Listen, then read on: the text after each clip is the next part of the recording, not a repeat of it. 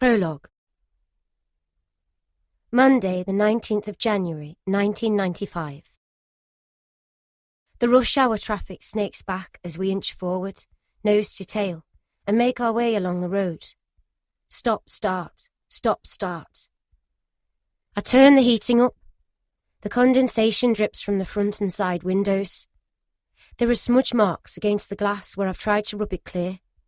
The car heater suddenly kicks into life, stealing our breath away, as I chat to my friend in the passenger seat. Reckless teenagers run across the road, darting in between the cars as I pull on the handbrake for the umpteenth time. Car fumes build up outside as exhaust pipes pump grey chemical clouds out and up into the air.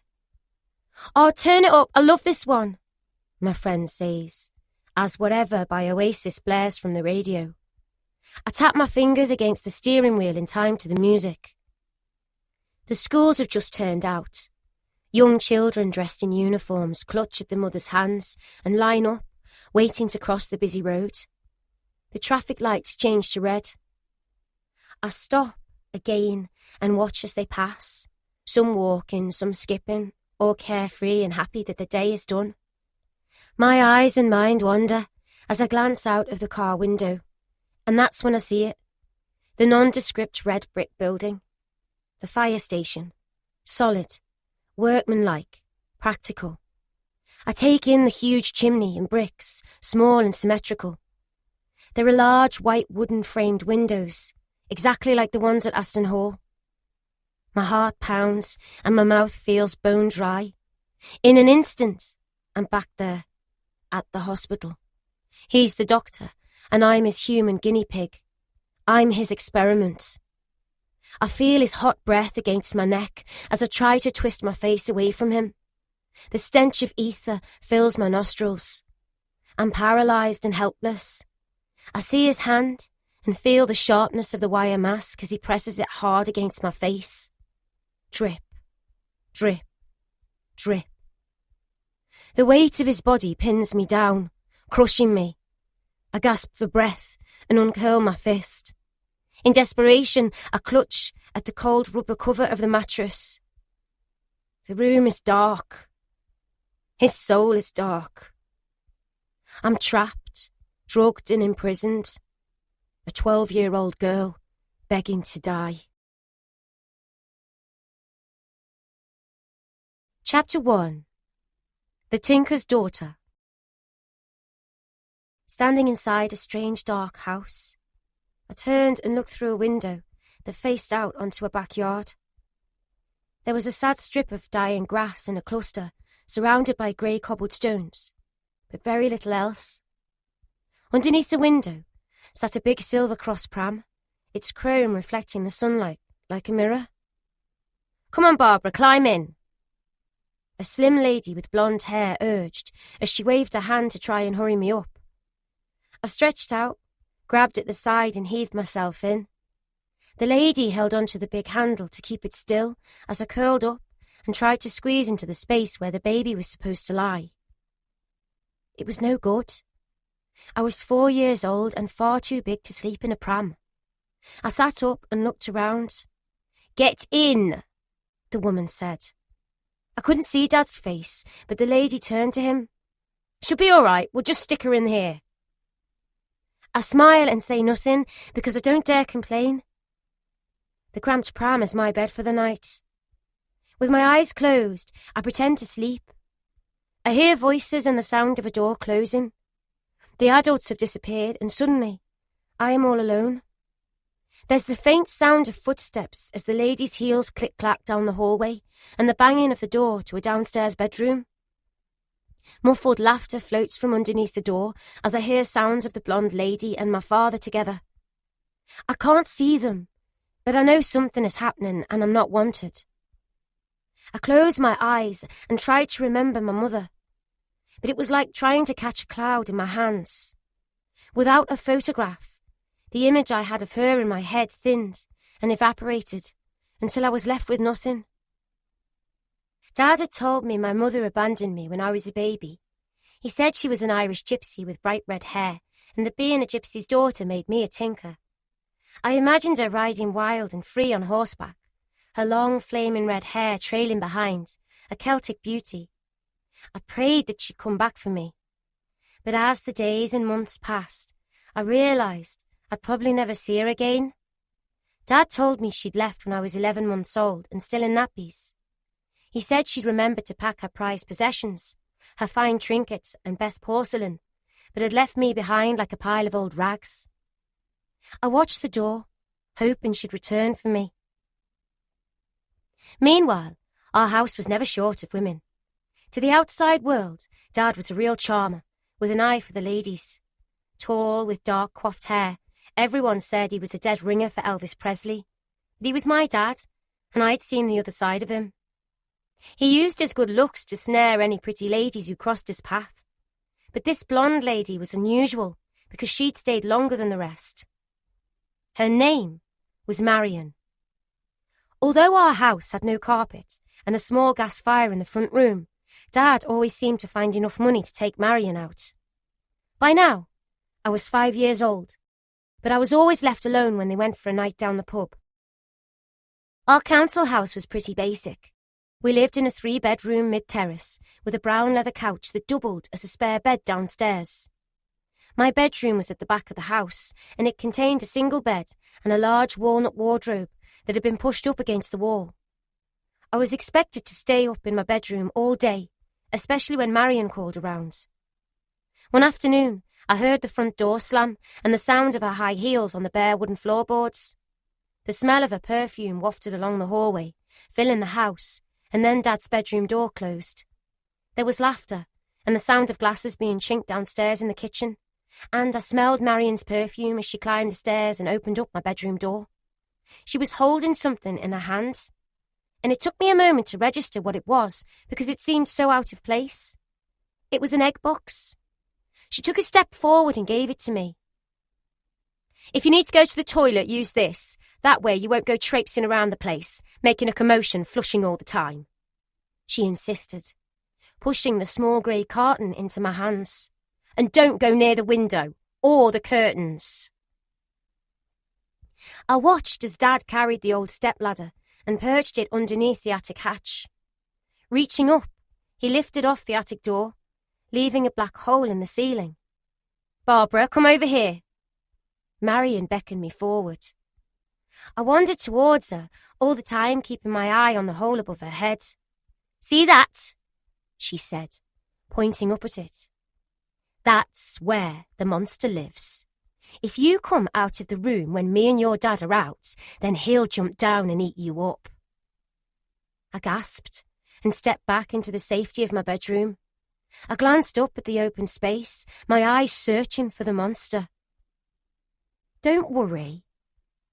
Her voice softened a little. "As long as you stay inside your room and be a good girl, he won't hear you or gobble you up. Do you understand?" I nodded, but inside my chest, my heart was beating furiously. I was terrified. "Good girl," she said, ruffling her hand through my blonde hair. "Now I've made you something to eat." She was holding a milk bottle full of water. "No, it's inside the egg box. Go on, open it up." I lifted the cardboard lid to find 2 hard-boiled eggs. The shells had cracked where they'd been boiled for too long. 2 eggs. That should fill you. Now, you be a good girl and eat them up, eh? Oh, and I nearly forgot. She turned and handed me the milk bottle. "There's something to drink." Leaving me with my milk bottle, egg box, and 2 hard-boiled eggs, Marion closed the door and went back downstairs. Moments later, I heard the sound of the front door closing, and that's when it hit me. I was alone, with a monster in the attic. Terrified, I ran and hid underneath the dark green eiderdown on my bed. I was too frightened to move or use the egg box. Instead, I wet myself and the bed, but at least the warmth brought me comfort as I waited for Dad to return. By late evening, both my clothes and the bed stank of piss. I heard Marion's voice and the sound of giggling as glasses chinked and music blared up through the floorboards. After that day, I was permanently frightened. too scared to cross the landing even if the attic cover was on. Soon, it had almost become a daily routine, with me being left alone with the monster, an egg box and 2 hard-boiled eggs. At weekends, they'd leave at lunchtime and wouldn't return until last orders. My loneliness and fear seemed relentless. Just me and the monster. I trembled beneath my eiderdown because I was certain I'd heard a creak, and I convinced myself it had come from the attic. The monster was on his way to get me. I pictured him as a wolf with long, sharp teeth. There was another creak. I gulped, closed my eyes and wrapped the eiderdown tight around my body. I was so quiet that all I could hear was the sound of my own breath as my heart pounded inside my chest. One day, as Marion handed me my egg box, she looked at my face, exhausted through lack of sleep. "What's wrong?" "It's the monster," I wept. "I'm so scared. He's there, up in the attic." A wicked grin spread across her face. "But he doesn't just live in the attic, Barbara," she said, resting a concerned hand against my shoulder. "He lives in the wardrobe too." I gasped. My eyes darted from her to the wardrobe and back again. "But I thought he lived in the attic." I felt anxious, and the palms of my hands were clammy with sweat. "No, he's everywhere," she said dramatically. "He's always watching to make sure you're behaving yourself." I buried my face in my hands and began to whimper, but Marion lifted my chin towards her. "Barbara, do you know how to tell if the monster is inside the wardrobe?" I shook my head. "See the black marks in the wood of the wardrobe?" she said, tracing a finger along the dark wooden grains. "That's when you know the monster is inside, because he leaves black marks on the outside of the wood where his long nails have been." Marion had sensed my terror. She walked out of the room, leaving me with the black marks and the monster. Terrified, I ran and hid beneath the eiderdown. I lived this way for another 9 months. I couldn't even turn on my bedroom light for comfort when it got dark outside because Dad wouldn't put a light bulb in my bedroom. Instead, I trembled beneath the covers, praying for Dad and Marion's return.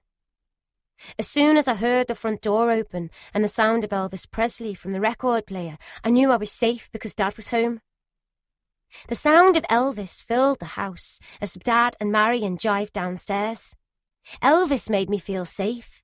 So did the sound of dancing and the smell of alcohol and tobacco, because Dad was happy. The long days and nights continued, until one day Marion returned home with a bundle in her arms. She'd given birth to a beautiful baby boy, my half-brother, Stephen. I adored Stephen from the moment he arrived. He was so small and precious that I wanted to protect him. I had never had a sister or brother before, but now I finally had someone to love. However, Marion insisted I wasn't allowed to go near him or any of his things. It became so bad that I was terrified to look at Stephen in case I got into trouble. One day, I was downstairs when I spotted a beautiful blue heart that had a picture of a rabbit on the front. There was a small white cord hanging from it which, when you pulled it, played the lullaby, "Sleep, little baby, don't you cry." Stephen was resting inside his cot, but I wanted to show him the heart. I looked over my shoulder to check the coast was clear, picked it up and went over to him. "Look what I've got," I whispered. Stephen's eye caught mine and he grinned back at me, a big, wide, gummy smile that only a baby can make. I desperately wanted to play the lullaby, but was worried I'd be caught. Stephen was smiling and holding out his hand like a little starfish, trying to take it from me. "Is this what you want?" I asked. Without warning, Dad burst into the room and saw me holding the toy above Stephen's head. "Give me that!" He snatched it from my hand. He was shouting so loudly that Stephen burst into tears. "Now look what you've done!" My eyes began to fill with tears. I'm sorry," I stammered. but he wasn't listening. "I've told you, you're not allowed to go near the baby. Keep away from him." "Sorry?" Huge fat tears streamed down my face. "What are you?" he asked, looming over me. I cast my eyes towards the floor because I didn't want to make him angry. It was the last thing I wanted. "I said, what are you?" "I'm a tinker," I whispered. "Yes, you are. And what are they? They're fucking useless, that's what they are. So what does that make you?" "Useless," I replied, not daring to look up. "Yes, you're useless. Now get up those stairs, tinker, and stay away from Stephen." I'd already left the room before he could finish his sentence, my legs climbing 2 steps at a time. Although I wasn't allowed near him, Stephen's arrival had changed things for the better. Now she was a loving mother. Marion started to show an interest in me. Before, I'd been largely ignored, but now she insisted on washing my long blonde hair. "If I let it dry naturally, it falls into ringlets. There," she said, taking a step back to admire her handiwork. "You don't look half bad, even if I do say so myself." My chest swelled with pride. I was grateful that someone, even Marion, was showing an interest in me. Eventually, Dad secured a job working on the oil rigs. It was good money, but it meant he'd no longer be around, so Marion moved in with her sister Lorraine, who lived a few doors away. Dad had suddenly found himself cash rich and would send us parcels every week. Often they contained pretty dresses for me. Not that I was allowed to wear them, because they were always kept for best. One day, a box arrived at Lorraine's house. "Oh, would you look at that?" Marion sighed, beckoning her sister over. She pulled out a beautiful pale blue dress and held it aloft as both women admired it. It was trimmed with lace and had a huge petticoat sewn underneath to make the skirt stick out. It was the loveliest thing I'd ever seen. I realised that Dad had sent it for me, but they refused to let me wear it or even try it on. One day, Marion took Stephen and me to Lorraine's house so that she could look after us. Lorraine had 5 children of her own, so her house was always fit to burst. It was warm outside, but no one would play with me, so I hung around bored stiff. Lorraine opened a cupboard and wheeled out an old sewing machine to repair a dress. I was mesmerised as the silver needle darted up and down, dipping and nipping the blue frayed fabric. She looked up and caught me watching her from the corner of the room. "What are you doing hanging around? Go and see your brother. He's in the living room," she snapped, waving me away with her bony little hand. I didn't need telling twice. I loved spending time with Stephen, and now that Dad was working away, Marion seemed happy to have someone else to entertain the baby, even if it was me. "And don't sit on the furniture," Lorraine called. "I don't want a dirty tinker sitting on my couch. You can sit on the floor where you belong." I did as I was told and flopped myself down onto the floor. The carpet was thick, red and plush, and it felt like I was sinking my fingers into velvet. I anchored myself into a sitting position with my hands behind me and both palms flat against the floor. I watched as Stephen played with his toys. I so wanted to pick them up and show him how they worked, but I was too scared in case I was caught. I glanced around the living room, trying to take it all in. It was nothing like my house. Although she had a brood of children, Lorraine's front room was immaculate. Delicate ornaments of bone china were dotted along the mahogany mantelpiece, and gold-framed pictures hung from the walls. There was a big black and white television that stood in the middle of the room. It was the 1960s, and hardly anyone owned a TV, so it was Lorraine's pride and joy. Suddenly, the living room door scraped against the carpet as it opened. It was Peter, one of Lorraine's twin boys. He was tall, and although he was still a teenager, he had the build of a man. Peter observed me from the doorway and stepped inside the room, closing the door behind him. I was nervous because I knew he didn't like me, and whatever he wanted, I knew it'd get me into trouble. "I've not touched anything," I began, gesturing over towards Stephen and his toy. But he wasn't listening. He walked over, his brown, heavy boots crushing the carpet. I turned away, afraid of what he might say or do. Suddenly, I felt a pain shoot up my arm as he ground his boot against my fingers. The heavy sole cut into my skin as I began to scream and pleaded with him to stop, but he didn't.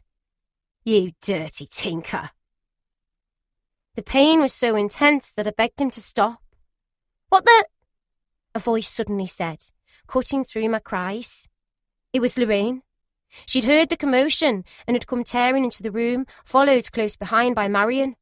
She ran across the room, scooped Stephen up in her arms, and started to check him over. "Oh my God, for a moment I thought you'd hurt him." Marion gasped, glaring at me. I was in so much pain that I didn't register what she'd said, and then it dawned on me. They thought I'd hurt the baby. Peter lifted his foot from my hand as soon as he'd spotted his mother. I was certain that Lorraine had seen, and she was furious, but not with him, with me. My hand continued to throb. Every finger felt as though it had been snapped in two. "What's wrong with you?" Lorraine bellowed. She shot Peter an icy stare, but he just shrugged his shoulders. "Don't look at me. I've only just come in." I could barely hear any of them because the pain was still searing white hot inside my brain. I knew I had to stop crying, but I couldn't help it. It felt as though my hand had been crushed beneath the wheels of a car. "Shut up!" Lorraine snapped, grabbing my shoulder angrily. "Do you hear me? I said, shut up!" I tried to tell her. I tried to tell them all, but I couldn't get my words out. No one was listening anyway. "That's it," Lorraine decided, standing up straight. "You're too much trouble. Go on, get up, because you're going back to your own house." My hand began to turn blue-black as Marion led me back to Dad's house. It was only a few doors away, but I knew I'd be locked in there with the pain and the monster. She opened the living room door and gestured for me to go inside. "Now stay in there and be quiet, and whatever you do, don't go near the windows or touch the curtains. We don't want the neighbours knowing our business," she said, slamming the door behind her. The front door closed and she was gone. I was alone again, only this time I knew Dad wouldn't be back. There was no smell of beer or tobacco, and the sound of Elvis Presley had long faded away. This time I was on my own, apart from the monster upstairs. I was terrified. My cries would wake him. So I made myself as still and small as possible, sobbing silently into the shoulder of my t-shirt. The hours dragged by, but as I had no toys to play with, I sat and made shapes out of the patterns in the wallpaper. The house was stifling hot, but I wasn't allowed to open a window to let the cool breeze in. Instead, I sat there as the temperature rose around me. I was desperately thirsty and needed to find water. I opened the door to check for the monster before bolting into the kitchen to gulp down water from the tap.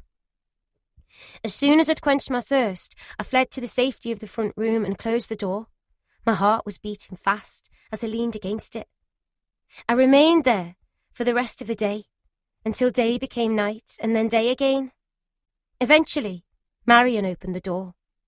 "Come on, I'm taking you back to Lorraine's house."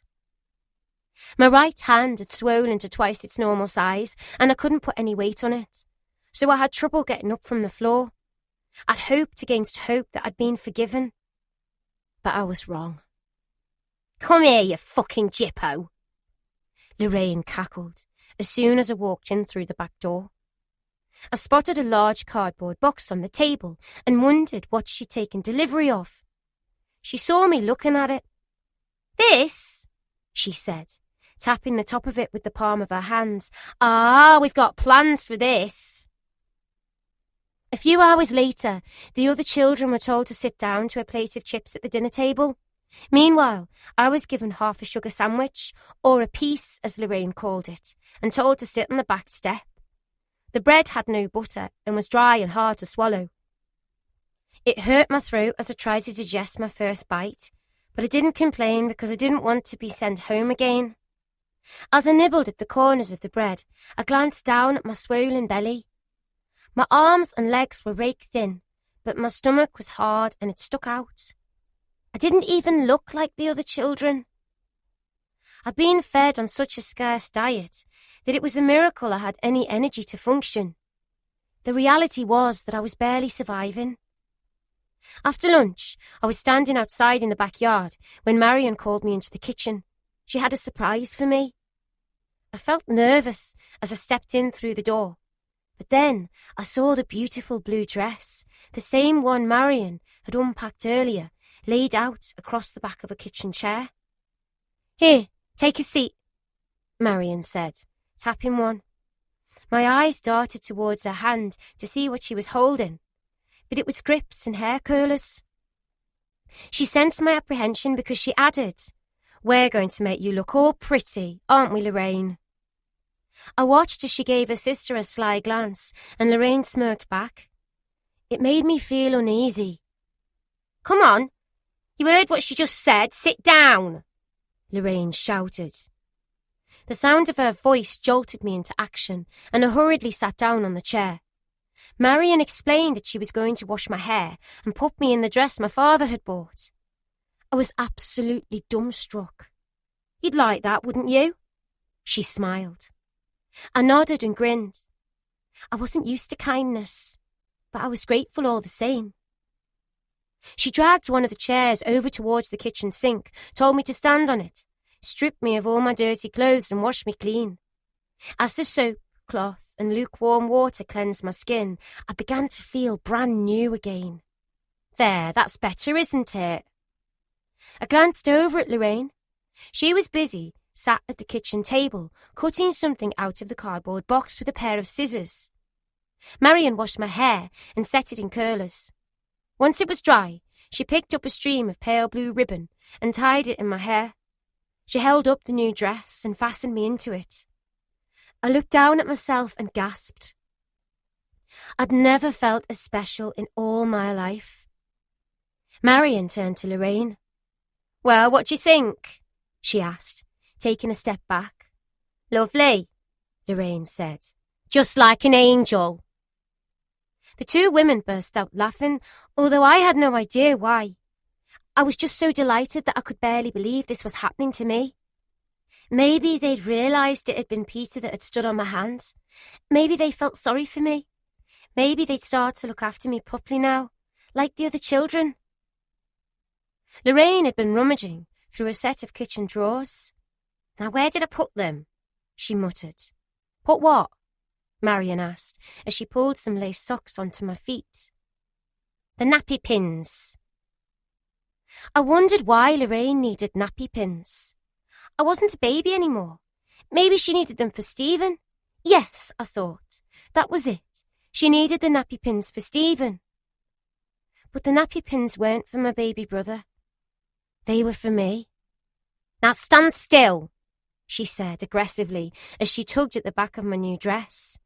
I felt a sharp point as the nappy pin slid into the fabric and caught against my back. "Ouch!" I whimpered. "Well, I won't stab you if you hold still now, will I?" My lovely dress was pulled as she fastened something against it. Once she'd finished, she stood back and laughed as I twisted my body to try and see what it was she'd pinned to me. When I realised what they were, I was confused. It was a pair of homemade cardboard wings that she'd crudely cut out of the cardboard box. "You look like an angel, so I've pinned those to your back," she sniggered. Marion covered her mouth and began to laugh too, until soon the pair of them were in hysterics. I wasn't sure why they were laughing, but I joined in. But if anything, my laughter seemed to set them off even more. Finally, once she'd managed to compose herself, Lorraine lifted me off the chair and planted me down on the kitchen floor. "There," she said. "Now, I want you to walk up and down the street in your pretty dress, wearing your brand new wings." I twisted once again. There was something written on them, but I was still young and I couldn't read. I felt wonderful, dressed in my new outfit, so I was happy to show it off to the other children. I started to walk up and down the street just as I'd been told. But as I passed, adults turned to look at me in horror. Most of the other kids playing out were young like me, so they couldn't read either. I giggled and skipped along because, for the first time in my life, I felt special. But the more people I passed, the more I realised something was wrong. It was the way the adults' faces changed as they turned to read what had been written. I didn't find out until much later, but the two women had used a thick black felt tip and had scrawled across my angel wings, "She may look like an angel, but she is the devil. Don't play with her." From that moment on, I'd been marked out in the neighbourhood. I was, and always would be, the tinker's daughter. I'd never be good enough, no matter how hard I tried. Chapter 2. The Party. Although they tried their best to humiliate me with the angel wings, Marion and Lorraine had failed to succeed. I was so used to being told I was useless that I'd almost become immune. Lorraine would look after me during the day because Dad paid her. The two women would stand by the door, waiting for the postman to arrive with yet another envelope stuffed full of cash from my father. Of course, it was meant to pay for me, Stephen, and our upkeep. Not that I saw very much of it. They'd stand there rubbing their hands together, waiting to see how much he'd sent through. They'd be disappointed if it wasn't enough, but elated if it was more than expected. There'd be a shopping spree with presents for the women and children, but never anything for me. One evening, just as I was leaving to return home to spend the night at Dad's house, Lorraine placed a bony hand on my shoulder and stopped me. "We've got visitors staying," she said. I looked at her blankly. Did she want me to stay at the house all day too? "There's not enough room here," she continued, "so the twins are going to have to stay with you." Just then, Marion walked through to the kitchen. "Have you told her?" Lorraine nodded. "Good. I'll come back with you and make up a bed." My mattress stank of piss, so Marion decided it'd be best if she pulled out the big leather sofa, which doubled as a makeshift bed. "There you go," she said, taking the cushions off and pulling it out flat. "Plenty of room." She told me to go straight to bed because the boys would be joining me later, but I didn't realise they'd be coming straight from the pub. I could smell the beer on their breath before I saw them pulling off the shoes. Thankfully, they slept in their clothes. Peter and Paul were 18 years old, so I found it intimidating sharing a bed with them, even if it only was for a few weeks. Peter climbed in first on my left, pushing me over to the middle, whilst Paul slipped in on the right-hand side. I pretended to be asleep because I didn't know what to say. I was still frightened of Peter since he'd ground my hand into the carpet, so the thought of sharing a bed with him filled me with dread. Within minutes, Paul was snoring away with his face opposite mine. I didn't dare face Peter, but then I felt a knee pressing hard against the small of my back. "Tinker," he hissed. "Tinker, wake up. I want you to scratch my feet." I pretended to be asleep, but Peter continued to kick me until I turned around. When I did, I discovered his feet, not his face. He lifted his head up off the bottom of the bed and looked up at me. I said, "Scratch my feet." I was puzzled. Why on earth did he want me to scratch his feet? I was too frightened to say no, so I lifted a hand and began to scratch. "No, not there," he scolded. "I want the soles of my feet scratched." I did as he said, but as this was the same foot that had almost broken every bone in my hand, I wanted to claw his skin off. I continued to scratch his feet for what had seemed like hours. At one point, I even drifted off to sleep. The constant motion of my nails dragging against his skin felt hypnotic. I was woken by a sharp kick against my chest. "You stop when I say so." Eventually, I heard heavy breathing, followed by a long, deep snore. Peter was asleep, so I was able to stop. I found it strange because when he was awake, Peter was the ultimate bully. Of course, Stephen and Marion had stayed at Lorraine's house, even though it was full of visitors. I continued to share my bed with the twins until one morning when I was awoken with a start. They'd already left for work, and I was all alone in the bed when someone pulled the curtains open. Sunshine flooded in through the window, almost blinding me. I saw the silhouette of a woman, Marion.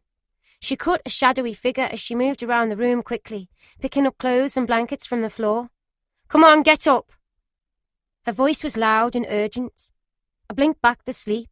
"Come on, we need to get the house nice and tidy. You can get up and help me." With that, she dragged the blanket off my bed. I yawned and clambered to my feet, but I was baffled. Marion had never thought to clean the house before, so I wondered what and who was so important to make her do it now. I watched as she continued to move around, tidying things away and wiping and dusting with a cloth as she went. "Here," she said, handing me a bottle of cleaning fluid. "You can do the bathroom and make sure it's spotless, otherwise you'll be in trouble." I scrubbed and scrubbed, trying my best to reach all the bits the eye could see, knowing it'd be judged. The toilet was horrible, but at least I could reach it. The bottom of the metal bath was another matter. I was only 5, and my arms weren't long enough to clean properly. I heard Marion tut in annoyance as she stood and watched from the doorway. "Give me that," she said, pulling the rag out of my hands. "If you want anything doing round here, you have to do it yourself," she huffed. I wanted to ask why we were cleaning the house, but I was too scared in case it made her angry. In the end, my answer came the following day, when he turned up at Lorraine's front door. It was Dad. He was home. I ran into his arms and he hugged me, but no matter how happy he was to see me, his face lit up when he held Stephen. It was clear he was his blue-eyed boy. Dressed in khaki trousers and shirt and wearing sandy shoes, pumps, Dad looked just like Elvis Presley in the film G.I. Blues.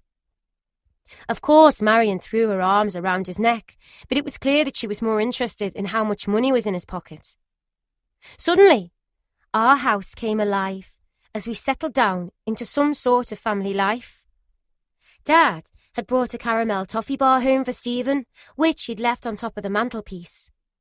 But it was a blisteringly hot summer's day, and I was worried it'd melt. I wasn't supposed to touch it, but I knew it needed moving.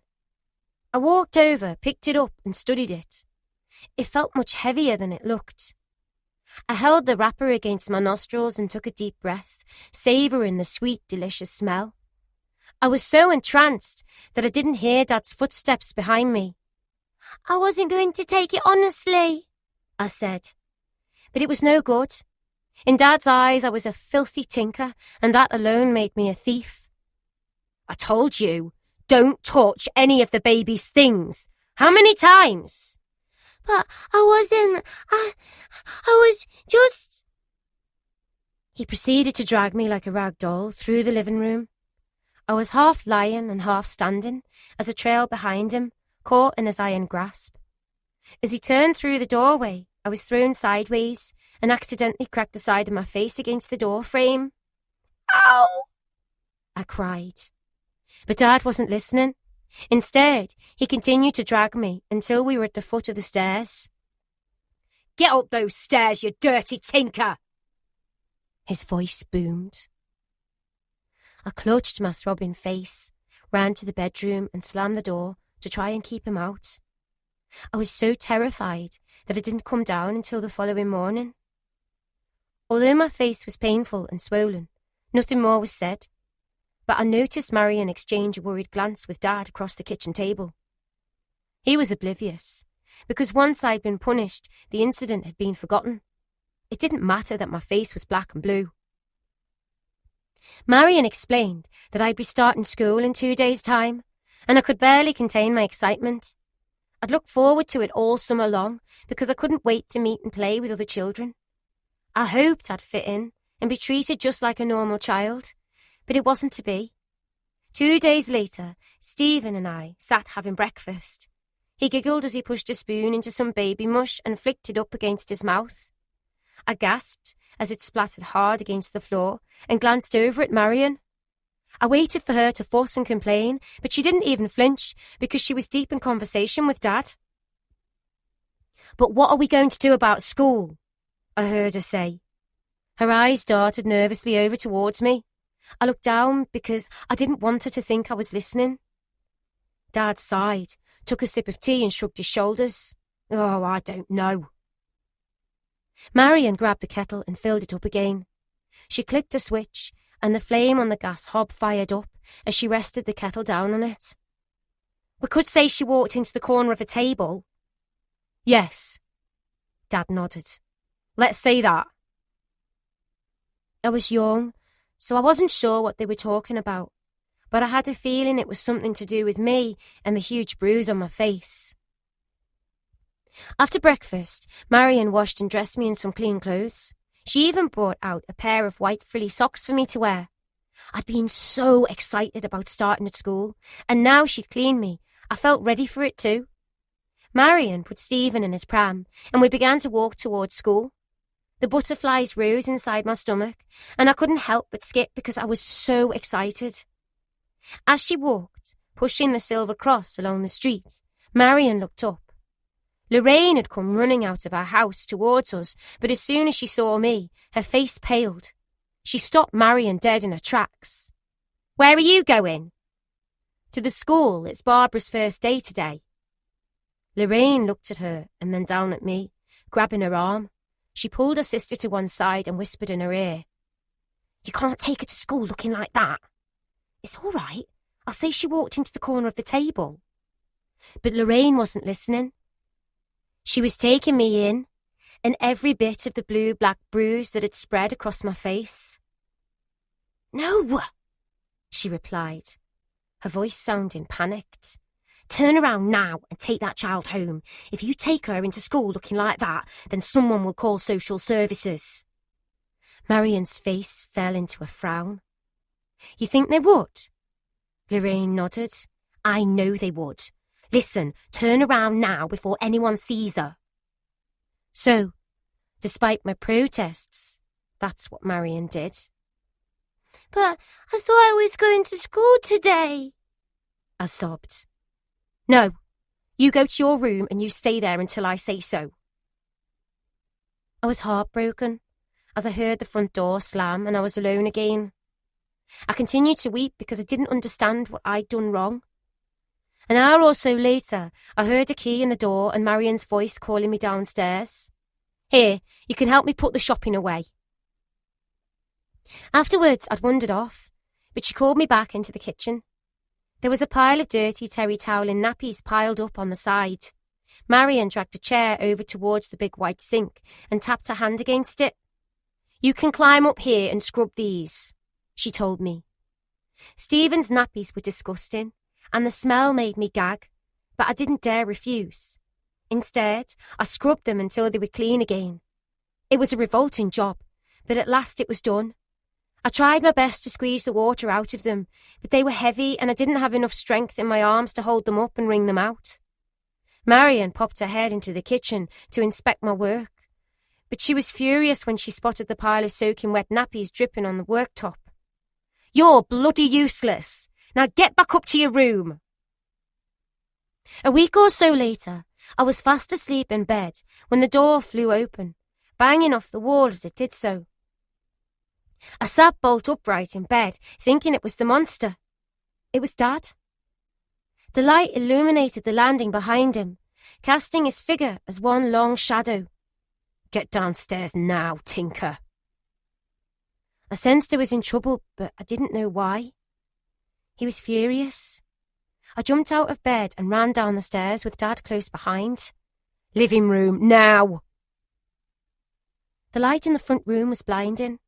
I'd been asleep 1 minute, but now I was standing there under the big light, trembling and wondering what on earth I'd done wrong. "Your mother's gone."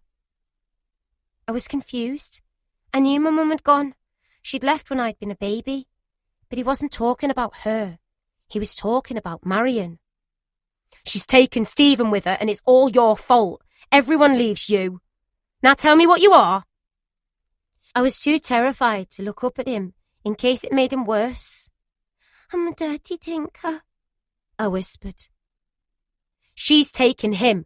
She's taken my boy, and it's your fault. I'll show you, you dirty tinker. Dad lunged forward, but I was too quick for him. The fact he'd missed only seemed to anger him more as he chased me around the room. Get in that bathroom now! I cowered in the corner of the bathroom as he pushed the plug in the bath and turned the tap on full. Now get in that bath and scrub the dirty tinker out of you. I did as he said. I picked up a big scrubbing brush with a long wooden handle and began to scour my skin. That's right. Now scrub yourself and scrub hard. I was too frightened to disobey, so I scrubbed as hard as I could. I scrubbed so hard that I began to bleed. Blood was good, because blood meant the tinker was coming out of me. It pricked to the surface and began to stream down my arms, turning the clear bathwater red. Dad came back into the bathroom. Look, Dad, I said, showing him my bleeding arm. The tinker's coming out of me.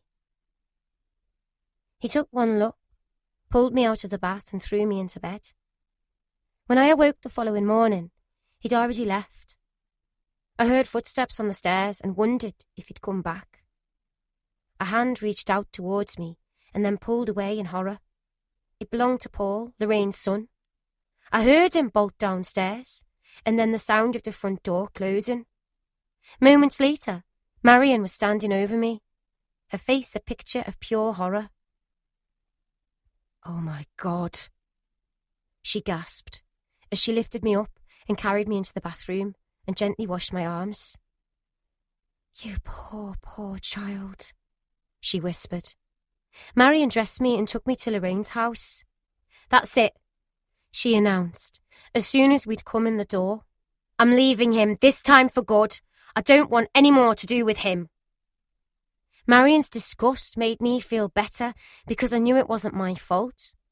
As hard-hearted as she was, even Lorraine was horrified. After that day, and to her credit, Lorraine insisted on keeping me at her house, even though Marion disappeared shortly afterwards, taking Stephen with her. I'd felt protected, but my newfound security didn't last long. Lorraine told me I'd have to share a bed with 2 other children, a 9-year-old girl and an 8-year-old boy. They were her children, so when one of them wet the bed and blamed me, I was the one she threw out, back to Dad's house. Look what I do for you, and this is how you repay me. Dad had left to work on the oil rigs again, so I was all alone. I hated sleeping on my own in the big empty house. One of the boys would collect me and take me to Lorraine's house, where she'd feed me a sugar sandwich. But I always had to go back to that dark house. One day, I was sitting in the living room when I heard someone banging furiously on the front door. I didn't recognise the voice, so I hid behind one of the chairs so they couldn't see me through the window. I know you're in there, the voice called. I didn't dare answer the door because I'd been warned not to. Dad continued to send cheques to Lorraine to pay for my keep, and she continued to feed me the bare minimum. This carried on for what seemed like months. I'd still not started school, and I didn't have a clue when that would be. One morning, I was sitting in the front room, staring at the wallpaper and making pretty patterns in my head, when I heard the front door open and close. I held my breath as I heard voices coming from inside the hallway. I was frightened, but desperately lonely, so I opened the door and peered through. There's someone in there, one of the voices said. A hand pushed against the door, and it swung open to reveal me.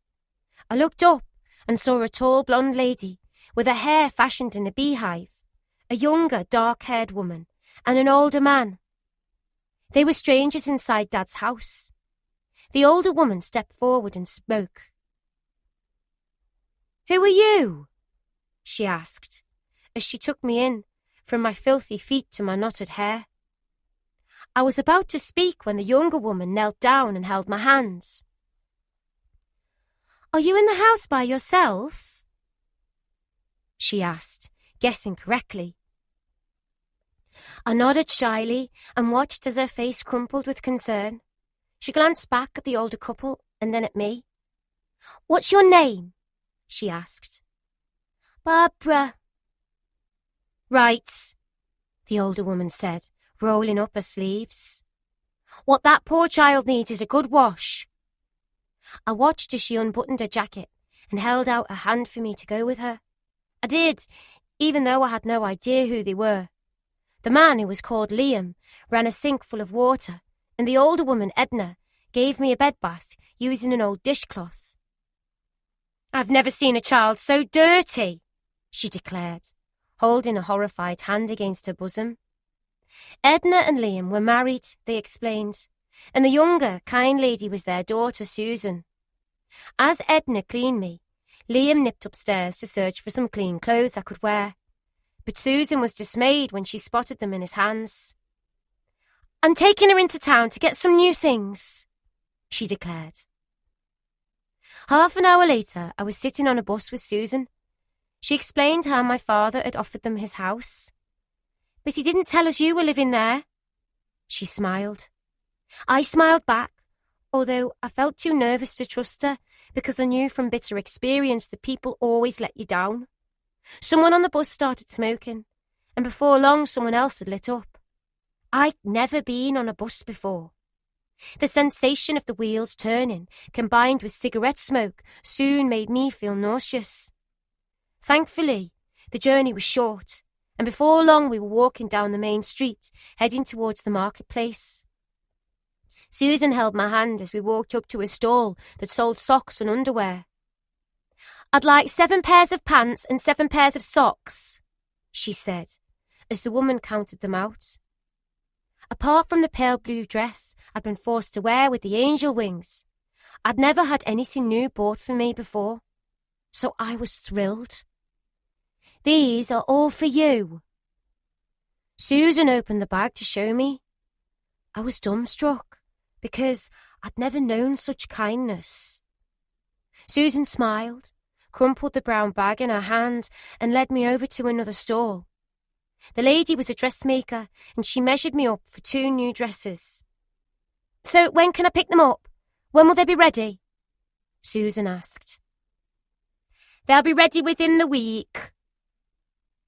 Then we visited a toy shop. I'd only ever watched other children play with toys because I was never allowed any of my own. So when Susan placed a beautiful little doll in my hands, I wasn't sure what to say or do. "That's yours, Barbara. It's all yours to keep." I should have felt happy, but I was traumatized. The little doll, the dresses, the underwear were too much too soon. I'd gone from having nothing to having everything in just one day. "Here," she said, sensing my discomfort. "Why don't I put the doll back in the bag for you? Would that be all right?" I gave her a grateful smile. We headed back to the bus stop and caught the next one home. As we sat on the bus, I started scratching at my head. "Have you got an itch?" Susan asked. I nodded. My head had felt itchy for weeks. On the way home, we stopped off at the chemist so that she could buy something else. As soon as we'd arrived back at the house, she took off her jacket and looked through my hair. Whatever she saw made her jump back in horror. "Oh my goodness," she gasped. "Your head is alive!" She pulled a comb and a bottle of lotion from a paper bag and laid some newspaper down on the coffee table. Then she turned an upturned bowl on top of my head and began to cut around it. With my head bowed, I watched as my blonde hair fell onto the paper below. She picked up the comb and began to pull it through what hair I had left before rubbing a strange lotion over my scalp. It stung my eyes, and the smell was so acrid that it caught to the back of my throat, making me cough and splutter. But I didn't complain because I'd felt clean for the first time in months. By the time she'd rinsed out the lotion, the itching had stopped. Liam and Edna walked into the room. They were carrying paintbrushes. "That looks better." Liam grinned as soon as he spotted me. "Now let's tackle these walls and get them to look as good as you do." I was so happy that I thought my heart would burst. Happy I was no longer alone. happy that these strangers were kind and wanted to look after me. I didn't realise it then, but Edna had seen me as a way to make a decent living. Dad was on good money, and she knew she could ask him for funds and also receive a wage from social services for fostering me. Shortly afterwards, Edna came looking for me. "Here," she said, calling me over. "I've got something to show you." I followed her towards the back of the house and out into the garden. "Look." She pointed towards a mound of rubbish piled up into a bonfire at the bottom of the garden. On the top was my old mattress and eiderdown that she'd cleared from my bedroom. "Look what I've done for you," she said, nodding towards the old bed. I was speechless. "I'm getting rid of it. Now what do you say?" I wasn't sure, so I said the only thing I knew that kept adults happy. "I'm a dirty tinker." Edna looked horrified. "I'm nothing but a dirty tinker," I repeated. Her expression had frightened me, but she wasn't angry, she was upset. She grabbed hold of my hand, led me back inside the kitchen and sat down on a chair. "Barbara, how old are you?" I shrugged my shoulders. I didn't have a clue.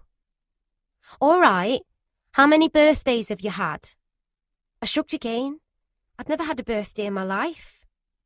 She leaned back in her chair, clearly exasperated. "Well, if you are a tinker, then I suppose you wouldn't know when your birthday is." She called Susan into the room. "How old do you think Barbara is?" Susan studied me. "About 8. I was tall for my age. Even though I didn't know when my birthday was, I knew for certain I wasn't as old as 8. "Have you started school yet?" Susan asked. "No, I was going to, but I couldn't." "The letters," Edna suddenly remembered. "There were loads of letters on the floor by the front door. Liam's put them on the side." They began tearing open a pile of brown envelopes until they found one from the Education Authority. "She's 5 or 6, Susan said, jabbing the letter with her finger. "Says here she should have started school." "Right," Edna said, taking my hand. "We're having a party for you, do you understand?" I understood, but I didn't understand why they were throwing one for me. They began chatting to the neighbours and, through Lorraine, discovered that my birthday was in August. "That's it then. You're definitely having a party because your birthday is next week." Party preparations got underway, and invitations were sent out to all the children in the neighbourhood, even though they'd been warned not to play with me before. The attention made me feel awkward because I wasn't used to it. With the week at an end, Susan took me back to the dressmaker so we could pick up my new dresses. One was a beautiful blue dress with the top skirt looped up around the bottom to show off the pretty petticoat underneath. It was perfect. On the day of my party, Edna called me into her bedroom and handed me a big white box. Inside was a heavy porcelain doll with dark brown moulded hair. "Look after that doll," Edna told me. "It cost a lot of money." I was thrilled, but not as thrilled as she was when she saw me in my beautiful blue dress. "You look just like Shirley Temple," she sighed.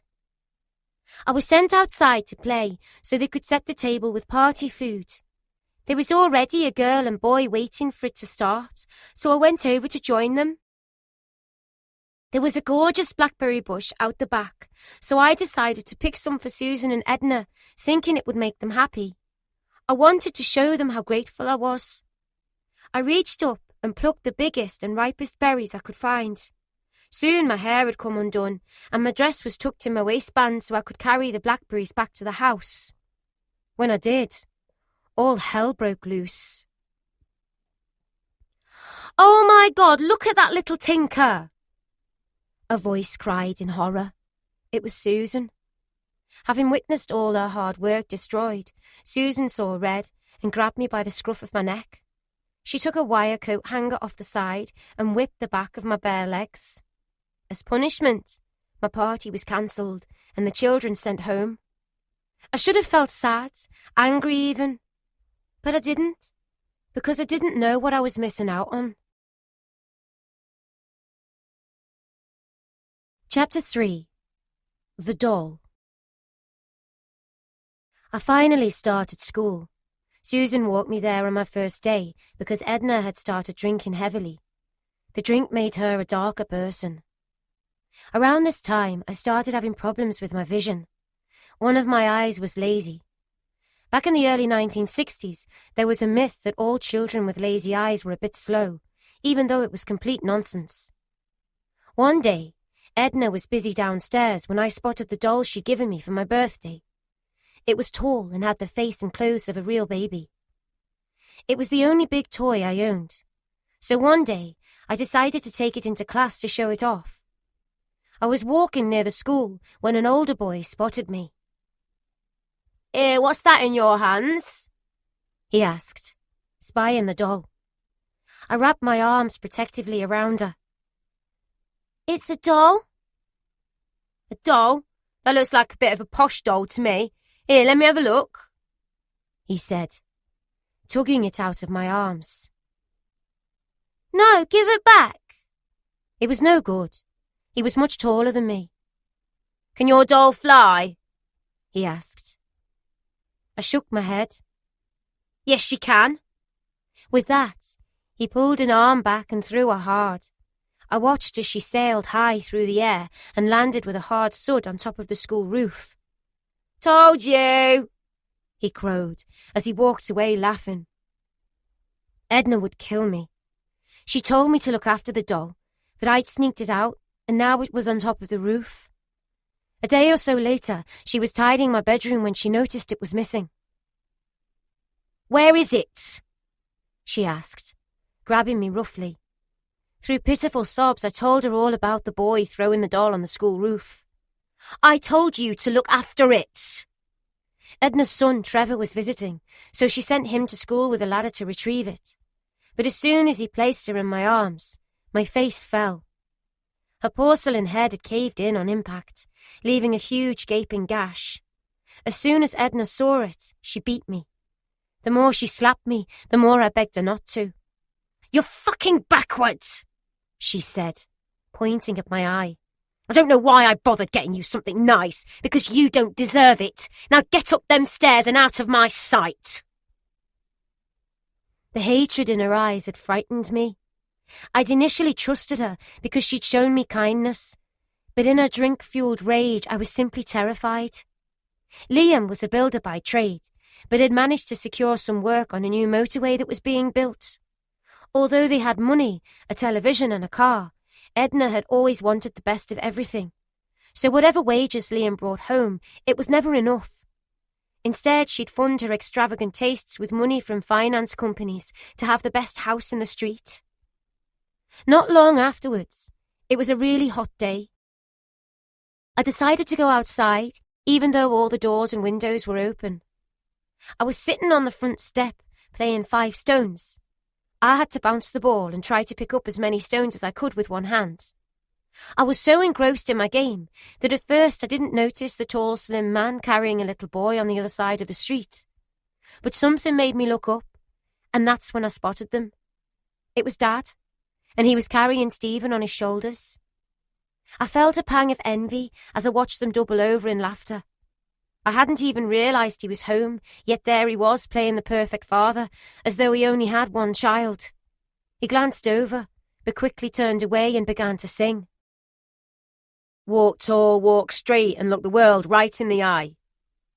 I was more determined than ever to find my real mother. One day, I was playing outside when an elderly lady started chatting to me. She was pushing a trolley full of newspapers, and she told me her name was Mrs. Watson. I'd seen her many times before, and she was well known in the area for being a little bit odd. "What's your name?" she asked. "Barbara," I replied. But I couldn't take my eyes off the enormous pile of newspapers. "What are they for?" "These," she said, tapping a hand against them. They tell me everything I need to know, so that I don't forget anything.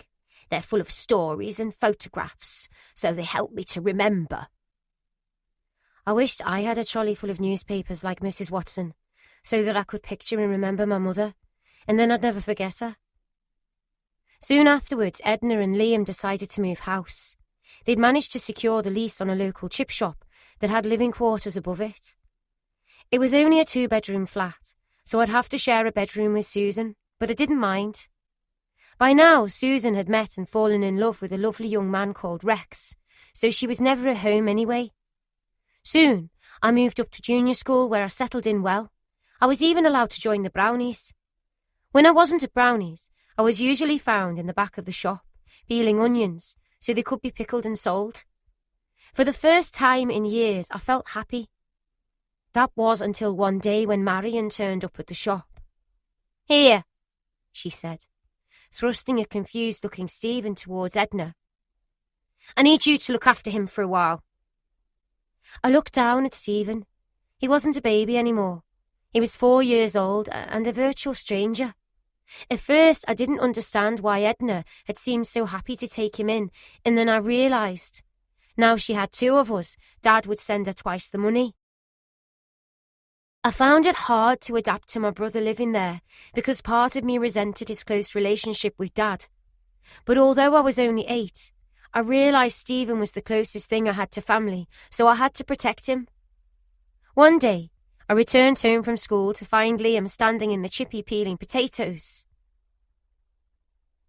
"Hello, Barbara." He grinned. His big kind face lit up as soon as he saw me.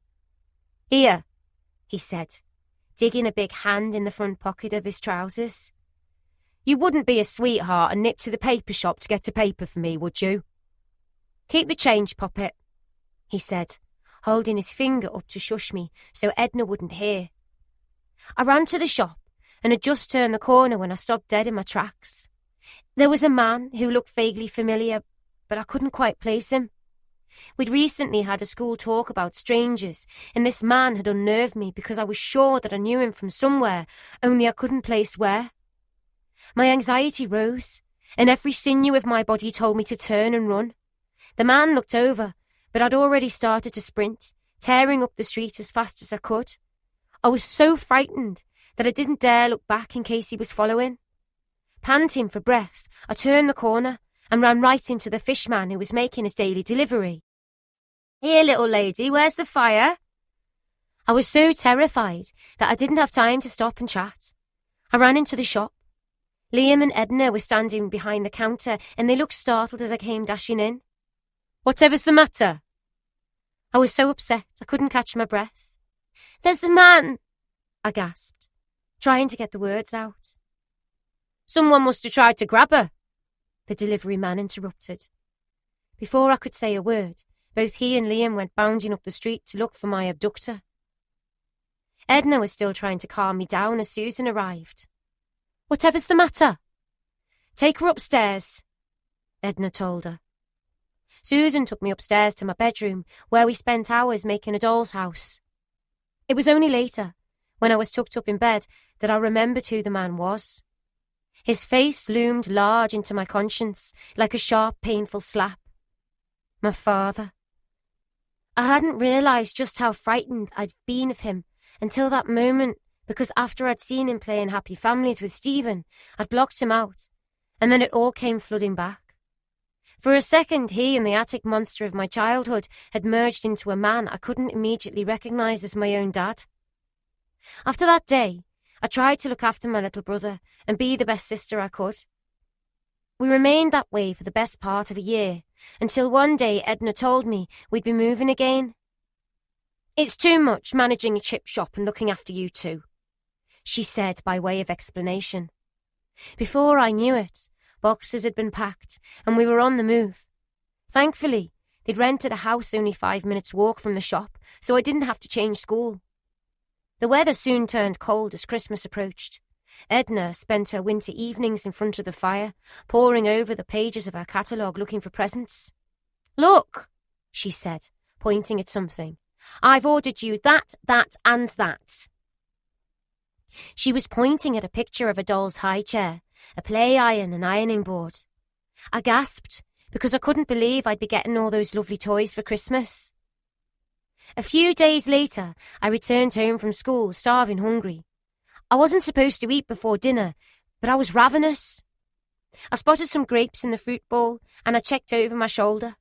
She'll never notice one missing, I thought, as I plucked one off the bunch and popped it inside my mouth.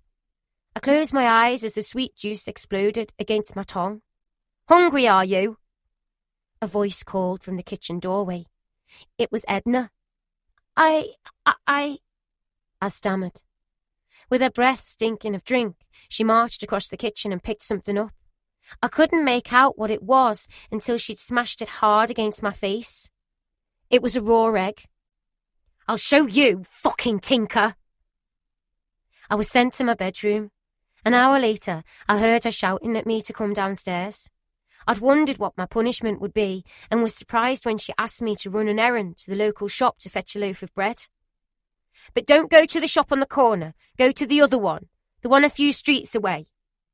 I took the money and left. By the time I'd returned, her mood seemed to have lifted. "You can go and play by the canal if you like, but you're only allowed by the bridge. You mustn't move from there. Do you understand?" I nodded, relieved to have escaped Edna and her moods. I walked down to the canal, but as I neared the water, I saw something sticking up out of it. I craned my neck to try and get a better look, and then froze to the spot. It was my doll's high chair. What was it doing in the canal? I took a tentative step forward and peered in. My doll was floating face down in the water, bobbing along the surface. I gasped as I spotted some fabric shifting against the current. It was the cover of the ironing board. The play iron that Edna had ordered from the catalogue had been dumped there too, alongside all my Christmas presents. I was devastated. Tears pricked at the back of my eyes. I raced home because I had to tell Edna. She'd know what to do. But as soon as I told her what I'd seen, her face had clouded over. "You've done what?" I gasped and shook my head. No, you don't understand," I said, trying to calm her down. "I didn't put them there. They were there when—" It was no good. Edna refused to listen. Her right hand swiped through the air and connected with the side of my face. "After all I've done for you!" No, it wasn't me." Edna had exploded. She continued to punch and slap me until I was a shivering wreck on the kitchen floor. I cowered beneath her as blow after blow rained down. As I lay there, something occurred to me. It had been Edna who'd thrown my toys in the water. She'd done it just so she could give me a good hiding. Finally, when she'd exhausted herself, she banished me to my bedroom for the rest of the day and night. I was told I'd go without dinner. I'd not eaten a thing for hours, so by the next morning my stomach felt hollowed out with hunger.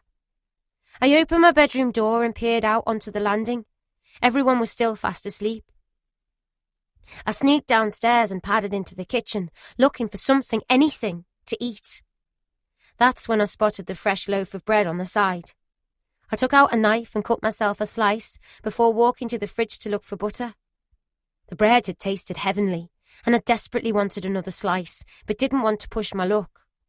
Scooping up the loose breadcrumbs, I wrapped it back in its brown paper bag and gave the kitchen a quick check over. Happy there was no trace, I sneaked upstairs to my bedroom and closed the door. I must have fallen asleep because the next thing I knew I was being pulled roughly out of my bed by Edna. "Starved, are you?" she bellowed, her eyes wild with fury. It was clear she knew what I'd done. "Thought you'd been clever, did you? Well, you're not clever," she said, giving me a slap. "'Cause you left the butter dish out." She slapped me again. "Now get ready for school."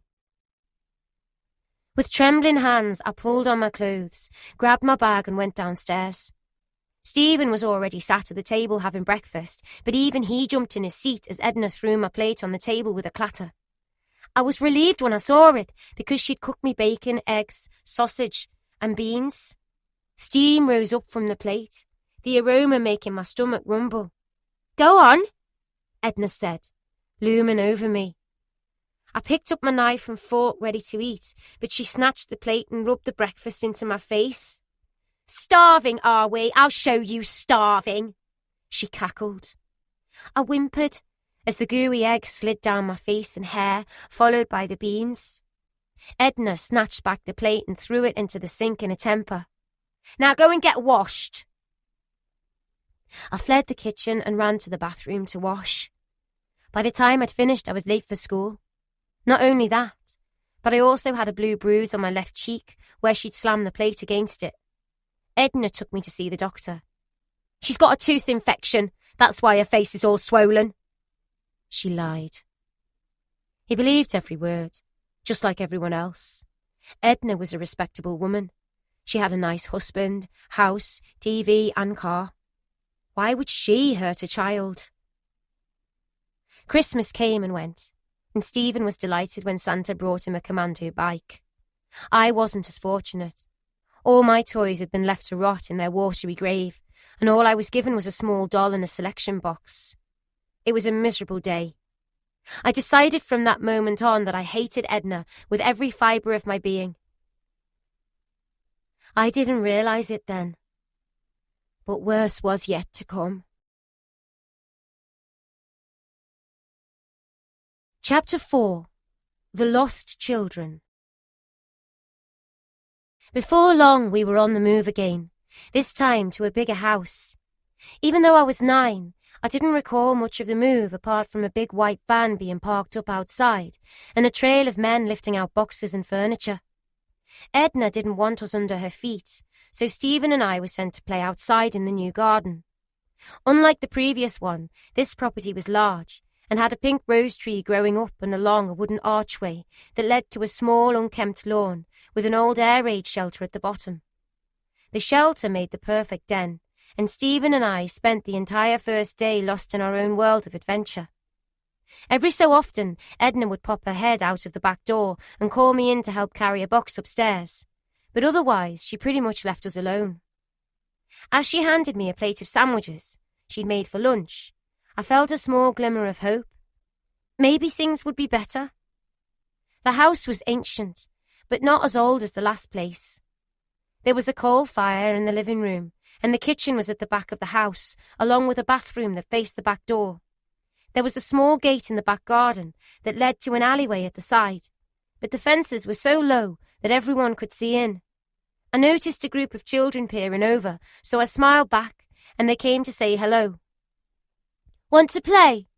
the eldest boy asked. I nodded, delighted that we'd been accepted into their gang. I dared to hope it'd be a new start. No one knew I was a tinker here. Everyone thought I was just like them. The older boy was called Jamie, and he was one of a gang of 7. "See you tomorrow," he said. Yes, I grinned, happy that I not only had a new house, but a new set of friends too.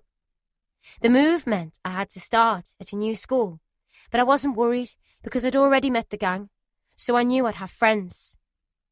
"I can't wait to get started on this place," Liam remarked later that day, eyeing up the walls with a paintbrush. Stephen and I had to share a room at the back of the house. It was a small plain room that overlooked the garden. It had contained bunk beds, but Liam had dismantled them, so they became 2 single beds, perched underneath the window. Although it was grander than the last place, there was still no carpet. At the top of our new street was a pub, and it wasn't long before Edna and Liam became regulars. They would be found drinking there every Friday night, and all day Saturday and Sunday, and they didn't return until it had shut. Thankfully, Edna's mood had seemed to lighten a little, and for the first time I was allowed to wear trousers and get my hair tangled in knots as I played outside. She didn't even complain when I climbed trees, played football, or built dens with the boys. But the more she drank, the more her personality seemed to darken, and before long she started to view us as a burden. She realised if we played outside we might get hurt, meaning she'd have to leave the pub early, so she soon put a stop to our newfound freedom. Instead, she locked us inside the house. But she was clever, because she'd remove our shoes so the neighbours wouldn't hear us moving around. I began to have flashbacks to before, waiting in the darkness, hoping the monster wouldn't emerge. It wasn't as bad for Stephen, because he had me there with him, but he soon started to struggle with the constant hunger, so I stole biscuits from the kitchen. I'd take them when Edna wasn't looking and stockpile them in our bedroom. "Don't go near the window," she'd warned me the first evening she left us alone. I didn't need telling, and she knew it. It was difficult, but I tried to keep Stephen entertained with long games of I Spy. We played for hours until the days turned into darkness, and we could no longer see our hands in front of our faces. Sometimes, Edna would call me down late at night and ask me to regale her with tales of my suffering before she'd saved me. "You're lucky to have me," she slurred after I'd finished. She swayed around and struggled to focus as she delivered her lecture. "And I'll tell you another thing. I've done nothing but show you both kindness. Your mother didn't want you." Her words made me sick to my stomach. Edna was lying. She wasn't kind. She was sadistic. But I didn't say a word. I listened to her telling me what a wonderful person she was as I thought of my toys submerged and rotting in the canal. One evening, I was just dozing off when I heard the latch shut on the front door. Edna and Liam were home. "Barbara, get down these stairs now," she slurred. I wearily climbed out of bed and made my way downstairs to find Edna standing in her usual place, warming her legs in front of the fire. "Now," she said, swaying, "tell me this. Do I or do I not treat you well?" I was stumped. Of course she didn't, but I couldn't say it because I knew I'd be beaten. Yes," I mumbled. "So, why do you continue to steal from me? Go on, answer me that." I looked at the floor. She'd noticed the missing biscuits. I was unsure what to do when she lunged forward and slapped me hard. "You're lucky to have me and not your dad. I'm only doing this for your own good. I have to punish you so you learn. Do you understand?" But I didn't understand. Not at all. If anything, she was worse. "So, who stole the biscuits? Was it you or Stephen?" My heart pounded. I desperately tried to think of an answer. I didn't want to get Stephen into trouble, but I didn't want to get a beating. My silence only served to infuriate her more. "Come on, tell me, and tell me the truth. Otherwise, you're going across my lap," she said, flopping down into a usual fireside chair. Liam was on the sofa, but I noticed his eyes looking at me, pleading with me to tell her the truth and keep the peace. "It was me. I took the biscuits. I was hungry." "I knew it!" she exclaimed, jumping to her feet. She dragged me by my hair, bent me over her knee and smacked me as hard as her temper would allow. With a stinging arse and red legs, I was ordered back to my bedroom. "Things need to change around here, my girl," she called as I pelted upstairs.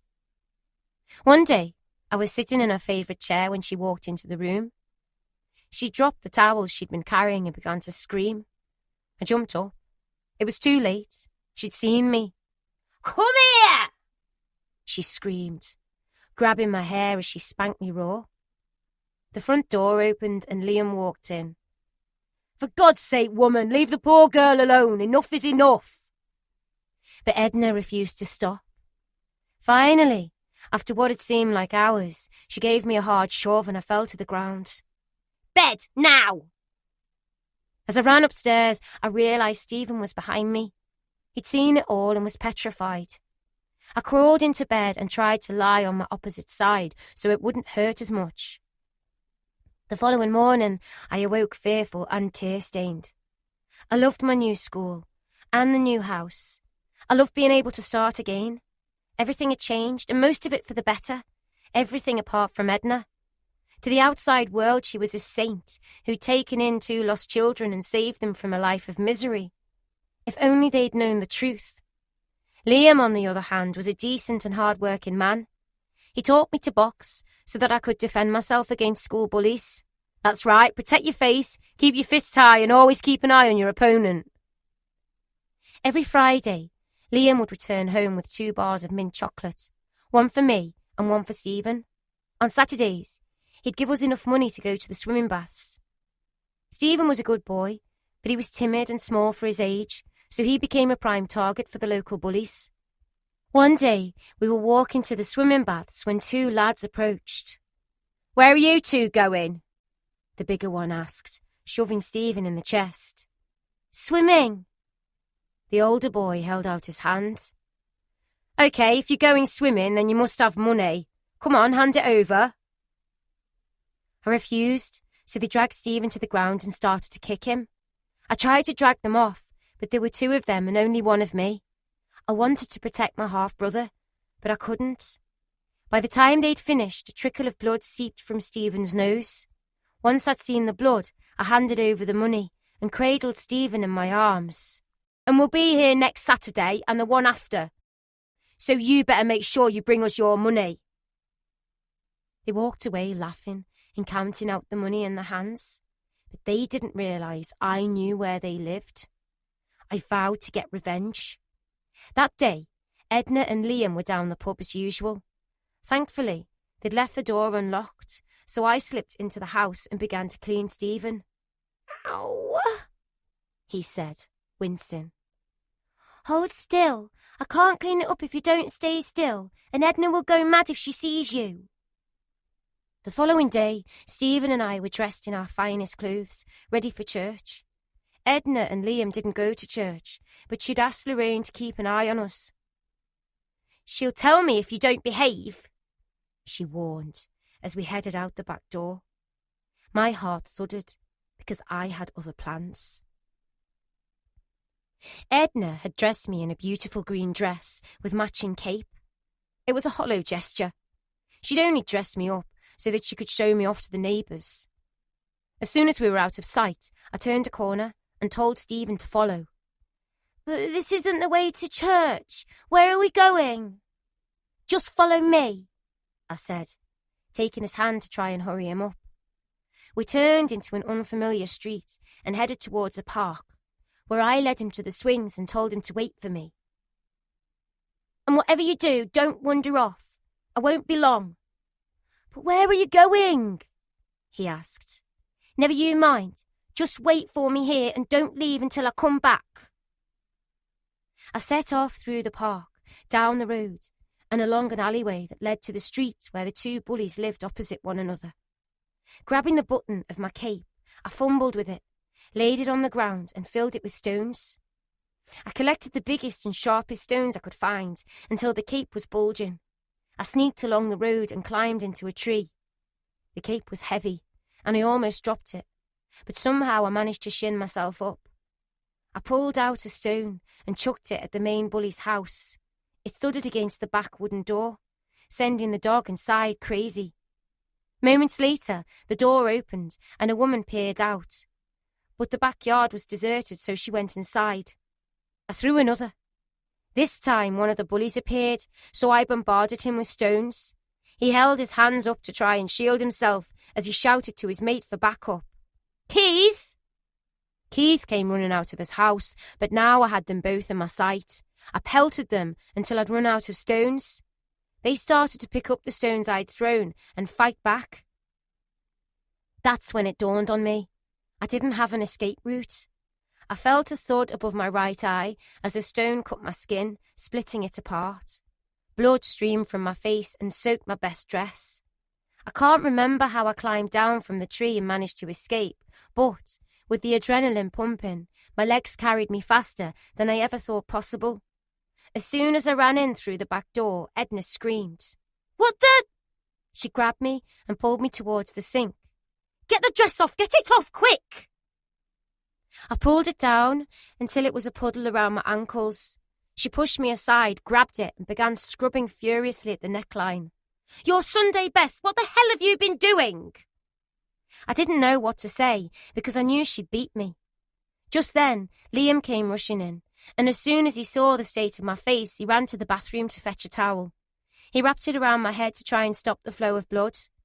"This is a hospital job," he said, turning to Edna, who was still angrily scrubbing my dress. "Quick, turn off the oven. We need to get Barbara to hospital."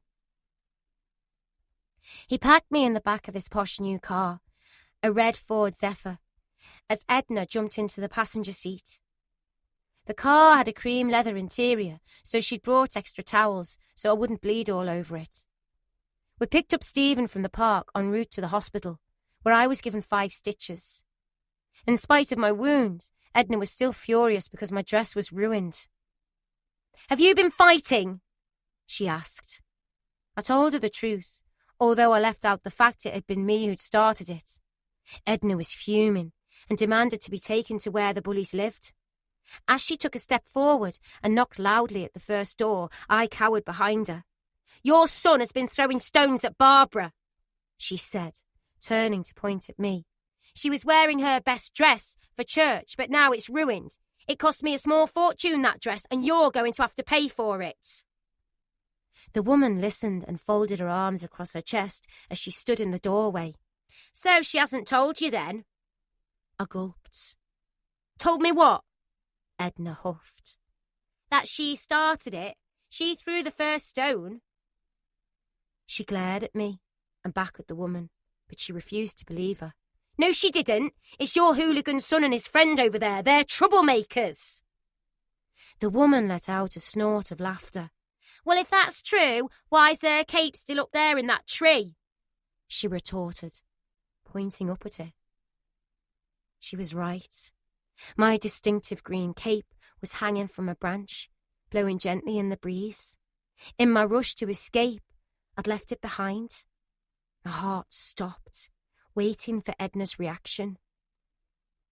"She started throwing stones first, so if anyone should be complaining, it should be me, because she whacked the hell out of my back door. Look," she said, tracing a finger across some small dents.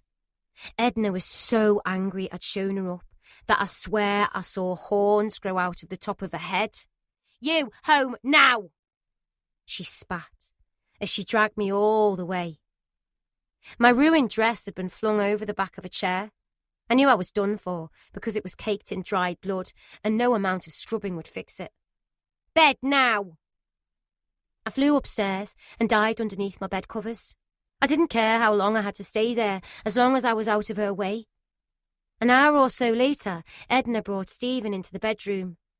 I was still shaking under the bed covers, but I peeked out and watched as she snatched my shoes up off the floor.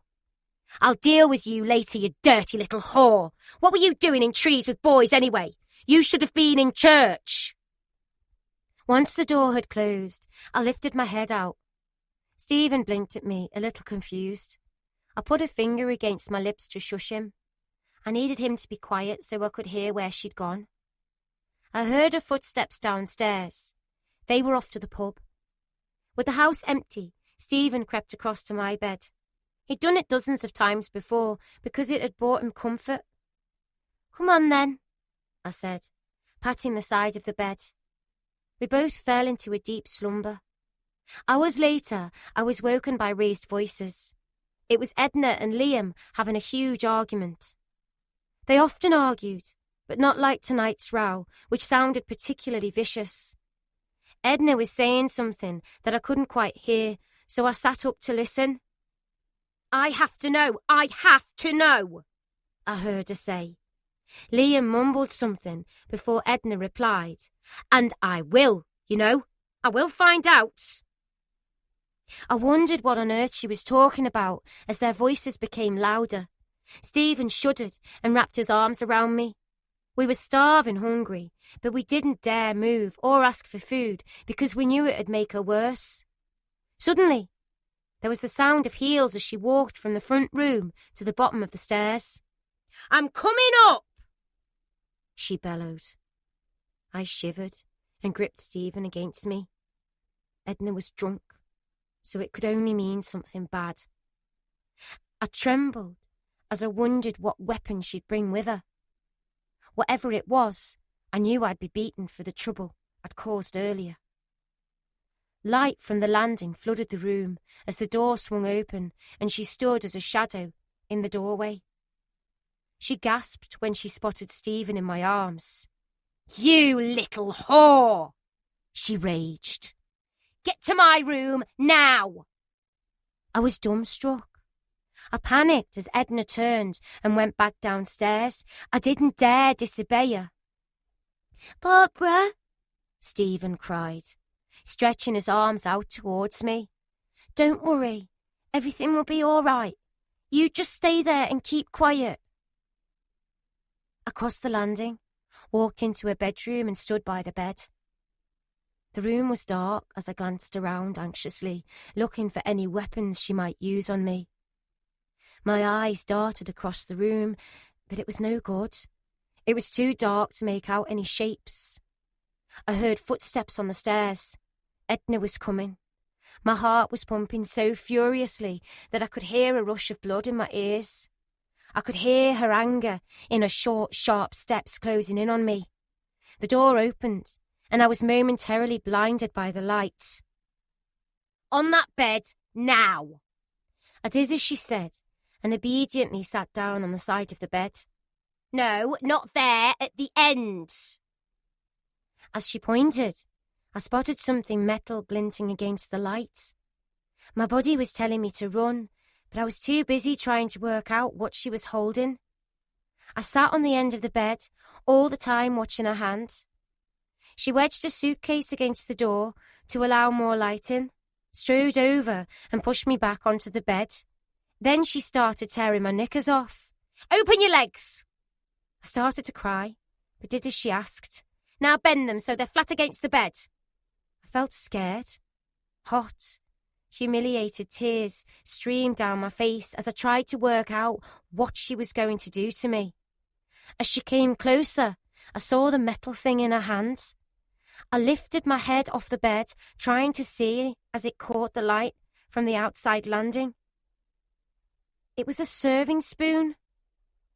"What have you been doing?" Edna snapped, pinning my legs down. "What have you been doing with your brother?" Her breath stank as she leaned in, and the awful perfume she wore made me feel nauseous. She grabbed each leg and forced them wider. I felt a strange sensation of cold, hard metal scraping against soft skin as she shoved the spoon hard into my vagina. I closed my eyes and winced in pain. "What have you been doing with Stephen?" "Nothing. I haven't been doing anything." But she refused to believe me. "What about those other boys, the ones you threw stones at? What have you been doing with them?" I told her I'd done nothing, but she didn't believe me. She grunted as she forced the large spoon in deeper. She used it as a mirror. She was trying to look inside me. I didn't know what to do or what I'd done wrong. My eye was still throbbing from the hospital stitches, and a crushing headache gnawed at my skull, but Edna didn't stop. I lay there as she twisted the spoon. A shadow suddenly appeared in the doorway, momentarily blocking out the lights. Edna stopped and turned around. "What the fuck are you doing?" Liam bellowed. "This isn't right. Stop that now." She turned back towards me. "No, I have to know, and this is the only way I'll find out." But Liam refused to back down. "Stop that now or I'm leaving you. She's just a child, for Christ's sake. Look at what you're doing. You are sick. I'll tell social services what you're doing because this is wrong." Edna sighed and pulled the spoon out of me. "Barbara," Liam said suddenly, "get off that bed now." Realising it was my only chance, I leapt up. I was too frightened to push past Edna, so I remained transfixed like a trapped animal at the side of the bed. I thought of Stephen on the other side of the wall. I desperately wanted to hold him. I was shell-shocked as the tears flowed down. "Come here," Liam said softly, holding out his hand. I was still trembling as I grabbed it, but I couldn't take my eyes off Edna or the spoon. Liam pulled me towards him and rubbed the top of my head fondly. "Go on, Tatty Head, go to bed," he whispered. You're okay now, and I promise you this will never happen again. He rested his hand on the point of my chin and lifted my face so he could look at me. I couldn't be sure, but I'm certain I saw tears in his eyes.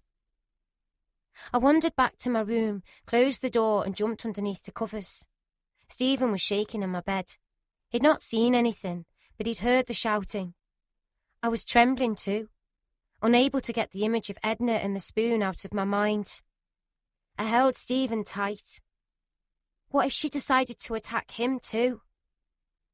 I needed to get him away from Edna. He needed to be with his real mum, and I needed mine. We had to escape.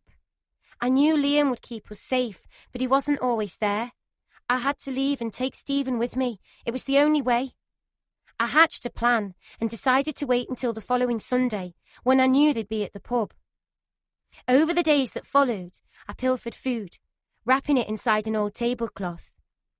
Then I asked the gang to help me shift a ladder that Liam kept in the garden. "Where do you want it?" Jamie asked. "Over there." I pointed at the side of the house.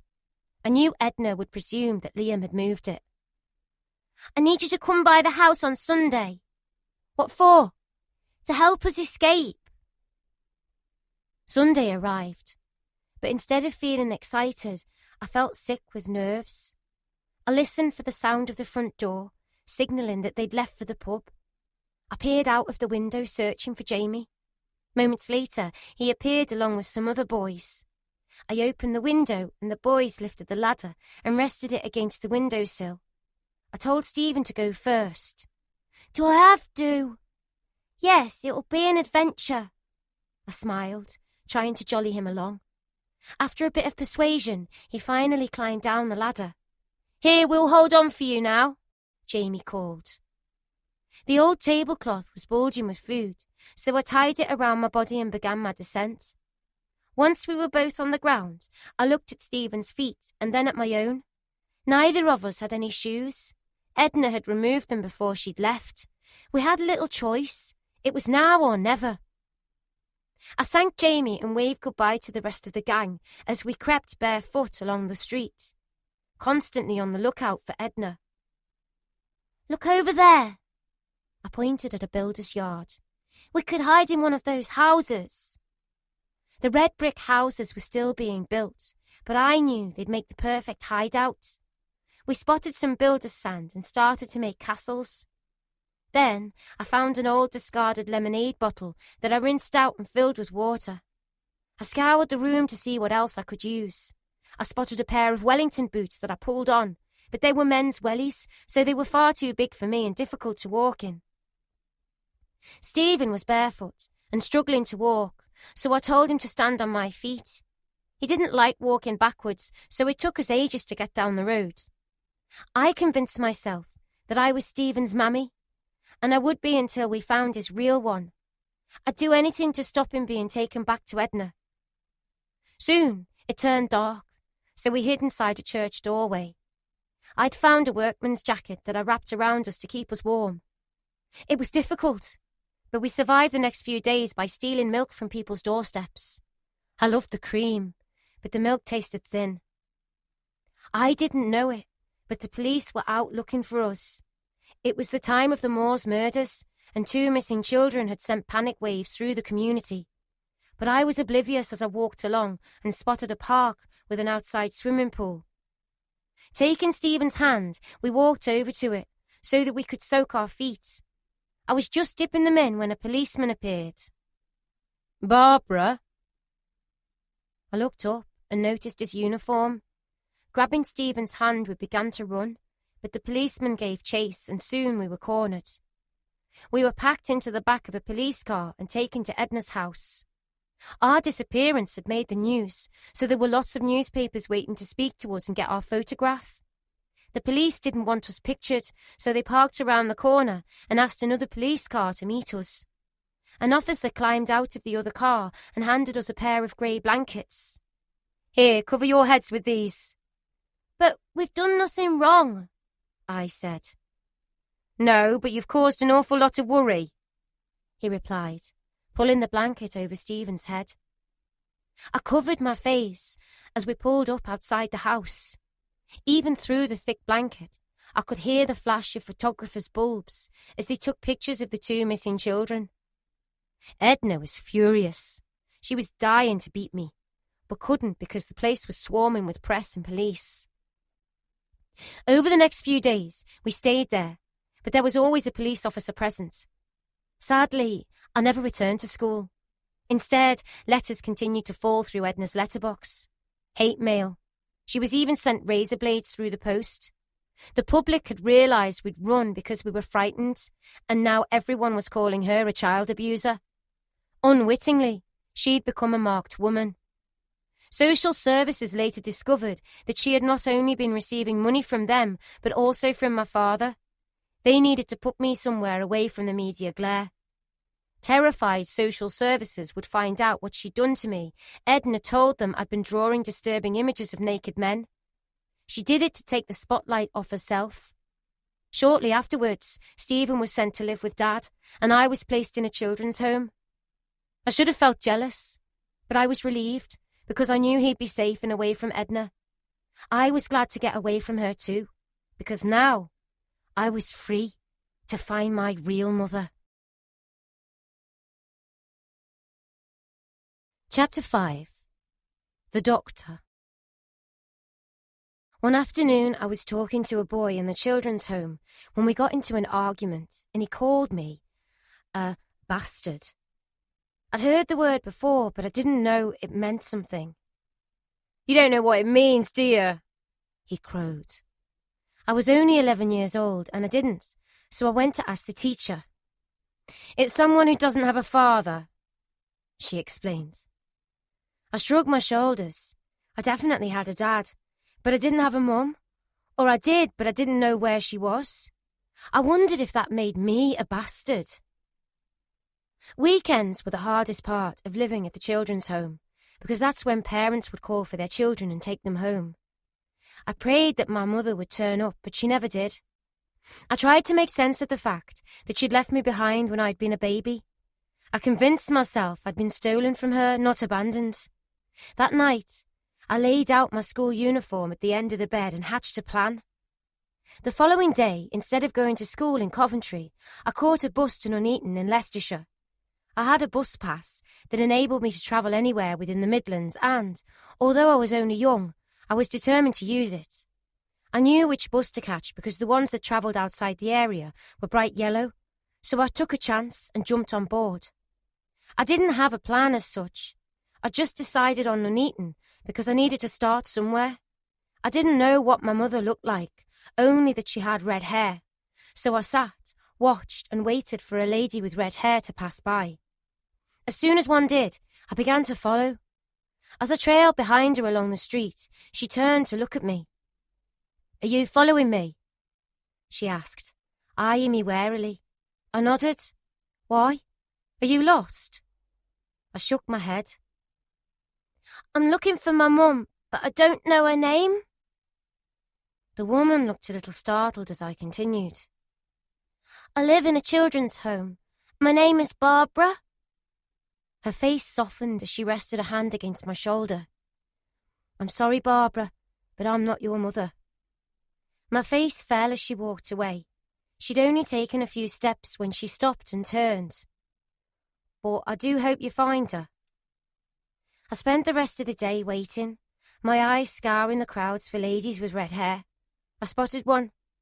Her head had bobbed up and down as she made her way along the street. I noticed she was holding 2 carrier bags that looked too heavy for her.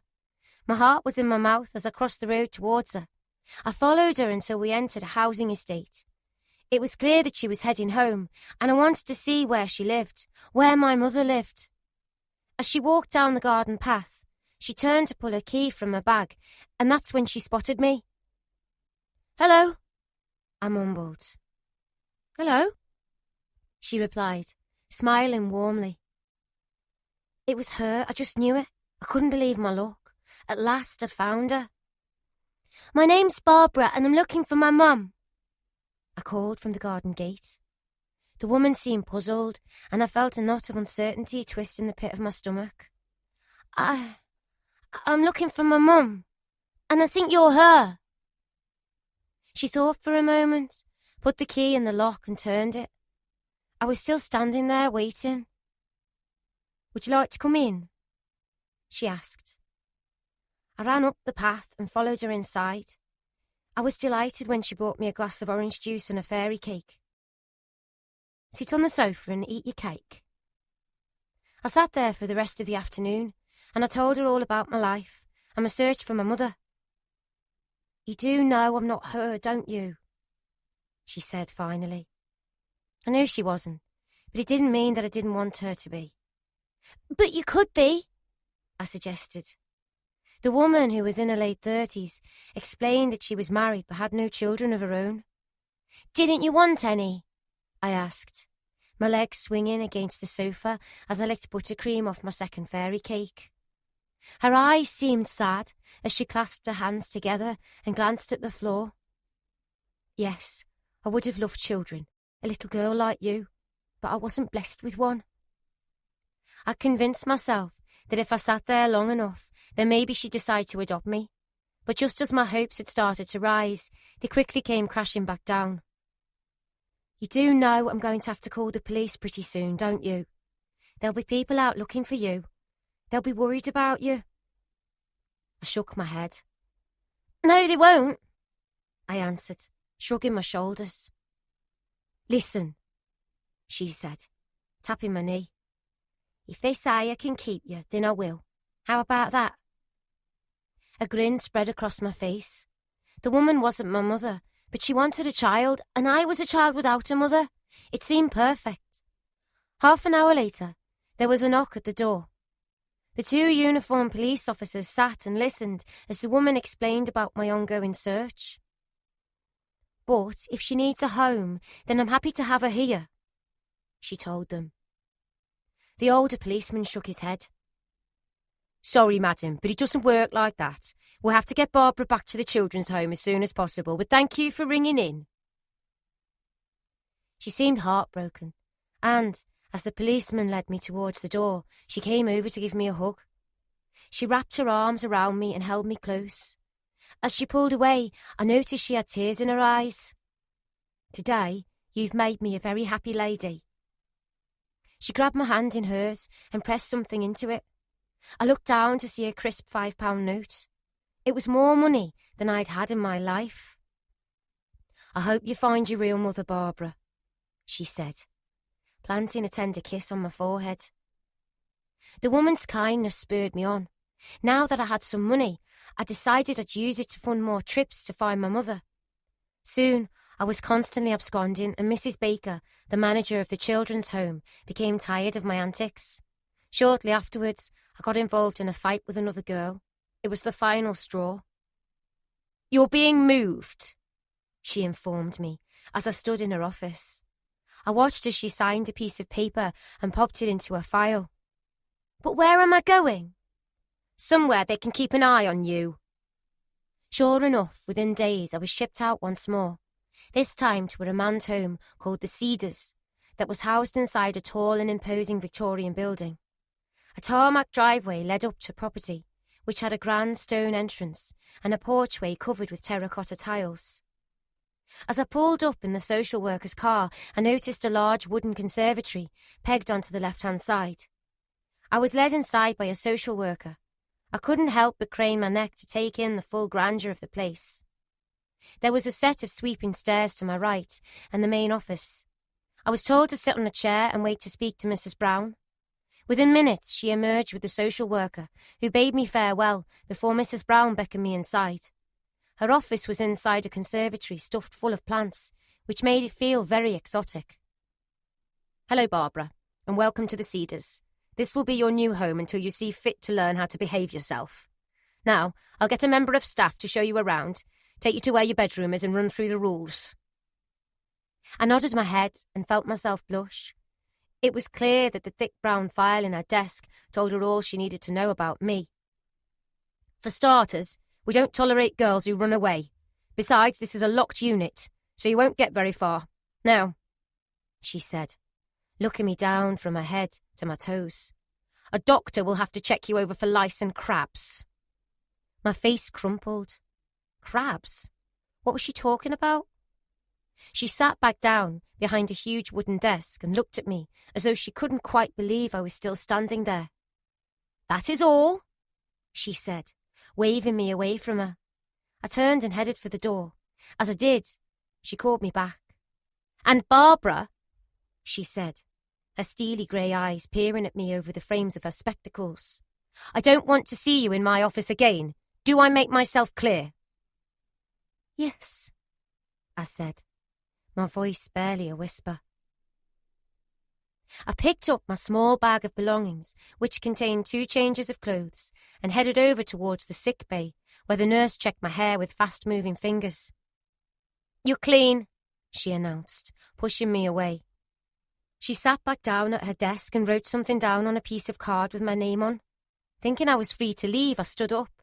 "No," she said. "You're not done here. You need to take your clothes off, even your underwear, and lie on that bed. The doctor will be in to see you soon."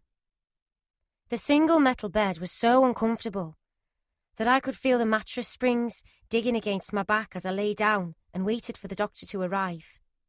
He was a tall, skinny man with a bald head, glasses and a pointy face, and he was wearing a white doctor's coat. He lifted his hands and tapped my belly, and then he put a stethoscope in his ears and listened to my heart and lungs before giving me a clean bill of health. I was allowed to dress before another member of staff, who I discovered was called Pegleg, because she wore a caliper, showed me to my dormitory. It contained around 10 metal beds, similar to the one in the medical room. "That one's yours," Pegleg said, before leaving the room.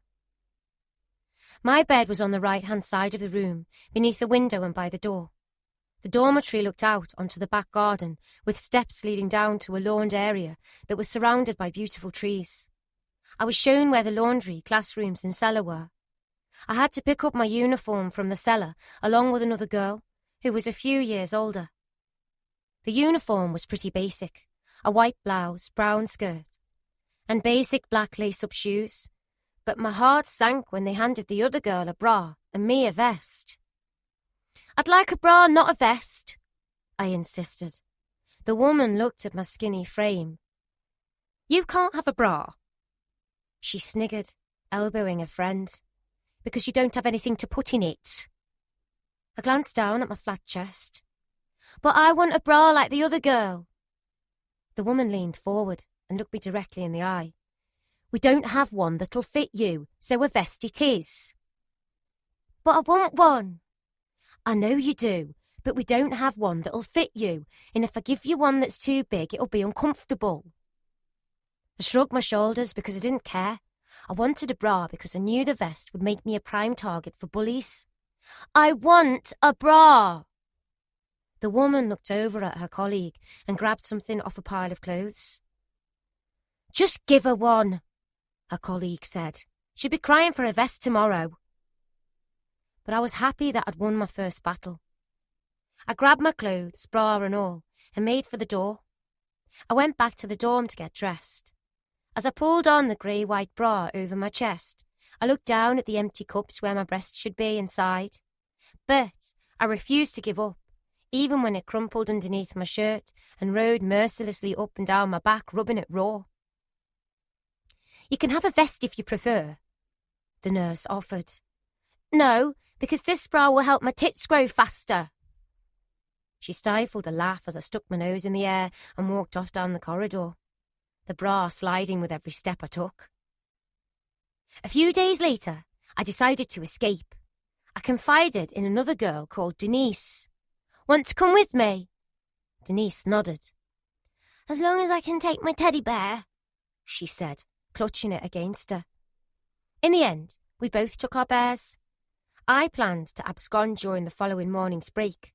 Once the coast was clear, I grabbed Denise's hand and we ran around the back of the building, where I knew the wall was only 3 feet tall. I was tall for my age, so I helped Denise shin over first, and then she pulled me over. We found ourselves in a field full of sheep and ran as fast as we could. At one point, Denise slipped and fell over in some sheep shit. "Look at me," she wailed. "Shut up, just keep running." Soon, we'd made it to the main road, where he tried to thumb a lift. A dark blue car pulled up alongside us. "Where are you two going?" a man asked. I looked at Denise and then at the man. Our Nan's house, I lied. He nodded and told us to get in the back. "I'll take you there." I grinned at my friend as we climbed in, and that's when I spotted it. A police radio. The officer turned in his seat and stared at us. "I think I'd better take you two girls back, don't you?" As the car fired into life, my heart sank. We'd only been gone a few hours, but now we were heading back to the Cedars. As soon as we pulled up outside, Mrs. Brown was standing there waiting. "Thank you, officer," she said, taking control. I watched glumly as a member of staff led Denise away and along the corridor. I was taken to a room which looked a bit like a padded cell. It was narrow with dark green padding stuck to the walls. There was a mattress on the floor, but very little else. There was no light, only what had seeped underneath the door from the corridor outside. "Bang on the door if you need the toilet," a voice called as the door slammed shut. The following morning, I was returned to the dormitory. I never saw Denise again. A few days later, Mrs. Brown told me another doctor was coming to see me. "But I've already seen the doctor," I replied. "No, this is Dr. Milner. He's a very important person, so you'd better be on your best behaviour." I thought no more of it until later that morning, when I was told to go to the sick bay. "Wait here," the nurse instructed. The room was on the first floor above the entrance hall and was pretty bare, apart from a metal bed and a set of drawers. As I sat there, my legs swinging beneath me, I thought how much I'd love a room like this, a room of my own. I was still dreaming of my own bedroom when the door opened and in walked a man with grey hair and black framed glasses. He was probably only 45 or 50 years old, but to a 12-year-old girl he looked absolutely ancient. "Hello, I'm Dr. Milner," he said, in an authoritative voice. He walked over and picked up both my hands in his. Then he did something really odd. He started to stroke them. I was embarrassed because it felt strange, intimate somehow, and not what I'd been expecting. "Let me see your fingernails," he said. I cringed as he traced his fingertips along mine. Why did he want to see my fingernails? I wondered. Was he going to ask me to clean them? "Oh," he said, his expression changing. "It looks like you've been biting your nails. You're very nervous. Oh, you poor child." I looked at my fingernails and shook my head. I didn't understand what he was talking about because I didn't bite my nails and I never had. As he leaned in close, his stomach strained against his cream shirt and the belt on his corduroy trousers cut in against it. He was wearing a brown tweed jacket with large dark patches sewn over both elbows. I thought that he looked more like a geography teacher than a doctor, but his voice was posh, and even though I didn't bite my nails, I didn't correct him because I didn't want to end up back in the padded room. "Oh, you poor, poor child," he muttered as he stroked my hands. I felt uncomfortable. I wanted to pull them away. I wanted to hide my hands from him, to wedge them underneath my legs and against the bed where he couldn't reach them. I didn't like it. I glanced down at my fingernails. Did they look bitten? No, I decided. My nails were dirty, but they were fine. I peered at the doctor's hands. His nails had been perfectly filed, like a lady's, only without polish. His skin was soft, much softer than Dad's, and far too soft for a man. "You obviously suffer with your nerves," the doctor said, as he shifted his gaze from my hands to my eyes. I didn't look at him because I felt weird, trapped in a room with him. After a while, I found my voice. "I haven't been biting my nails," I insisted. The doctor stopped stroking me and held his hand aloft to shush me. "Oh, yes, you have," he said, in a voice that warned I shouldn't argue with him. I shut up. There was no point trying to disagree because I knew I'd be in more trouble. I sat there quietly as Dr. Milner continued to stroke my hands. There was an uncomfortable silence until he stopped and patted my hand lightly. "Would you like to come into hospital?" Hospital. The word stuck inside my head. I wasn't sick, so why would I need to go to hospital? You'll be taken care of there, he continued. It was odd because I knew there was nothing wrong with me, and so did the doctor. But the more I thought about lying in a big hospital bed rather than a small metal one, the more I liked the idea. Although I'd never been inside a hospital, I'd seen them on TV, and I thought they seemed like lovely places that were full of happy nurses who looked after you. If I was a patient, I'd get to wear fluffy slippers and eat bunches of grapes instead of sitting inside a locked remand centre. I'd be taken care of, and there'd be people to entertain me and the other patients. I wouldn't be locked up like I am here, I thought. I'd be able to leave when I wanted. I'd just say I was feeling better. Then I'd be able to find Mum and live with her. All right, I said, smiling at the doctor. I think I'd like that. Wonderful. Although I'd agreed, I tried to shake off a sense of unease and focus on the positive. Hospital would mean freedom. I watched as he dipped a hand inside his jacket pocket and pulled out a small bottle. He shook 2 white tablets into the palm of his hand, walked over to the sink, poured a cup of water, and handed it to me along with the tablets. Here, he said. I want you to take 2 of these 3 times a day. 2 after breakfast, the same after dinner, and again after tea.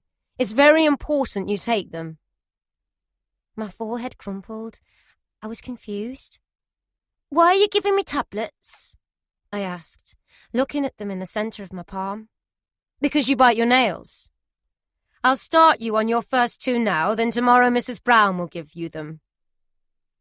I'd never taken a tablet before in my life, so Dr. Milner told me to pop them at the back of my tongue and take a big gulp of water.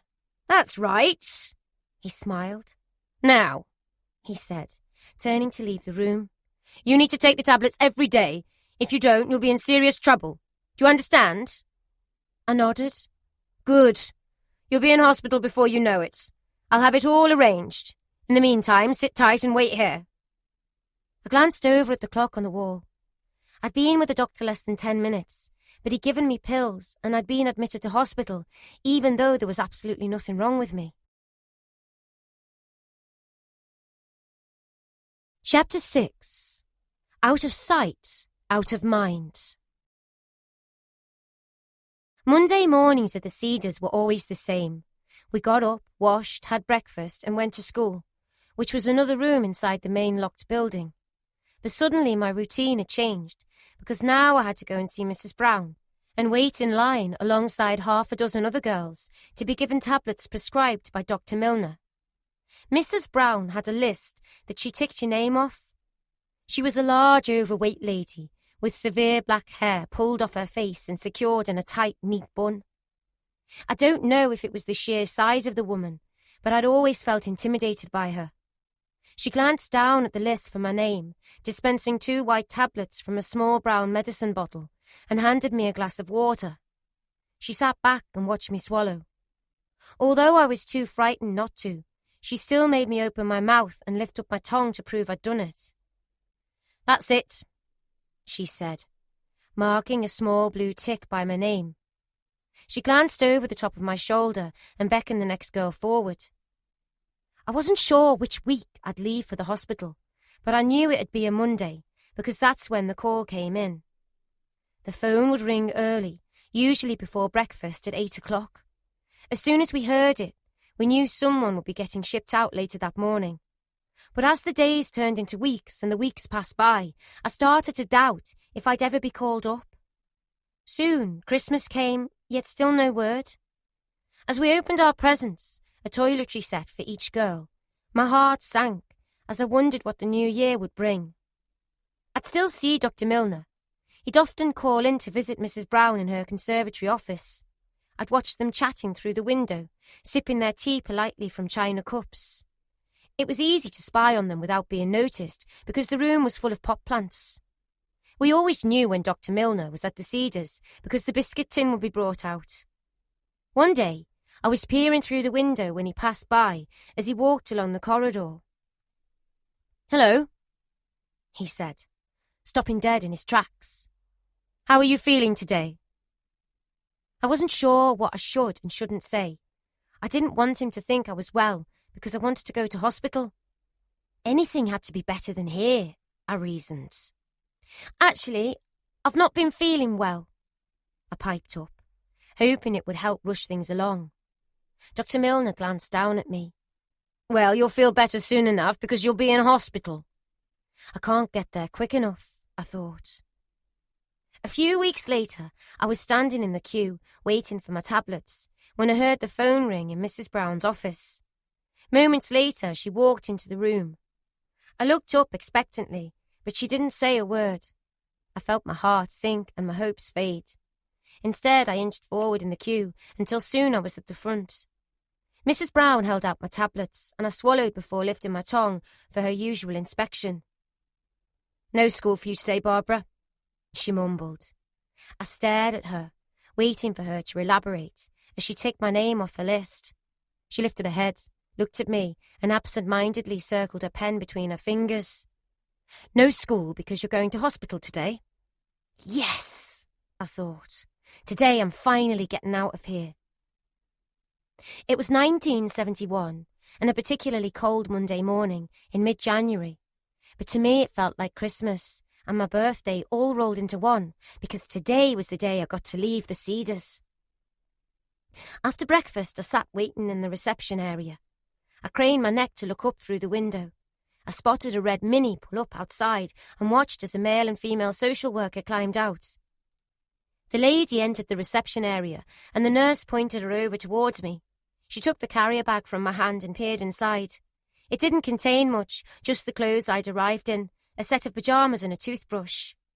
I couldn't find any soap, I explained. Don't worry, you don't need many toiletries because they've got plenty there. I felt happy to be leaving the remand centre for good. The air felt cold and crisp on my skin as I climbed into the back of the car.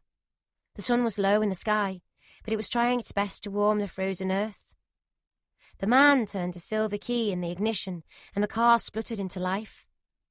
As I sat alone in the back, I thought how young they looked. They were both in their late 20s, and I assumed from what she said earlier that they'd made this trip countless times. I caught my last glimpse of the Cedars Gardens as we followed the winding driveway out towards the front gates and main road. I didn't look back. I didn't even feel tempted. I was just relieved to be leaving. The scenery sped by in a blur as they chatted amongst themselves in the front seats. At one point, the woman glanced back to check if I was listening. I was, but I didn't want her to know, so I pretended to look out of the car window. As soon as she turned around, I glanced back at them. I noticed a thick brown cardboard folder resting in her lap. In fact, it was so thick that it had a couple of elastic bands wrapped around it just to stop the papers inside from falling out. I guessed all those pieces of paper contained information about me. Although she was trying her best to talk in a quiet voice, I could still make out what the female social worker was saying. Well, here goes another one, she sighed, drumming her fingers on the file. The man turned towards her, momentarily shifting his eyes from the road. You know something, Eleanor, he said, gripping the steering wheel tightly. I don't agree with this. I don't agree with any of it. And one day, someone's going to have to pay. There'll be questions asked, you mark my words. Although I wasn't supposed to be listening, I'd heard every single word. The woman's eyes darted back at him. You're right, she agreed. There'll be questions to ask. That's odd, I thought. I wonder what they mean by that. I'm going to remember everything you just said, I vowed. And I did. We drove for another half an hour as they continued to talk in some sort of a code that only they could understand. I knew they were being extra careful with what they said in case I picked up on any of it. Abruptly, the car signalled and turned left. We left the main road and drove in through some gates towards the hospital. As we travelled into the grounds, I spotted a blue sign. Aston Hall Mental Hospital. Panic overwhelmed me, and my heart started beating furiously as I turned to try and read the sign again. Had I read it wrong? Did it really say mental hospital? But it had long gone. The sign was way behind us, disappearing off into the distance. I looked out of the left window and noticed a beautiful white mansion with a church opposite. I assumed that we must be going there, but we drove straight past it, and along a road that was surrounded by red brick buildings on both sides. Why are you taking me to a mental hospital? I asked suddenly. The woman glanced over at her colleague, composed herself, and then turned to me. No, she smiled, patting my hand for reassurance. We're not taking you there. We're taking you to another part of the hospital. You're not going to the mental hospital, you're going to the other side. I sighed with relief and flopped back into my seat, but the sign had left me feeling uneasy. Why would it say mental hospital if it wasn't one?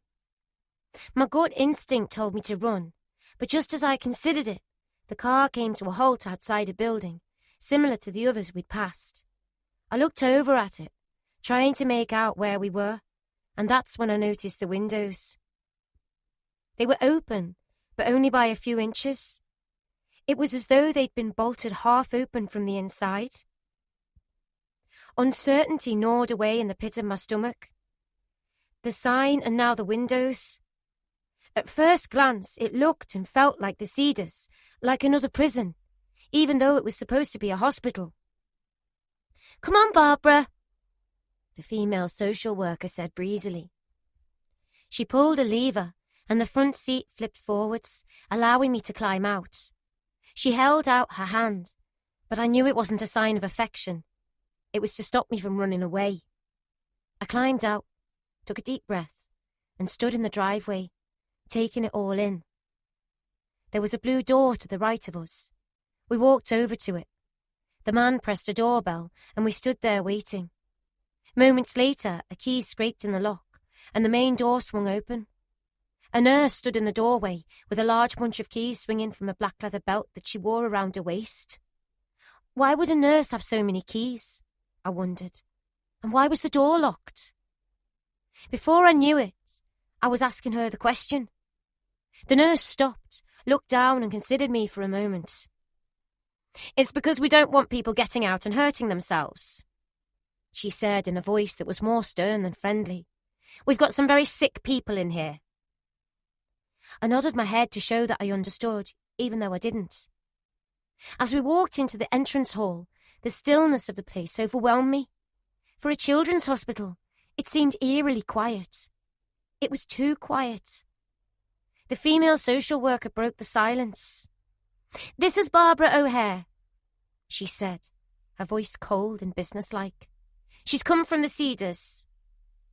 I watched as she handed over my file to the nurse. The social worker said goodbye and left through the same door. I didn't say a word because I was too busy taking it all in. I spotted a pale blue set of stairs over towards my right and wondered if they led to one of the wards, but before I could ask, the nurse broke my thoughts. Take a seat here, she ordered, pointing at a solitary chair. It was perched to the end of a very long corridor. Once I was seated, she marched along the corridor and came to a halt outside a door. I guessed it must have been an office. Holding my file in one hand, she lifted the other and gave the door a light tap. I heard a voice. The nurse opened the door and disappeared off inside. I sat there trying to second-guess what would happen next. Suddenly, she reappeared in the corridor. The doctor will see you now, she called, beckoning me over.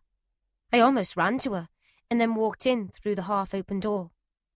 The office was plain, with a table, a set of cabinet drawers, and very little else. The doctor was sitting down behind the desk, reading and filling in a form with a fountain pen. The door closed behind me as the nurse left the room. Now it was just the two of us. I suddenly felt very small, standing in that big room, alone and unsure why I was there. I recognised the man immediately. It was Dr. Milner, the man who'd stroked my hand in the Cedars. But this time, he didn't seem as friendly. In fact, he barely looked up as I stood there before him. No tea. Treatment tonight, he said, with a wave of his hand, as though it wasn't up for discussion. The nurse opened the door and ushered me through. I followed her along the corridor and upstairs into the dormitory. She unlocked and locked a succession of doors as we passed through them. "That's your bed." She pointed at the first one on the right. "Now put your things in the cabinet." I did as I was told. I wanted to ask what the treatment was, but the look on her face told me not to. Instead, I followed her downstairs. She led me into another room next to the doctor's office. Again, she used another set of keys from the big bunch on her belt to open and lock the different doors as we passed through them. As the last door swung open, I saw that we'd entered some sort of common room. There were lots of girls wandering around or sitting, watching a TV in the corner, but no one seemed to notice me. Unlike the Cedars, there was no chatter or conversation, just the sound of voices from actors blaring away on the black and white screen. A shudder ran down my spine. I couldn't put my finger on it, but it felt wrong. There was a series of tables lined up along the back of the room. The TV was at the front, along with a few old chairs that were dotted about. I walked over to one and sat down.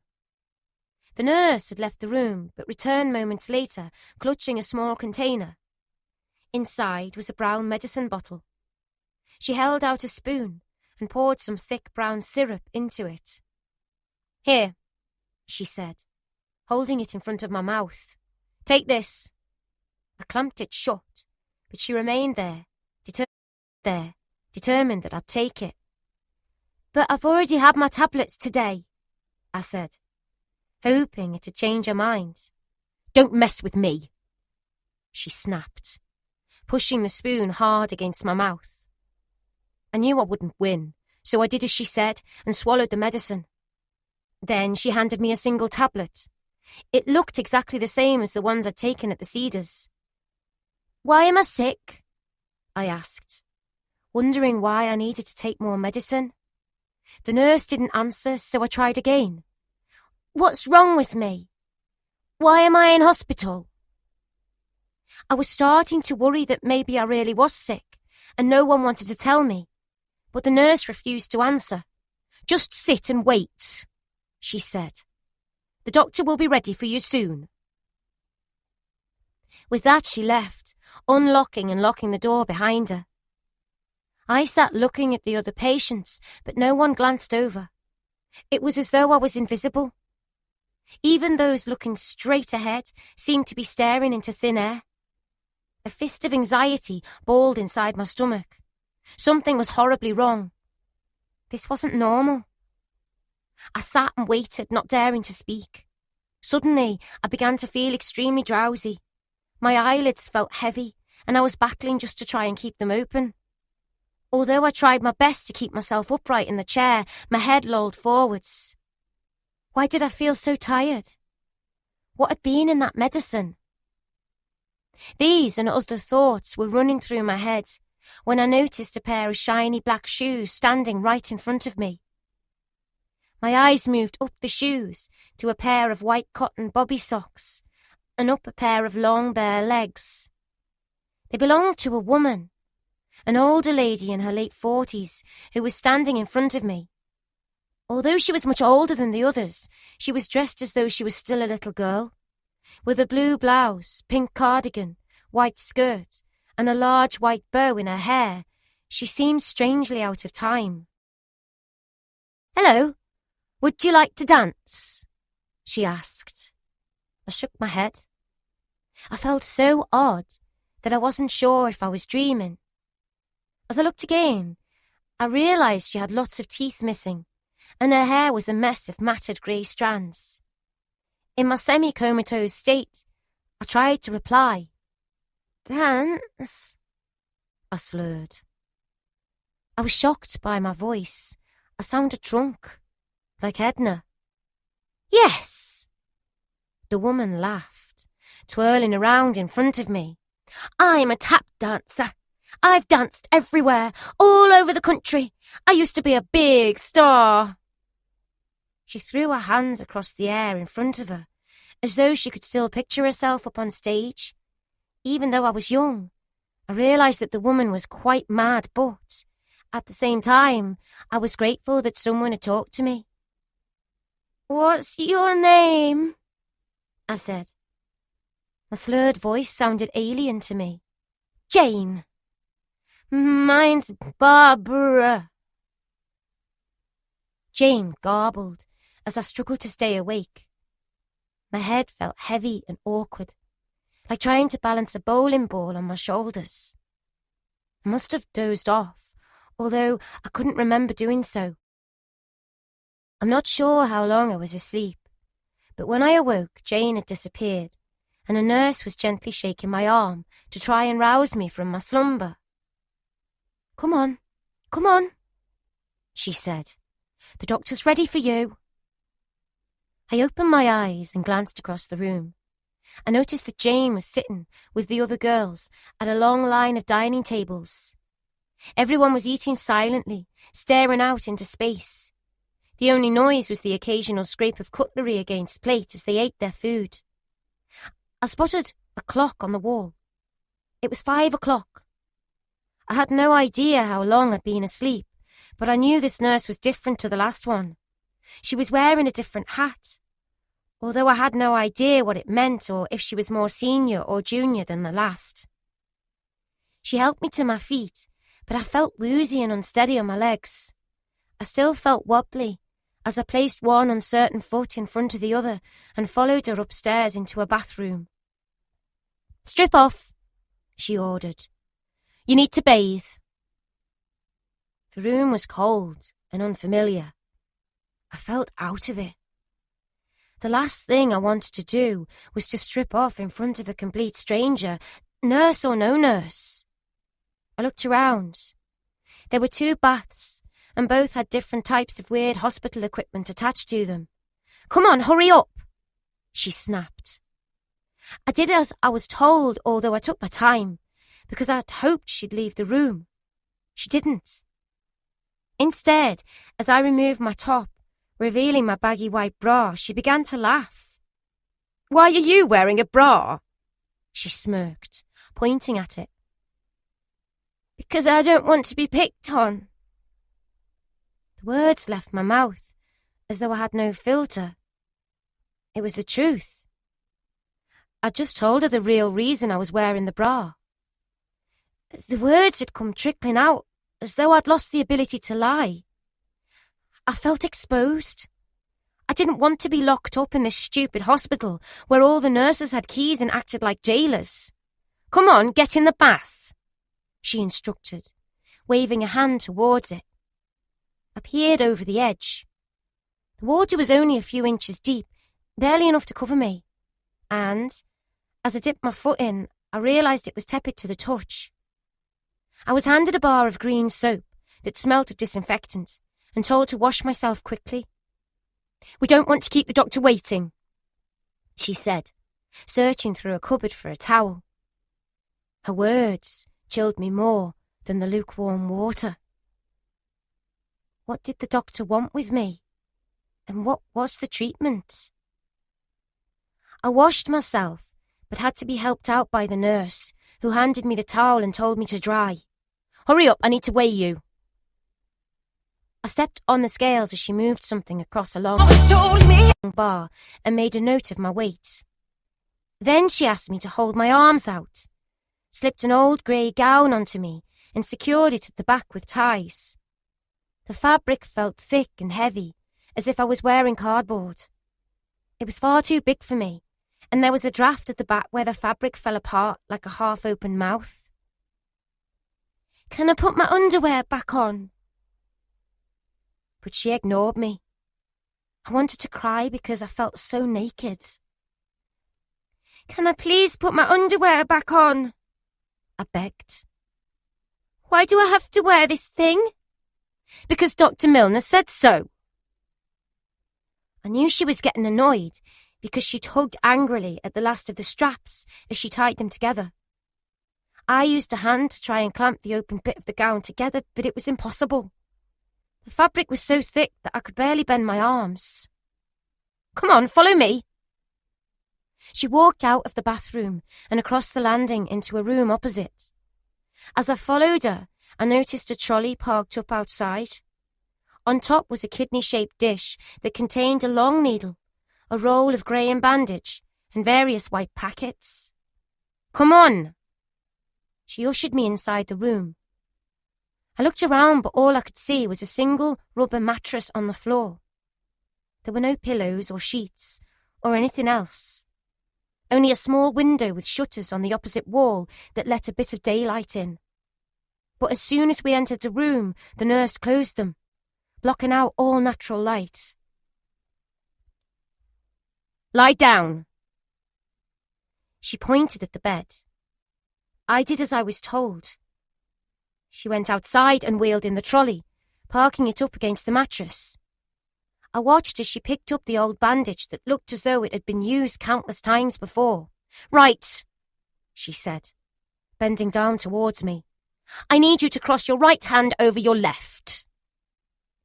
I did as she said, and she knelt down and began to bind my hands tightly together. My heart was thudding so loud inside my chest that I was certain she would hear it.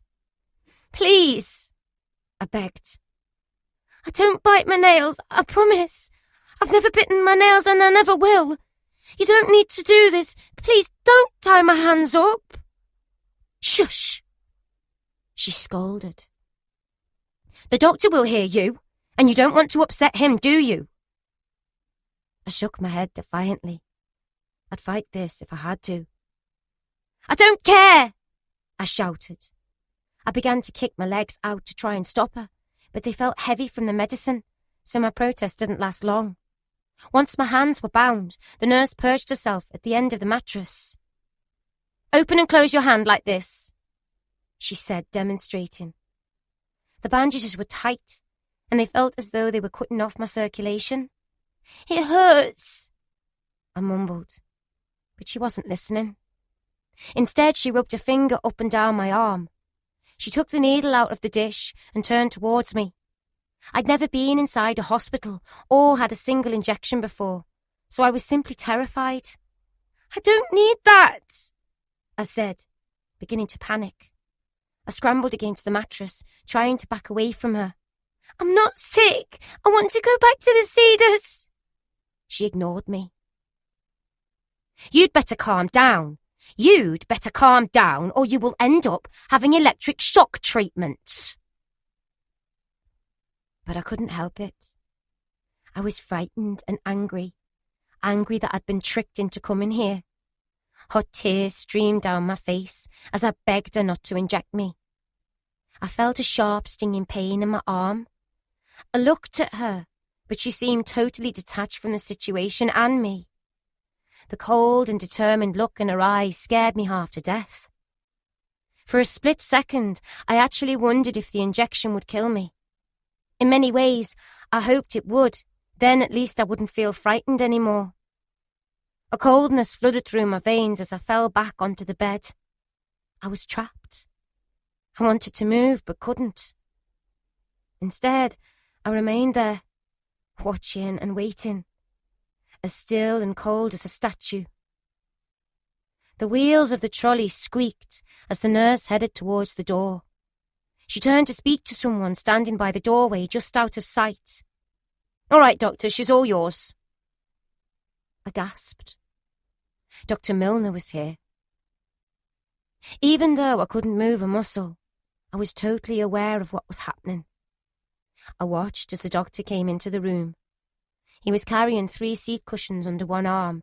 Instead of his usual tweed jacket, he was wearing a short white doctor's coat with a breast pocket at the top and 2 at his waist. His silhouette was lit from behind by a bulb in the corridor, the only source of light in the now darkened room. He placed the cushions on the floor in a line to form a makeshift bed and lay down on them. I felt his breath against my skin, hot and urgent. I tried not to breathe in because I didn't want to swallow his breath. He placed something across my mouth. It felt hard and sharp, as though it were a mask made of wire. Then he put something white over my mouth. It felt soft and ticklish against my skin. There was a strange sensation of something being dripped against it. My mouth felt wet and my skin cold as the foul-smelling liquid evaporated against the cotton. Drip, drip, drip.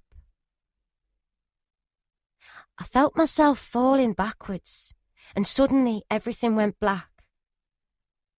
I don't know how long I was unconscious, but as I came to, I heard Dr. Milner's voice. He was asking me one question after another. "What is your name? How old are you?" But before I could answer, he poured more liquid onto the mask. Drip, drip, drip. I slipped under again. I blinked as I came to once more, only this time I'd been moved. Now I was on my side, facing him. The doctor was so close that I could smell his breath. "How old is your brother?" I opened my mouth to try and answer. Drip, drip, drip. I momentarily felt the coldness of liquid against my skin. My nostrils flared, and everything faded. I awoke again. This time I was facing the wall. He asked me something, but as soon as I tried to answer, my voice was drowned by more liquid being poured onto the mask.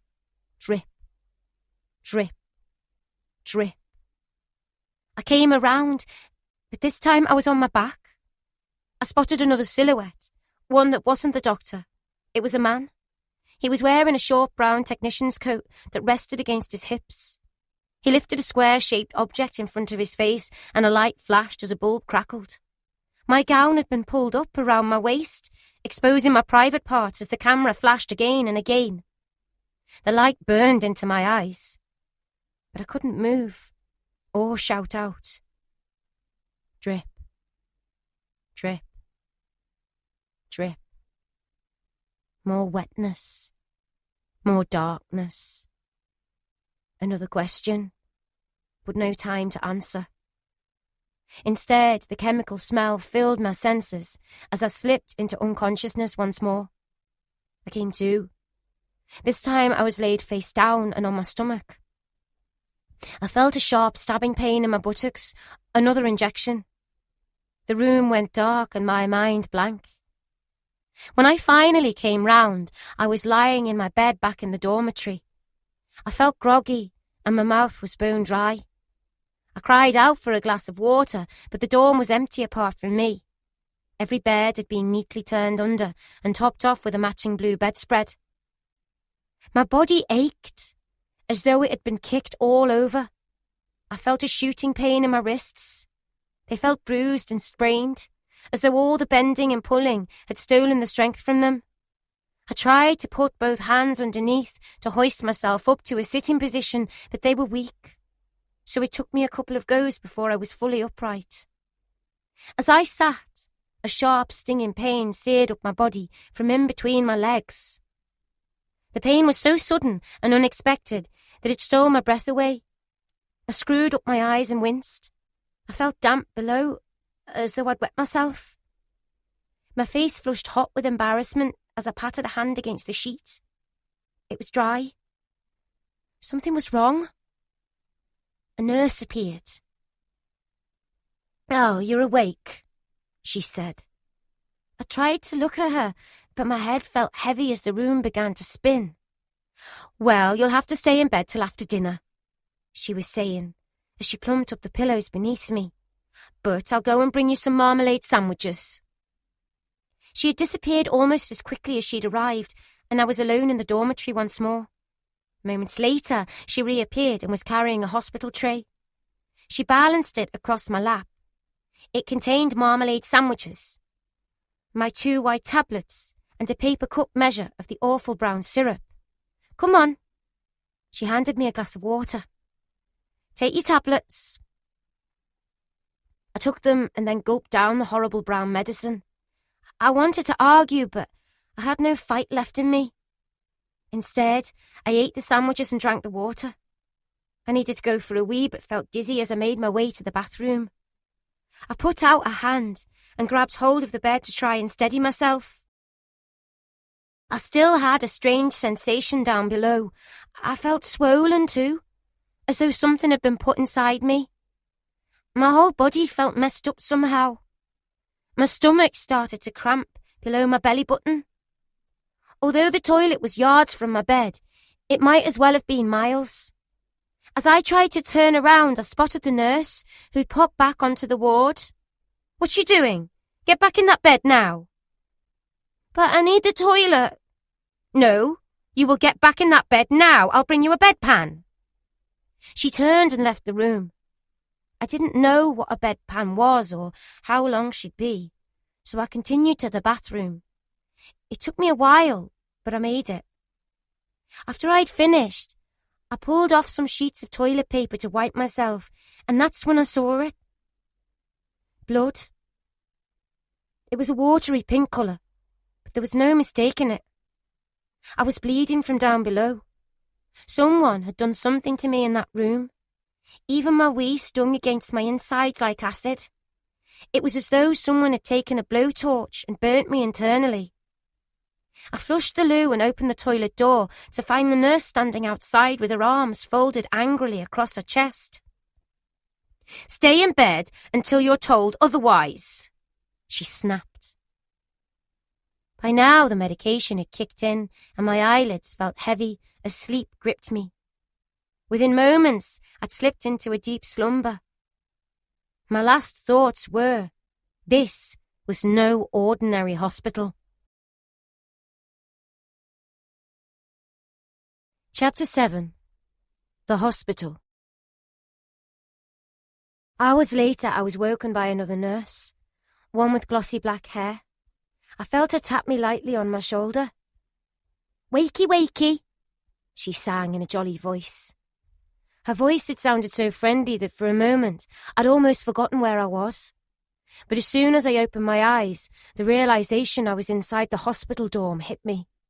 "Come on," she said, holding out an open palm. "It's medication time." I'd barely lifted myself up when I felt her hand against my mouth as the pills flew in and landed at the back of my tongue, making me gag. "Here." She handed me a glass of water. I took a grateful gulp. As I did, I spotted a paper medicine cup in her hand. The pleated white tiny paper cup was a quarter full with the sickly brown syrup, which I had to force myself to drink. "That's better. Now it's time to get up. You can go downstairs and have your tea." I watched as she began to pull out some clothes from my bedside cabinet. "Come on, get dressed." Although I still felt groggy from the medication, as soon as I saw my underwear, I wanted to weep with gratitude because I'd felt so exposed. Sitting on the bed, I began to dress. The soft fabric comforted me as it brushed against my skin, but my wrists were hurting where the nurse had bound them together. They felt so sprained that I was struggling to put on my underwear. I stood to try and pull up my knickers, and as I did, I noticed blood on my bedsheet. I checked my wrists. They weren't bleeding, and neither were my arms or legs. I spotted the nurse on the other side of the dorm and called her over. "Can you look on my back? I think it's bleeding," I said, turning it towards her. The nurse's eyes scanned me. "It's not," she replied, sounding puzzled. "Why would you think that?" "Because there's blood on the sheet." "Oh, that's just a stain that hasn't come out in the wash." But she was wrong. I knew it wasn't a stain. "But there was blood.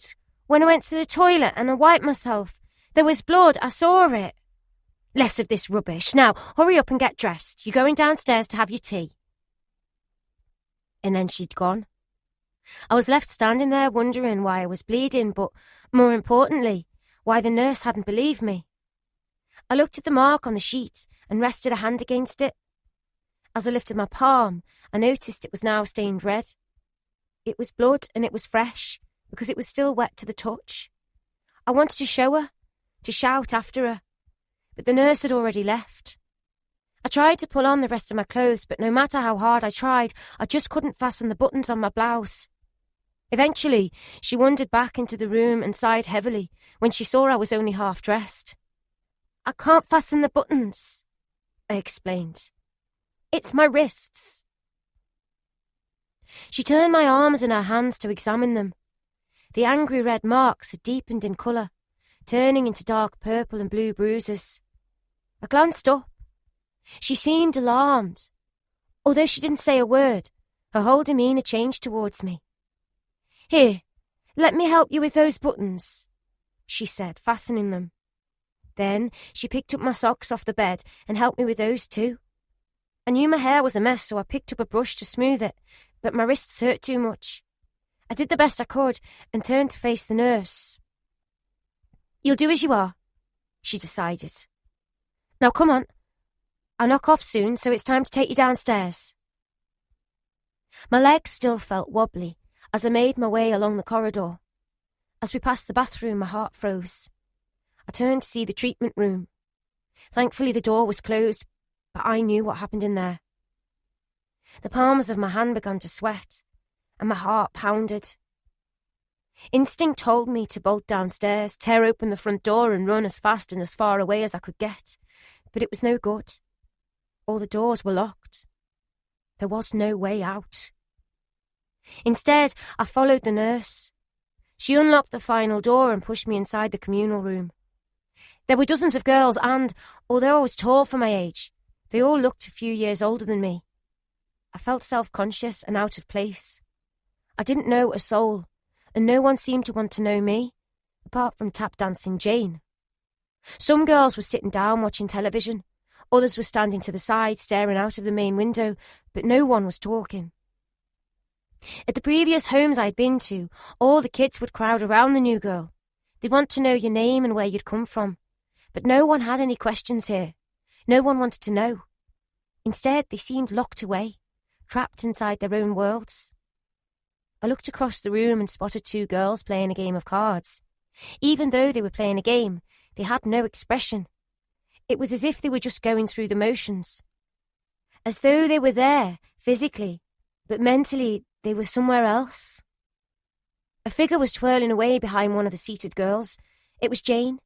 She looked over, and a big toothless grin spread across her face. I smiled back, comforted that someone was pleased to see me, even if it was Jane. I suddenly felt very tired. I spotted an empty chair, wandered over and sat down in it. Something moved out of the corner of my eye. It was a nurse on the far side of the room. There was a loud clatter of cutlery as she picked it up and placed a cutlery tray down on the table. She looked over at the two girls who were playing cards and asked them to put their chairs back at the dining table. Then she started to clap her hands. "Head count," she called out. Everyone stopped in their tracks and waited to be accounted for. I wondered what on earth was happening. But as soon as she'd finished counting, the girls started to mill around the room once more. I watched as a small crowd wandered over towards the window. It looked out onto the same front tarmac drive that I'd travelled up the day before. It was as though they were all watching or waiting for something or someone. Unlike the others, I remained seated. I wasn't sure what to do, so I decided to sit it out until I knew how things worked. The silence in the room unnerved me because I wasn't used to it. I was used to lots of swearing and girls arguing. I was used to noise, bad tempers and tellings off. I was used to all of that, but not this. Someone crouched down at the side of my chair. She was a teenager, around 14. Her dark hair fell down around her face as she began to whisper. "Are you new here? On the Burnham ward?" "The Burnham ward," I repeated. "Yes, that's where you are. That's what this is called." "Oh." I sighed, and then I nodded. "Yes, I'm new." The girl lifted herself up and perched her bum on the wooden arm of my chair, but I felt wary because I wasn't sure who she was or what she wanted from me. "What's your name?" "Barbara. Why, what's yours?" "Christine." Christine looked over her shoulder to check the coast was clear and dipped her head so that she couldn't be heard by anyone but me. "Did you have treatment?" she asked. I felt the blood drain from me. How did she know? I paused for a moment and then answered, Yes, I did. Christine smiled and patted my hand kindly. It immediately made me feel better. We were still deep in conversation when I was startled by a noise. It sounded like a collective gasp, and it was coming from the girls over by the window.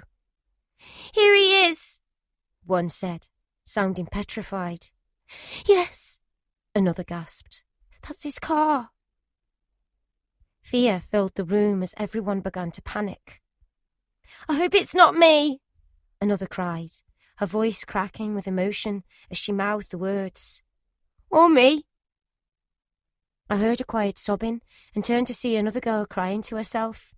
Her head was bowed as she tried to wipe away tears using the sleeve of her cardigan. It was obvious she was utterly terrified. Christine spoke. I hope it's not me. Again. Fear rose up my throat and I had to gulp it down. I felt nauseous, as though I might vomit right there and then because it hit me. All these girls had received the same treatment as me. We'd all been treated by the doctor. My hands began to tremble, and soon I couldn't stop my whole body from shaking. It was like being caught up in the middle of a nightmare. Panic filled the room as the small crowd of girls ran away from the window. The beam of headlights from the doctor's car streamed inside and pulled against the opposite wall. Everyone darted as they shone, the golden light picking out frightened faces as girls scattered like skittles to the far corners of the room. The headlights indicated he was here. Dr. Milner was back. What's happening? I asked Christine, who told me to be quiet because someone was coming. A key scraped in the lock, and the nurse who'd clapped her hands earlier suddenly emerged. Okay, girls, calm down, she said, clapping her hands again. The room fell silent. Through the silence, I heard a car door slam. Everyone was looking at one another, half expectant, but all utterly terrified. I didn't know what was happening, but I guessed from the panic that it must have something to do with the treatment. Have you had the treatment? I whispered to Christine. Yes, she said. I watched as her large dark eyes clouded over with sadness and she looked down. I've had it about 7 times now. I gasped. 7. Christine nodded. Why, how long have you been here? About a year. I came here from a remand home called the Cedars in Derby. I gasped again. But that's where I came from. My heart plummeted, the words banging loudly inside my head. 7 times in 1 year. Don't worry, I told myself. Dad will come and get me out of here as soon as he knows. He'll knock that stupid doctor out. I knew my father was my only hope, because he was all I had. I also knew he was busy, working away on the oil rigs. He wasn't due back for another 3 months, and I hadn't seen him for about 6. But he'll come, I told myself. He'll come for me. He had to. I glanced across the room and noticed a small, odd-looking window in the middle of a wall by the door. It was the window to the nurse's office. Christine told me they used it to keep watch and to sometimes dispense medicine through. There was a lank net curtain hanging on the office side, which made it almost impossible to see through. The girls in the room stood suddenly still, as though they'd been turned into statues. Even Jane stopped dancing and twirling. What's happening? I said. Shush, Christine said, putting a finger up against her lips. Milner's here. Don't speak. You don't want him to pit you.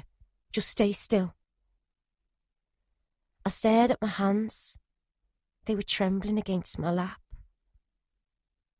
The little window in the nurse's office. Of course, that's what Milner must use to look through.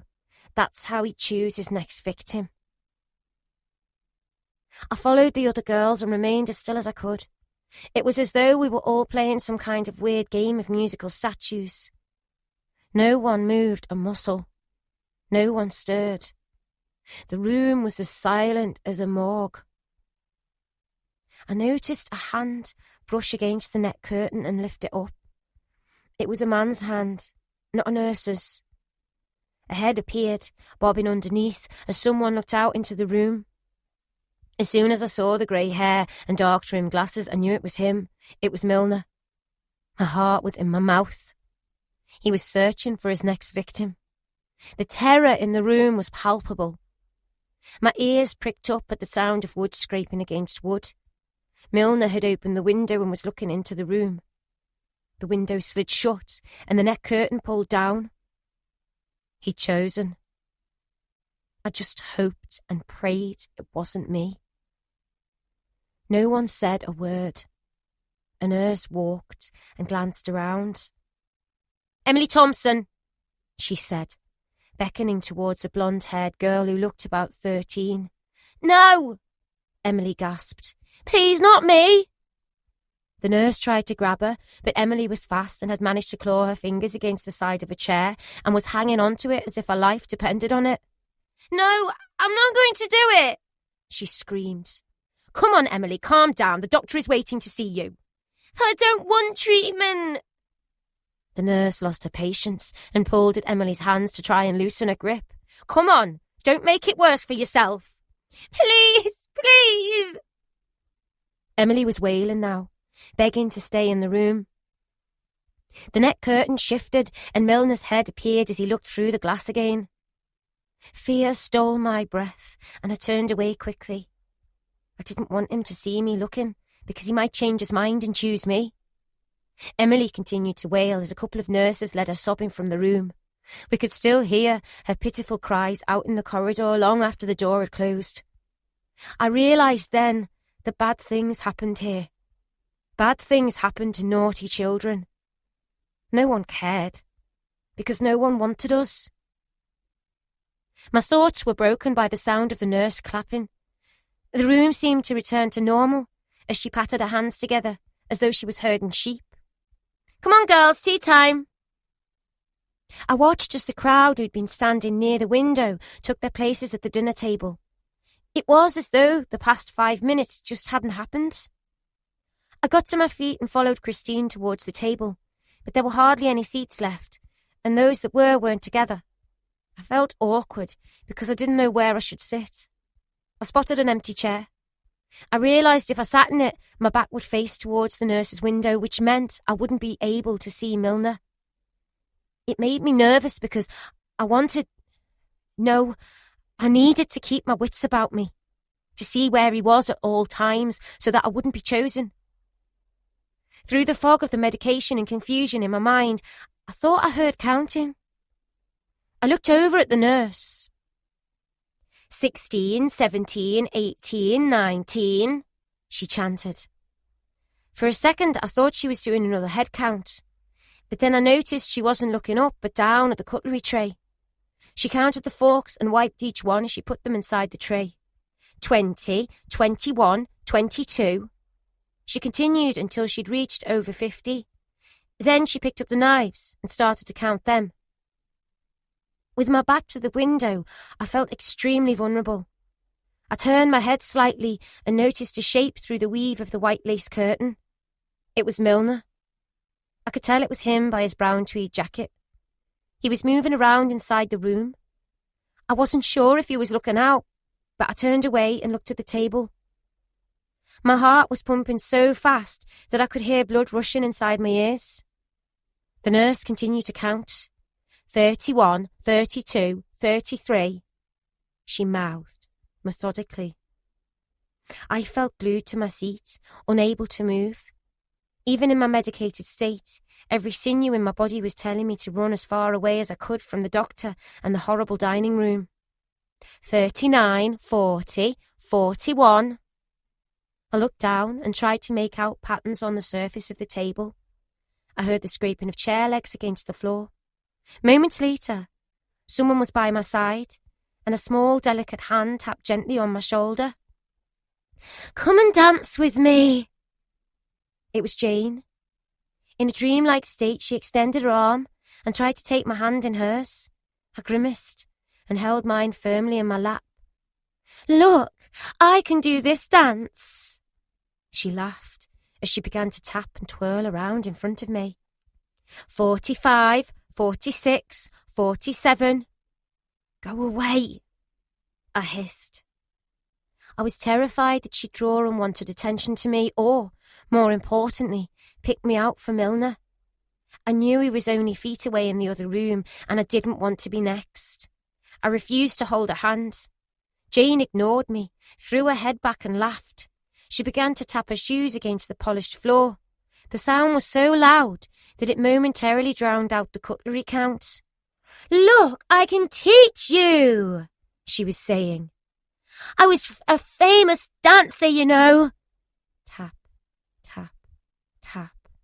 She tried to grab my hand, but I snatched it away angrily. "I danced at the Royal Albert Hall," she continued. 49, 50, 51. "Here, let me teach you. Then you can be a famous dancer as well." I couldn't contain myself any longer. "Go away. Leave me alone," I hissed through gritted teeth. Jane stopped twirling, gasped, and held a hand against her chest, as though I'd just plunged a dagger into her heart. I felt horrible, but I couldn't help myself. I couldn't risk it. I couldn't risk Milner singling me out for the next treatment. "Come on, girls, sit down," the cutlery nurse called. Jane looked around and realised that she wasn't sitting down. Without a second glance, she wandered off to look for an empty seat at another table. I was relieved to see her go. I remained seated, my eyes staring hard at the grey Formica table in front of me. I heard the nurse call out 2 names. For a moment, I wondered if they were being called for treatment, but she handed them some cutlery and they began to pass it around. One girl put down the forks, whilst the other lay the knives in front of each person. As soon as she reached me, she stopped. "Don't even bother," she said, gesturing towards the knife with a cursory glance. "All the knives and forks are counted, so please don't try to take them." I was baffled. The thought hadn't even crossed my mind. Once the cutlery had been laid, a nurse wheeled in a trolley that contained plates of food. My mouth watered as soon as she put the hot plate of mashed potatoes, stewing steak, onions and peas down in front of me. The others picked up their knives and forks and began to dig in. I followed them, but as soon as I grabbed my cutlery, an agonising pain ripped through both sprained wrists. I was starving hungry, but it was impossible to use the cutlery. Every time I tried to stab at the food, my wrist buckled, making it more painful. I could barely grip my knife, never mind cut with it. The food smelled lovely, and my stomach felt hollowed out with hunger, but the cutlery had defeated me. I dropped it angrily onto the table and sat there envious as I watched everyone else stuff their faces. It was agonising to watch, but it was less painful to go hungry. An overweight girl called Emma was sitting opposite. She looked up at me and then down at my plate. "Don't you want that?" she asked, her mouth already full of mashed potato. I didn't reply. "Hey you, are you deaf?" she hissed. "If you don't want it, then pass it over to me when the nurse isn't looking." I ignored her again, which only seemed to enrage her more. "Hey, new girl," she said, spitting particles of mash and stewing steak across the table. "Don't ignore me or you'll get it." I glanced up at her for the first time and nodded to show that I understood. She could have my food because looking at Emma, her fat face smeared with mashed potato and gravy, I'd suddenly lost my appetite. Also, I didn't want trouble or any unwanted attention, so I passed my plate over. The only problem was I didn't realise how heavy it was, and soon my wrists had given way. Crash. The plate clattered loudly against the table, scattering food across both it and me. The noise had brought the nurse running over. She was at my side, glaring down. "Get up!" she hollered. I turned and looked back at the window. I was terrified that Milner would hear and come rushing out for me. I didn't want to stand up for the nurse because I didn't want to be noticed. It seemed to make her angrier as she swooped down and grabbed a handful of my hair. Twisting my blonde curls in her fist, she pulled me up to my feet. "Ow!" I yelped, trying to loosen her grip. She pulled me over towards the wall and window of the office where I knew Milner was standing. I was scared stiff. My instinct told me to escape, so I began to kick and lash out using both my arms and legs. I realised I was fighting a losing battle. The medicine had rendered my limbs useless. Hearing the commotion, another nurse came running over to try and restrain me. She pulled both my arms behind my back so hard that I thought they'd snap. "Ow!" I screamed as they dragged me past the window. "Do you want treatment?" the first nurse threatened. By now my temper had reached boiling point and I could contain it no more. "I don't care!" I screamed. Deep down I did. I was terrified that Milner would appear at any moment. The girls sitting at the table suddenly became animated and started banging their cutlery loudly against the table like a pack of wild animals. "Fight! Fight! Fight!" The noise had startled me because up until then the room had been almost silent. Now someone was fighting back, and that someone was me. The nurse let go of my hair and forced my face up against the wall. I felt the coldness of the painted plaster as it pressed hard against my skin. "Do you want Dr. Milner to come out?" a voice behind me called. But I didn't care, not even about Milner. I was as good as dead anyway. "You'll get treatment," the nurse hissed. "I don't fucking care about treatment." "Well, maybe electric shock treatment will get the better of you," she whispered. I was 12 years old, and I didn't have a clue what electric shock treatment was, but it sounded terrifying. Suddenly, a third nurse approached, and the others pinned me harder against the wall. "Hold her tight," I heard the third nurse say. I felt the prick of a needle and a coldness spreading through my veins. "Night-night," the first nurse whispered. Everything went black as my mind shut down. Chapter 8. Human Guinea Pigs. My head felt like lead as I tried but failed to lift it from the rubber mattress. As I opened my eyes, I was consumed with a sudden and overwhelming sense of dread. I was back in the treatment room. Every bone in my body groaned with pain as my eyes scoured the darkness, trying to make out a shape, any shape. I blinked to make sure I was awake and not asleep because the room was so black. I felt drunk with exhaustion, but as I tried to move my legs, a sharp pain shot up my back. I was in agony. The blackness was so oppressive that I somehow managed to drift back off to sleep. I awoke some time later to the sound of the door opening. As the light flooded in from the corridor, I realised I was in a treatment room, but it wasn't the same one as last time because the mattress was against the opposite wall and the room had a different layout. I was facing the wall, but I could sense someone standing behind me. I was terrified it was Dr. Milner and that he'd come back to give me some more treatment. I didn't dare move. Instead, I breathed in deeply, as though I was fast asleep. A light scent of perfume had filled the room. It wasn't Milner. It was a nurse. The breath I'd been holding in came rushing out as a sigh of relief. But then it struck me. Maybe she'd come with another injection. "Are you listening?" a female voice said. I pretended to be asleep.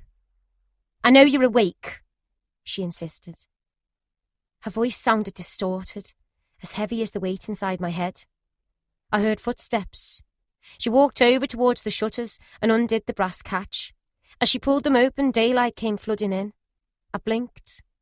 The bright light from outside felt sharp and unexpected. I closed my eyes once more. I didn't want to be in that room with her. I didn't want to hear what she had to say. "You're in here for a reason," she continued. "You've been a very bad girl, just like the others, but Dr. Milner is going to cure you. He'll cure you of your badness." I took a gulp of air. The sheer mention of his name was enough to send terror coursing through my veins. "Dr. Milner will arrange electric shock treatment. Do you know what that is?" she asked. No, I stammered. I was too terrified to turn around in case the doctor was standing right beside her. "It's where they put a metal hat on your head and connect it to the electric. Then they put electric shocks through your brain. They do it again and again and they don't stop until your behaviour improves. I was rigid with fear. Electricity through my brain. Listen, I don't want or need to know why you violently threw your dinner. The fact is, you were violent to another patient, and we can't tolerate such behaviour. Now, we can keep you in this side room for as long as we want. We can keep you in this hospital for as long as we want. Everything is your choice. It's up to you. However, with that kind of nasty and aggressive behaviour, you're more than likely going to be kept in this side room for a very long time. My fuzzy brain was trying to process what she was saying, the words scrambling around like marbles in a glass bowl. Maybe they'd keep me here forever. Now sit up and look at me, she ordered. But I didn't want to sit up. I wasn't even sure I could. Also, I was frightened what she'd do to me if I did. If you sit up, then at least you can try to fight, a voice inside my head whispered. I tried to raise myself, but it was too painful.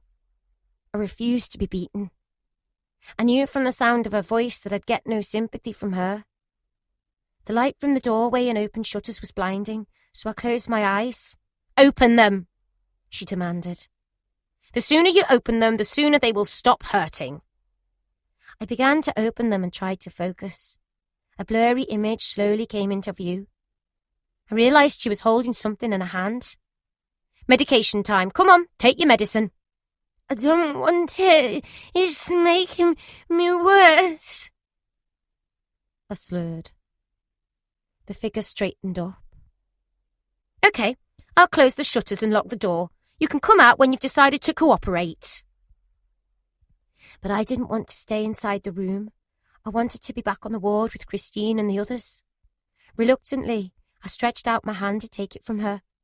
I gulped down the brown syrup, threw the tablets to the back of my throat and swallowed hard. Good girl. Now you can come downstairs if you're prepared to behave yourself. You can have your tea, but no throwing plates, do you understand? I nodded. We'll be watching you. The first sign of trouble, and you'll be back in here, OK? The nurse bent forwards and grabbed at my wrist. She didn't mean to hurt me, but I winced in pain as she did. She helped me to my feet, but almost immediately the room began to spin. I felt sick with dizziness. Something rough brushed against my skin, and my heart sank as I looked down and realised I was wearing the horrible grey hospital gown. Although my brain felt foggy, I couldn't remember getting changed out of my clothes. If I had treatment again, I slurred as I tried to look at her and focus. A smirk spread across her face. Why do you think that? Because where's my clothes? I don't remember getting changed or coming into this room. I want my clothes, I wailed. I don't want this horrible gown. As I moved and felt a draft, I realised that I wasn't wearing any underwear. That gown, she said, pointing down at it, is for your own protection. But I didn't understand. How could a gown protect me when I was naked underneath? Even in my confused state, I realised I had to comply just to get out of the room. The longer I was in there, the higher the risk of having treatment. I clambered to my feet. Although her perfume had initially masked it, now I was standing, I could detect a faint chemical smell. It smelled familiar. Panic overwhelmed me and I wanted to vomit. Can I please get dressed? The nurse nodded. Follow me, she said, as she turned and left the room. She led me down the corridor towards the dormitory. I was so relieved to be out of the room that I followed as fast as my feet and the brain-numbing medication would let me. I heard the rattle of keys as she put one in the lock, turned it, and ushered me inside. Hurry up now, get dressed, then straight downstairs. But I was dying for a wee, so I headed to the bathroom. Where do you think you're going? I pointed towards the toilet. Don't be holding me up. Get in and get dressed. I'm finishing soon, and I don't want a mental defective holding me up and ruining my weekend. I was in and out of the bathroom as fast as I could, and then I started to get dressed. I picked out a jumper and a skirt so there'd be no tricky buttons to delay me. I felt grateful to finally put on my underwear. To me, it felt like a cloth shield covering my body. I didn't bother with socks because I knew they'd only delay me, and I didn't want to make her angry or run the risk of being sent back to the room. The nurse popped her head around the dormitory door.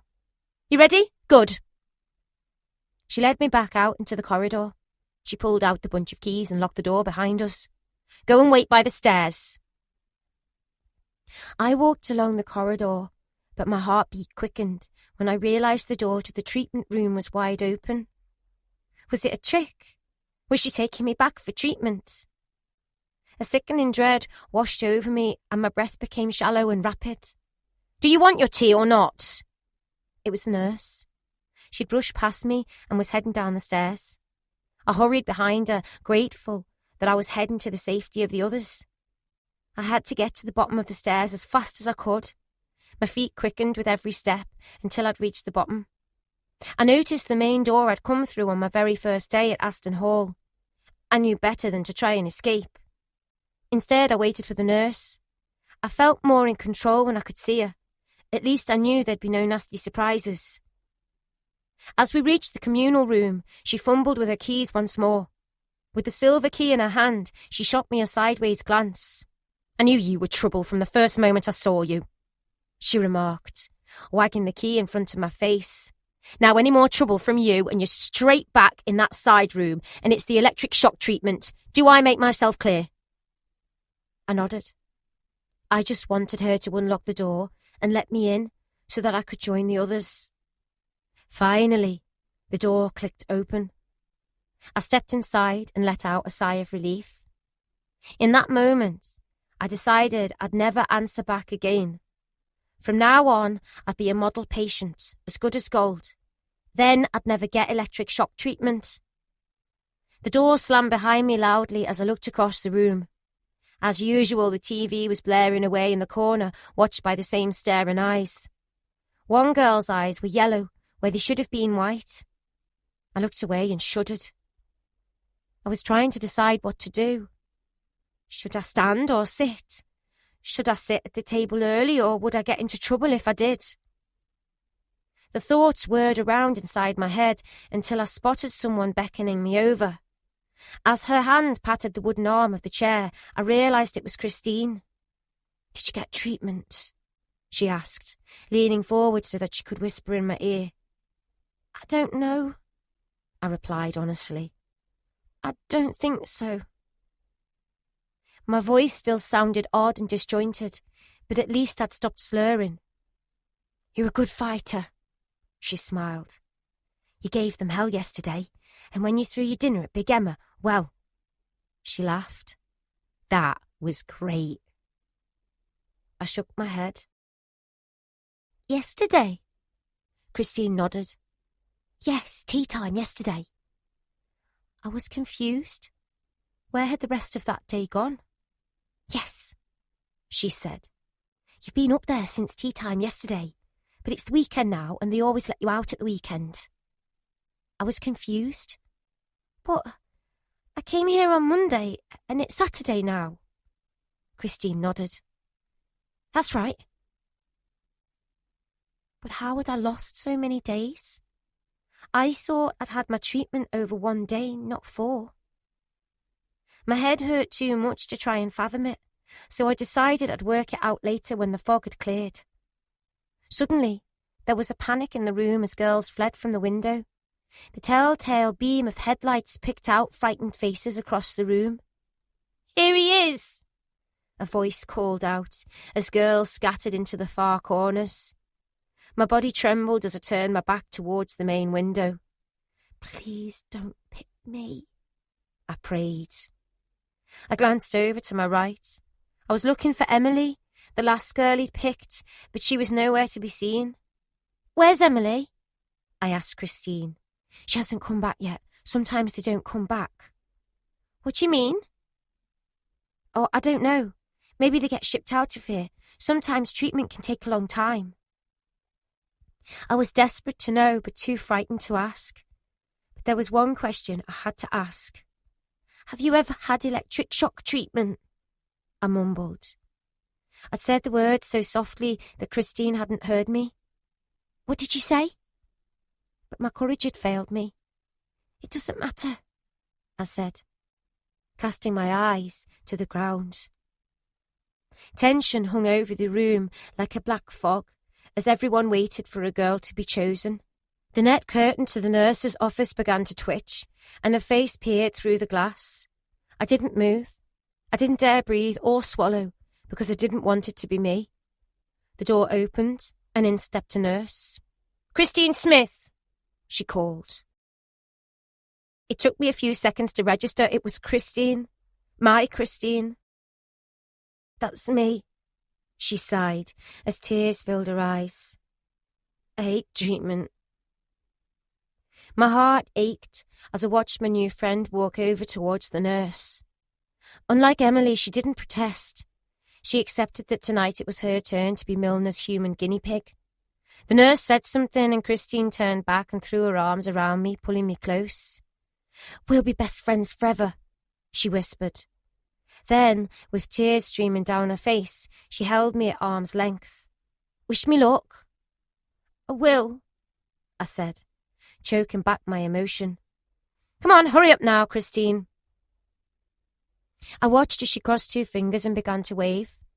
I did the same, even though I felt a deep sadness that I'd made and lost a friend in a heartbeat. Would I ever see her again? The door slammed and Christine had gone. She'd left for the treatment room with its bare rubber mattress, a room without light or sound, a room where time escaped you and there were questions that were impossible to answer, a hidden room with hidden patients. But in that single hug, Christine had managed to pierce through my hardened shell. It was the first time I'd experienced physical human contact outside the treatment room. I'd finally made a friend inside this hellhole, and I was determined to keep her. I'd protect Christine, and she me. If we were going to survive this ordeal, then we had to look out for one another. But at that moment, I was powerless. I couldn't help Christine. I shuddered as I thought of her journey and the long walk down the corridor towards the treatment room. I was still thinking about it when the nurse appeared. She was holding two small paper cups. One contained the brown syrup, the other 2 white tablets. I didn't argue. I put them both inside my mouth and swallowed. As the medication began to take hold, my head slumped forward as I flopped down like a rag doll onto Christine's chair. 21, 22, 23... The nurse was counting the cutlery again. With each number came a clatter as a knife dropped into the tray below. I must have fallen asleep while the count continued. I was woken a short time later by the sound of someone clapping their hands.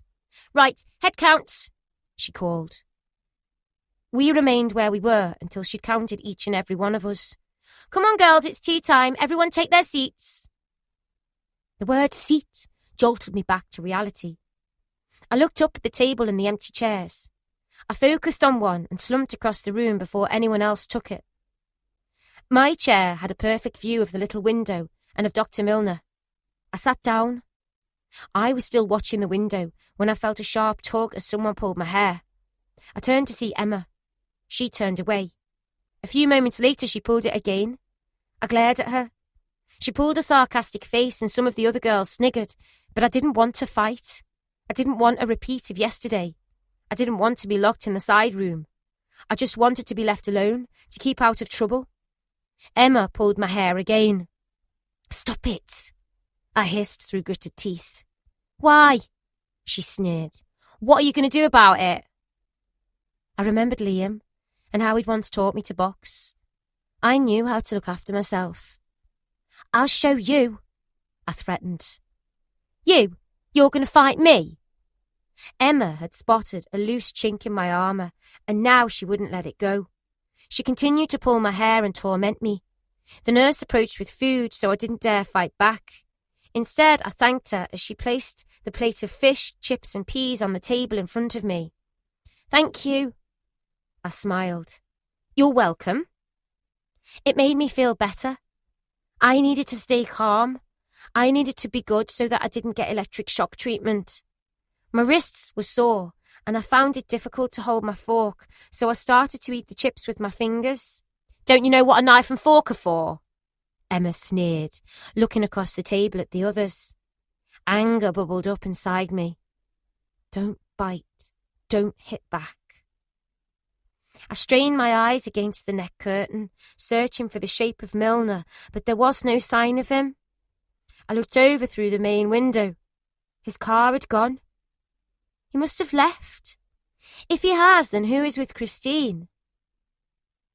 Emma continued to hurl insults at me, but I was starving and I wanted to eat. The only meal I'd eaten had been the marmalade sandwiches the nurse had given me after treatment. I desperately wanted to finish my chips before finishing off Emma. Her friends continued to laugh and jeer, and it was clear that she ruled the roost. Once my plate was almost clean, I pushed back my chair so that it knocked against hers. What are you doing? She grunted. I turned to her. You're nothing but a bully, and I'm not scared of you. I got to my feet and walked over to the nurse. Excuse me, miss. I felt Emma's eyes boring into my back. I have a problem with Emma, I said, looking over at her. I watched as she guiltily dipped her head and continued to eat. She's trying to start a fight with me, but I don't want to fight. I just want to be left alone. The nurse looked at me and then at Emma. All right, she said, with a wave of her hand. Go and sit down and I'll keep an eye on the situation. Emma glared as I took my seat. I looked down at my plate. I'd left a small piece of fish, but it had been smothered in salt. She threw back her head and snorted with laughter. I didn't say a word because I knew the nurse would be watching. Instead, I knocked my chair against hers again. Stupid bitch! She spat the words out. I didn't reply. Emma looked over at her friends who were following her every word. I leaned back in my seat and put my mouth against her ear, but I spoke loud enough for the others to hear. I'm going to rip your head off. Do you hear me? I'm going to damage you badly. She seemed shocked, but knew she couldn't lose face, not in front of her followers. I can box, you know. I was taught how to deal with bullies like you. I continued. I watched her reaction. She looked shocked, as though I'd slapped her across her face. We'll get you, won't we, girls? She boasted. Well, I sighed. We'll see, but you're not going to hurt me. I'm not scared of you, you fat cow. Everyone gasped as Emma spun to face me, her face purple with rage. Fat twat, I added. I wanted to punish her just like I'd been punished in that side room. I wanted her to suffer as I had. The nurse appeared. Are we all finished here? She asked, picking up the plates and cutlery. The counting started up again as everyone remained in their places. 45, 46, 47. Emma continued to taunt me. By now it was a game of wits to see whose nerve broke first. I was determined it wouldn't be mine. 51, 52, 53. I've got something for you, little boxer, she whispered. But you're not going to like it. You see, you're a cheeky twat, and I'm going to teach you. By now, I didn't care. Nothing could be worse than treatment, not even Emma. I clenched both fists. I've got something for you too, I said, showing her. The nurse clapped her hands. No one move, she shouted as she ran past us and over towards the nurse's window. She wrapped a hand hard against the glass and stood with her back against it so she could see us all. I didn't have a clue what was happening. Then 3 nurses came rushing into the room. What's happening? One asked. We're a knife short, the first nurse gasped. One of them has a knife. There was panic in her voice as the room fell silent and everyone eyed each other with suspicion. The head nurse who'd been in the office strode across the room and immediately took control. Right, no one move. You are all going to be strip searched unless the person who has the knife stands up and returns it. She glanced across the tables, but no one uttered a word. If the one who has the knife does not give it up, then all girls will be punished." There was silence again. "So make it easy on yourself," the nurse continued. "Give it back." My eyes scoured each and every face, but no one flinched. Everyone looked guilty. "Right," the head nurse said, beginning to lose her patience. "I'm going to give you 5 minutes to hand it back." The silence was deafening. "Okay, let's play this your way." She stepped forward and pointed at the table nearest her. You, and you," she said, picking out 4 girls from the table. "Come here." The girls stood up and walked over to her. "Stand in line." The girls did as they were told. "Hands up, legs spread apart," she ordered, as she checked them all. Satisfied they didn't have the knife, she told them to line up against the back wall, before calling another 4 girls forward and resuming her search. The nurse continued to frisk each girl, patting down clothes and turning up sleeves. Then she stopped picking girls from each table and began to choose at random. "You," she said, pointing at me. I got to my feet and went over towards her.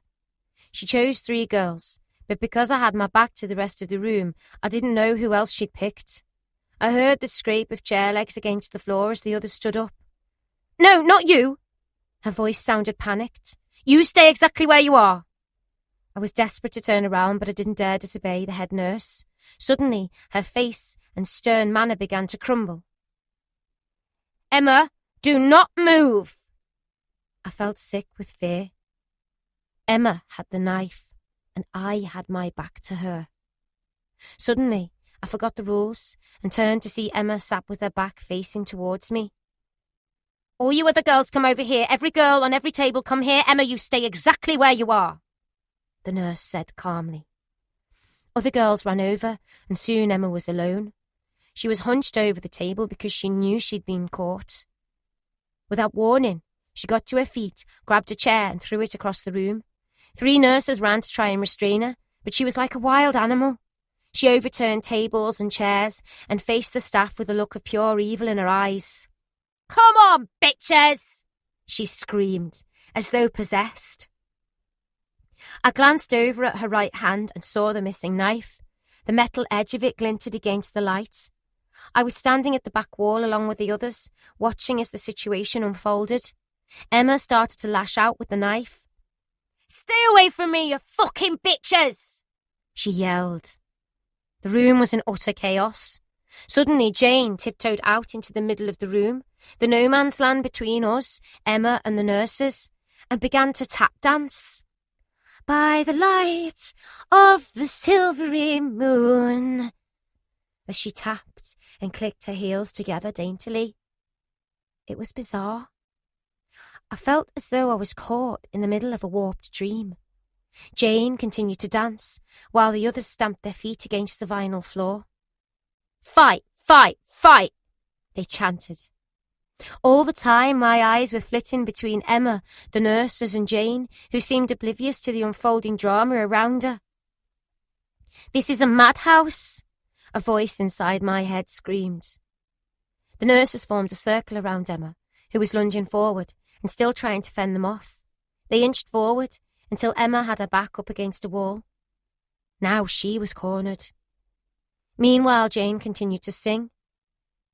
"We're sending for the police," a nurse warned Emma. "We're sending for the police and for Dr. Milner." The mention of his name sent shockwaves through the room, and everyone quietened down. "I don't fucking care!" Emma roared. "Calm down," the nurse tried to reason. "We can talk this through." But she lashed out again, this time kicking another chair.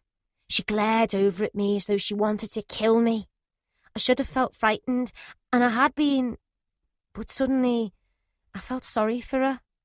She looked pathetic, holding the nurses off with a blunt dinner knife. I glared back at her and noticed she had spittle dangling from her mouth. "Put the knife down and drop it to the floor before the police and Dr. Milner come," the nurse warned. The room was silent, apart from Jane's singing. "By the light of the silvery moon." All eyes were on Emma. She lunged forward, tripped and landed hard against the floor, smashing her face as she went down. The nurses jumped onto her, pinning her down and pulling her hands behind her back, just as they'd done with me. Emma raised her head slightly, and I noticed a trickle of blood coming from her nose. A nurse appeared with a hypodermic needle in her hands. "Hold her steady," she called, as she plunged the needle into Emma's backside. We watched as she went limp in their hands. I felt a pang of regret because I knew what it felt like. The nurses grabbed Emma by her arms and legs and began to drag her across the floor like a dead animal. Even though she was sleeping, she looked as though she was dead. They unlocked the main door and pulled her lifeless body through it. The door slammed, and then she was gone. A nurse clapped her hands loudly to try and bring order back to the room.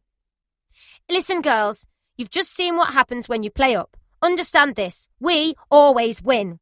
Now all of you go over, pick up those tables and chairs and put them back where they belong."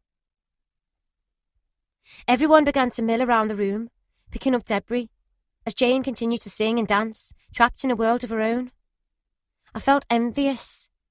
She lived in her own mind, where nothing or no one ever bothered her. In many ways, although she was mad, I almost wished I was her. We worked while Jane sang the same song over and over again. Once the furniture had been tidied, everyone began to settle down and talk about what had just happened. The 3 girls who'd backed Emma earlier approached me. "You're to blame," the eldest one said, poking me hard against the chest with her finger, "and you'll be in for it when Emma gets out." Even though she was 3 or 4 years older than me, I looked her square in the eye. "Listen, I'm not scared of Emma or any of you. No one's going to do anything to me. Now leave me alone." They scowled back at me, but eventually peeled away to another corner of the room. Seconds later, 2 other girls approached. "Hey, aren't you scared of Emma?" one asked. "Me," I replied. "I'm scared of no one."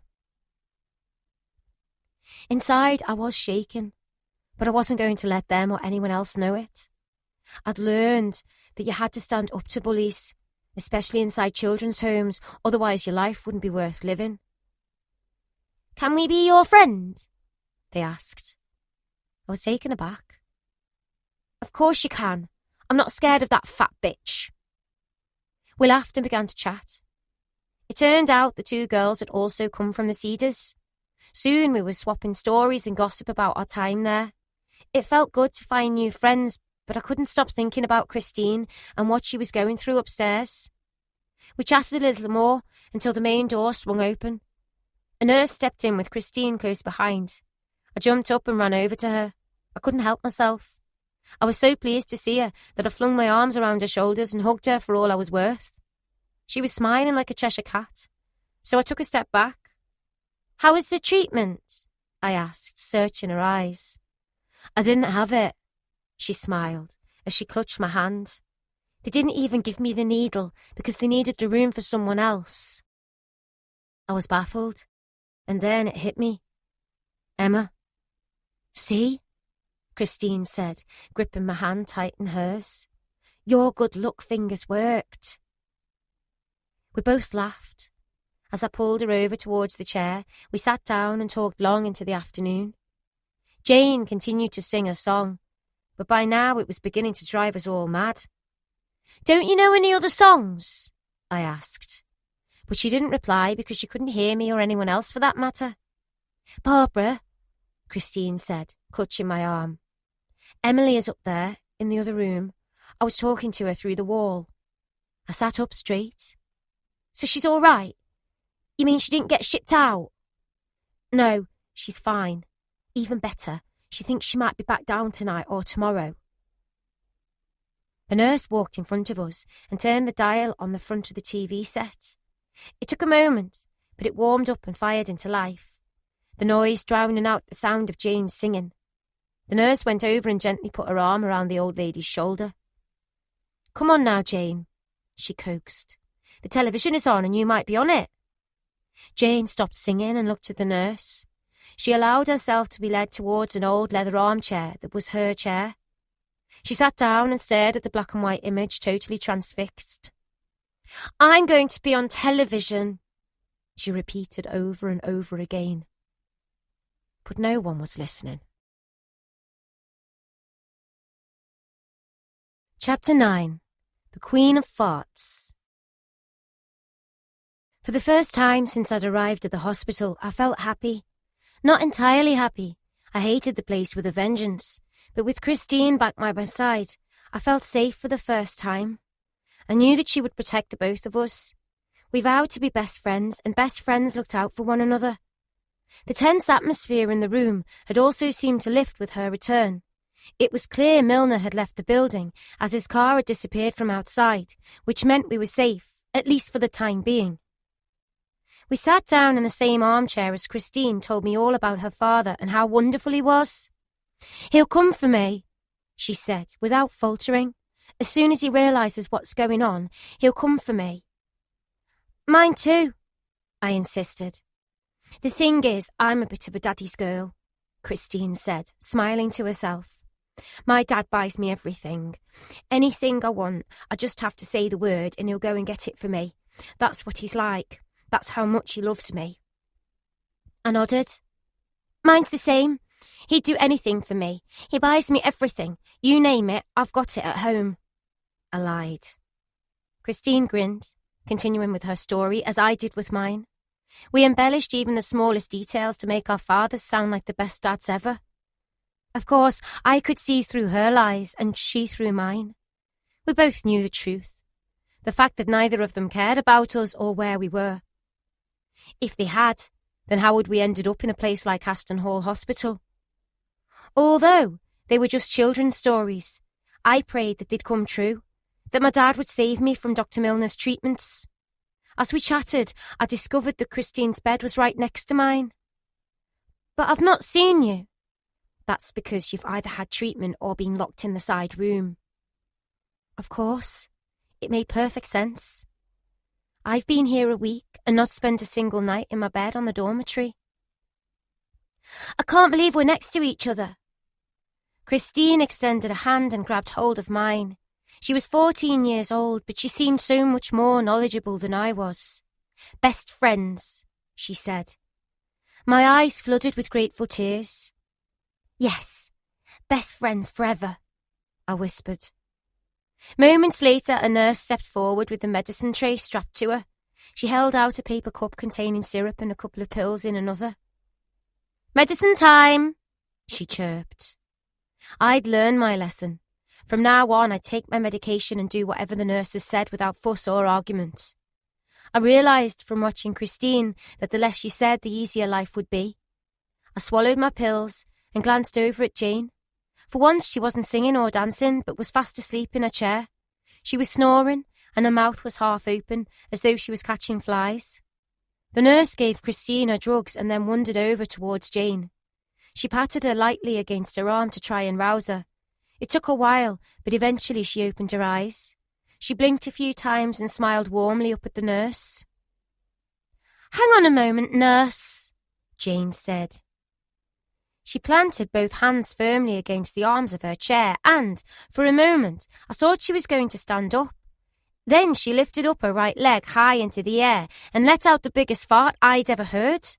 The room was silent, but as Jane started to howl with laughter, everyone joined in.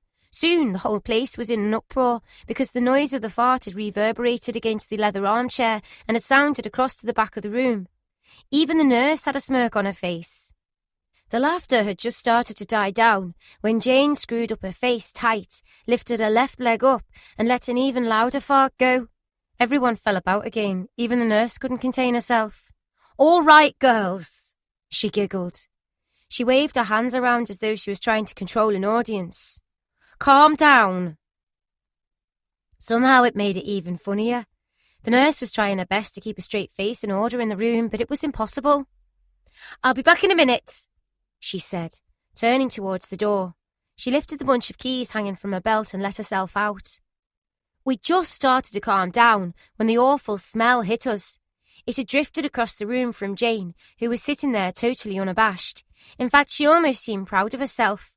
Proud she'd reduced the whole room into a fit of giggles. Christine and I moved to the far end of the room and waved our hands like fans to try and get rid of the awful eggy smell. As it crept across the room, other girls held their hands over their noses and streamed over towards the back wall. The two girls who'd been playing cards were annoyed because their game had been rudely interrupted. "I only needed one more card and I would have won that game," one complained. She glared over at Jane, who couldn't care less. "What did you need?" I asked. "What? What card? What card did you need? Was it the Queen of Farts?" Suddenly, everyone fell about laughing once more, including Jane. Even the girl who'd forfeited her game found it funny, and it wasn't long before Jane's new nickname became the Queen of Farts. "You're so funny, Barbara," Christine giggled. But our merriment was broken by the nurse, who stepped back into the room clapping her hands sharply. "Come on, girls, put everything in order," she said, pointing towards the dining chairs. We were still giggling away as we tidied up. The laughter was infectious, even in such a bleak environment. But the nurse no longer seemed amused. "Calm down and get in line for bed." By now, the medication had started to kick in. My body felt heavy, and I began to feel extremely sleepy. The thought of climbing into a warm bed made me hurry along as I fell in line and followed the group out into the corridor and upstairs. I was so busy chatting to Christine that I had almost forgotten the treatment room. As we neared it, a hush descended on the group. I scanned the look on their faces. It was obvious I wasn't the only one frightened of the room. Walking past it was enough to put the fear of God into me. My pulse and footsteps quickened as I dashed past. I felt my stomach flip, and I swallowed down bile rising up at the back of my throat. Christine realised I was terrified and grabbed my arm to comfort me. Once we'd passed, the tension lifted. Not tonight. No one was getting treatment tonight. We were safe, all of us. Safe from Dr. Milner. My heart slowed as the nurse unlocked the dormitory door, and we poured into the room. I climbed into bed and sighed as the cotton sheets enveloped me, making me feel secure. "Good night, girls," the nurse called as she strode along the ward, doing her final head count. She traced her fingers against the wall and flicked off the light, leaving the ward bathed in a silvery moonlight. Although I was exhausted, I did one last check around the room before I closed my eyes and noticed that 3 of the beds were empty. "Christine, why are those beds empty?" She pulled back the covers from her face, blinked and glanced over. "One's Emily's, one's Emma's, and the other girl must have been shipped out," she replied in a sleepy voice. "Shipped out?" "Yeah, sometimes they don't come back." Chapter 10. Tears and Toothbrushes. I slept soundly but woke early the following morning. Light streamed in through the tall windows of the ward, the brightness jolting me into the present. I rubbed my eyes and glanced over at Christine, who was still fast asleep. My eyes hovered above her and over towards the end of the ward. One of the 3 empty beds had been filled overnight. There was a lump-shaped figure sleeping beneath the covers. Someone had been brought in. This had often happened at the Cedars and the children's home before that, but at least at those places I wasn't left wondering if it was someone new or someone returning from treatment. The hospital had its own set of rules. I tried to work out whose bed it was so that I could identify the lump within it, but I couldn't remember whose bed was whose. I considered the figure. It was far too petite to be Emma. Who was it? The question burned inside my brain until curiosity got the better of me. Tiptoeing over, I held my breath and lifted back the blanket to take a peek. As I did, Emily opened her eyes, but she looked so startled that I put a finger against my lips to try and shush her. I knew I'd be in trouble if I was caught out of bed. "Hi," I whispered. Emily continued to stare. Her eyes were wide but glazed over from treatment. Although she was facing me, she looked straight through me. "Drink. I need a drink," she suddenly gasped. "Okay," I replied. I turned to look for a cup and remembered the half-full one on top of my bedside locker. I turned and padded across the ward to fetch it. Picking it up, I dashed back over towards Emily. I was halfway across the room when I heard a key in the lock, and I froze as the door suddenly opened and a nurse stepped in. "Wakey, wakey," she called, as her hands stretched along the wall, feeling for the light switch. Light flooded the room as I stood in the middle of it, holding the cup in my hand. The nurse saw me and scowled, but I didn't know what to say, so I remained motionless. "What are you doing?" she asked. Her voice boomed across the ward, waking everyone up. I pointed towards the tumbler of water. I was getting Emily a drink. Everyone sat up in their beds, watching the floor show begin with me, the centre of it all. My face flushed with hot embarrassment. Put that back down now, girl. You must never ever give girls drinks, do you understand? I nodded and ran and put the glass of water back on top of my locker. As I did, I felt my head being pulled back as though someone was tugging my hair. It was the nurse. I could lose my job through you, she hissed. You're getting the toothbrush today, do you understand? The toothbrush? I didn't have a clue what she was talking about. The others were sat up in their beds watching and wondering what the hell I'd done wrong. I wasn't even sure myself. I was just trying to help Emily, I thought bitterly. The nurse tightened her grip, pulling at every strand of hair, but I didn't dare cry out or complain because I didn't want to end up in the side room. Eventually she let go and threw me against my bed. Wait there! I did as I was told because I didn't want to make things worse. The nurse told the others to get out of bed and brush their teeth, and I wondered if that's what I should do, but she made it clear that she had other plans for me. Another nurse appeared and began clapping her hands. Come on, girls, chop chop, get washed, dressed, and then it's medication time. I watched her as she stood there in the doorway. The medicine tray was attached to her as though she was selling ice cream at the cinema. She glanced over and realised that I wasn't moving.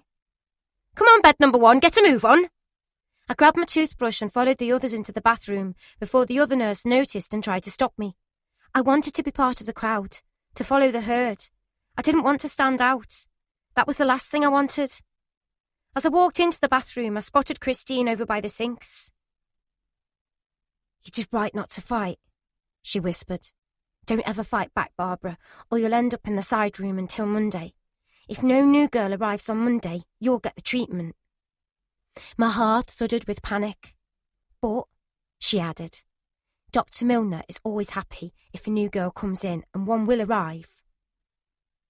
I wanted to ask her more, but our conversation was cut short by the nurse who was standing in the doorway.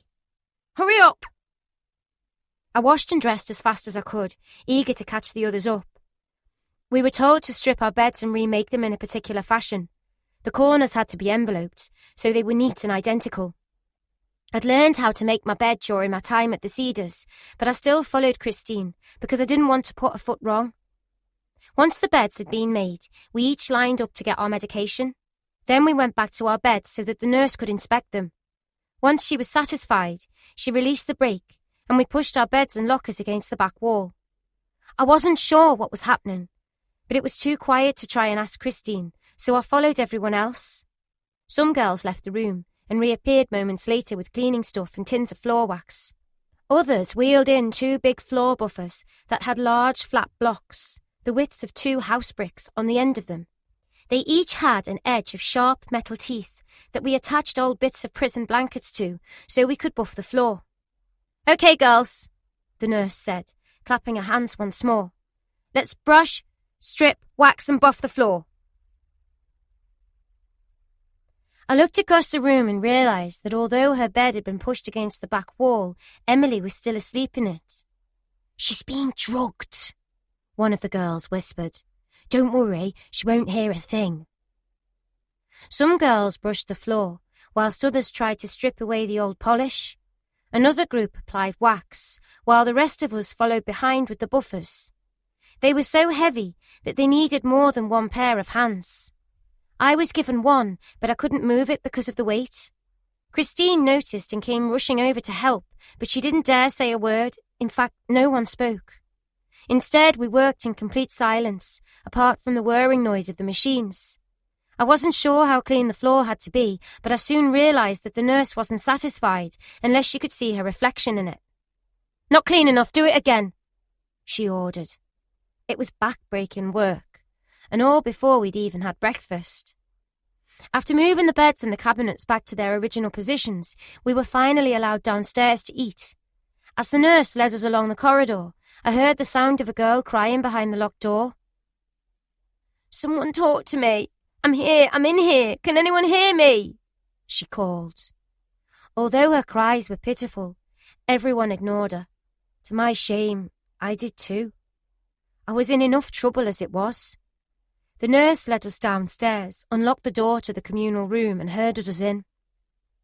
The counting of cutlery started up like clockwork. 12, 13, 14. The table had been filled with cereal and slices of buttered toast. I took it in heartily, hoping that my earlier misdemeanour had been forgotten. But it hadn't. "Barbara O'Hare!" a voice called out. I gulped down my mouthful and turned to see the nurse standing with her arms folded. "Haven't you forgotten something?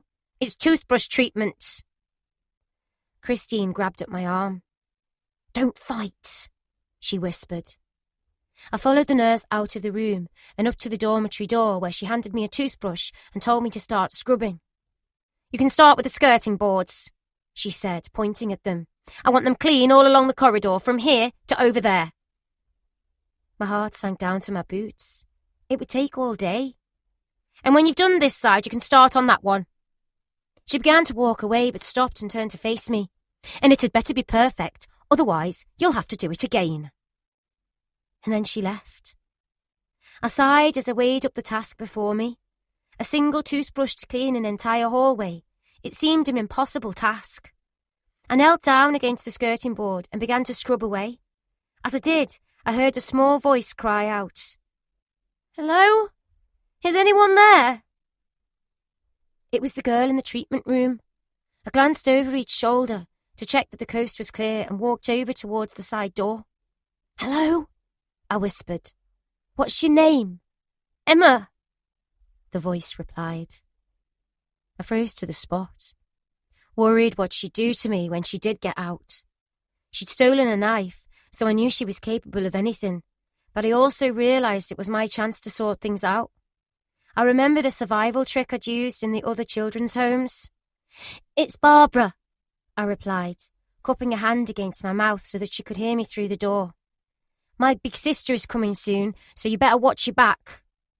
It was a lie, but Emma didn't know that. But her voice sounded different, broken somehow. "No trouble, I promise." I realised then that she didn't need an enemy but a friend. I decided to change tact.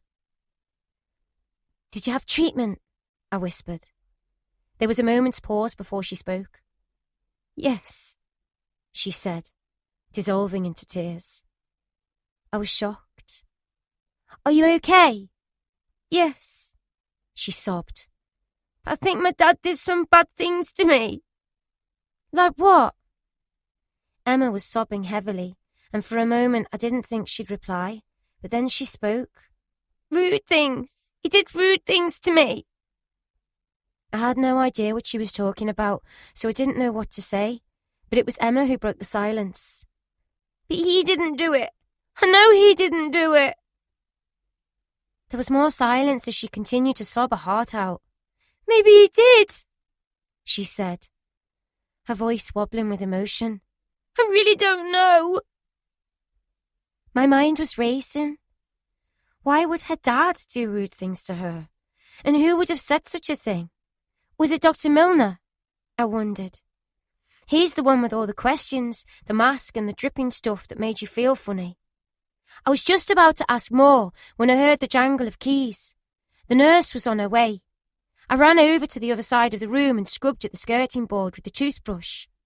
I heard metal scrape in the lock as the door flew open and she appeared at the top of the stairs.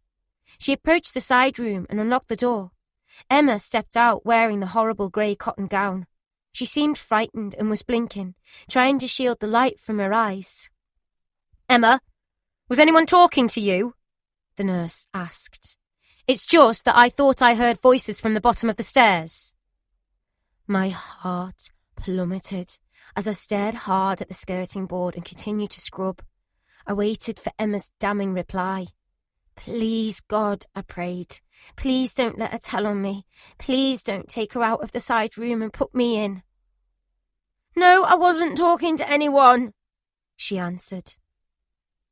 The nurse sniffed as though she didn't believe a word of it, but allowed Emma to use the toilet. Afterwards, she was put back in the side room as the nurse locked the door and came over to inspect my work. "Not good enough," she decided. "Start again." I didn't complain because I knew it was a test to see if she could break me, and I refused to be beaten. The nurse watched as I went back to the beginning, got down on my knees and started to scrub it again. Eventually, her footsteps sounded along the corridor as she walked away. "Come here." It was Emma, whispering through the locked door. "What?" "I could have got you into some real trouble, but I didn't. So don't tell your big sister about me, okay? Me and you will be friends." "Okay," I replied. I couldn't help but smile, because my imaginary sister had just saved the day. I carried on cleaning until Emma called out to say she was going to sleep. I continued to work for the best part of an hour, until the nurse came back to do a second inspection. "Okay, that'll do. You can put the mop back in the bathroom and come downstairs."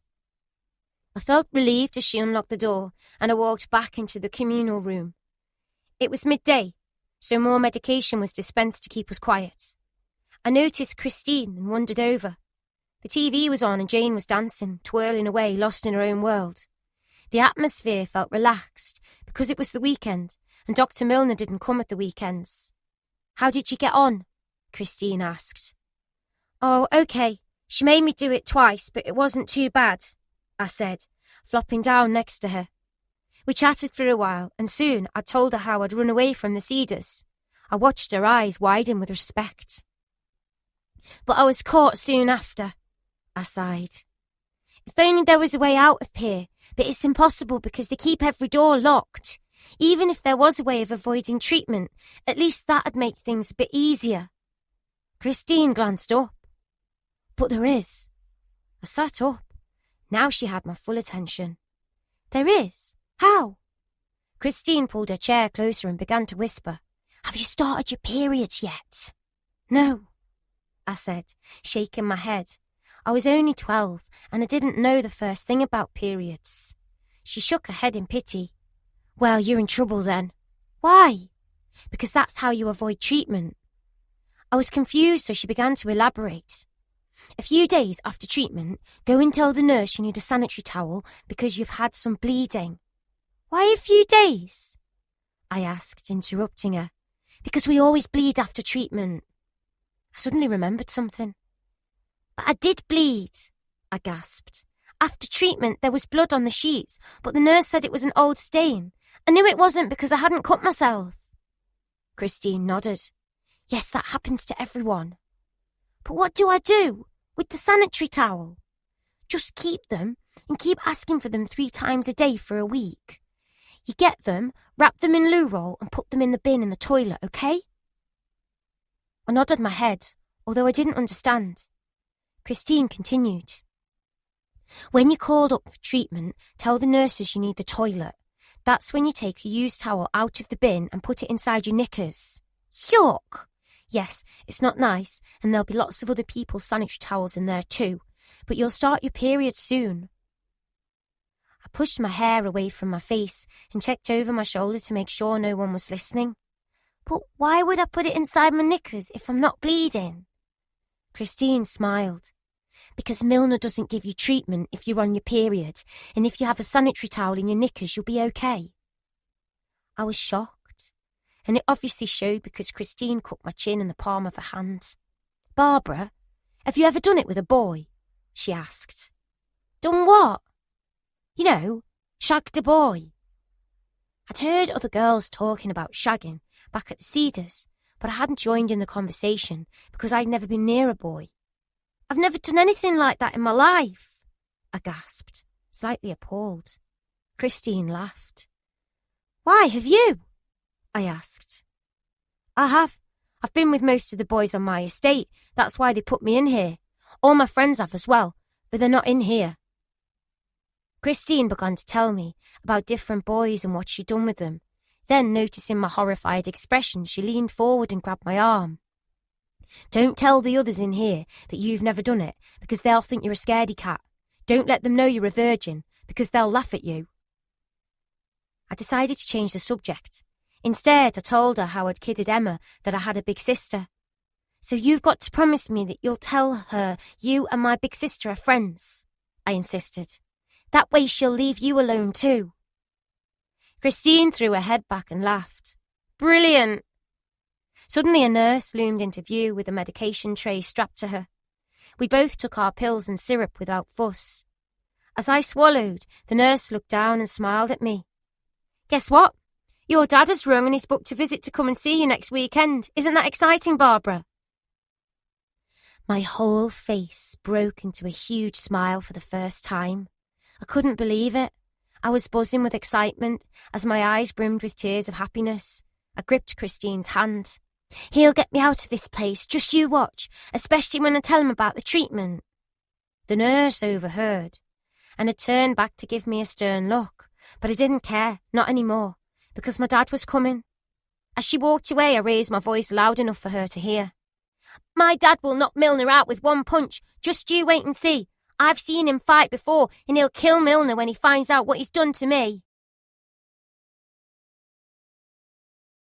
Chapter 11. The night has 1,000 eyes.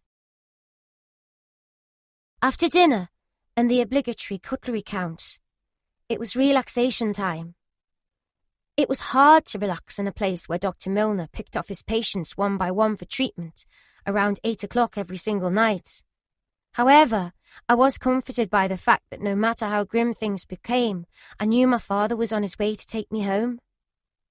After medication time, most girls drifted around the room like zombies, but Jane always danced and sang the same By the Light of the Silvery Moon tune.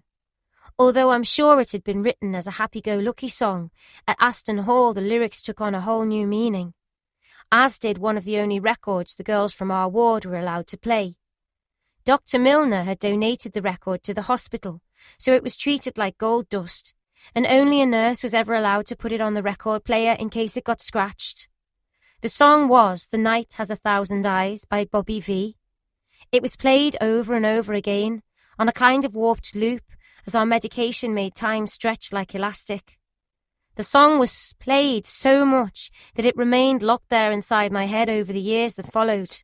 Looking back, its lyrics were foreboding, sinister and strangely prophetic when played inside that locked and oppressive unit filled with dozens of frightened and lonely little girls. In fact, the more I heard the words, the more the song made me feel sick. When it played, I thought of Milner and his beady dark eyes watching us through the net curtain in that strange little window, watching and waiting, like a predator waiting to pounce. The nurse walked over towards the record player with the vinyl in her hand. She pulled a switch and the single dropped down and crackled away as the needle made contact and amplified it through the speaker until it filled the room. The song and catchy chorus chimed again and again until the end of the song was almost near. 'Cause the night has 1,000 eyes. Once it had finished, the nurse went over, lifted it up and put it on again. It circled around, the chorus repeating over and over again. When it played, even Jane stopped singing. She'd smile and tap along, her black tap shoes picking up the beat as they clinked across the polished floor. The little girl's bow in her grey hair would bob up and down as she tapped and twirled her way through another routine. After dinner, Christine and I sat down in our usual chair. I'd wanted to ask her about electric shock treatment and if anyone had ever been given it. I was determined that my dad would get me out before they gave it to me. Inside, I felt stronger than I'd ever felt because I knew Dad was coming. I just prayed it would happen before my next treatment. Christine wanted to talk about sex and all the boys she'd done it with. She knew I was a virgin, so she insisted on telling me all about the birds and the bees. I let her chatter on until she'd finally run out of things to say. Christine, I said, looking over at her, have you ever had electric shock treatment? I'd finally plucked up the courage to ask her. She looked at me with widened eyes. No, but there was a girl in here that did, but she got shipped out straight after. I gulped. Why? What is it? Well, she began, leaning forward in the chair. She grabbed a handful of my hair with her hand. See this? She said, gesturing towards it. I nodded. They cut most of it off because it's static. Then they put wet sponges on your head and a big metal cap that's connected to some wires, which are plugged into the electric. They flick a switch and the electric goes down through the wires, through the sponges and into your brain. I slumped back against the arm of the chair. They put electricity into your brain? Yes, they have burn marks here afterwards. She placed both hands against her temples. They have them for life. But why? What happens to them after they've had it? She looked at me, her face deadly serious. It makes them crazy. Afterwards they lose their memory and their hearing. All they can hear is the buzz of electricity ringing in their ears. But what happens then? She sat back in the chair and gazed out into open space. They never talk again. They spend the rest of their lives in a wheelchair. Dr. Milner's treatments had been terrifying, but electric shock treatment sounded 1,000,000 times worse. I have to get out of this place, I thought. Christine began to tell me about a girl at Aston Hall Hospital who'd had electric shock treatment. I saw her briefly afterwards. All her hair had been chopped off, and she was just sitting there in a wheelchair, her mouth hanging wide open with dribbles of spit hanging from it. She never spoke again. I wasn't sure how true the story was, but Christine had sounded convincing. I decided I'd never upset the nurses again, because I had to keep myself safe, and the only way I thought I could do that was to pray. Only God and our Lord Jesus could keep me safe until the following week, until Dad arrived. 7 days, just 7 days, then Dad would get me out of this place for good. But could I even last a week? I wasn't sure. Tears filled my eyes and I started to sob. Hey, Christine said, wrapping an arm around my shoulder. Don't cry. You have to be strong. If the others know you're a crier, they'll pick on you. She hugged me, which made me feel a bit better. Shush. You're asking for trouble if they see you like this. You're a virgin and you cry. The other girls would love that. They'd make things really hard for you. I used the sleeve of my jumper to wipe away my tears before anyone saw. She was right. I needed to be strong. Only 7 more days. Christine, I said, pulling away from her embrace. Have you ever run away? She shook her head. And don't even try it. Some people have, but there's a big lake outside and some sinking sand, she said, her eyes widening with the drama of it all. I even heard a few people drown before I came here. But how? How do you know? Because some of the others told me. That was that, I thought. My father is my only hope because there's no other way out. That evening, before I climbed into bed, I knelt down at the side of it and said a whole rosary and 3 Our Fathers. Prayer and Dad were my only hope. Forgive me, God, for whatever I have done to end up here at Aston Hall, I whispered. If you cannot find it in your heart to forgive me, then please let me die and go up to heaven with you, because it would be so much nicer than being here. I crossed myself and climbed into bed. As I did, I glanced out of the window and spotted 3 tall chimney stacks, the sort that belonged to a power station. Outside, people were living normal lives and going about their daily business. Other children would be climbing into bed at the same time as me, but they'd wake up to 2 parents in a happy family home. Here, all I had to look forward to were talks with Christine, meal times, and the visit from my father. The Cedars had once felt bleak, but it was a holiday camp compared to this place. Why had I agreed to come here? I cursed. How could I have been so stupid? But I wasn't stupid, because I had an escape plan. Dad. He'd get me out of this hellhole and far away from Milner. Just wait till I tell him what the doctor's done to me. He'll sort him out, I thought, as I shut my eyes and fell asleep. Only 6 more sleeps. 6. Then I'd be out of this place for good. Chapter 12.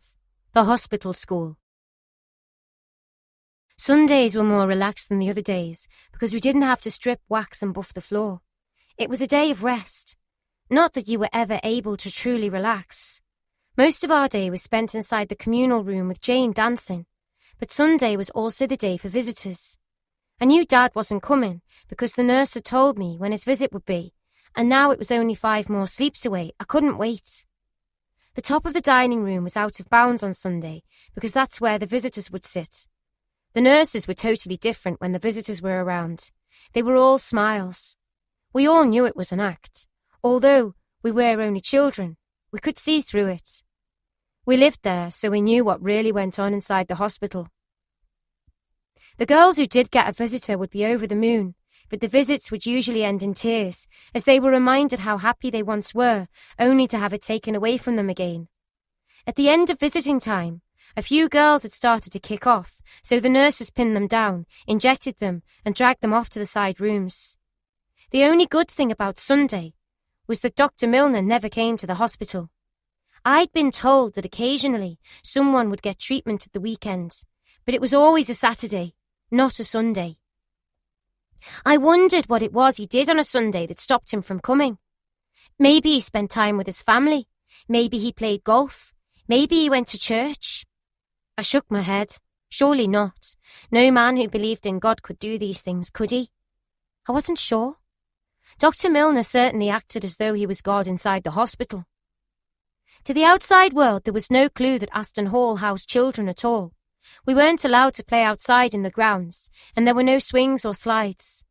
Mondays were exciting, because although we felt sorry for her, whoever she was, we knew that someone new would be coming in. I discovered that most of the girls had come from the Cedars.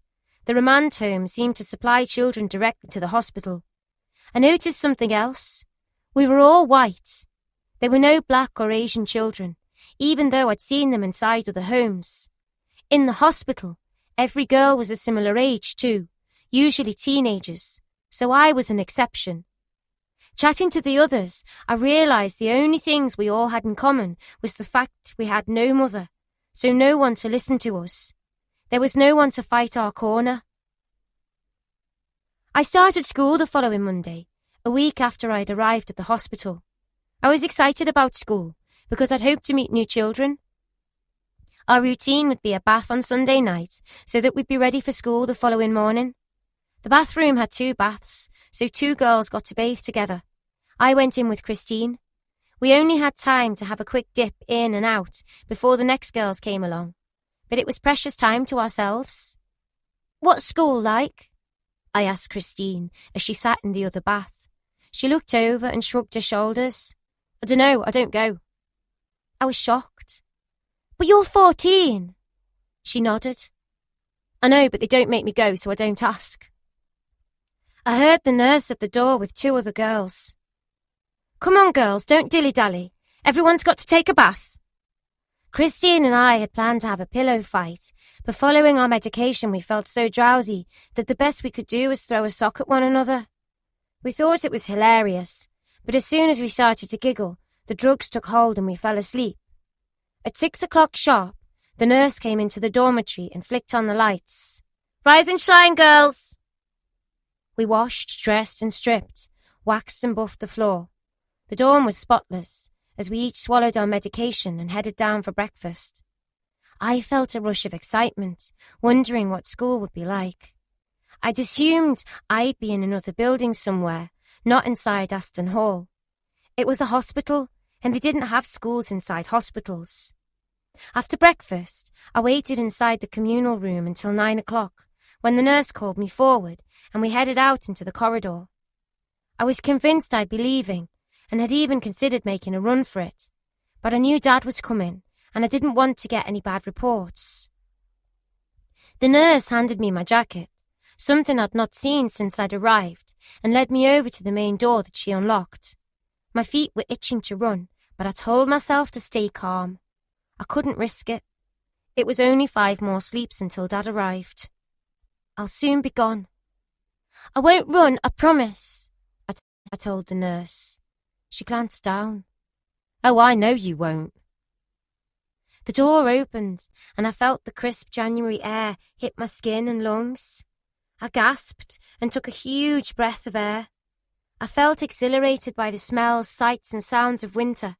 There was a silver shimmer of frost on the grass and glittering against the tarmac. I stood and exhaled while the pitiful cries of crows, nestling in barren trees, filled my ears. I'd been so busy, taking it all in, that I'd not noticed the tall man waiting outside the door.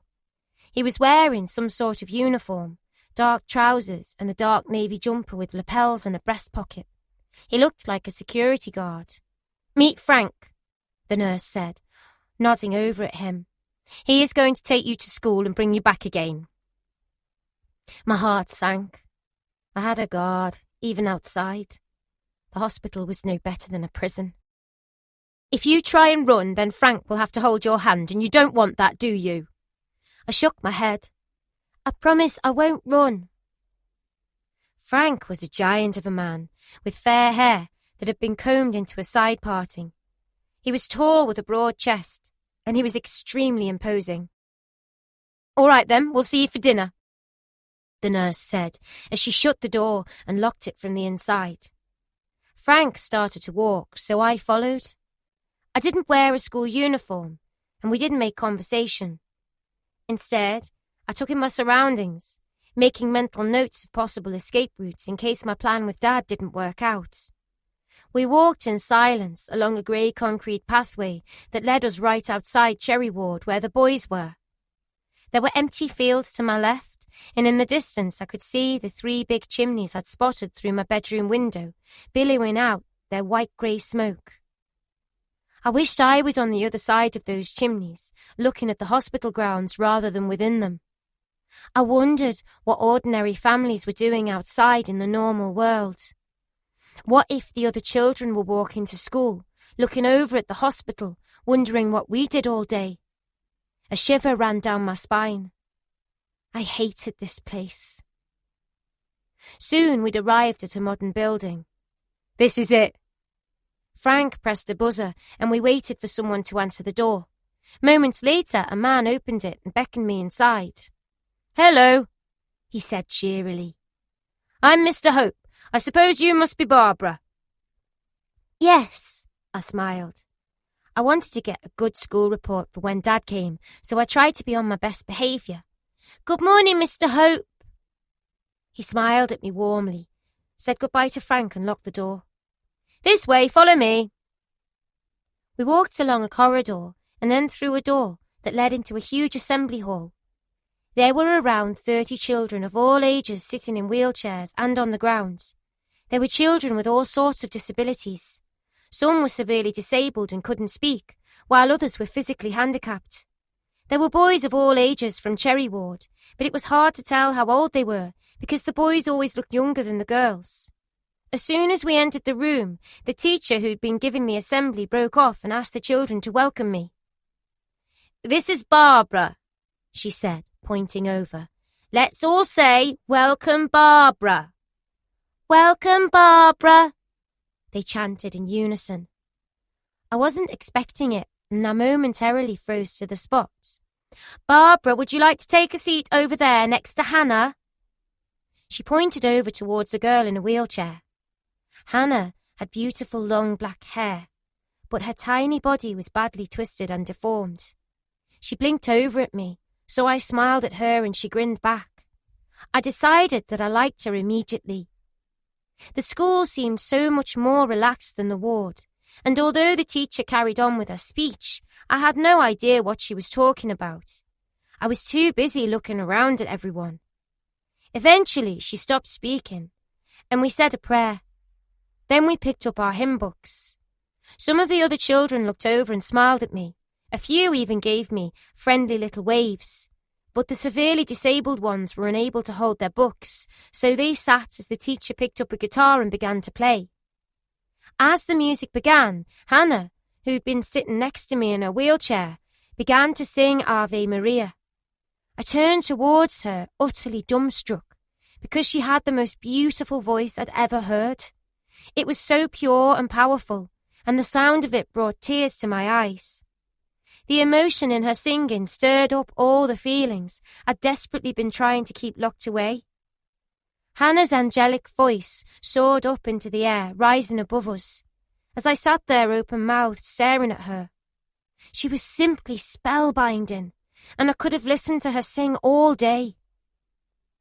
After she'd finished, I was so caught up in it that I wanted to jump to my feet and applaud her. But I didn't. Instead, I sat and looked on in wonder. How could anyone, sing like that. Soon it was time for lessons, and everyone who could stand up was told to. I'd like each of you that is able to walk to go and stand by a wheelchair, the teacher told us. I immediately positioned myself behind Hannah, who looked up and beamed. I knew I'd made another friend, and it felt good. We were told it was our duty as able-bodied children to push around the ones who couldn't walk and help them for the rest of the day. Mr. Hope appeared and took Hannah's wheelchair so that he could show me how to push and apply the brakes. So you see, it's pretty simple. I'm sure you'll soon get the hang of it. School had felt like a breath of fresh air. We got to do lessons in maths and English, although it was all pretty basic. The best thing was the relaxed atmosphere, with no threat or mention of treatment. I'd learned to be on high alert, watching and waiting in case Dr. Milner appeared, but he never did. The day passed, and soon it was playtime, something I'd not experienced in a long time. I smiled as I pushed Hannah out into a small playground outside. We were within the hospital grounds, and we only had 30 minutes, but it was still a short burst of freedom.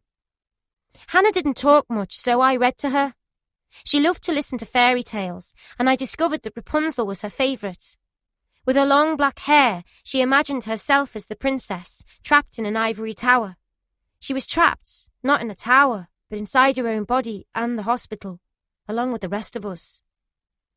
My other duty was to take her to the bathroom. A member of staff showed me how to remove the arm of her wheelchair, pull down her underwear, and slide her across and onto the toilet. Then I had to wipe her, pull up her underwear, and slide her back into her chair.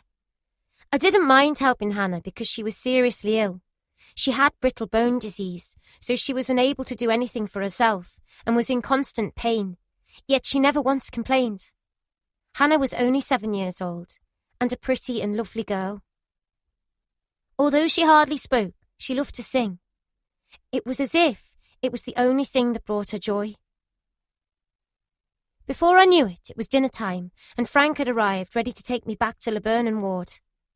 We followed the same path we'd trodden earlier. A skinny boy with bright red hair came over and started to walk along with us. His name was James. "Hello, where have you just been?" he asked. "School. Where have you been?" I replied, curious why he was able to walk freely around the hospital. "Oh, I help the gardener." "Do you work here?" James smiled as though I'd said something funny. "What?" I said, slightly annoyed that he was laughing at me. "No," he grinned. "I don't work here. Well, I suppose I do. I help the gardener out, but I'm on Cherry Ward." I was shocked. James was a patient too. Frank followed a few steps behind us, and although he occasionally looked up to check we were still there, he allowed us to talk. "Do you get treatment?" James asked suddenly. The blood drained from me. How did he know about the treatment and Dr. Milner? I felt myself blush, and I stared hard at the ground. "We get it too," he whispered. "The boys over at Cherry Ward. We've all had it." I was stunned, and James had realised because he saw the look on my face. "The boys get treatment too." I repeated it over inside my head. I could barely believe it. Dr. Milner was treating both boys and girls. Wait until I tell Christine about this. James looked up, stopped in his tracks, and pointed up at a window. "That's where you get treatment, isn't it?" he said. I followed his gaze, and to my horror I realised that our short walk was over and we were standing in front of Laburnan ward. Frank rang the doorbell as James cheerily waved goodbye and disappeared. The door swung open, and standing inside was the nurse, the keys still swinging on her belt. Frank left and the nurse led me towards the communal room door. I'd expected her to unlock it, but she disappeared off into Dr. Milner's office. I froze. Was he in there? Moments later, she reappeared with my usual medication in 2 small paper cups and told me to swallow. She unlocked the door, and I found myself back inside the room just in time for the cutlery count. 51, 52, 53. Jane was over by the television, twirling away, while the others were sitting staring into space. I spotted Christine, who waved me over. "I've got something to tell you," she began. "Me too," I replied, flopping down in the seat next to her. Christine looked at me expectantly. "No, go on," I said. "You first." "The new girl has arrived." "How do you know? Have you seen her?" She shook her head. "No, but one of the other girls has, and guess what?" She paused for extra effect. "What?" "She's from the Cedars." A bubble of excitement rose up inside me. "I wonder if it's someone I know." "So come on then," Christine said with a nudge of her elbow. "What have you got to tell me?" Just then the nurse clapped her hands to shush us all, and two girls started laying cutlery on the table. "It's James," I began. "He's a boy I met on my way back from school." Christine grinned and nudged me as though he was my boyfriend. "No," I said, shaking my head. "It's nothing like that." "Barbara O'Hare, could you please stop talking?" the nurse shouted. I dipped my head down. I didn't want any unwanted attention, not now, not after what James had said. "I'll tell you later," I whispered. Chapter 13. Bodies. It soon became normal for me to walk to school every day with Frank. He didn't hold my hand because I'd promised I wouldn't run away. James would join us most days, walking alongside, chattering away, and it wasn't long before we became good friends. Frank would be there, but he allowed us to talk as long as he followed close behind. "I know this area well," James told me. "I'm from Nottingham, you see. My dad used to take me camping all around here." Soon he was telling me about all the places he'd been on holiday, including the Yorkshire Dales, where he'd seen the most beautiful waterfall. "You should have seen it, Barbara. It was the most incredible thing." However our conversations began, they always turned back to one subject: the hospital. "I haven't seen my mother since I was little," James told me. "Me neither. I don't even know her name, because no one will tell me. All everyone ever says are nasty things about her. I don't even remember what she looks like, because she left when I was just a baby. My foster mother once told me my mum didn't want me." James shook his head in pity. "That's awful," he sighed. I wiped away a stray tear that had suddenly filled my eye. "But I don't believe it because Edna was a cow, and she's jealous. My mum's a lovely lady, and she's out there right now, searching for me." James looked over and smiled. "I bet she is," he agreed.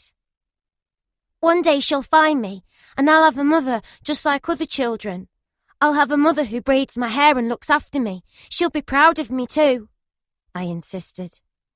"Not like my foster mum. She wasn't my real mum, she's a fake. Only real mums can be proud of their daughters. That's why I was put in here, to stop me from running away. I kept running away, you see. Running away to find my real mum." James was quiet as he listened to my story. "Hey, maybe we should both run away so we can find our mums together." I grinned. It sounded like a great idea. The only problem was Dad would be coming in a few days, and I knew he'd take me out of the hospital, so I had no reason to go. James looked up because we'd reached the school. "Well, I guess this is you," he said, as he began to walk away. "See you later." I nodded. "Yes, see you later." We had the usual assembly. I helped Hannah go to the toilet and then pushed her around at break time. A few more lessons followed, and then it was time to head back to Laburnum for dinner. The days passed by in a blur until one morning when James met me on my usual walk. He seemed very withdrawn and quiet. "What's wrong?" I asked, giving him a nudge as Frank followed us close behind. James didn't answer. He just stared out into space as though he was lost in thought. "Why are you so quiet?" I whispered. He turned, his eyes searching mine as he grabbed my arm. "I've got something to tell you." I watched as he turned his head to check that Frank couldn't hear. I laughed because he looked so serious. "Whatever it is, it can't be that bad," I smirked. James' face clouded over as though he was carrying the whole weight of the world on his shoulders. I realised then that whatever it was something very serious indeed. Is it something to do with treatment? I asked. He shook his head. It's bad. God, what is it? James inched up close so he could whisper in my ear. Have you ever seen a dead body? He asked suddenly. My heart missed a beat. A dead body? What on earth was he talking about? Because I saw one on the ward last night. It was covered with a sheet. I gasped. What did it look like? Who was it? I demanded. It was a lad on my ward. He went for treatment but never came back. James whispered as his voice trailed off. I wasn't sure if the story was real or not, but he was clearly shaken. But when did you see him? I asked. I was desperate to know. I couldn't sleep, so I was looking out of the window. That's when I saw it, a black van. It pulled up and 2 men got out. The next thing I knew, they brought a body out, wrapped in white sheets. But who were they? I interrupted. The 2 men, I don't know. But it's not the first time I've seen them, or that van driving around the wards. It's usually parked up at the old people's ward. I was both scared and completely fascinated by James' story of a dead body and a black van. I'd never had any dealings with death before, so I was naturally curious. So how do you know it was him? I mean, how do you know it was the boy from your ward? He ran a trembling hand through his red hair and sighed. Because he never came back. His bed was empty after that and no one saw him again.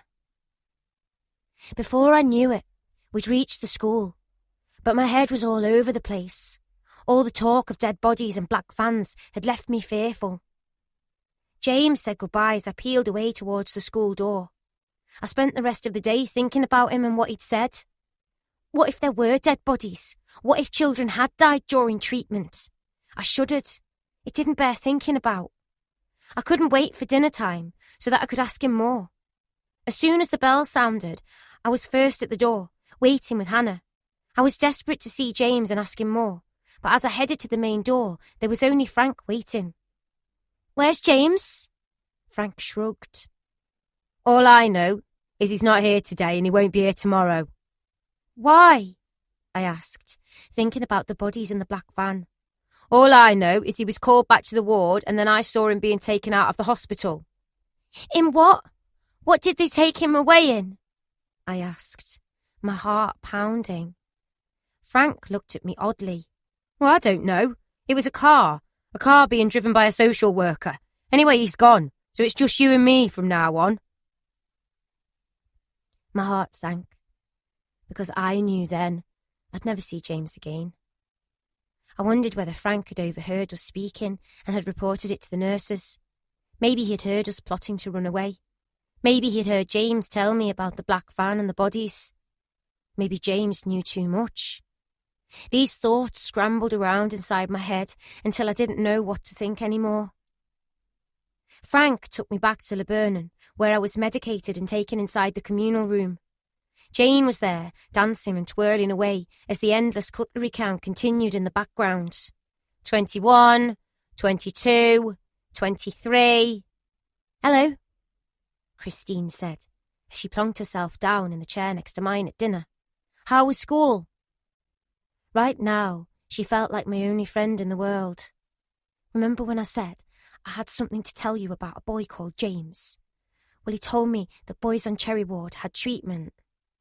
Christine's eyes widened with surprise. That's not all, I said, dipping my head. He told me he's seen bodies, dead bodies, taken from the hospital by 2 men in the black van. I watched as Christine nodded knowingly. But aren't you shocked about the bodies, I mean? She shrugged. People die here all the time, and the black van comes to collect them. I see the van all the time. You do? Yep. But what about James? I asked. What about him? Well, he's gone, I said, looking over at her. James has gone. Christine sat up in her seat. But where? Where has he gone? I shrugged. I don't know. Frank said a social worker took him away. Christine shook her head. I could tell she wasn't convinced. You don't think anything's happened to him, do you? Anxiety rose up inside me, and for a split second I actually wondered whether James was dead. You mean the black van? She looked at the table and said nothing. What if James died and the black van came to collect him? I said, voicing my fears out loud. As soon as I'd said the words, I realised how ridiculous they sounded. No, he can't be dead because Frank saw him leave with a social worker in a car, I said, beginning to backtrack. Christine stayed quiet. She arched her eyebrows in a way that told me in here anything was possible. Thoughts of Frank and James filled my head as Jane continued to twirl, and the nurse started counting the knives. 1, 2, 3. I decided that whatever happened, I didn't want to go back to school that afternoon. I had to get out of it. I felt sick at the thought of James being shipped out, or even worse. I was so upset that I couldn't eat my meal. A nurse had noticed and came over to speak with me. Why aren't you eating, Barbara? I don't know, I just feel sick, I said, rubbing my hand against my stomach. She removed my plate and took me back to the dormitory. I was relieved because it meant I'd get out of school for the rest of the day. At tea time, the same nurse came to look for me. She held out my medication, only this time there was a double dose of the syrup. I'd wanted to argue, but all the fight had gone from me, so I took it without question. I was led downstairs, where I sat in Christine's chair. A small crowd of girls were standing at the window looking out for Milner. The atmosphere felt as black as my mood. By the light of the silvery moon, Jane sang as she danced and tapped her way around the room. 12, 13, 14. The count continued, filling the room with background noise. I sat there staring into space. My body felt numb. In my head, I wanted to stand up and scream. I wanted to stand up and smash up furniture. But I couldn't. I'd been given some sort of liquid cosh, and I couldn't move. Instead, I screamed silently inside my head. My mind felt as if it had been caught inside an invisible net. I couldn't move or think straight. I wanted to die. Death had to be better than this. Dad was coming, but what if he didn't turn up? What then? At least if I was dead, then I wouldn't have to endure this anymore, because death had to be better than this. It was my only real escape. I glanced up at the girls standing by the window. They were scared, frightened of what the night would bring. But I'd been anaesthetised. My emotions blunted by a double dose of the dark brown syrup, so my fear had vanished. I felt dead inside. You have nothing left to live for, the voice in my head screamed. It was right. I didn't. No one wanted me, and I'd be stuck inside the hospital for the rest of my life. I looked at Jane and pictured myself an old woman, trapped in a hospital with girls young enough to be my granddaughters. I shook my head. I didn't want that. I couldn't bear the thought of it. An image of the black van flashed through my mind. I pictured the coldness of the sheets as they wrapped my body in them. I'd be dead, but at least I'd be free from the daily torture. 35, 36, 37. If I was dead, then Milner couldn't carry out any more treatments on me. I'd disappear off into the back of the black van. They'd close the door, and I'd never be seen again. I'd be at peace. That was it, I decided. I needed to die. It was my only escape. I opened my eyes and found myself standing in front of the window. The crowd of girls had parted to each side and were watching as I pressed my face up against the cool glass. 42, 43, 44. Time stood still. My forehead and nose flattened, as my breath formed clouds of steam against the glass. I breathed harder and harder, the condensation spreading like a silver blood across the smooth surface. I was standing in the window, but I wasn't frightened anymore. I was sick of the fear. I wanted him to see me. I wanted him to pick me. I wanted him to treat me with so much medicine that I died. Then I'd be able to leave the hospital for good. 48, 49, 50. I thought of Dad. Only 2 more sleeps and he'd be here. But that would take too long. I wanted to sleep now.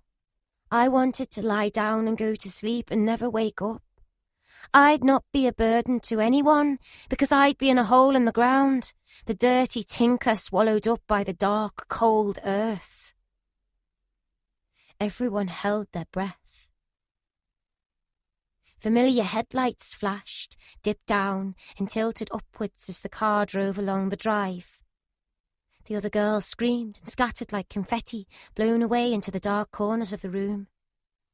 He was here. Milner had arrived.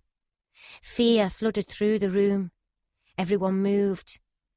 Everyone apart from me. I remained there, staring defiantly, burning with rage as he swung into his usual parking bay. I watched as he pulled on the handbrake and turned something near the steering wheel, snuffing out the beam of headlights. He calmly climbed out of the car, wearing his usual brown tweed jacket, as though he didn't have a care in the world. I remained rooted to the spot, glaring at him through the glass. Milner looked surprised when he spotted me, but his eyes refused to meet mine. Instead, he arrogantly glanced past as though I wasn't there. 51, 52, 53. Anger flooded through me until I couldn't contain it anymore. Bang, bang, bang!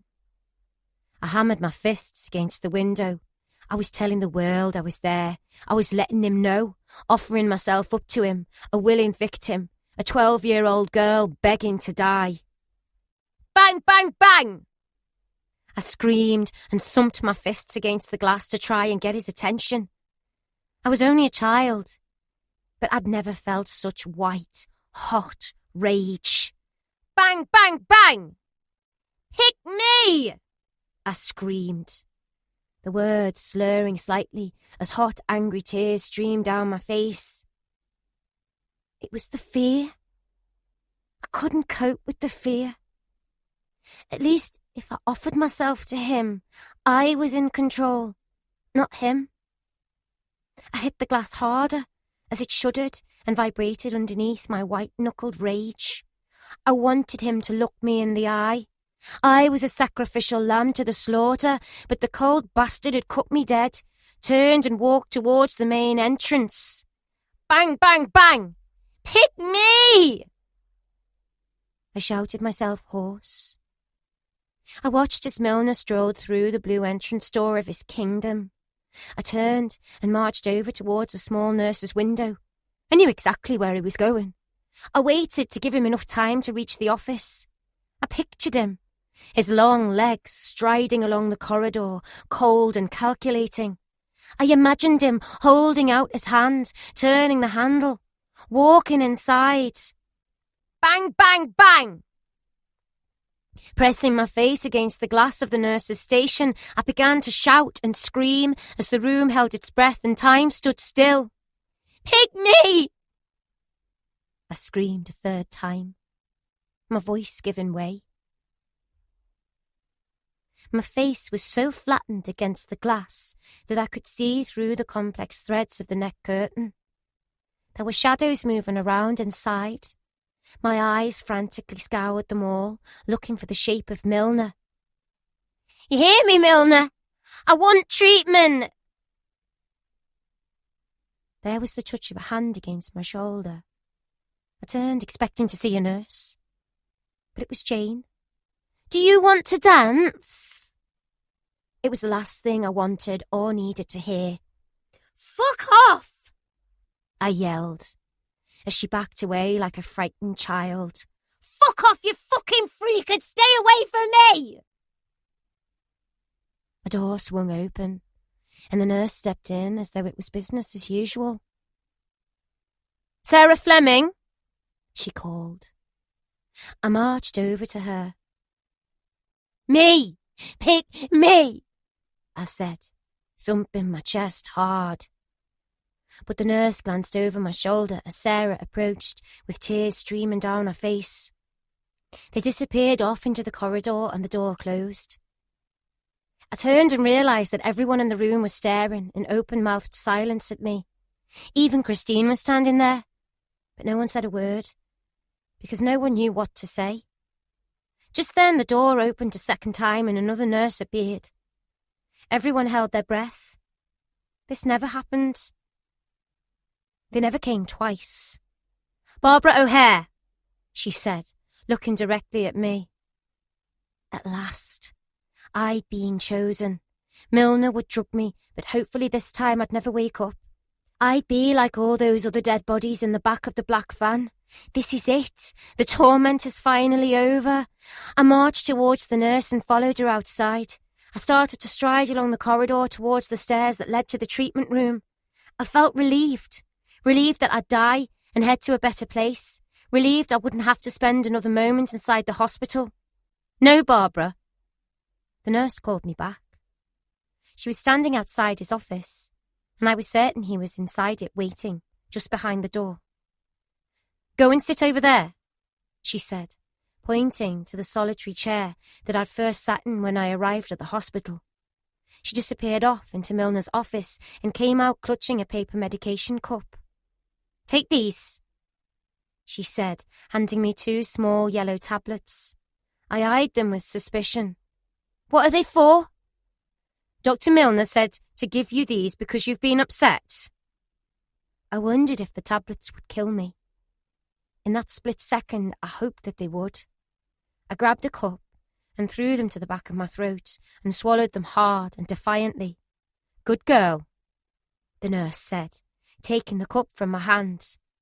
Now you wait here, I'll be back in 15 minutes. But I'm going for treatment, aren't I?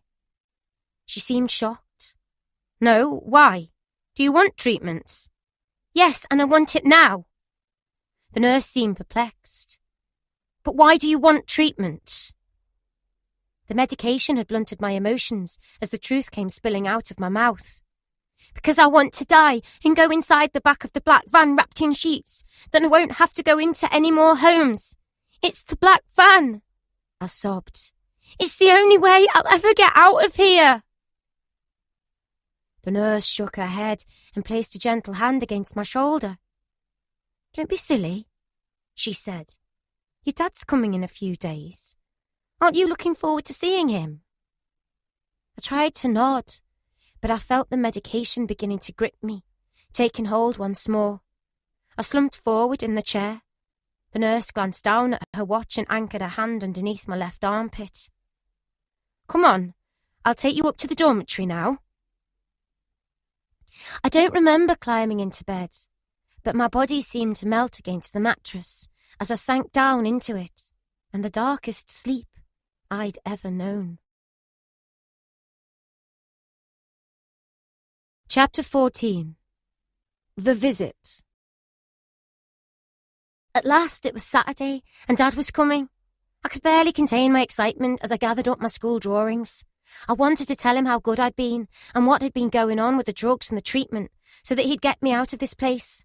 I glanced up at the clock. It was midday, only 2 more hours until he arrived. It was medication time, but for some reason I wasn't given the brown syrup, only the tablets. At first, I thought they must have forgotten, and then I realised something. Dad was coming. I suspected they wouldn't want me to be drugged up for his visit. After dinner, I sat chatting to Christine. I checked the clock again. 1 o'clock. Only another hour until I escape this place for good. Let's go over to the window so we can look out for your dad coming, she suggested, as I followed her across the room. Yes, he might come early, I shrieked, the butterflies rising inside my stomach. Are you excited? I grinned and nodded. But I promise whatever goodies my dad brings, I'll share with you. Me too, she insisted, as we shook on the deal. I told her how my father would bring me new clothes, underwear, books and records to play. He always buys me records, usually Elvis Presley ones. Christine continued to stare out of the window. Will your dad be in a car? I nodded my head. Yeah, but I'm not sure which one, because he has lots of different cars. As we continued to watch the outside world, a storm broke and rain pattered softly against the glass, making it difficult to see out. We passed the time by playing a game of I Spy. I spy with my little eye something beginning with R, I began. Christine scratched her head and thought. She guessed every word she could think of beginning with the letter R. Give up? I asked. Yes. Rain, I smirked, pointing at it running down the glass outside. Christine giggled and pushed me playfully. For the first time in weeks, I felt happy. Soon it was 1:30. No more hours to count, only minutes. The headlights of a car twinkled as they approached, travelling slowly along the tarmac driveway. My heart skipped a beat. It was Dad. Does my hair look all right, Christine? I asked, jumping down off the windowsill. You look great, she said, handing me my schoolwork to show him. We watched as the lights of the car came closer. I looked at Christine and back at the car. It needed to turn right for Laburnum Ward. But it headed straight on, towards the school. The headlights passed until all we could see were the red tail lights as they disappeared off into the distance. Maybe he's lost, Christine said kindly. We waited for the car to turn around and come back, but it never did. The clock ticked to 2:45, but there was still no sign. What will I do if my dad doesn't come? I asked, my eyes filling with tears. Christine sighed and looked over at me full of pity. Don't be silly, Barbara, I said out loud, trying to be brave and hide my disappointment. He always turns up in the end. The clock ticked 2:00 and more headlights appeared. I bet this is him, she said, suddenly sitting up straight. It was a dark, dreary day as we looked out, and I prayed that the car would turn right. When it did, I felt my heart skip a beat. This is it. Dad's here. I jumped off the window ledge and grabbed my schoolwork, watching and waiting to see his familiar figure climb out of the car and slope off towards the main building. I was staring so hard through the rain that my eyes hurt. I felt Christine tug against my sleeve. Barbara, I don't think it's your dad. 2 ladies just got out of that car. I pressed my face against the glass. She was right. It wasn't Dad, but 2 older ladies standing by the main door ringing the bell. Surely the next car would be Dad. But inside, my heart was already broken because I knew he wasn't coming. Never be late for an appointment, he always said, unless it's your wedding day. Soon it was 2:15 and still no sign. How about another game of I Spy? Christine suggested. But all the excitement had gone from me. The clock ticked 2:30. A game of cards? Christine offered. I sighed and reluctantly joined in. We played Snap until 3:00, but still no word. Has my dad rung? I asked a passing nurse. She offered to go and ask in the office for me, but soon returned saying there'd been no word or phone call. The clock ticked 4:00 and still no sign. Visiting was over, and my heart was well and truly broken. Are you sure he's not rung? I asked the nurse again, but she shook her head sadly. I was heartbroken and humiliated. I wanted to die. The nurse reappeared and handed me more tablets, which I took without fuss.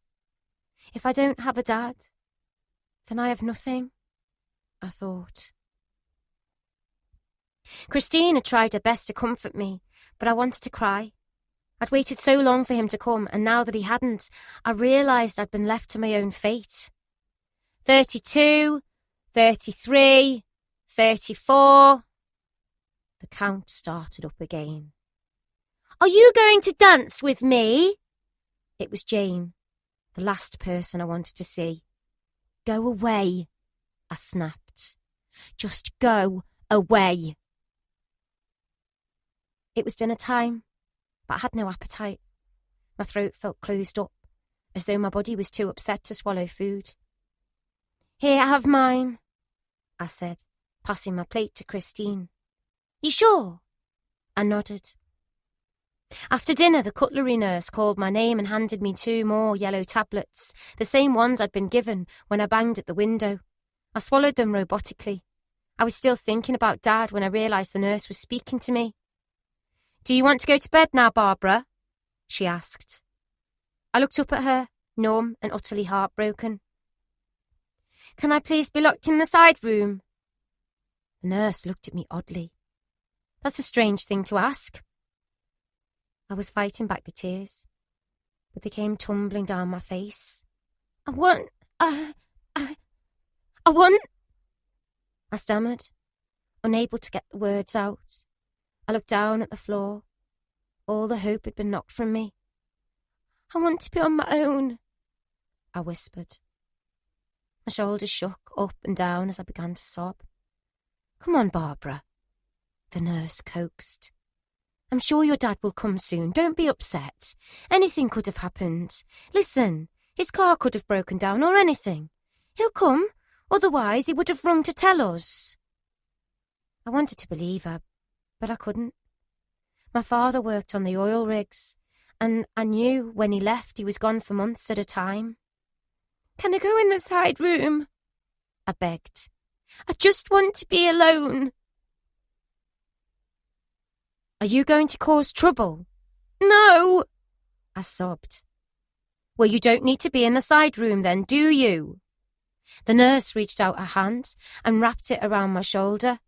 Come on, I'm taking you to the dorm. Your tablets will be kicking in by now. She was right. I suddenly felt extremely sleepy. I allowed myself to be led to the dormitory. The medication had flattened my emotions, and I didn't even flinch as we passed the treatment room. I'm worthless. I'm nothing but a dirty tinker who deserves to be in this hospital. As soon as my head hit the pillow, I sank into a deep sleep. I awoke the following morning, my face pressed against a wet pillowcase. My tears had soaked it through the night. At breakfast, Christine sat next to me and asked if there was anything she could do to cheer me up. I grabbed her hand gratefully. But even she couldn't lift my mood. Nothing could. The smell of breakfast made me feel sick and I pushed my plate away. Could you eat it for me? I asked her. Afterwards, Christine fetched some crayons over and started to draw. She was a fantastic artist, and she taught me how to colour in and shade using a pencil. At least it stopped me from thinking about Dad. Before we knew it, the morning had passed, and the nurse was standing in front of us with our medication. I was given 2 extra tablets. I knew it must have something to do with my low mood, because Dad hadn't showed. 23, 24, 25... Dinner was served, but I couldn't stomach it. Instead, I pushed the food around my plate. I was just about to offer it to Christine when a nurse approached. Barbara, you have 2 options, she said, looming over me. You either eat or you don't. If you don't, then you will be force-fed. Do you know what force-fed means? She asked. As everyone at the table turned to look at me, I shook my head. It's where we put a tube down your throat and force you to take food. I felt Christine kick me under the table, reminding me to stay calm. Okay, nurse, I'll eat. I picked up my fork and stabbed at a few carrots. She watched as I put them inside my mouth, chewed and swallowed. Good girl. She smiled, satisfied that I was on the mend. I knew that they were watching me, so I had to eat, even if I didn't want to. After dinner, we carried on drawing. I was still tired, but I felt better for having eaten something. The afternoon passed slowly, but I started to talk once more. We were sitting over towards the back of the room. I had my back towards the door and the nurse's window when I noticed Christine look up. She was staring at someone over my shoulder. I turned and followed her gaze. It couldn't be. "Dad!" I shouted as I ran across the room and into his arms. "Hey, calm down, he chuckled as he hugged me. "No need to get so excited," he said, smiling at one of the nurses. "I'm sorry," I gushed, my heart still racing. "I'm just so pleased to see you." The nurse approached with my coat in her hands. "Oh my God," I thought. I was barely able to contain myself. I'm finally getting out of this place. I looked at Christine. "I knew he'd come and get me. I hate to leave you, but I'll write," I said, hugging her goodbye. "Whoa, slow down," Dad said, taking my coat from the nurse. "I'm only taking you for the afternoon. You'll be back later." My heart sank, but then I remembered. He didn't know. "Yes, but when I tell you what's going on here, you won't bring me back," I thought. Dad helped me on with my coat, pulling my arms in the sleeves, and then I waved at Christine with my fingers crossed and my heart dancing for joy. Christine crossed her fingers and waved back as we closed the door behind us. It was pouring with rain as we headed outside to Dad's new van. It was a transit van with large sliding doors. I went around to the passenger door and Dad opened it. Even though I'd only been in the rain a few moments, I was dripping wet. But I couldn't wait to tell him what had been going on. Dad, I started, talking quickly. "I've got something to tell you." He looked ahead, turned the key in the ignition as the car fired into life. "What?" he asked. His hand dipped down to release the handbrake, and then we set off. "Listen, Dad, they're injecting me with needles. They're taking me to a side room and stripping me off. They're putting a mask over my face," I said, barely pausing for breath. "They're making me take disabled kids to the loo and I've got to wipe them." Dad's face changed as his eyes left the road and he turned to face me. But I hadn't finished.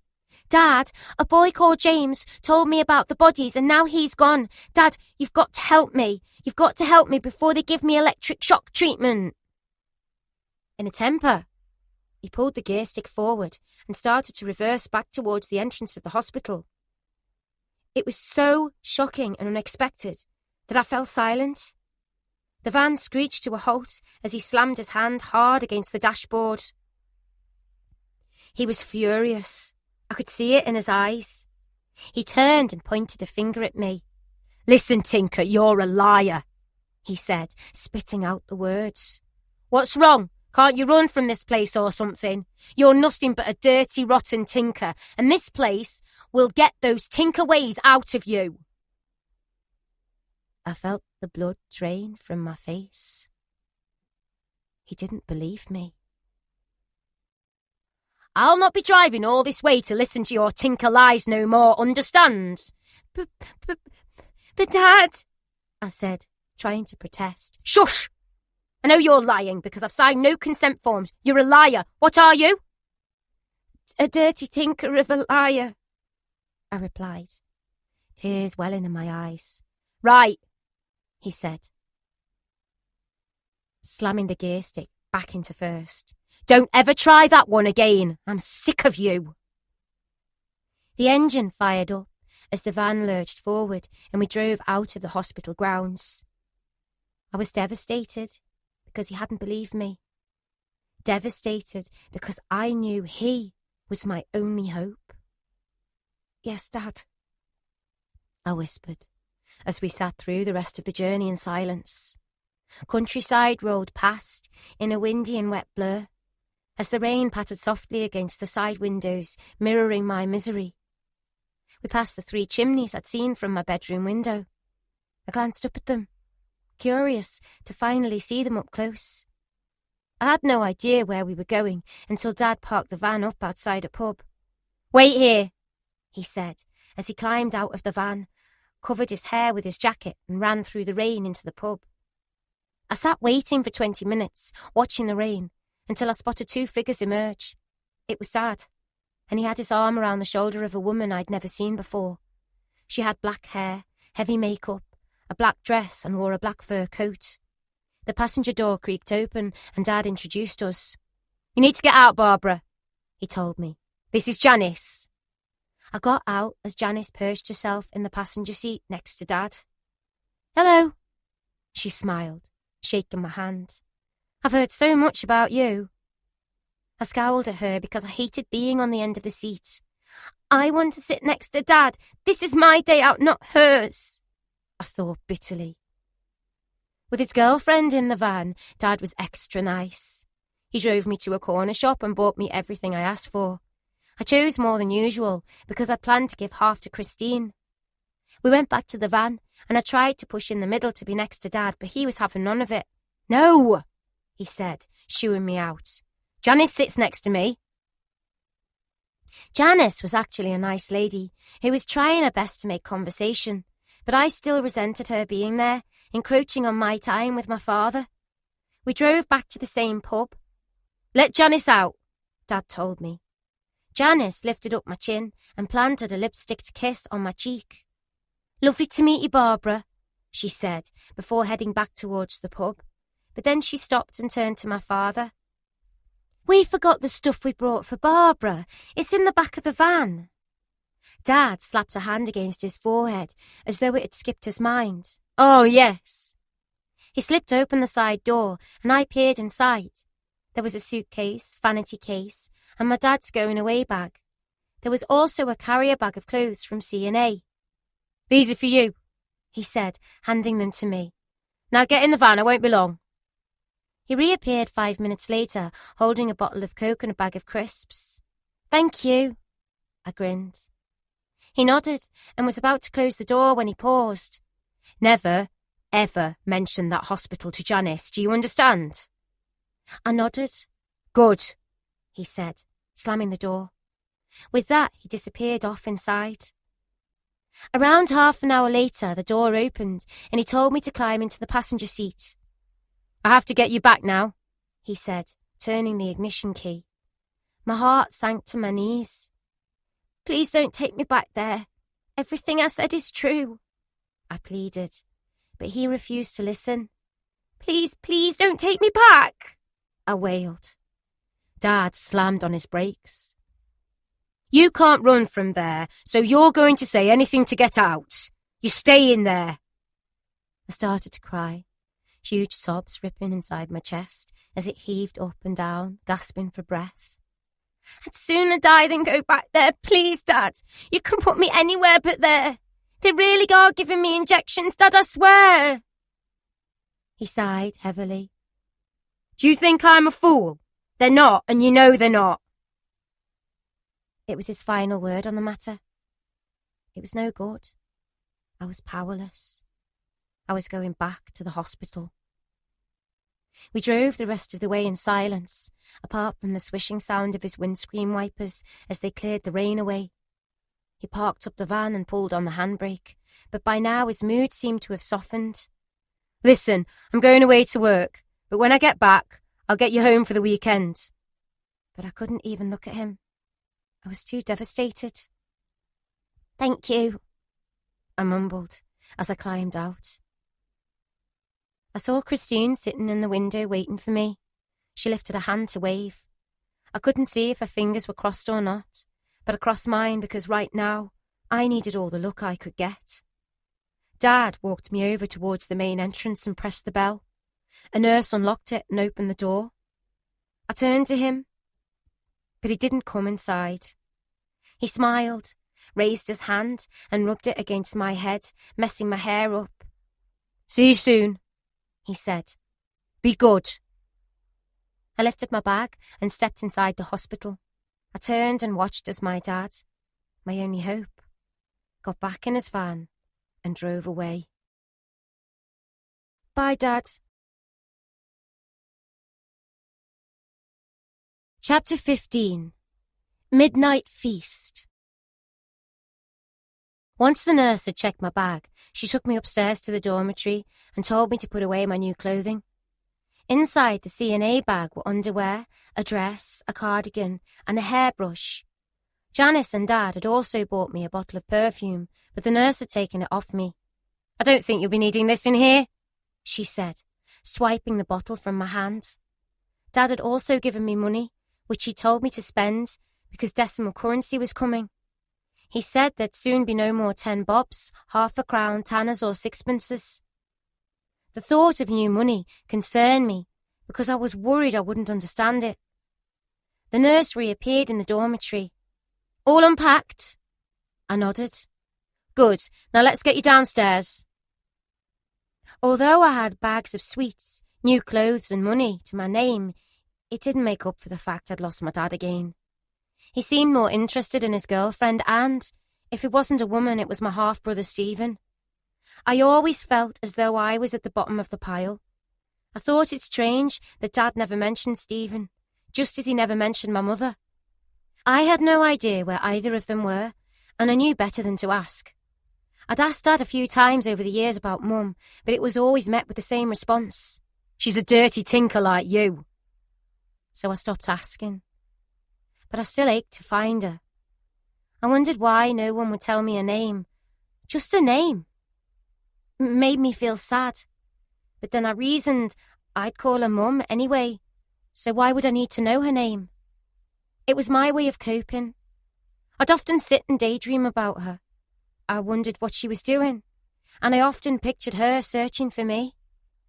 Maybe she was in a far-flung country like America or Australia, and she couldn't get back to find me. Enough, I'll travel to Australia to find her, I decided. I'd once seen the film Gone with the Wind, starring Scarlett O'Hara, and I pictured my mother to be just like her, even though the only similarity was in the surname. "You okay?" It was Christine. "Yes," I mumbled. "Good," she said, plunking herself down next to me in a chair. "It's just that you seemed miles away." I sighed. "I was thinking about my mum." Christine raised her eyes and nodded her head. She knew all about my mum and how much I missed her. "What's it like to have a real mum?" I asked. "Oh, it's okay. I suppose it depends on who your mum is." I felt I was the only kid in the world who didn't know her mother's name. I'd always thought that if I caused enough trouble, my father would send me back to Mum to be rid of me. But all that had done was land me in Aston Hall. I was still thinking about things when I heard my name being called. "Barbara!" My mind bolted back into the moment. The nurse was standing in front of me, holding out my medication. "Wow, you were miles away," she said. She handed me 2 small paper cups containing my medicine and tablets. I took them without a word. "Penny for your thoughts?" she asked. I looked at her, my eyes brimming with tears. "I just want my mum." Tears spilled down my cheeks and I began to weep. I didn't care if the others saw me. I didn't care about anything anymore. I just wanted my mum. "Come on now," she coaxed. "I'm sure you'll hear from her soon." I gasped and looked up at her. Did she know something that I didn't? "Why has she rung?" I asked, my heart full of hope. The nurse looked uncomfortable. It was clear that she knew nothing about my personal situation. I don't think so," she mumbled. My face fell and she'd noticed. "But it doesn't mean she won't." She took the paper cups from my hand, gave Christine her medication and stepped away. I sensed she wanted to get away from me and my questions as quickly as possible. "So," Christine said, watching the nurse disappear, "how did it go with your dad?" I knew it was a gentle reminder to share my stash of goodies with her. "Oh, he took me everywhere," I lied. "We went to see some narrowboats, and he was so sorry that he couldn't come earlier, but he's a very busy man, you see. He's got a very important job." Christine nodded, although I could tell she didn't believe me. "Anyway, he said he's going to get me out of here, but Milner isn't here today, otherwise Dad would have killed him. But he's going to come back to sort Milner out." I knew it was untrue, but it made me feel better just saying the words.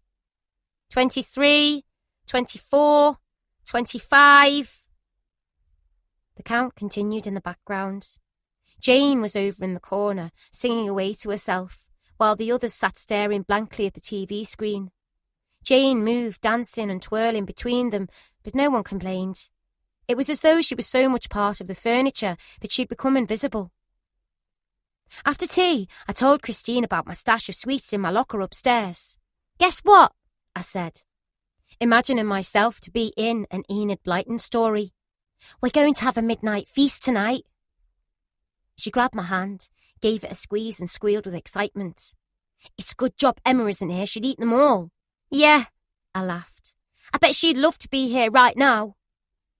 But Christine's face clouded over. I know where she is, she whispered. Where? I'd expected her to tell me Emma was back at the Cedars, but it was worse than that. She's on Rowan Ward, she said, her voice trailing off. Why? What happens there, and where is it? Rowan Ward. Well, let's just say, when they go there, they never come back. I turned to her. You mean it's worse than here? It's worse than the Burnham Ward? Yes. That's where they get electric shock treatment, so don't fight with anyone or cause the nurses any trouble, otherwise you'll end up on Rowan Ward. Her words sent a chill down my spine. Electric shock treatment. Poor Emma. Even though she was a bully, my heart went out to her, because no one deserved that. To try and take our minds off it, Christine and I planned our midnight feast and, for once, we couldn't wait to get to bed. Once we'd been given our medication and the ward lights had been turned off, we crept out of bed and put our pillows on the floor to form a makeshift table. It was awkward trying to remove the rustling wrappers quietly, so no one else would hear. But it was made doubly difficult because our only source of light was the moonlight, streaming in through the window. Sadly, our midnight feast didn't last long because the medication had started to kick in, and it took all our strength to keep our eyes open. Shall we eat the rest tomorrow night? Christine suggested. Yeah, I'm really sleepy, I yawned. We packed away our treasure, pushing it to the back of my cabinet, and climbed back into bed. Night, Christine, I whispered. Night, Barbara. I was awoken by the sound of clapping hands before the main ward light snapped on. Wakey, wakey, girls, come on, chop, chop, called the nurse, who was striding along the bottom of our beds. She stopped as soon as she reached me. What on earth have you been up to? I was shocked. How did she know? I looked at my bedside cabinet. It was closed, and there wasn't a sweet wrapper in sight. The other girls looked over at me. Soon, they were all laughing and pointing. Christine heard the commotion and lifted herself up. As she did, I realised why everyone was looking. Her face and mine were smothered in milk chocolate. I couldn't help myself. I took one look at her and cracked up laughing. As soon as she saw me, she did the same. Although we both knew we were in big trouble, we couldn't help it. But the nurse didn't see the funny side. Right, you two, she said, her hands on both hips. Get up and cleaned. I'll deal with you both later. As we legged it over towards the bathroom, I looked down at Christine's nightie. It had chocolate and toffee stuck across the back of it, and she looked as though she'd messed herself. There were tears of mirth rolling down my face. What? She asked, but I couldn't tell her for laughing. Well, whatever it is, it can't be as bad as your hair. I pushed myself onto my tiptoes and glanced at my reflection in the bathroom mirror. She was right. I had chocolate caked in it. Soon we were laughing so hard that I was bent over double. Don't, I gasped. I think I'll wet myself. I think I already have, Christine quipped, as we both dissolved into a fit of the giggles. Get washed and dressed. You're both on toothbrush duty for the whole day. It was the nurse, standing in the doorway. She had both arms folded angrily across her pinched little chest. We stripped, waxed and buffed the floor afterwards, and then we had breakfast. But I was called out for school, so I escaped my toothbrush punishment. As I walked to school with Frank, my thoughts returned to my mother. I thought how I'd have given the world just to have a photograph of her. I decided that if I prayed for her every night, that God would keep her safe and bring her to me. I thought of her pushing me on a swing in a park, taking me shopping, or just plaiting my hair. But these thoughts did little to comfort me. Instead, they hurt bit by bit, like a plaster being slowly ripped from an open wound. At least when I dreamed of her, it was time alone together, even if it was only inside my head. I had to escape from the hospital. I had to find my mother. Life at the hospital continued in a daily grind. Hannah and I had become good friends. She didn't talk much, but her singing voice was so lovely that I could have listened to her sing all day. We formed such a good relationship that I didn't even mind cleaning her up after she'd been to the bathroom. Not long afterwards, I arrived at the school to find that Hannah had gone. I asked Mr. Hope, my teacher, but he seemed reticent, as though he didn't want to discuss it. "She's gone, Barbara, and she won't be coming back to school again." That night, I wept for Hannah, the lovely little girl with the beautiful voice, because I knew that she'd been taken away by the two men in the black van, wrapped in a white sheet. Like James, my mother, in fact anyone I'd ever loved or befriended, she had disappeared. And the worst part was, I knew I'd never see her again. Chapter 16. The Mouse. Winter had passed, and soon it was spring, and I was still trapped inside the hospital. The birds had started nesting in the trees. They sang sweet songs that reminded me life still existed outside the hospital walls. My brief walk to and from school was my only relief and connection with the outside world. Other than that, I'd become a zombie like the others. I hadn't had treatment since the first time I'd arrived at Aston Hall, and although other girls had been routinely called up for it, I'd escaped. I wondered if my disruptive behaviour and the fact I demanded it that time, beating my fists against the glass window, had helped me avoid it.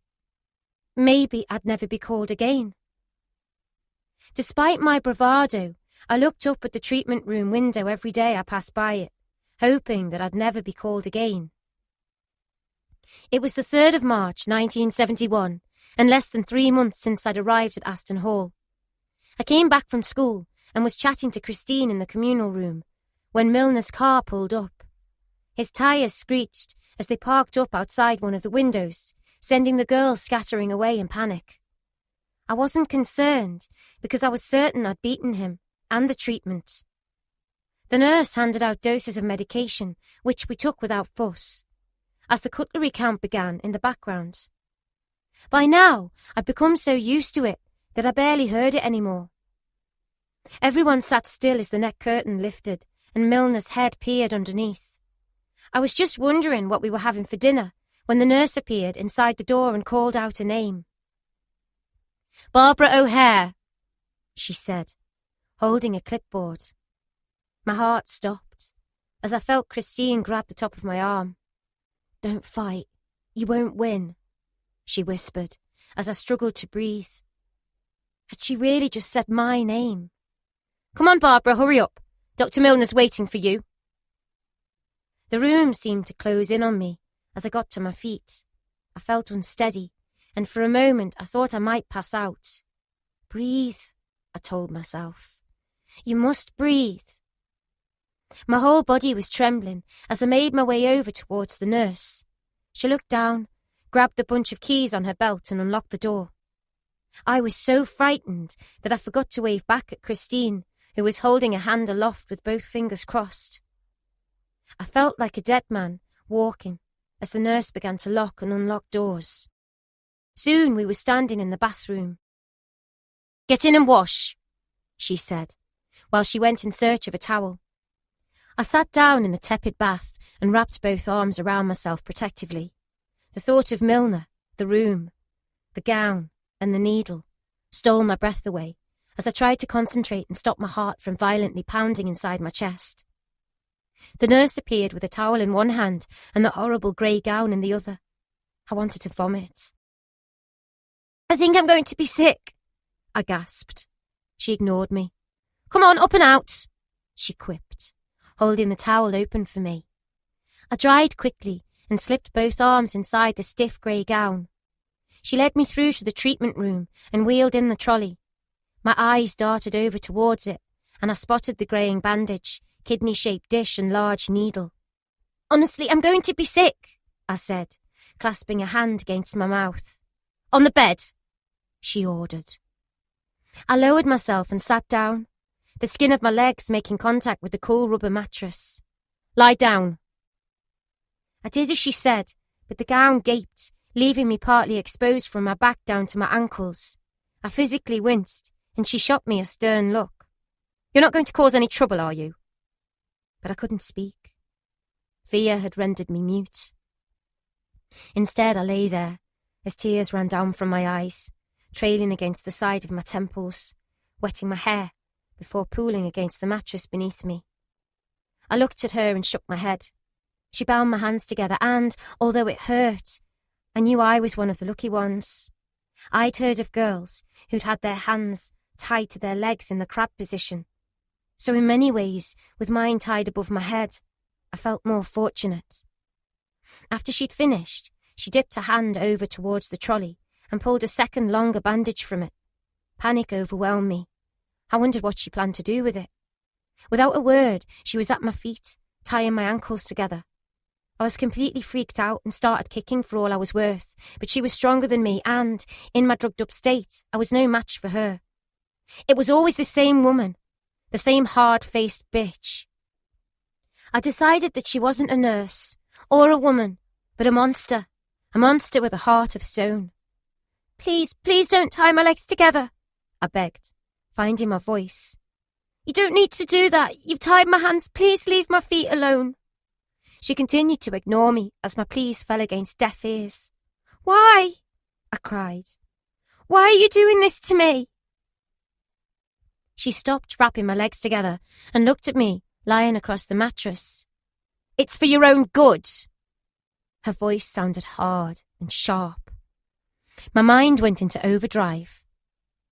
"She's tying my legs together because they're going to give me electric shock treatment," I thought. I jolted my body to try and untie my legs. "Calm down," she ordered, trying to keep me still.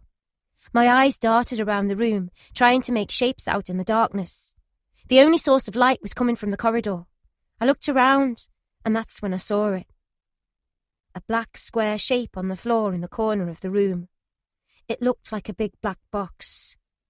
Was that what they used to give the electric shock? I was so petrified that I tried to fight, but it was no good. I was trussed up and completely at the mercy of the nurse and Dr. Milner. I thought of Emma and the other girl Christine had told me about. I thought of a life in a wheelchair like Hannah, a life of being pushed around and wiped after I'd used the toilet. I thought of James, the two men and the black van. Maybe this treatment would kill me. In many ways, I hoped it would. Then at least the fear would die along with me. At least I wouldn't feel frightened anymore. "Fight!" a voice inside my head screamed. "You must fight!" With all my might, I jolted my body again, and this time I sent the nurse flying. As she fell, I got to my feet. The bandages had worked themselves loose as I wobbled over to one side, sending the trolley crashing to the ground. "Wait!" I screamed as loud as my lungs would let me.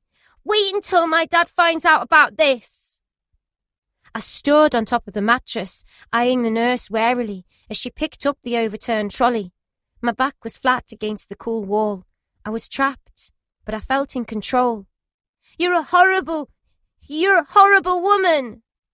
I screamed, as I bounced from one foot to the other like a boxer, just as Liam had taught me. "Keep an eye on your opponent at all times, Barbara." I heard his voice inside my head. Christine had always told me not to fight back, but now I had nothing to lose. I was getting electric shock treatment. That's what the black box was for. I was as good as dead. My eyes darted from the nurse to the box on the ground. It had a silver trim that ran along it and 2 silver catches, like the ones on a suitcase. There was a handle too, and 2 big reels with lots of buttons. I was breathless as I continued to dart around, trying to evade the nurse's hands. She realised she was fighting a losing battle because I was too fast for her, so she backed off and tried a different tact. "Listen, if you calm down, we can talk about this." But I didn't want to talk. "What's that thing there?" I said, pointing over to the box on the floor. "Is it for electric shock treatment?" She didn't answer. "Calm down, Barbara. You're going to get treatment no matter what, so you may as well make it easy on yourself." "Is it for electric shock treatment?" I demanded. The nurse stood back. "No, it's a tape recorder. It's Dr. Milner's." I shook my head. I didn't believe her, but when I looked again, it did look a bit like a tape player. "Now," she said, trying to reason with me, "do you want me to lock you in here and ask Dr. Milner to give you the injection, or are you going to behave?" "My dad is going to kill Dr. Milner," I sobbed. "You do know that, don't you?" The nurse smirked as though she found it amusing. "Now you know, and I know, your dad doesn't care. If he did, you wouldn't be in here. He can come and get you any time he wants, but he doesn't care. Because he doesn't want you. Just like your mother." The words felt like a knife through my heart as I crumpled with pain. It was the truth, and the truth hurt. I could hear my father's voice inside my head. "You're a liar. Consent form. I never signed any consent form. That's why I know you're a liar."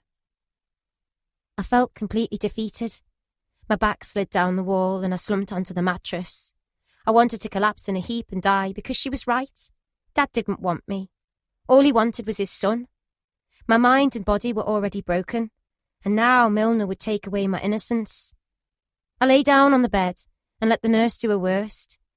I inhaled a sharp intake of breath as the needle pierced my skin and pumped a chemical into my body.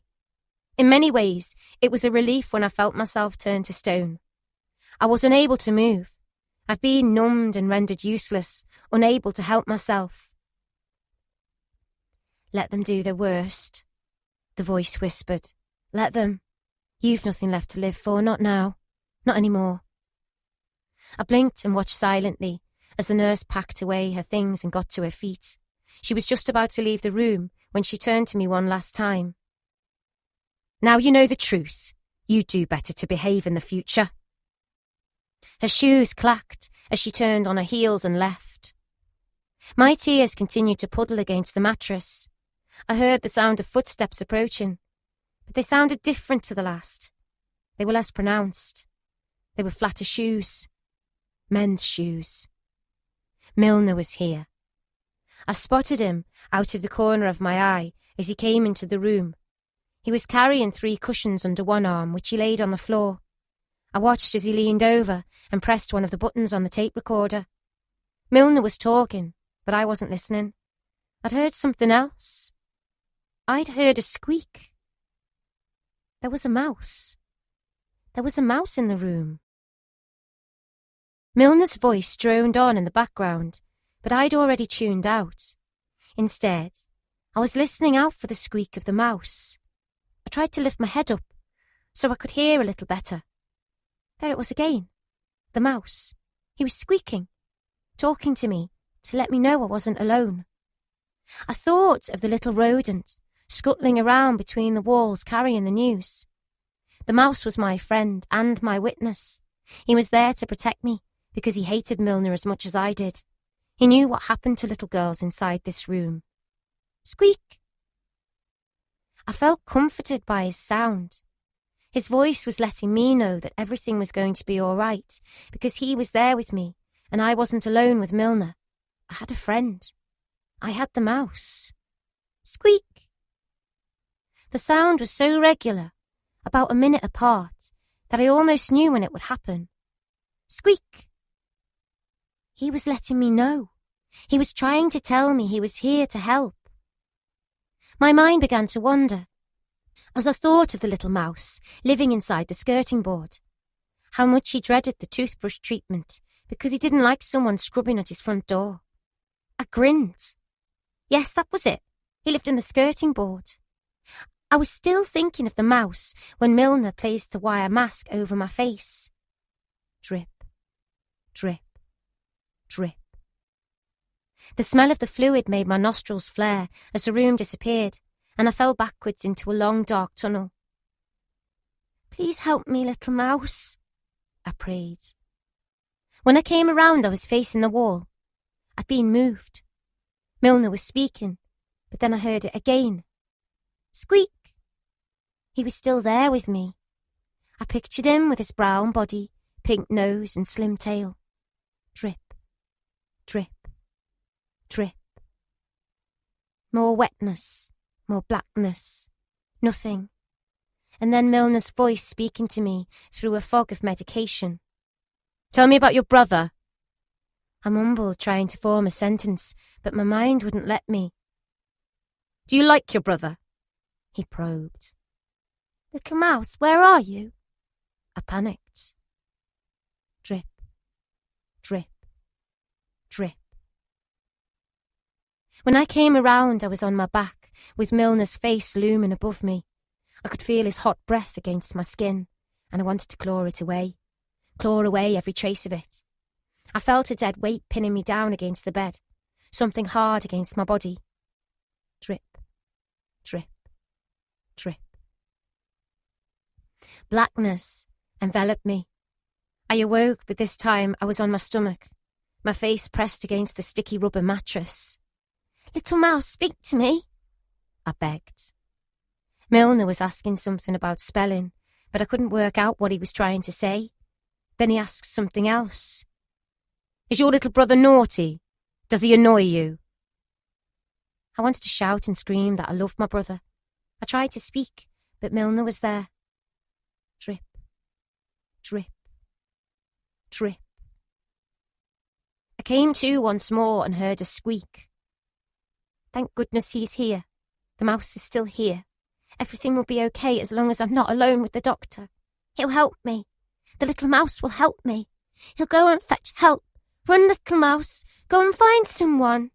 You like that, don't you? Milner's voice said. Drip, drip, drip. The room was so dark that I guessed he'd closed the door, but I knew the mouse could see. He'd seen it all. My father hadn't believed me, but the mouse did, because he knew the truth. Drip, drip, drip. Blackness overwhelmed me, and I disappeared. It was a relief. I wanted to be as far away from Milner as I could get. "Oh, you poor, poor child," he said. "Tell me about your friends." Drip, drip, drip. I came to, but now I was facing the doctor. I'd been moved again. I was just beginning to wonder what had happened to the mouse when I heard him squeak again, but no one had come to help me. Maybe I was the only one who could hear him. But he was all I had, so I had to trust him. I had to believe he'd help. There was no one else. Drip, drip, drip. Blackness took me once more. I woke up, this time facing the wall. I saw Milner's hand as he leaned over me, holding the mask against my face. I felt a pressure against my back. It was Milner. He was holding himself against me. I drifted in and out of consciousness. Finally, he removed the mask, and I came up gasping for air. The pressure against my back had stopped, but I felt a sharp sensation as a needle was pressed into the skin of my buttocks. I started to fade away, far from the room. "Good girl," Milner whispered in my ear. Meanwhile, the reels on the tape recorder continued to record everything, squeaking along with every other turn. Chapter 17. The Silent Rage. When I came round, I was back in my bed in the hospital ward. I could still smell the liquid chemical lingering on strands of my hair. As soon as I smelled its familiar scent, I felt physically ill. My wrists were sprained and sore from where they'd been tied above my head. The dormitory was empty, apart from the identical beds all made and neatly turned under. I wondered how they'd transported me from the treatment room back to the ward, because I'd never seen a hospital patient's trolley. Maybe someone had lifted me up and along the corridor and had placed me back into my bed in a drugged-up stupor. I didn't have a clue, because I had no recollection. I'd once asked Christine how they moved patients around, and she told me that they dragged them by the arms. At first, I hadn't believed her, and then I remembered Emma being dragged from the communal room like a dead animal. If they could do that to her, they could do it to anyone. I winced and closed my eyes. I didn't want to get out of bed because I was sore down below again, swollen and wet, as though I'd pissed the bed. But I hadn't. I was still only 12, but I knew I'd been messed with. Someone had put something inside me to leave me so sore down below. Christine had explained what she'd done with boys, and I now knew what sex was and what happened. Still, I didn't want to ask any of the others because I didn't want them to know I was a virgin. I didn't want to become a target. Fluid continued to trickle out along the top of my legs. It was a reminder of Milner and the treatment. I remembered Edna and what she'd done to me with a spoon in her bedroom. Was this the same? I wondered. Had Milner examined me, or worse? I thought of Liam and how he'd made Edna stop. He'd put a stop to this right now if he knew, I thought bitterly. But no one knew, not even Dad. I told him some of what happened in here, but he didn't know the full story. Why didn't I have a mum like everyone else? Why wasn't I normal? Both Dad and Edna had told me my mother wasn't a nice person, but nothing could be worse than this. Nothing. I knew Mum wouldn't let them do this to me. A pain shot up from my groin and through my body like a bolt of electricity. I closed my eyes and groaned with pain. I had to ask someone, ask a nurse what had happened to me. Despite the pain, I must have drifted off to sleep because I dreamed of my mother. We held hands as I skipped along the path, wearing a clean, fresh, ironed uniform. I didn't want for much, just what other little girls had. A mum and a normal life. Barbara! Barbara! A voice called. It cut like a razor through the middle of my dream. Mum! I gasped. I opened my eyes, hoping I'd finally see her, my lovely mum. But it was a nurse. She was leaning over my hospital bed, holding 2 small paper cups in her hands. Come on, medicine time. The brown syrup stuck to the roof of my mouth because it was so dry. I tried to swallow the tablets but gagged as I did so. Don't worry, she was saying. I'm going to bring you some lovely marmalade sandwiches. Why are they always marmalade? The nurse returned with my sandwiches and a glass of water on a tray, which she laid across my lap. I grabbed the glass and gulped the water down greedily. Nurse! I called as she turned to walk away. She was younger and friendlier than the others, so I decided to take a chance. May I please talk to you for a moment? She perched herself on the edge of Christine's bed and looked at me. Yes, what's the matter? She asked. Well, I said, averting my eyes from her, my face flushed red as I considered what to say and how to word it. I don't understand something. Whenever I come back from treatment, I feel really uncomfortable down in my, privates. It's just that it, feels as though I've wet myself. Not a lot, but a little bit. I looked down at the tray of food balanced across my lap, grabbed a marmalade sandwich and crammed it inside my mouth to try and hide my embarrassment. Don't worry, she said, getting to her feet. It's okay, it happens to lots of girls who have had treatment. It's all part of it. You'll be as right as rain in a day or 2. She stood over me and adjusted the pillows behind my back, as though she'd wanted to look anywhere but at me. Now just eat your sandwiches, and then you can get up and go downstairs for your tea. I was only young, but I sensed that even the nice nurse didn't want to talk about the treatment. She just cut the conversation short. I watched glumly as she took the tray from my lap and disappeared. With my sandwiches eaten and my legs unburdened by the weight of the tray, I decided to try and get out of bed. Placing both feet flat against the floor, I doubled up as the pain shot across my abdomen. I gripped my stomach. I looked up for the nurse, but she was nowhere to be seen. I grabbed both beds to try and steady myself.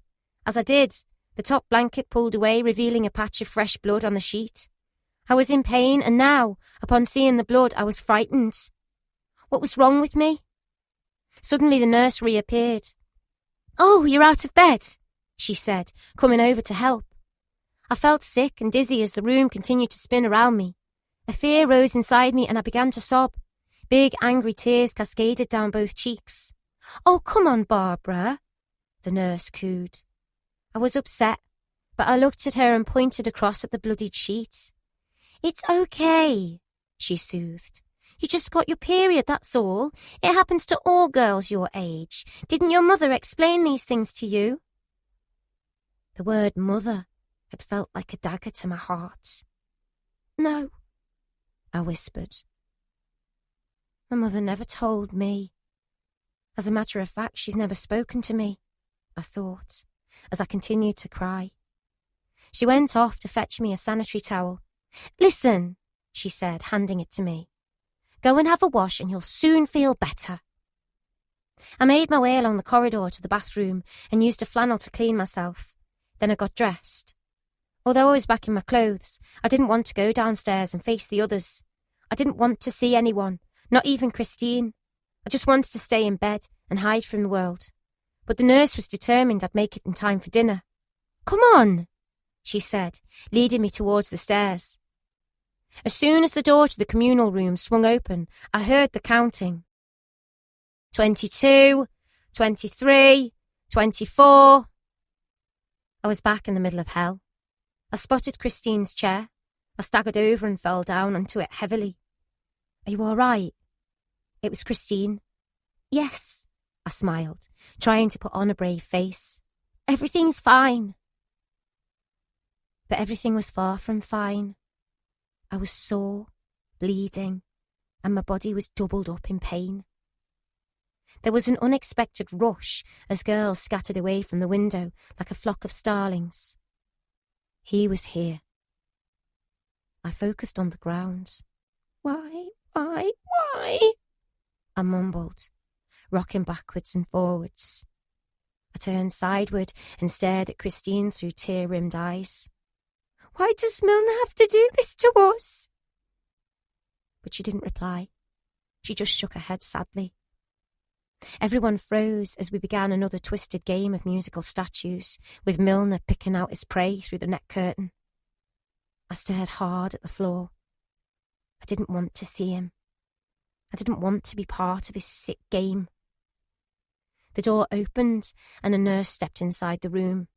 "Andrea Brown," she called out. I clamped both hands flat against my ears because I didn't want to hear it. I didn't want to hear the name. Inside, I was screaming. "I can't stand any more of this." Once the girl had been led outside and the door had closed, the room breathed a sigh of relief. It returned to normal, whatever that was. Jane tapped away across the floor, performing a heel-to-toe routine. She held out both arms and began to sing and smile. "By the light of the silvery moon." Christine looked over. By now, I was trembling with rage. She realised, stood up, and walked over to the back of the room, where she sat at one of the dining tables. She knew I was about to erupt and didn't want to be caught up in the explosion. Meanwhile, I remained sitting on the chair, like a ticking time bomb ready to go off at any moment. A silent rage continued to simmer within me. It was as though my desire to find my mother had returned with a vengeance. I had to. No, I needed to find her.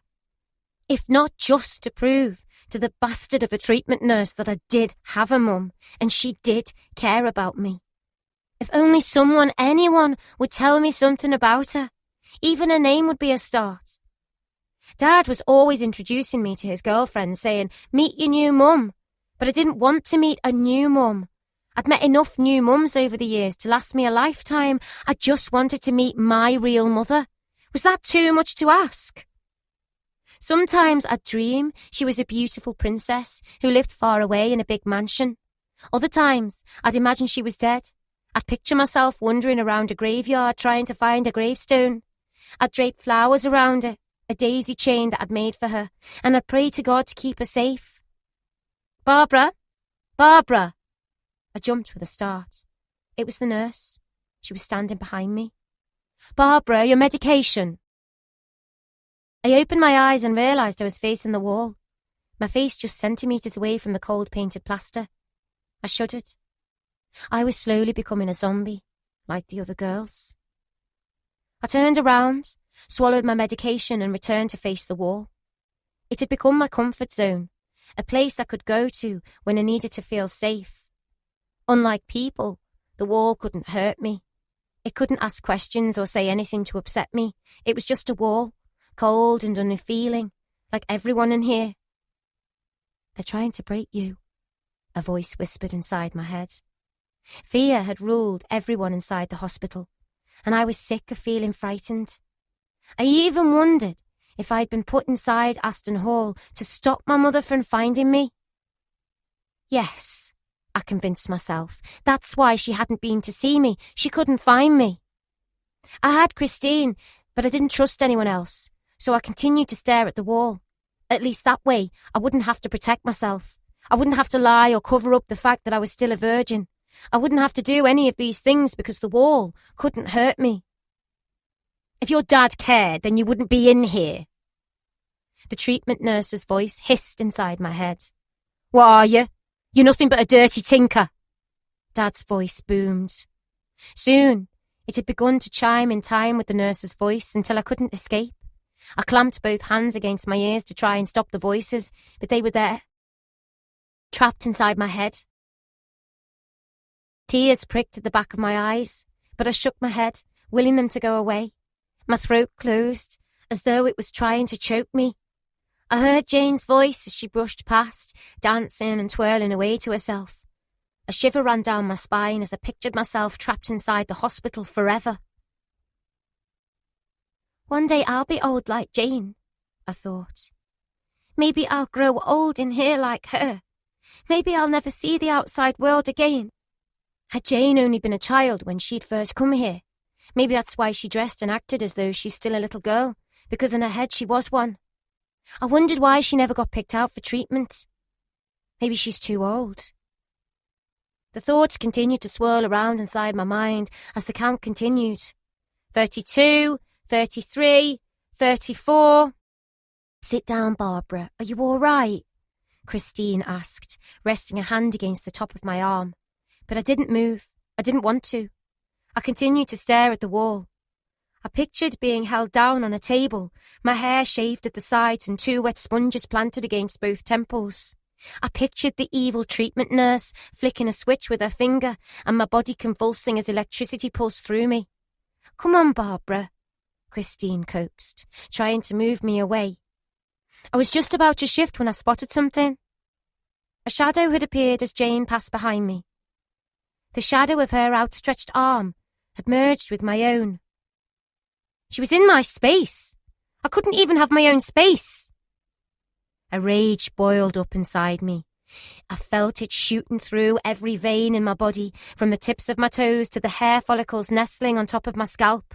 I wanted to scream, punch and shout, but I didn't have an ounce of energy. I was ready to explode.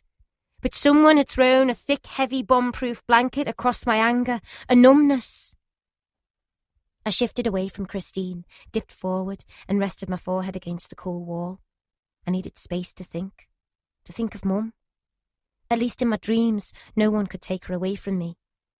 In some ways, I craved more medication just so I could shut off and live alone in my dreams. I opened my eyes, but the wall had gone. Instead, I was sitting at the dining table with everyone else.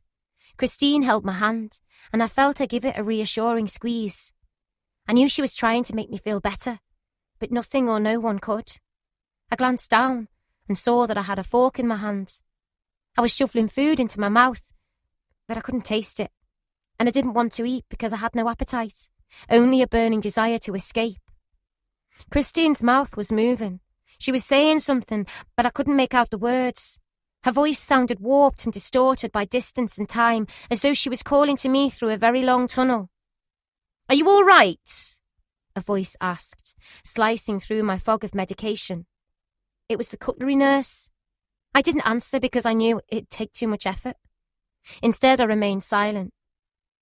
Time continued to shift, blur and melt into one long moment without natural pauses. I opened my eyes and found myself outside in the corridor. The nurse was holding me, propping me up, her hand under my arm, helping me upstairs to the dormitory. She guided me to bed number 1, my bed. I sat down on it, but had no energy or interest in wanting to move. The nurse noticed and helped me undress. As she did, she spotted the sanitary towel sticking out of the top of my knickers. "I'll go and get you a clean one," she said, as she whipped my nightdress over my head and covered my body. Moments later, she'd reappeared with a fresh sanitary towel before pulling the other one out of my knickers, but she seemed confused. "Why are you wearing this, Barbara?" she asked, waving it about in front of me accusingly. "You don't need it." I stared at her blankly, numbed and unable to speak. Inside my head, the voice answers for me. "I haven't started my periods yet," it screams. "I was bleeding earlier because someone did something to me, but no one will tell me what." But I don't say any of these words. I don't say anything, but sit and watch as she pulls back my bed covers. "Hop in," she says breezily.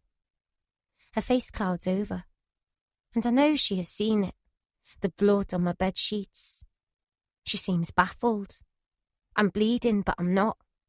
Unsure what to do, she pulls the top bed sheet over the soiled one to try and cover it up. "I've got a headache," I mumble as I climb into bed. "All right, I'll go and fetch you some painkillers." Time shortens again, and she's back by my bedside almost immediately. Only now she has a second nurse with her, and the first one hands me 2 tablets and a tumbler of water. "Sit up," she says. I do as she says, but then she asks me to get out and stand up. I turn to see both nurses inspecting the blood on my sheet. They look at it, and then at one another. But no one speaks. The second nurse looks at me. "Have you cut yourself?" I don't say a word, but the first nurse answers for me. "No, I checked her when I undressed her." They order me to climb back in bed, so I do. I turn onto my side and look out of the window at the big chimneys protruding from the distant landscape. Within minutes, I'm asleep. I dream of my mother. She's holding my hand as we fly through the air like Peter Pan and Wendy. We fly high up into the sky, clearing the tall chimneys. But suddenly, the chimney pots snag against our nightdresses. I panic because we can't clear them. We're trapped. I'm trapped. Suddenly, my mother vanishes, and I'm all alone. I'm alone and terrified that I'll be trapped inside the hospital. Forever. Chapter 18. Fighting Back. I'd been at Aston Hall for 5 months and had slowly begun to adapt to the daily routine. Girls came and went, but I didn't bother getting to know them because as soon as I did, they upped and left. The only constants in my life were Christine, the cutlery count, and my daily medication. I found school easy, but all I'd learnt was how to look after disabled children and take them to the toilet. We did simple maths, a bit of English and art, but that was it. Every day I returned to Laburnum Ward for my medication and lunch. I underwent another treatment at the end of April, but this time I'd given up, so I didn't fight the nurse when she'd started to inject me. As Milner had walked into the room, I waited for the chemical to take me and send me to sleep, away from him and that oppressive little room. The mouse had seemed to have vanished, because I no longer heard him squeak. I'd hoped and prayed that he'd gone on a journey to get help, not just for me, but for all the children. Dad hadn't been to see me in ages, and I wondered if I'd ever see him again. The only way I managed to cope was to convince myself that the treatment nurse was right. He didn't care. In turn, this fueled my desire to seek out my mother. But I'd learned to have patience. The drugs had taught me that. I'd learned how to tolerate Jane and her incessant dancing, and even allowed her to teach me some basic routines. "That's right," she smiled, tapping across the room. "Just follow me."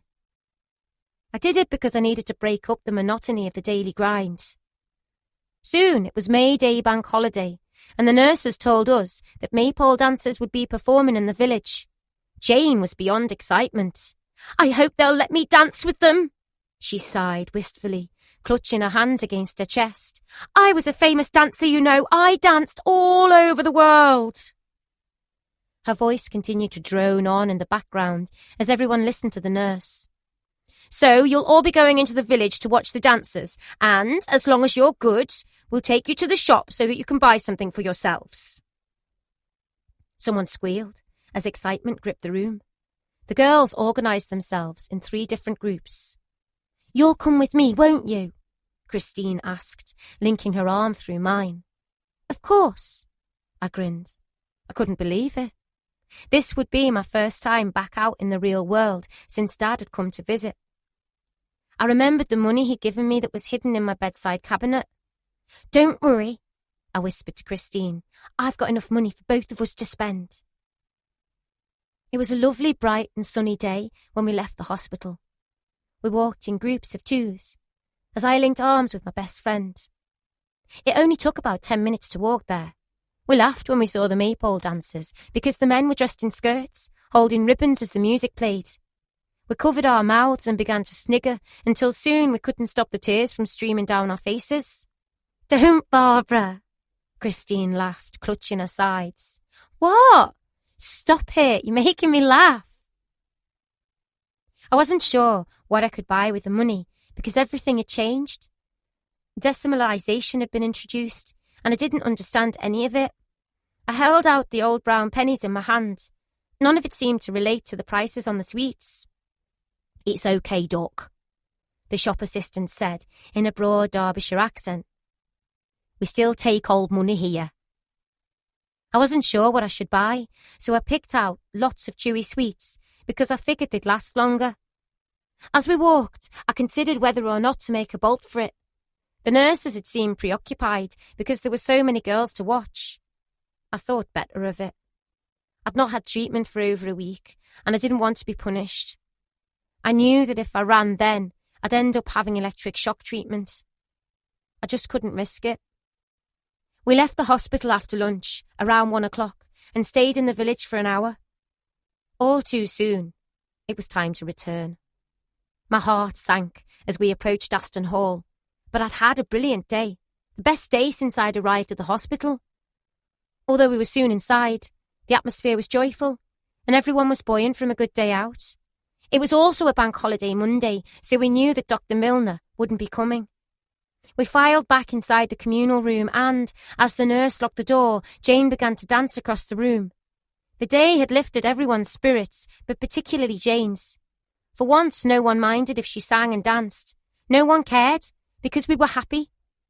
One of the nurses walked over to the fire escape at the back of the room. It was usually kept closed, but today it was open. You can sit outside if you want, girls, the nurse said. Christine and I looked at one another in astonishment and scrambled excitedly to our feet. This was the best day ever. It felt lovely to sit outside and feel the sun on our faces. We found a patch of grass, lay down and spread out. It was wonderful to smell and feel fresh grass beneath my skin instead of the cold rubber mattress. My heart had felt light, like a bird set free from its cage. I wonder why we've been allowed outside, I remarked, as I scoured the grass for daisies to make a chain with. Dunno, Christine said, shrugging her shoulders. But it's a bit odd, don't you think? What? Well, first they let us go into the village to watch the maypole dancers, and now this. I ran my nail across the stem of a daisy and split it apart so I could thread another one through. S'pose, I replied, concentrating on my flower. But I'm not complaining. Christine smiled. Me neither, she said, covering her eyes against the sunlight. It had been such a lovely and unexpected day, but Christine was right. There was something odd about it. We were given our medication and the cutlery count began as usual. Soon, it had been laid out and our dinner served. I was halfway through eating mine when I spotted something strange. Look at that. I nudged Christine with my elbow. What? Flowers over there, I said, gesturing with my eyes towards the window. She followed my gaze and her mouth fell open. I've never seen flowers here before, she whispered. Something definitely wasn't right. We'd finished our dinner, and all the plates had been cleared away when we heard the sound of car engines outside. Everyone shifted in their seats to try and look out of the window. Someone gasped as Dr. Milner's car parked outside. I knew he couldn't have come to do a treatment because we'd just eaten, and he never let us eat beforehand. Why is he here on a bank holiday Monday? A girl whispered across the table. But no one knew. Everyone started to get a little jittery, until 5 minutes later when 2 large, posh-looking black vehicles pulled up alongside Dr. Milner's car. Everyone craned their necks to see who it was. I lifted up from my seat to see 4 or 5 men and 2 women climbing out of both cars. "Who do you think they are?" someone asked. But I didn't answer because I could see the nurses out of the corner of my eye. They were all busy straightening their hats and smoothing out their uniforms to try and look smarter. I watched as the group walked towards the main door. They looked very grand indeed. Moments later, a nurse opened the door, smiled warmly and welcomed them inside. But who were they, and what had they come for? Dr. Milner came in first, followed by the rest of the group. We looked over at him in startled horror because he never came into our room. He only ever looked inside it to choose his next victim. "Carry on, girls," he smiled, with a wave of his hand, as though we did it every day. "Don't let us disturb you." He remained there, standing in the doorway, smiling and chatting to the visitors, who seemed very important.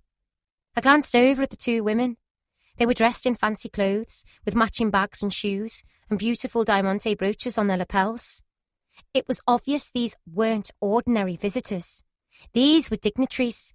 Whoever they were, Dr. Milner seemed desperate to impress them. I couldn't hear what he was saying, but every so often he'd throw back his head and laugh as though someone had said something hilarious. But through his sheer presence alone, he'd brought fear into the room. I didn't care that it was a sunny day outside or that the fire escape door was open. None of that mattered, because Milner was here in our room, in our space, and he was laughing and joking away. He was making small talk, as though we were all part of one happy family. No one moved because he was here. Instead, we all froze, watching and waiting for him to leave. As he did, he bade us a fond farewell with a cheery wave of his hand. "Carry on, girls." He smiled like a friendly, trusted headmaster. But no one smiled or waved back. We just watched as the group filled it out into the corridor and Milner signalled over at one of the nurses to lock the door after him. In less than a second, the smile had slipped from his face and he was back to normal. The door closed and he was gone. It was only then that the room let out a collective sigh of relief. The following days returned to normal, passing by in a blur of routine, cutlery counting, and Jane singing and dancing. Although it had started out as any ordinary day, the 10th of May 1971 had left me uneasy. I couldn't explain or put my finger on it. I just sensed something in the air. I left for school with Frank in the morning as normal, but as soon as we returned later that afternoon and I spotted the window of the treatment room, I knew it would be me who'd be chosen. Sure enough, straight after medication, my name was called. In fact, I was called before Milner had even arrived in his car. It was almost as though he'd asked for me especially. With my heart beating 10 to the dozen, a nurse led me to the bathroom to be washed, weighed and placed in the horrible grey gown. Then I was taken to the side room. "We're waiting for Dr. Milner," she said as she closed the door and left me sitting in the darkened room. I felt the cold rubber mattress as it stuck against the bare cheeks of my bum. I tried to shift. As I did, I thought I heard a noise. I thought of my friend, the little mouse who lived in the skirting board. I'd already given him a name, Marmaduke. "Hello? Is that you?" I called out into the darkness. I listened so hard that my ears hurt. "Marmaduke, are you here?" But the room was silent. "Please be here. Please be here for me, Marmaduke," I whispered. I was afraid to be alone. I decided to lie down on the mattress. I discovered that if I folded my legs up inside the gown, then my skin wouldn't touch the cold rubber. It made me feel a little better, but I cursed the nurse for leaving the shutters closed.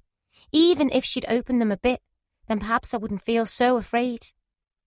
My senses remained on high alert as I listened out for Milner, the squeak of the trolley, or the squeak of Marmaduke. "Are you here, Marmaduke?" I whispered again, willing him to give me a sign. I was so busy listening out for noises that I was unable to sleep. The room was freezing.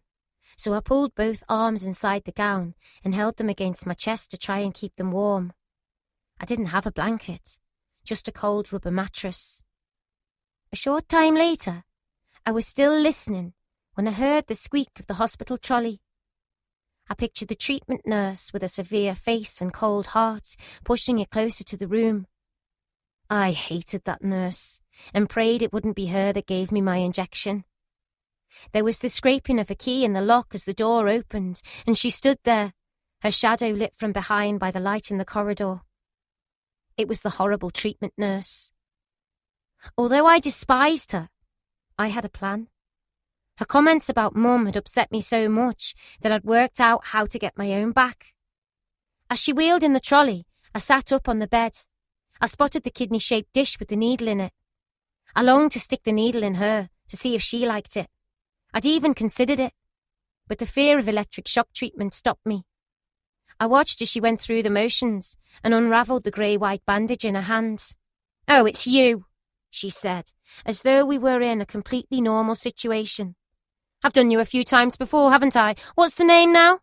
she said, as she looked down at a piece of paper on the trolley. "Yes, that's right, you're Barbara. Now you know what's going to happen." She held the bandage, ready to tie my hands together. "That's it, right arm over left." I did as she said, and took a deep breath for courage as she approached and began to bind my wrists together. I looked at her close up. She looked older than I'd remembered. It was the bitterness. It was etched across her face. I hated her with a passion, and I wanted her to know. I was ready. I cleared my throat before I lost my nerve. The sound made her look up. "Do you have a daughter?" I asked. "That's none of your business," she snapped, trying to focus on the bandage. "Well, I have a mother, and everyone says she's bad, but I don't know her." The nurse glanced up, wondering what was coming next. "Yes, I don't know her, but I know for sure that she would never be as bad as you and do to children what you do." The bandage tightened against my skin as she pulled it hard and glared back. I wanted to cry out, but didn't want to give her the satisfaction. "Do it as tight as you like," I said defiantly. "You're not going to make me cry." The nurse smirked back.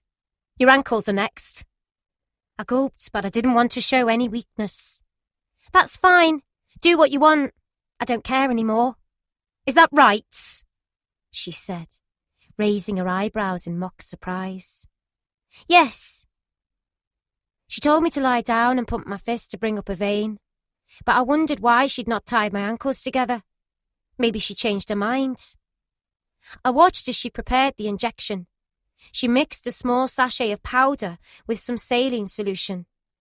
Then she drew the newly mixed solution up into the needle and gave it a couple of taps with her finger to rid it of air bubbles. She put the needle in the dish and rubbed a finger against a vein in my arm. As the needle pierced my skin, the nurse applied more pressure than necessary to cause more pain. Within minutes, I was a statue, unable to move. My eyes followed her and the trolley as she left the room. Seconds later, another figure appeared. It was Milner. He placed his 3 cushions on the floor next to the mattress. I felt something sharp against my face, the wire mask. There was a trickle of liquid, coldness and the familiar smell. Drip, drip, drip. The room went black, and my mind blank, as I drifted away and under. I don't remember how long I was out for, because I had no recollection of waking up to Milner's questions. I didn't believe it was possible to dream in such a state, but I was aware what was happening, if only from snatches of different sensations and a numbed sense of my surroundings. My mind felt as if it had been removed from my body. When I finally came to, I felt the sensation of being carried in someone's arms. I was lifted from the mattress and taken from the room. At last, it's over. I can go back to my bed, I thought. But it wasn't. Instead of the usual smells and sounds of the dormitory, I was carried outside. I felt something over my face, and I blinked as I felt my eyelashes brush against the surface of something. A white sheet. I'd been draped in a sheet, and now I was being taken somewhere. Oh God, the black van. I panicked even though I couldn't do a thing about it. I'm not dead, I reasoned, because I can feel the hotness of my breath billowing back and warming my skin underneath the sheet in the cold night air. I decided it was safer to play dead. There's the sound of a car door opening. It is the black van. I was lying across the padded leather seat of a car as I tried to peer through the sheet, but it was impossible. Instead, I listened out for voices and heard Milner's voice. The leather of the car seat stuck against my naked skin. Where am I going? What's Milner going to do with me? Suddenly, a hand lifted the blanket, but too quickly for me to see who it belonged to. The wire mask pressed hard against my face. Drip, drip, drip.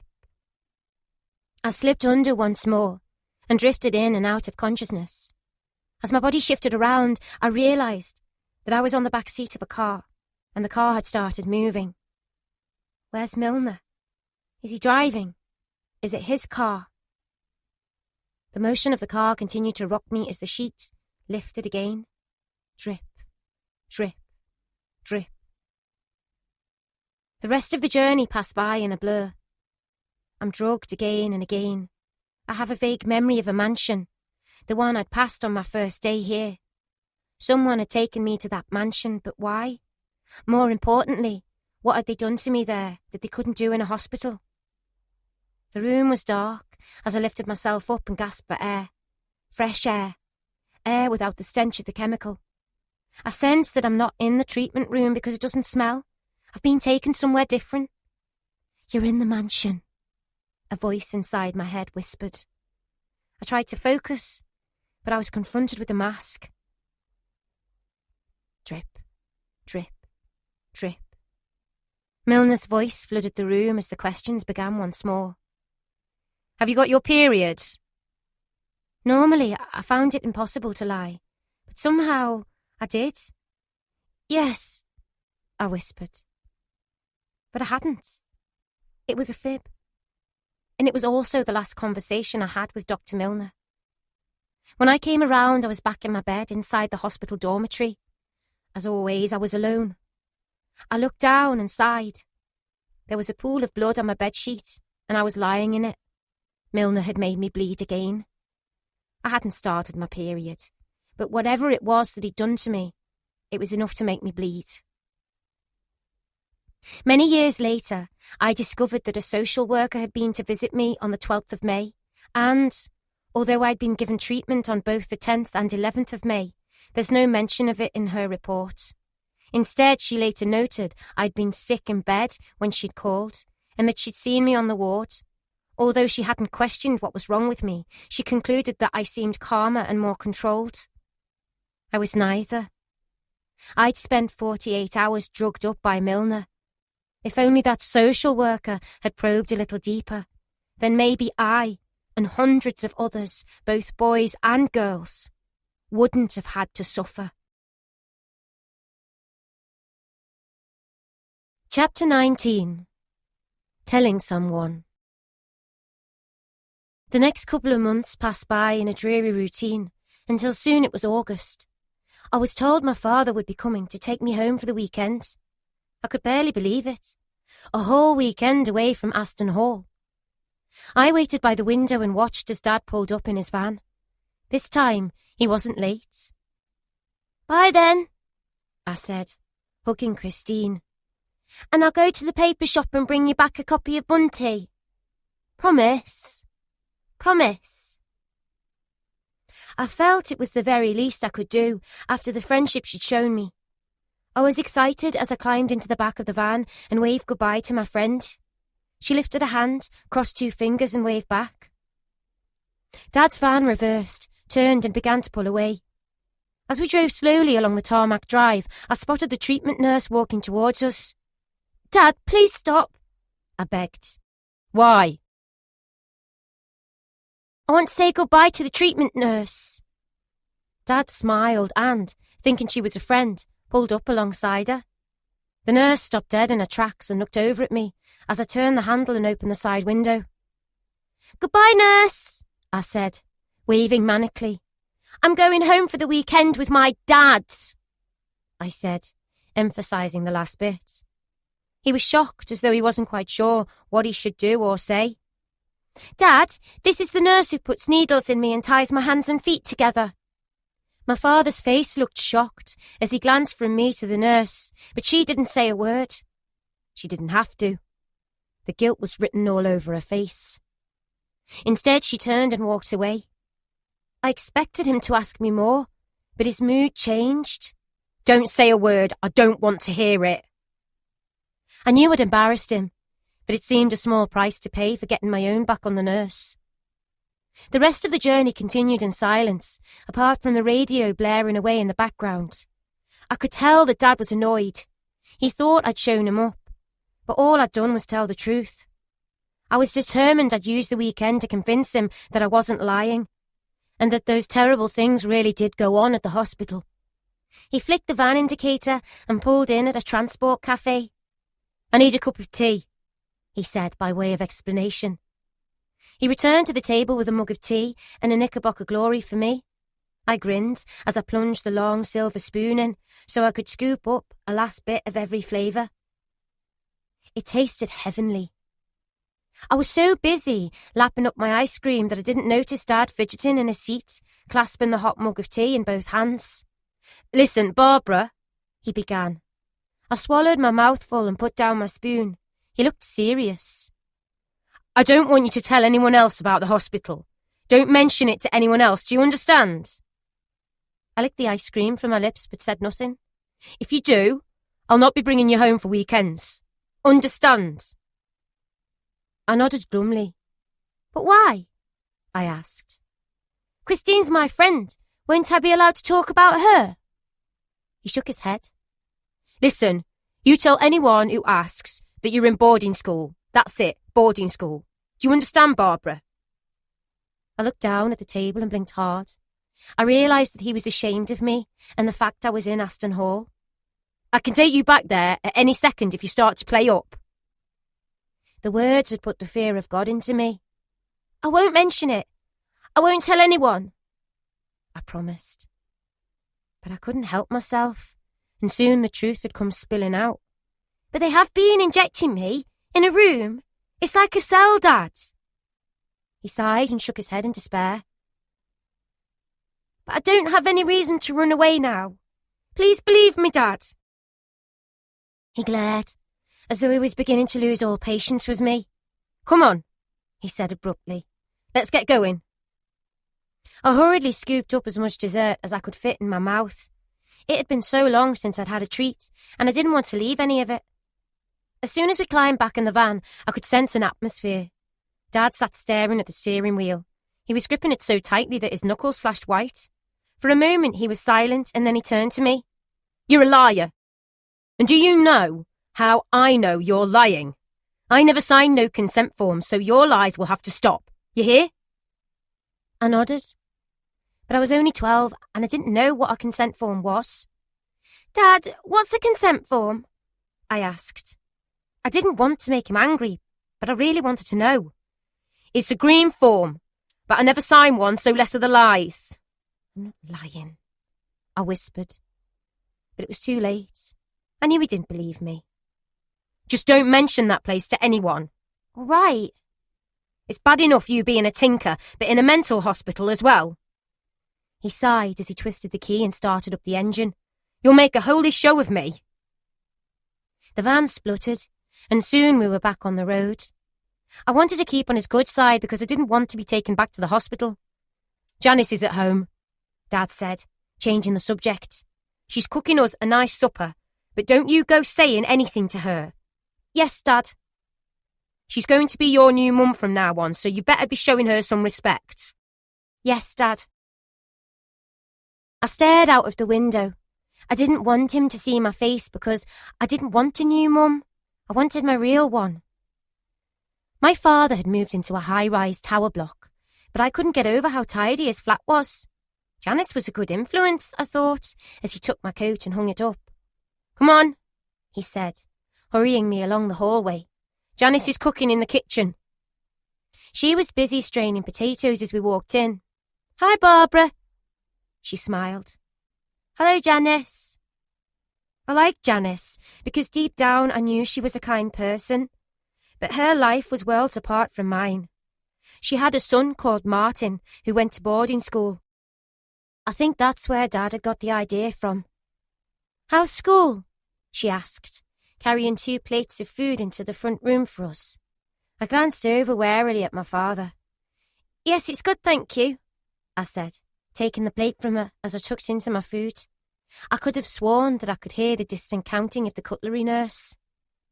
The room was almost too quiet to eat.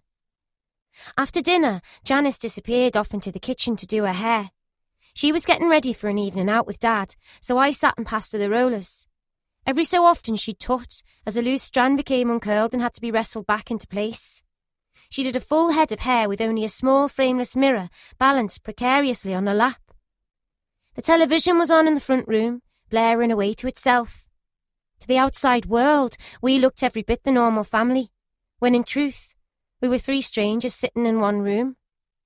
I watched Janice as she pulled out a cigarette from a silver case, perched it in her heavily lipsticked mouth and lit it.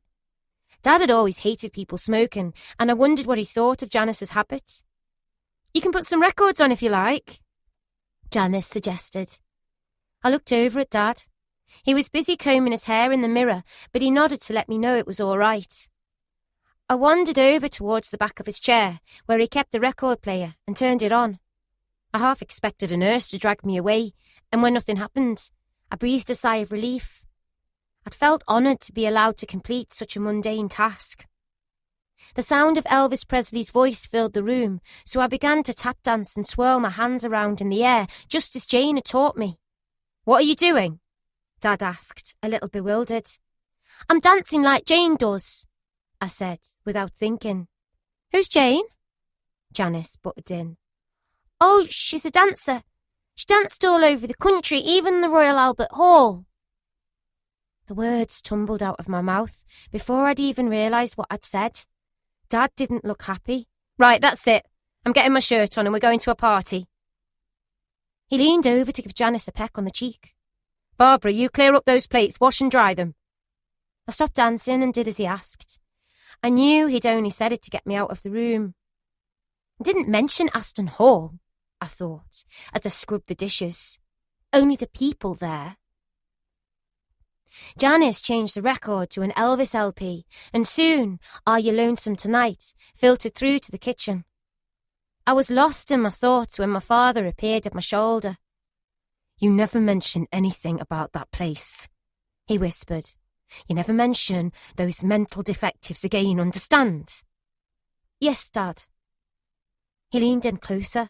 "You're going back on Sunday, but I can take you back any time." It was the last thing I wanted. Not long afterwards, they left and I was all alone.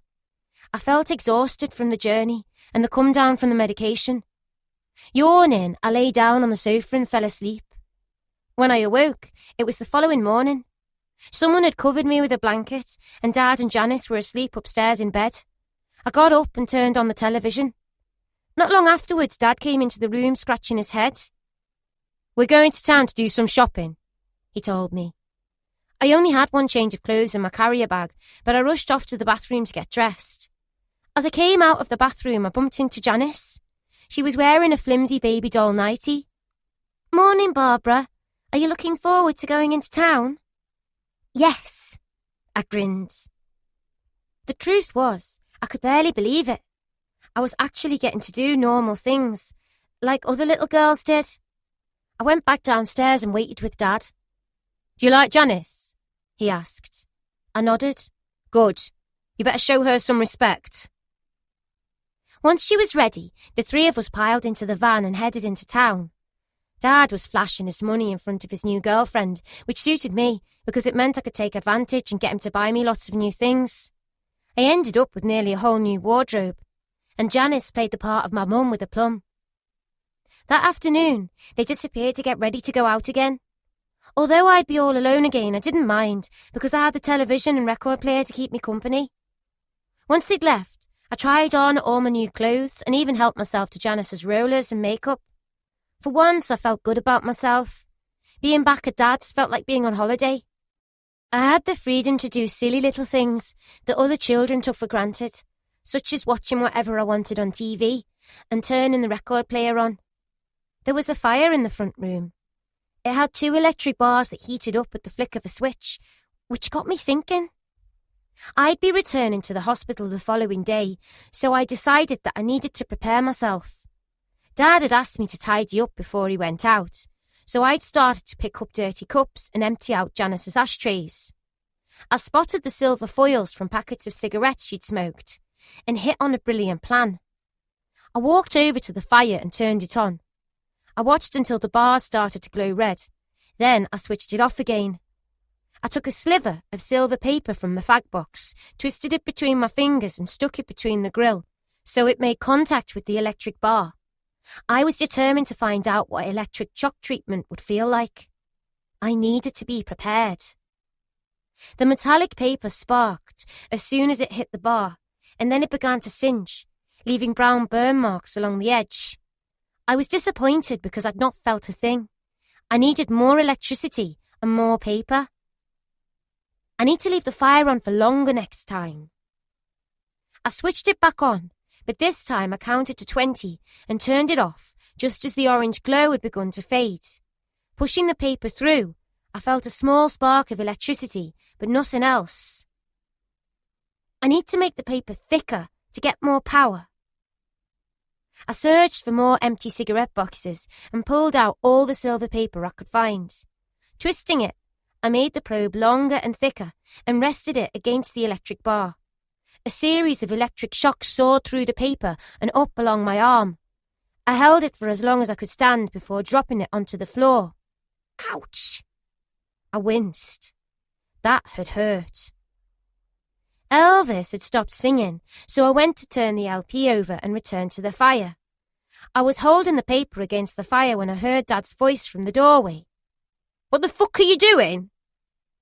I turned to see him with Janice at his side. She was holding a shocked hand against her mouth. Answer me! Dad demanded. I was mute with fear. Are you trying to set the whole place on fire, you mental defective? His words cut me through to the bone. Get up! He roared. I leapt up from the floor, dropping the silver paper as I did. Dad was raging and starting to lecture me on how many people I could have killed if the fire had taken hold. I started to sob because I was worried he'd tell the hospital. If he did, I'd surely get electric shock treatment. I was crying so much that his voice softened and he slumped down in his chair.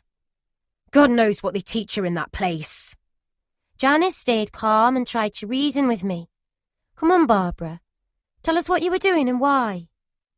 I looked at Dad and then at her. I was too frightened to tell them why I'd done it, because it would mean I'd have to mention Aston Hall and he wouldn't like that. Answer her, Dad insisted. Tell her what you were playing at. I took a deep breath. My stomach turned over, making me feel sick with nerves. It was now or never. This was it. I looked up. They were both staring at me, waiting. This was my chance to tell them once and for all. But I was so scared that I thought I'd choke on my own tears. Come on, Janice coaxed, wrapping a gentle arm around my shoulder. It's all right, just tell us. I looked at Dad as I blurted the words out. I did it because they're going to give us electric shock treatment. What the fuck? He said, leaping to his feet. He flushed bright red. He was embarrassed, ashamed of me, even though I'd kept my word and hadn't mentioned the hospital once. Dad dipped forward to try and grab me, but I was fast. Stop it. Leave her alone, Janice said, trying to calm the situation down. My father stood back and composed himself as Janice took control. Now let's see what else she has to say. That's not a normal thing for a child to say, she reasoned. Tell me again, Barbara. What is it you're frightened of? Dad glared at me over her shoulder and grabbed his car keys off the sideboard. Get your bags. You're going back right now, and you're not coming out for weekends again. Do you know how many people you could have killed doing that? The car keys were jangling in his hand, but Janice grabbed them from him. You're driving nowhere with all that drink in you, she scolded. He looked at her, and then at me. and realised he'd been defeated. In a huff, he slumped down heavily into his chair. I sidled up to Janice because I knew she was on my side. "Right," she said. "Let's get to the bottom of this. Now tell me again, Barbara, and tell me the truth. Why did you stick paper in the fire?" "Because of the electric shock treatment," I whispered. Janice sat down on the sofa in shock. She shook her head in disbelief as Dad stared hard at the floor. "Barbara, where's your boarding school?" This was it. I had to tell her. I had to tell them both what Milner had been doing to me and the other children. I took a deep breath for courage, and soon the words had tumbled out into one long sentence without pause or breath. "It's not a big posh boarding school, it's a hospital, and they're injecting me and giving me treatment and putting a mask over my face and pouring a funny-smelling liquid on it that knocks me out, but no one believes me. And I have to take medication all the time, and they strip me naked and put me in a room with a stupid gown on, and then Dr. Milner lies down next to me and I always bleed after treatment, but they do it to everyone, but not Jane." I gasped, my voice finally trailing off. I crouched on the sofa next to Janice, pulling my knees up against my chest, and began to sob uncontrollably. Although I was distraught, I also felt an utter sense of relief, as though a big heavy weight had been lifted from my shoulders. The silence in the room seemed to last for ages, and I was terrified what would happen next, especially when Milner had found out I'd told my father. It was a warm summer's night, and the front door was open. A cool breeze drifted into the room, and for a moment I considered running out onto the balcony and jumping to my death. Anything had to be better than going back to the hospital. I felt a hand against my shoulder. It was Janice. "Everything's going to be all right," she promised, giving me a hug. My tears had stuck my face against the plastic sofa. I tried to look at Dad because I thought he'd be angry with me, but he looked utterly broken. "Right," Janice said, lighting up a cigarette. "What's this all about, Barbara? Tell us everything about this electric shock treatment." Suddenly, I'd lost my nerve. I didn't want to make things any worse for myself or go back to the hospital, so I said nothing. "Don't be scared," she said. "Your dad's not angry, are you?" I looked over at him and I was shocked. Shocked, because for the first time in his life, Dad was crying. Chapter 20. Escaping the terror.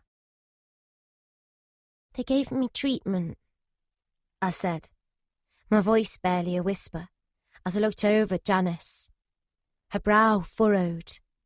"Repeat that, Barbara." I repeated everything I'd said earlier about the treatment, the mask with the dripping liquid, the injections and Dr. Milner. I even repeated the bit about me bleeding after treatment. "She's a liar," Dad said, interrupting me. "She's always lying." But Janice wasn't convinced. She rested her back against the sofa, took another long drag of a cigarette and considered me. "Well, if my kid was coming out with stories like that, I think I'd be checking it out. But I never signed any consent forms," my father tried to reason. "So she must be lying." For some reason, Janice believed me and stuck to her guns. How would a kid this age know anything about ether and injections? My dad sat up and thought for a moment. "You're right, but she could have read about it in a book." Janice blew out a huge lungful of smoke and tuttered. "Come off it. I wouldn't send her back until I checked it all out," she said, her face deadly serious. She picked up a handbag, pulled out a purse and took some money from it. "Barbara, be a good girl and nip over to the shop to get me some fags. Here's some money for going," she said, slipping a little extra into my hands. I didn't need asking twice. I also knew what the extra money meant. It meant take your time. I felt cold, chilled by the shock of it all, so I pulled on my cardigan and headed out of the flat. I hoped by the time I returned that Janice would have persuaded Dad I was telling the truth and I wouldn't have to return to that hellhole of a hospital ever again. I pressed the button and waited for the lift to come, but I didn't feel well. My hands began to shake, and cold beads of sweat collected along my forehead. The lift pinged, so I stepped in and pressed the button for the ground floor. My head was racing, along with my heart. Was fear doing this to me? I stepped out of the lift and walked out of the block of flats. There was a wall in front of me, so I sat on it. I felt strange, as though I wouldn't be able to make the few yards walk to the shop. I was desperately trying to breathe in fresh air because I felt as though I was going to pass out at any moment, but I was too frightened to stand in case my legs gave way. An old lady passed with a shopping trolley stuffed full of newspapers. I recognised her immediately. It was Mrs. Watson. "Hello, Barbara." She smiled, but I didn't feel well enough to even answer. Mrs. Watson stopped in her tracks and came over. "Are you all right, Barbara? It's just that you don't look very well." I just feel a bit... But as I jumped off the wall, I lost my balance, so Mrs. Watson had to catch me. "Come on," she insisted. "I'm getting you home." She knocked hard on the half-open door of Dad's flat. "Hello, is anyone in? I've got Barbara with me and she's not very well." I put out my hand and pushed the door before almost falling in through it. Janice had heard the commotion and came running. "She's not well," Mrs. Watson told her. Janice took me and laid me down on the sofa. "Oh my God," she gasped. "She's burning a temperature." "That child needs a doctor," Mrs. Watson said, butting in. I physically flinched at the word doctor. Dad had also seemed concerned. "Are you all right?" he asked, staring down at me. By now my arms were shaking and I had terrible pains in my stomach. Janice nipped through to the kitchen and returned with a glass of orange cordial. "Here," she said, placing it on the coffee table right next to me. By now my temperature was so high that I felt chilled and I couldn't stop shaking. "She must have the flu or something. She's as white as a ghost," Janice fretted. I don't know if I passed out or fell asleep, but when I awoke hours later, I felt dreadful. I tried to lift the glass from the table, but my vision was fuzzy and my hands were shaking so much that I couldn't match it to my mouth. In the end, I gave up. "Are you all right, Barbara?" I could hear Dad, but I couldn't see him because everything was blurred. My head was pounding, as though I'd just had treatment, and then I realised I'd not had my medication for a couple of days. I heard Janice and Dad's voices in the distance, but they sounded distorted and removed, as though they were calling to me from the top of a mountain. I tried to open my eyes again, but the light was blinding, so I shut them again.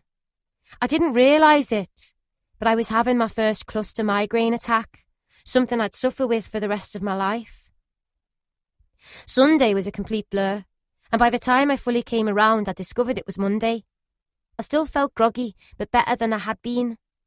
My father was sitting in his usual chair, but he'd washed and changed his clothes. He'd given up the oil rigs in favour of truck driving, and he was sitting there ready for work. "How are you feeling? Are you all right?" he asked me. I nodded, but I didn't want to get up because I felt so weak. Dad sat with me. A few hours later, I heard the whistle of the milkman and the chink of bottles as he delivered milk outside the door. It was 8 o'clock. I looked over at Dad, my throat too dry to speak, and wondered what time he'd be taking me back to the hospital. I tried to reach the juice again, but my arms felt too shaky. My father had noticed and got up and gently tipped the glass towards my lips. Then he helped me sit up. I retched as though I was going to be sick, so we ran out to fetch a mop and bucket, opening up the front door to let some fresh air circulate into the room. I was violently sick, but he cleared it up before taking the mop and bucket away. "Come on," he said gently. "You lie back down." I did as he said. The cool air wafting over me made me feel a little better as I drifted off to sleep once more. When I woke hours later, my father had gone, but Janice was sitting there holding the phone in her hands. As I came to, she put the telephone receiver back in its cradle. "Are you feeling any better?" I nodded. "Where's Dad?" "He'll be back soon. He's just gone to the social services office. Now come on, get up, love. You've been on that sofa for 3 days. Let's get you washed and dressed. Do you feel up to that? I didn't, but I didn't want to upset her because she'd been so kind to me. I went into the bathroom and used a flannel to wash, and then I dressed myself. Better? She asked as I walked out into the hallway. I nodded because I didn't feel much like talking. I sat down on the sofa as Janice brought me a plate of toast and a cup of tea. But she didn't leave. Instead, she sat down and held my hand. Barbara, I worked in a hospital for a very long time. Did they give you tablets or anything in that place? Yes, they did. They gave me a lot, I replied, my voice a hoarse whisper. I grabbed the tea and tried to steady the cup by wrapping both hands around it. I was still a bit shaky, and I was worried I'd spill tea everywhere and make her angry, but she wasn't. She was far from it. A short while later, the front door closed and Dad came into the room. Oh, you look better, he smiled. I immediately felt better for seeing him. He pulled a piece of paper from the inside pocket of his jacket, sat down and began to dial a number. I'm going to fix your hair up so it's pretty. Would you like that? Janice asked me. But I wasn't listening. I was too busy trying to eavesdrop on Dad's telephone conversation. She continued to talk, drowning out my father's voice until he finally put the phone down. Right, have you got your bags packed? He asked. I had. My bags were always packed. I didn't have much with me, and everything I did have was inside a plastic bag. Yes, Dad, I replied in a small voice. I could picture Aston Hall and the slow drive up the long tarmac drive. I felt numb with fear. I wanted to die. Good, he said, getting to his feet, because you're not going back to that hospital. My heart skipped a beat. Had he just said that? Had I heard correctly? I knew I had. I immediately started to sob until soon I couldn't stop myself. Why are you crying? He asked, a little puzzled. Why, you don't want to go back there, do you? No, I gasped. Thank you, Dad, I said, running over to hug him. Thank you for getting me out of that place. My heart suddenly felt light because I didn't have to go back there. I wouldn't be locked up in that horrible place or the treatment room by the wicked nurse, but best of all, I'd never have to see Dr. Milner again. Chapter 21. The Approved School. Right, my father said, grabbing his van keys off the side. I've got to go to work, so you stay with Janice and be good until we sort out where you're going next. He came over and rubbed my head fondly. You'll be all right. He smiled as he leaned forward and kissed Janice on the cheek. Be good now. See you later, Janice. I love you, Dad, I called. I stayed in the flat for a week, but I continued to suffer the effects of drug withdrawal. Janice was lovely, and she bought me magazines and chatted to me about fashion and makeup. But I felt sad for Christine, because I'd never got to say goodbye or give her the magazine I'd promised. A few days later, a lady from social services rang. She wants to tell you something, Janice said, handing me the phone. Hello? Is that Barbara? The lady on the other end of the line asked. Yes. My name is Susan, and I'm calling to let you know that you've been transferred to Blackbrook House in St Helens. That'll be your new home from now on. New home? Yes, Susan said. It's an approved school for Roman Catholic girls. Anyway, someone will be along to pick you up in the morning. My heart sank. I was on the move again. Do I have to go? I asked Janice after I'd put the phone down. Yes. Your dad has gone to an awful lot of trouble to get you transferred, so I don't think he'd be happy if you didn't go. I understood that I couldn't stay here forever, and this Blackbrook house had to be better than the hospital. Anything had to be better. The following morning, I was collected as arranged. I didn't have the chance to say goodbye to Dad because he'd left for work, but I knew he'd come to see me at my new home. I was driven to St Helens in Lancashire by the social worker. The journey seemed to take forever, and I must have fallen asleep because she had to wake me up. "Barbara, we're here." We turned into a long driveway, and I pressed my face against the window as we approached the largest house I'd ever seen.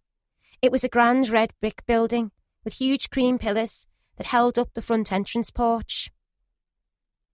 "Hello, I'm Sister Jenny," a nun said, stepping forward to greet us from the car. She ushered us in through the big wooden door into a beautiful hallway. There were doors on both my left and right that led into different rooms. She beckoned us through the first door on the right and sat down behind a huge mahogany desk in a grand office. She gestured with a hand for the social worker to also sit down, but there was only one chair, so I remained standing. "All right, Barbara," Sister Jenny began. "I've heard a lot about you. Now, are you going to promise me you are not going to run away from here?" I looked over at her. She was a nun, and as a Catholic, I didn't dare lie to a nun. I thought about her question and tried to work out an answer. Deep down, I knew the moment I got my first chance, I'd be off down the road, looking for my real mother. I cleared my throat. "Sister, all I can say is I promise to do my best not to run, but I can't promise I won't. I do promise my very best, though." A twitch appeared at the corner of her mouth as she tried her best not to laugh. I didn't understand what was funny. "Well, Barbara, I like your honesty," she said, still smirking. "Do you think we can learn to trust one another? If I trust you, will you trust me?" "I'll try, sister." "Now tell me, why did you give me that answer? That you promised not to try and run away?" I looked over at her. "Because you're a nun, and I cannot lie to you. If I do, I'll get a black mark on my chest forever, and then I'll never go to heaven." Just then, another nun entered the room. She was there to show me around. "Well, just you try your best." Sister Jenny smiled. "And I'm sure we'll get on famously." My bedroom was on the right-hand side, off a long corridor. I was delighted to discover that I had a bedroom all to myself. The room just had a single bed, wardrobe, cabinet and sink in it, but it was all mine. I realised that Blackbrook House had so much more to offer than Aston Hall. As well as our usual lessons, we had cooking, sewing and typing classes. But best of all, there was no medication, no cutlery counting, and no milliner. I soon settled in and made friends easily. At Blackbrook, I had so much more freedom, even though I was still technically locked in. But instead of drugs, we were treated with prayers 3 times a day, Mass, confession and Holy Communion. I hated the religious side with a passion, but it was better than the hospital. Sewing classes were my favourite, and soon I'd learned how to sew and cut my own patterns. I decided that I liked it there so much that I would try not to upset the nuns. In the back of my mind, there was always the very real fear that I'd be sent back to Aston Hall, and I didn't want to risk it. At dinner time, the tables were laid out in a proper manner, and we were trusted with our cutlery. I was so happy that soon I became known as the joker of the school. Dad would telephone me every Wednesday, and we'd chat about what I'd been doing, so, unlike the hospital, there was always that to look forward to. At weekends, we were allowed home to see our parents, but I stayed at Blackbrook because Dad was often working. But I didn't mind, because there was a kind priest there called Father Jones. He'd take us to the beach at Southport or to the park in St Helens, where we'd hire out small rowing boats for the day. Once we were at the beach when Father Jones pulled out a camera and started taking photographs of me in my swimming costume. Although it was entirely innocent, it caused a lot of trouble. Not long afterwards, Father was in the convent talking to a lady who it later turned out had been a social worker. "Hello, Barbara," he called cheerily as I rushed past on my way to a lesson.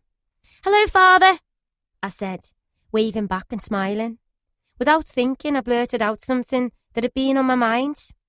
"Father, did you get the pictures you took of me at the beach back yet?" The woman's face dropped as she turned from me to Father Jones. I knew instantly that I'd said something wrong, even if I didn't know what it was. The woman beckoned me over and took me to one side. "Did Father Jones take your picture?" she asked. I didn't answer, because if there'd been one thing I'd learned at the hospital, it was the less you said, the better. Still, 20 minutes later, Sister Jenny summoned me to her office. I was terrified that I was being sent back to the hospital. Big frightened tears welled in my eyes as I waited to be called in. I finally walked into the room with both my arms poker straight down my sides and my heart pumping. Sister Jenny was sitting behind her desk, wearing a black habit that had been starched within an inch of its life. "Hello, Barbara," she said. My eyes darted over to the chair where the lady who'd asked me about Father Jones was sitting. "Is this the girl?" she asked the lady. She nodded. "I'm in real trouble now," I thought, as I began to panic. Thoughts of the treatment room, the mattress, and the long needle flashed through my mind. I heard counting, the squeak of the treatment trolley, and Jane tap dancing as the treatment nurse's determined face loomed into view. My head felt light and my legs weak until they buckled underneath me and I fell to the floor. When I came around, I was being carried along on a canvas stretcher. My head began to throb and I blacked out again. When I finally opened my eyes, I was inside my room, but it was spinning. I felt weak, but somehow I climbed out of bed and tried to open the door. I tried the handle, but it was locked. It sent me into a panic as I rushed to try and open the window, but it would only budge a fraction. By now, my anxiety was at fever point because I was certain I was about to receive treatment. It was fight or flight. I started to kick the door to try and open it, but it wouldn't move. Gripped with fear, I grabbed the bedside cabinet and began to hammer the door with it. "I'm trapped. I'm all alone and he's coming. Milner's coming. I have to get out of this room." The nuns heard the noise and came running, but they couldn't get inside because the smashed up furniture was blocking the door. There was a side window panel, but it had a wire mesh running through it, so it was impossible to break. I peered through, trying to work out which nun had the injection in her hand. "Calm down, Barbara, calm down," a voice called from the corridor. "We can talk about this." But I didn't want to talk. I wanted to escape. I continued to smash everything up. "You're only making things worse for yourself. Behave and calm down. Otherwise, we won't put your dad's call through to you on Wednesday." It was enough of a threat to make me stop, and I fell onto the bed with exhaustion. The nurses asked me to move the furniture so they could get into the room. "If you don't, then we'll have to call the police and take you back to Aston Hall." I gasped and picked up a sharp piece of broken wood. My hand trembled as I held it aloft. "If Milner comes near me, I'm going to kill him. I will put this stick of wood right through his throat and I will kill him. I'm not stopping till he's dead. And if any of you have an injection for me, you won't get it in me because I will kill you all." I screamed. Suddenly, the voices went quiet. There was a pause, and then one nun spoke. "Barbara, who is Milner? And why do you think we'd inject you?" I was silent. Was it a trick? "We wouldn't do that," she insisted. "We're not allowed to." "Why, what other stories have the girls been telling you?" "They're not stories," I cried, angry tears streaming down my face. "It happens. Why don't you give an injection before electric shock treatment?" The nuns looked at me through the glass in bewilderment. "No, we'd never do something like that." "Yeah," I said, wiping my nose with the back of my sleeve. "I bet your mate, the other nun, or Milner is out there ready with the mask for me. I'm not stupid." The nun seemed baffled. "Why don't you have a rest and we can talk and find out what's wrong?" She sounded so calm that I knew she was telling the truth. After all, nuns didn't lie. They asked me to unblock the door, but I desperately needed to lie down, which I did. A short while later, when I'd woken up, I unblocked the entrance, but outside it was quiet. I waited until a young nun called Sister Mary came in to see me. She asked me why I destroyed my room and explained how privileged I was to have one all to myself. Within minutes, 4 other nuns entered the room. They grabbed my arms and legs and I was carried along the corridor and put into a room with padded walls. It was like the treatment room. My heart pounded as I spotted a single mattress on the floor. I was stripped to my underwear, and then they checked my hair for slides or grips or anything I could use to hurt myself. The nuns left and closed the door, leaving me with just a single light in the middle of the ceiling. This is it, I thought. This is where Milner comes in. Please, God, no more treatment. I prayed. I shivered because there was no blanket, and I was freezing cold. Then the door opened and Sister Mary walked in holding a blanket. In an hour, I'll bring you some food, she said. I was starving hungry, but her words had made me feel better. They wouldn't be giving me a blanket and food if Milner was on his way. A little while later, I was allowed to go to the bathroom.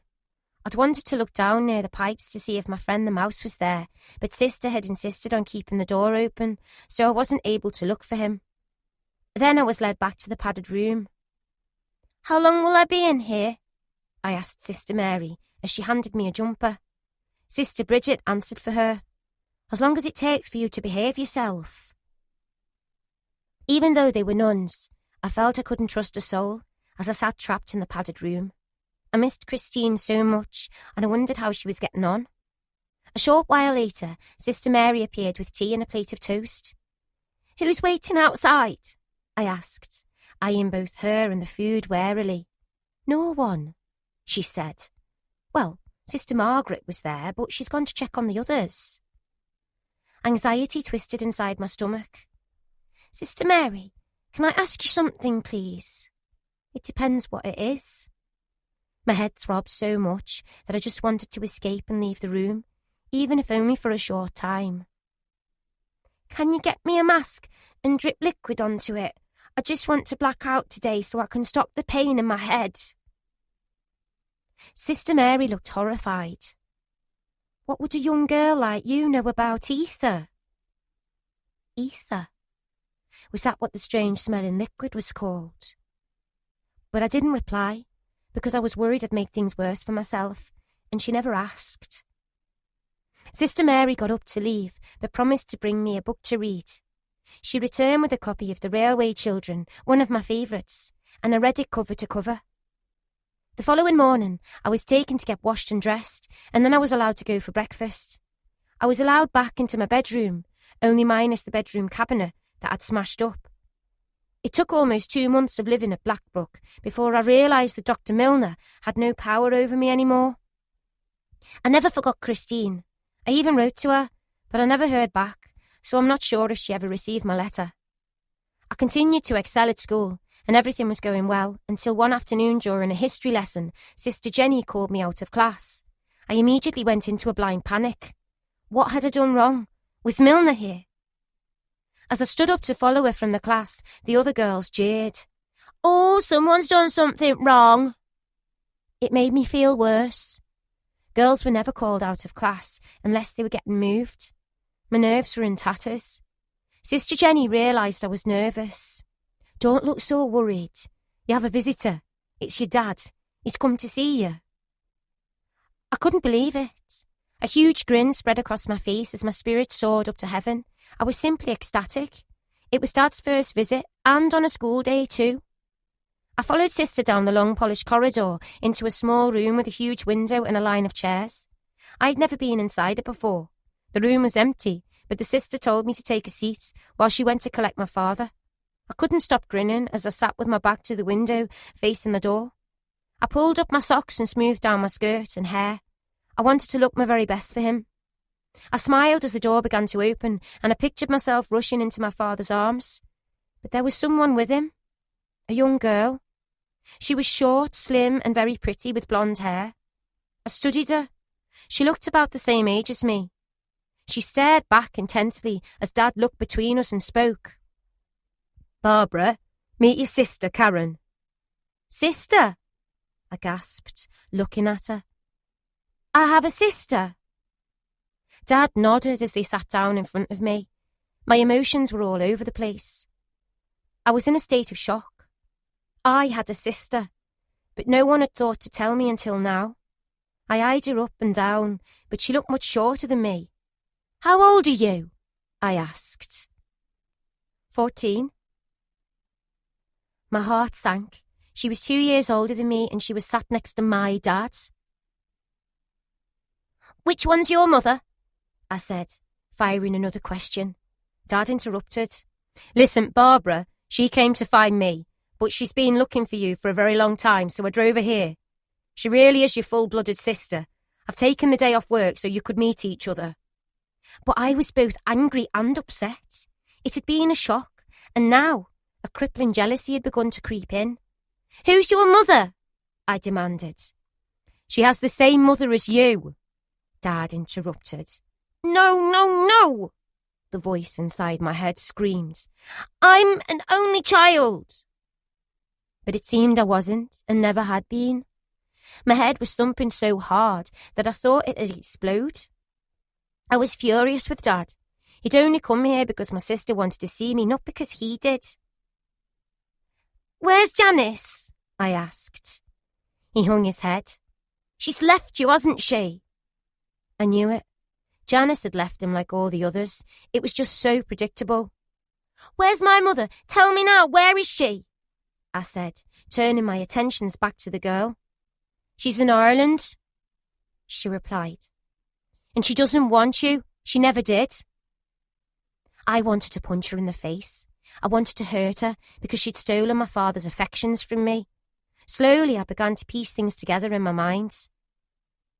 If Mum had left when I was a baby, then she must have taken Karen with her, leaving me behind. My perfect vision of her had vanished in an instant. "So you're my so-called sister, are you?" I said with my voice raised. "Is she a dirty, rotten, lying tinker like me then, Dad?" At that moment, the door opened and Sister Jenny walked in. "I thought I heard raised voices," she said, her eyes darting around the room. "But this is a convent, so I must be mistaken. I think visiting time is over," she said, directing the last bit at Dad. "Barbara has an education to deal with. Please say your goodbyes." My heart felt as though it had been ripped in two as I watched the strange girl walk out of the room with my dad. It should be me, I thought bitterly. Every dream and hope I'd had about my mother disappeared along with them. This girl had our dad, but I had no one. Sister Jenny ushered them along the corridor, while Sister Mary came to usher me back to my room.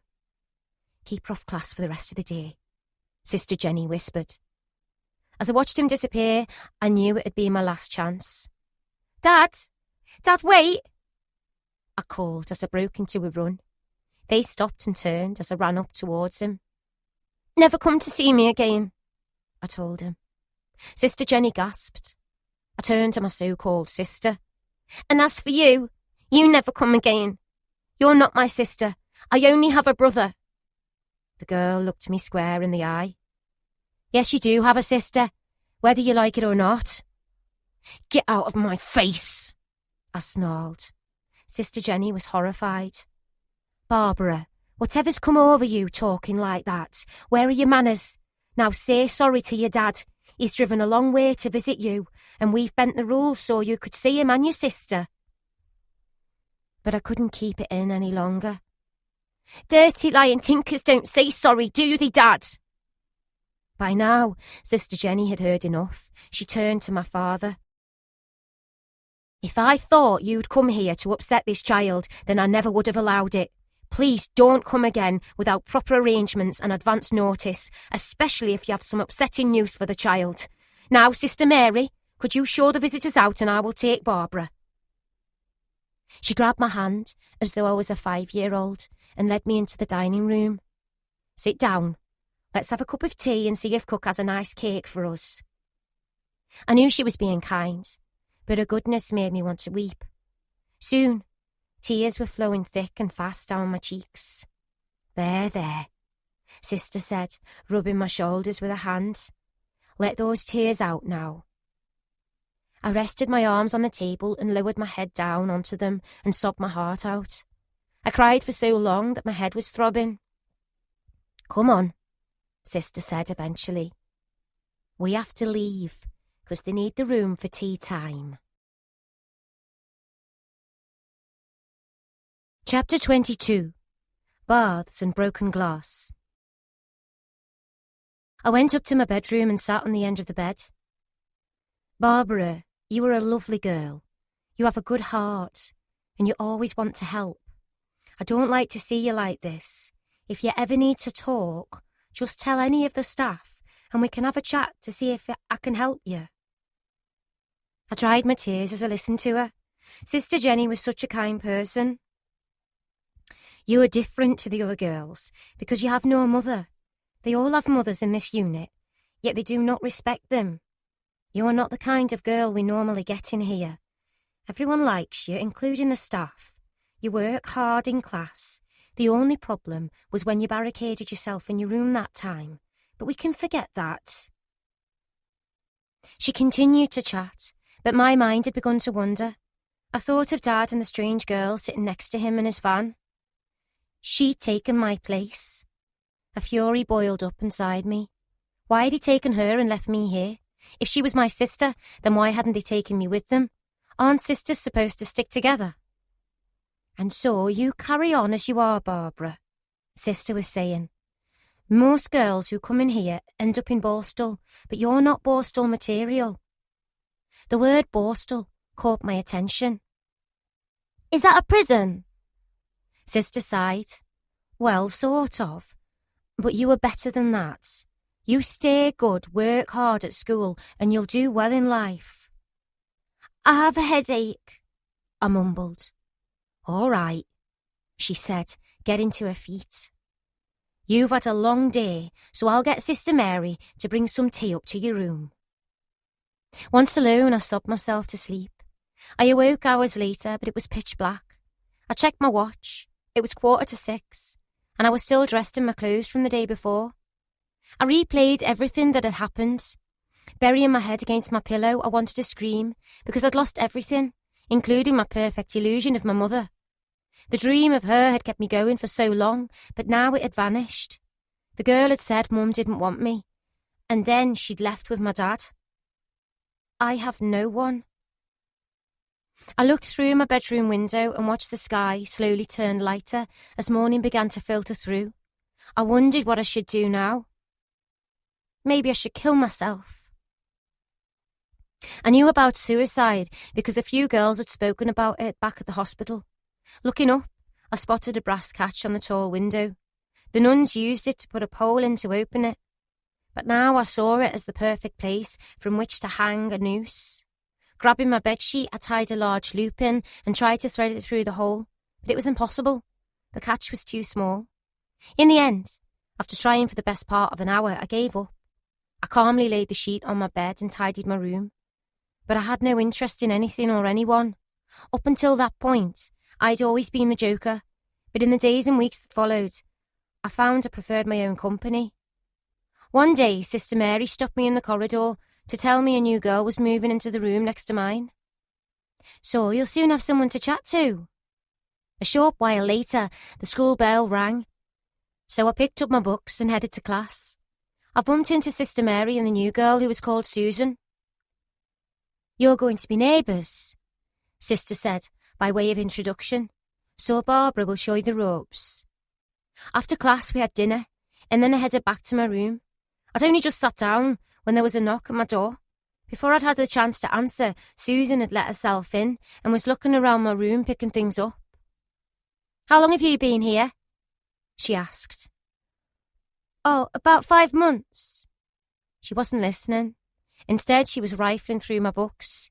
Then she picked up my hairbrush and started brushing her hair with it. I was gobsmacked. I watched as she picked up some hair slides and started putting them in her hair, leaving them there. I was about to say something when she picked up a bottle of talcum powder and tipped it all over the floor. Then she rubbed her shoes in it to make more mess. All the girls were telling me how they don't like you. They tell me you're a grass. You're up the nuns' arses, they say. I shook my head because it wasn't true, but Susan hadn't finished. I know how to deal with twats like you, she said. I haven't been to Borstal for nothing, and I hate grasses. I gulped. Susan was tougher than anyone I knew. When you finish cleaning up this mess, you can get in my room and clean that. If you do, I might spare you today's beating. I was already feeling vulnerable, so I took her seriously. Susan was tall, with long dark hair, and I was simply terrified. She looked at me and left the room. I got down on my hands and knees and started to clean. Moments later, she appeared in the doorway. "Come on, my room now, get it done." I did as she said, hoping I wouldn't get a punch or a slap. But when I entered her bedroom, I couldn't believe my eyes. The bed had been stripped and all the drawers had been pulled out of the cabinet. There were clothes everywhere, and she'd even emptied a tube of toothpaste and smeared it across a window. "Get on with it," she snapped, before leaving the room. I worked quickly, because it was almost time for school and I knew the nuns checked your room when you were in class. If you didn't keep it clean, then you were given black marks. 3 black marks would ground you, meaning no outdoor trips, while 6 marks lost you all privileges, including home visits. I panicked to get it done, but as I wandered back into my own room, I discovered that Susan had gone back and destroyed it again. I panicked as I glanced down at my watch. I had less than 5 minutes. I'd just finished when the bell rang. Breathing out a sigh of relief, I grabbed my books and made my way down the corridor to find Susan waiting for me. She dug her fist hard into my back as we walked along. But the day went from bad to worse as she continued to torment me, throwing pencils and bits of paper. At dinner time, Sister Mary came over to speak to us. "How are you settling in, Susan?" She looked up and smiled, as though butter wouldn't melt in her mouth. "Fine. Me and Barbara are great friends, aren't we?" she said, giving me a nudge.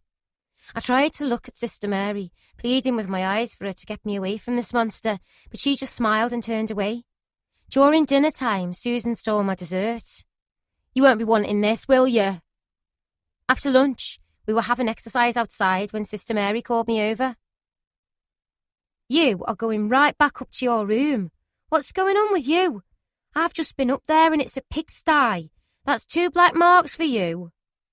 I shot Susan a hateful stare because I knew she'd done it, but she just laughed. Back in class, it became clear that she'd managed to win everyone over. All the girls were giggling and sharing jokes, and every time I glanced over, they burst out laughing. Susan passed me a note. "We all know you're the grass," it read. I'd reached breaking point. Standing up, I turned to her and began to shout. "You're the fucking grass, and you better back off me right now. I don't care how many borstalls you've been in. I ain't no grass." "Barbara O'Hare, get over here now." It was Mr. Jones, the teacher. He was a large man in his late 40s with a beard and untamed brown hair that curled up at the edges like an old piece of bread. "Over here!" he shouted.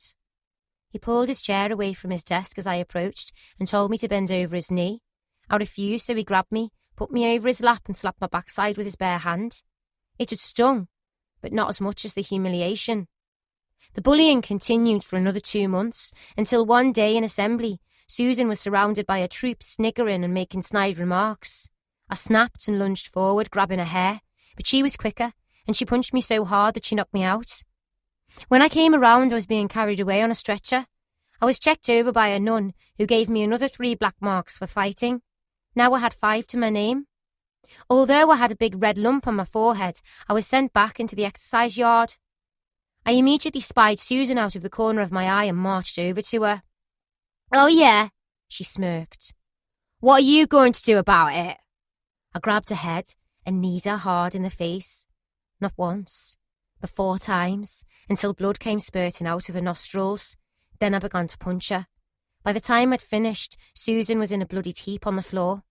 The nuns came running and dragged me off to the padded room, where I was left for 3 days. It was when I was in there that I met a new nun. Her name was Kathleen. She was Irish, and she had dark brown eyes like the pit of hell. "I want to see Sister Jenny," I said, but she told me it wasn't possible. "This sort of thing wouldn't happen in Ireland. If it did, I'd know how to deal with it. You're nothing but a wicked girl to hurt that other poor girl as you did. Now I suggest you use your time in here to pray for forgiveness." I was just thinking what a bitch she was when Sister Mary appeared. "Can I see Sister Jenny?" I asked, knowing that she'd fight my corner. But Sister shook her head sadly. "No, Sister Jenny has left. She's gone into retirement." I was heartbroken. Jenny had been my only friend in there besides Sister Mary. The following day, horrid Sister Kathleen returned. "Pray, girl. Pray for being so wicked and evil. Pray forgiveness," she hissed before slamming the door. Then Sister Mary returned to check on me.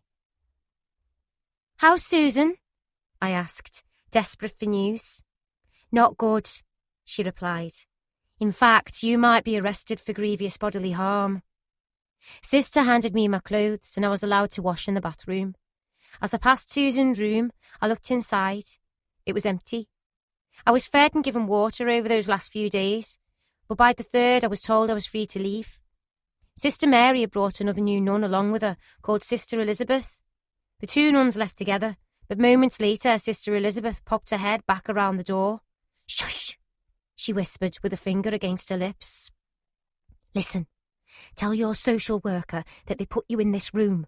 They are not allowed to treat you like this. Don't tell anyone that I spoke to you. Because I won't be here long. Just make sure you tell her or your parents about this." I nodded. "But you must promise me that you won't tell them what I said." "Promise." She left the room. To this day I wondered who she was, because within the week she'd left for good. I never found out what happened to Susan, but I was never charged, and she'd left by the time I'd come out of solitary confinement. With Susan gone, life returned to normal. One day I swapped beds with a girl in the dormitory. There were 2 other dorms with 10 beds in each. Although I'd been grateful for my own room, I missed the camaraderie of a dorm. So when a girl called Sarah offered to swap for the night, I jumped at the chance. The evening was hilarious, and it ended in an almighty pillow fight. There were feathers everywhere, and Sister Kathleen went crackers, but it was worth the telling off because it had been so much fun. "I wonder why Sister Kathleen came and not Sister Jenny," I remarked to one of the others. She pulled her sheets away from her face. "Haven't you heard? Sister Jenny died of a heart attack. That's why she's disappeared." I was heartbroken. I'd loved Sister Jenny because she'd not only shown me compassion, she'd been one of the few people on my side. I cried that night and for weeks after. I also knew that with Jenny gone, Sister Kathleen would have more power. There were 4 baths inside the bathroom. They each had half doors so the staff could see over the top of them. The rule was you stripped off in your room, went to the bathroom with a towel wrapped around you, and waited in line for your bath. Each girl was allowed 5 minutes in the bath, which included time to wash her hair. One day, Sister Kathleen was in charge. I lined up until it was my turn. Sister asked me to raise both arms, and although I wasn't sure why, I knew better than to try and argue. She pulled out a tube and rubbed some white cream into my armpits. Within moments, my skin was on fire. I didn't realise, but it was hair removal cream and it stung like hell. "Oh, do shut up crying," she scolded as I whimpered in the corner. I ran my hand towel under the cold tap and put it under both arms to try and ease the pain, but my skin was blistered and red raw. I took my bath hoping the water would cool it, but it made it worse. The following Sunday I lined up again, grateful that I'd already undergone hair removal. A girl called Jean was standing in front of me as Sister Kathleen led the proceedings. Jean was a small, shy girl who wasn't any trouble to anyone. She watched as Sister ran a fresh bath for her. As she did, I noticed to put a tumbler glass on the side next to the taps. I thought it was odd. Once the bath was full, Sister beckoned Jean forward and closed the half door. A minute later there was a dreadful scream as Sister Kathleen pushed open the door. I looked into the bathroom to see poor Jean kneeling in the bath. She was howling in pain with blood gushing from her backside. The blood was streaming down both legs, turning the water blood red. "Come on, stand up, let's get you out," Sister Kathleen said, without a hint of sympathy in her voice. Sister Mary came running in to help. An ambulance was called to take Jean to hospital, but I knew what I'd seen. It had been no accident. Sister Kathleen had taken perverse pleasure in hurting others, especially little girls. As for poor Jean, we never saw her again. Chapter 23. Marmaduke. Lots of officials suddenly started to visit Blackbrook. I couldn't be sure if it was because of what had happened to Jean, or if it was just a coincidence. But after that, Every girl's social worker came to speak to her, including mine. I remembered what kind Sister Elizabeth had said, so I told her about the padded room. "Can you show me?" she asked. I led her down the corridor, but the nuns had placed a huge metal wardrobe over the front of the doorway to conceal the entrance. "It's behind there, I swear." I was certain she didn't believe me, but she stopped and asked one of the nuns what was behind the wardrobe. "Oh, that old thing," she replied, with a wave of her hands. "I don't know, it's far too heavy to move. In fact, we never have. She's just telling stories." I was stunned. I knew the nun was lying, but the social worker chose to believe her rather than me. Strangely, that weekend, whether by chance or to keep me quiet, a nun took me into Liverpool's C&A to buy some clothes. I felt ashamed as shoppers saw the nun and turned to look at me in pity. "Oh, poor little mite, she must be an orphan." The words cut me to the quick, because I wasn't an orphan. I had 2 parents, but it seemed they didn't want me. The following Friday, I was allowed another treat. I was allowed to travel back to Dad's on my own. It would be my first journey in ages. I could barely wait. A nun dropped me off at the train station with a list of trains that I needed to catch, the times, and where I needed to change. "Here's your father's telephone number. Ring him when you get to the station," she said, thrusting a piece of paper in my hand. Dad told me which bus to catch, but by the time I'd arrived, he was getting ready to go out. I didn't mind because I had the TV for company and the place to myself. "Here," he said, putting £4 notes on top of the mantelpiece, "just in case you need anything." I didn't spend it.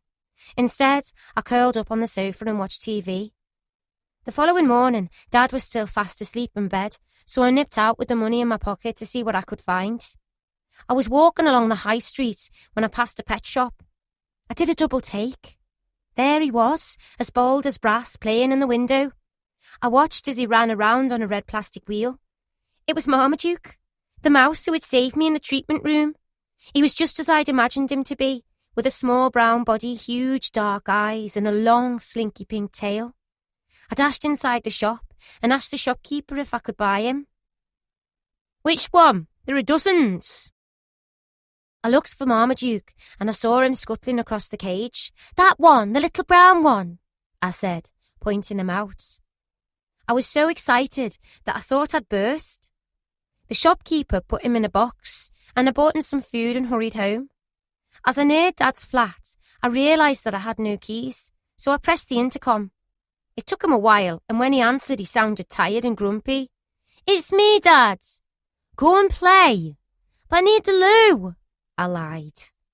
I heard him groan, and he pressed the buzzer and let me in. I didn't use the lifts. Instead, I climbed the stairs, placing Marmaduke and a handful of wood shavings in my duffel coat pocket.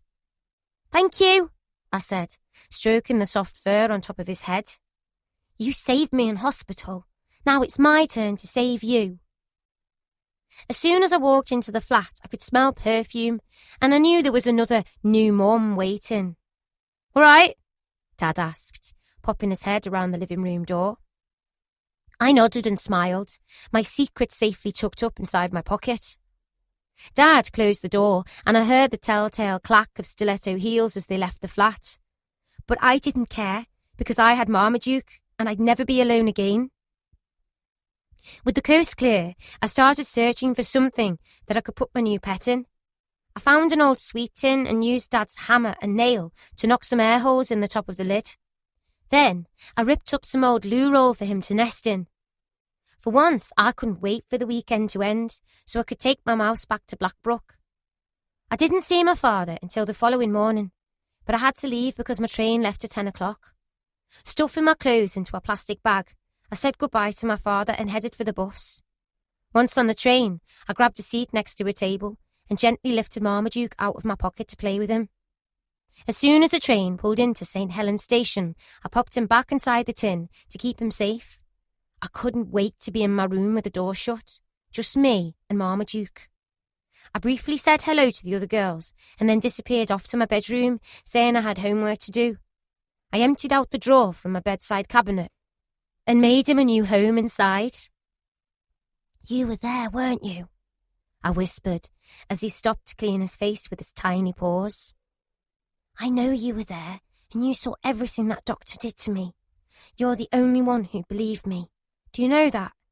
Everyone else thinks I'm a liar, but I'm not. You know the truth, Marmaduke. He looked up at me with his big eyes, and I knew he'd understood.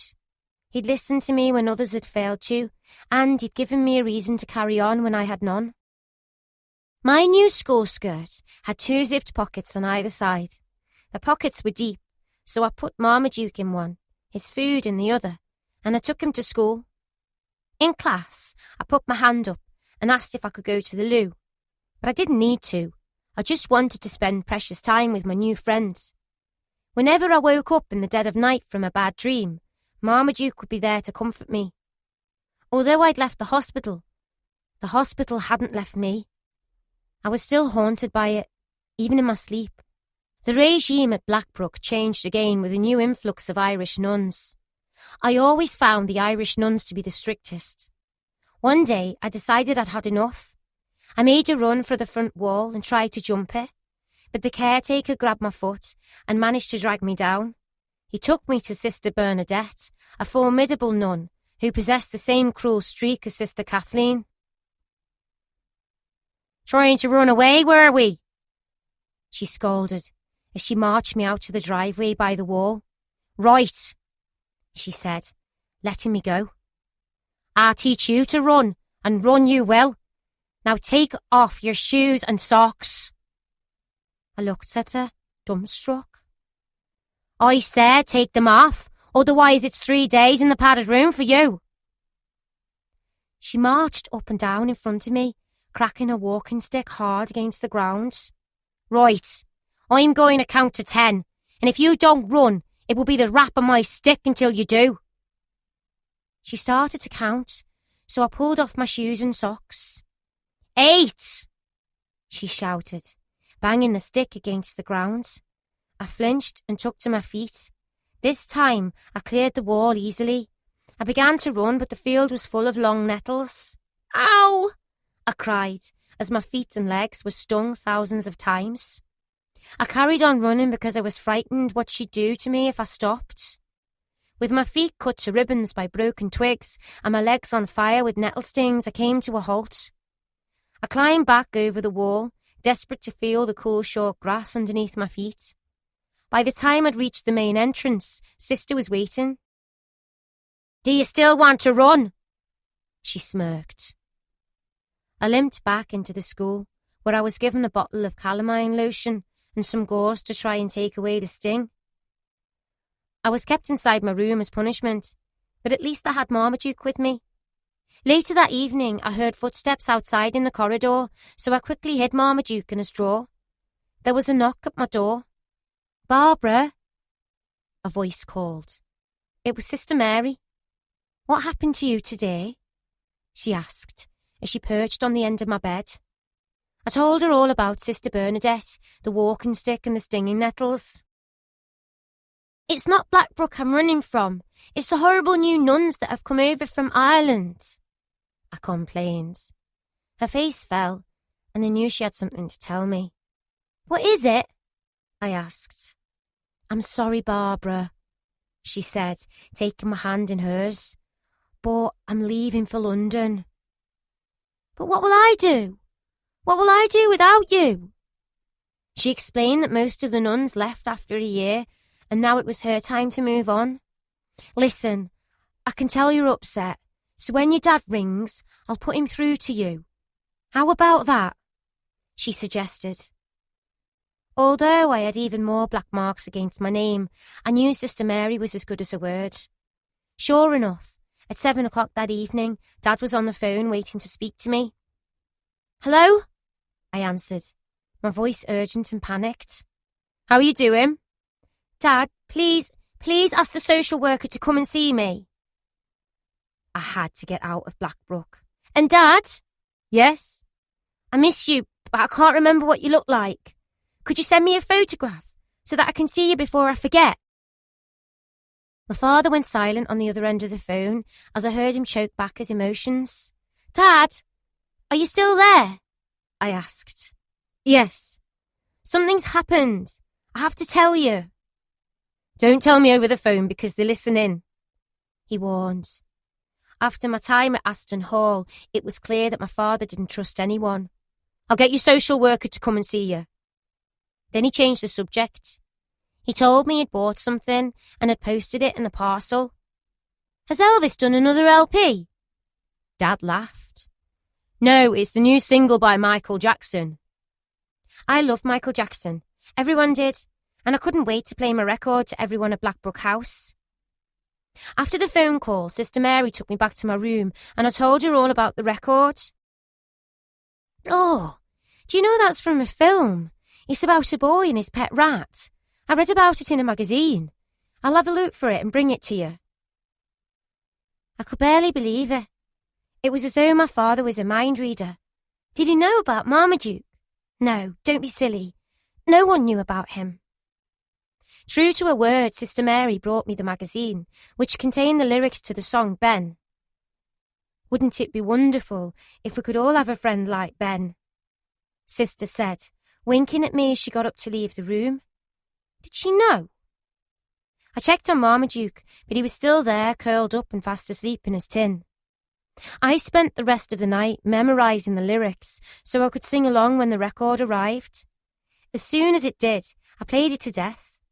It was 1972, I was 14, and I'd been in Blackbrook over a year. The following Monday, my social worker arrived just as Dad had promised. My legs had healed over so I couldn't show her my nettle stings, but she wasn't interested because she'd come to tell me something. You're leaving Blackbrook for a hostel for girls. It's closer to where your dad lives. Is that like a borstal? I asked. No, not at all. Now go and pack your things because we're leaving today. I was so happy that as soon as I'd left the office, I found Sister Mary to share my good news. Are you excited? She asked. I nodded, giving her a hug, and skipped down the corridor to go and pack. Within minutes, I was ready to leave. I tucked Marmaduke in my coat pocket and put his tin inside the carrier bag so no one would see. As I left, Sister Mary called after me. Have you forgotten something? She asked, holding a clear plastic bag aloft in her hand. It was full of Marmaduke's food. I gulped. I thought I could smell a mouse in your room. She smirked. Then every time you emptied your pocket, wood shavings would fall to the floor. I knew then that I'd been rumbled. I wondered if she'd tell, but then she walked over, took me in her arms and hugged me for all she was worth. You're a special little lady, she whispered, with tears in her eyes. Bye, Sister Mary, and thank you. What for? For being so nice and kind to me. Suddenly the social worker loomed into view. Are you ready? We'd better hurry up. Bye, I said, as I waved to Sister Mary. Bye, Barbara. As I left, the other girls were lining up for dinner, but they all came over to hug me and say goodbye. I left Blackbrook with happiness in my heart and Marmaduke inside my pocket. Chapter 24. The Letter. The social worker was lovely to me as we drove to the hostel. What's it like? I asked as the car travelled along a small country road. The hostel, well, it's different to Blackbrook. From the outside it looks like a normal house and there are only 3 other girls living there, so it's all very relaxed. So it's not like Aston Hall? It's not like the hospital? The social worker stared at me. I wouldn't mention Aston Hall to anyone if I were you. Why? Because it won't look good on you, she replied. I didn't know what she meant, but I presumed she thought people might judge me because I'd been inside a mental hospital. We eventually pulled up. With Marmaduke tucked safely inside my coat pocket, I grabbed my bag and we headed over towards the door. We were greeted by a young woman who showed us in with a smile. Kitchen's through there, she said, pointing towards a room at the back of the house. I was struck by the atmosphere. The social worker had been spot on. It was very relaxed. The washing machine swished away inside the kitchen, and there was a big pile of clothes on the floor waiting to go in. There was a radio blaring away in the background, playing the latest chart hits, as the phone began to ring loudly in the hallway. Can someone get the phone? A voice called from upstairs. I instantly decided that I was going to like it here. To the outside world, it was just like a normal busy house. This way, the woman told me as she led me to a bedroom that contained a couple of beds. There were posters on the wall, shoes scattered around the floor, and the beds were messy and unmade. To my utter relief, this place was nothing like Aston Hall or Blackbrook. It was exactly how I'd imagined a normal teenager's bedroom would be. I was introduced to the other girls and members of staff, and everyone was friendly and welcoming. You've landed on your feet here, Barbara, I thought to myself. But there was one thing worrying me. Marmaduke. How would I keep him a secret when I had to share a bedroom with other girls? In many ways I was free, and maybe now it was time for Marmaduke to be free.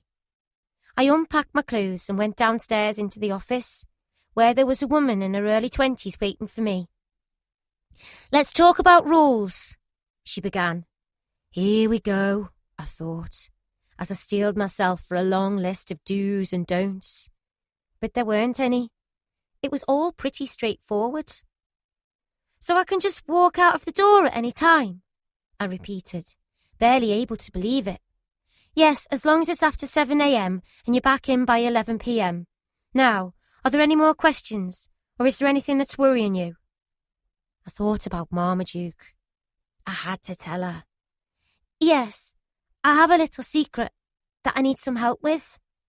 She leaned in towards me. What is it? She asked, genuinely concerned. I have a mouse. He lives in my pocket. Look, I'll show you, I said, lifting the flaps so I could lift Marmaduke out. The woman smiled and started to laugh. Well, she said, looking relieved, we don't normally allow pets here. However, I think in this instance we can break the rules just this once.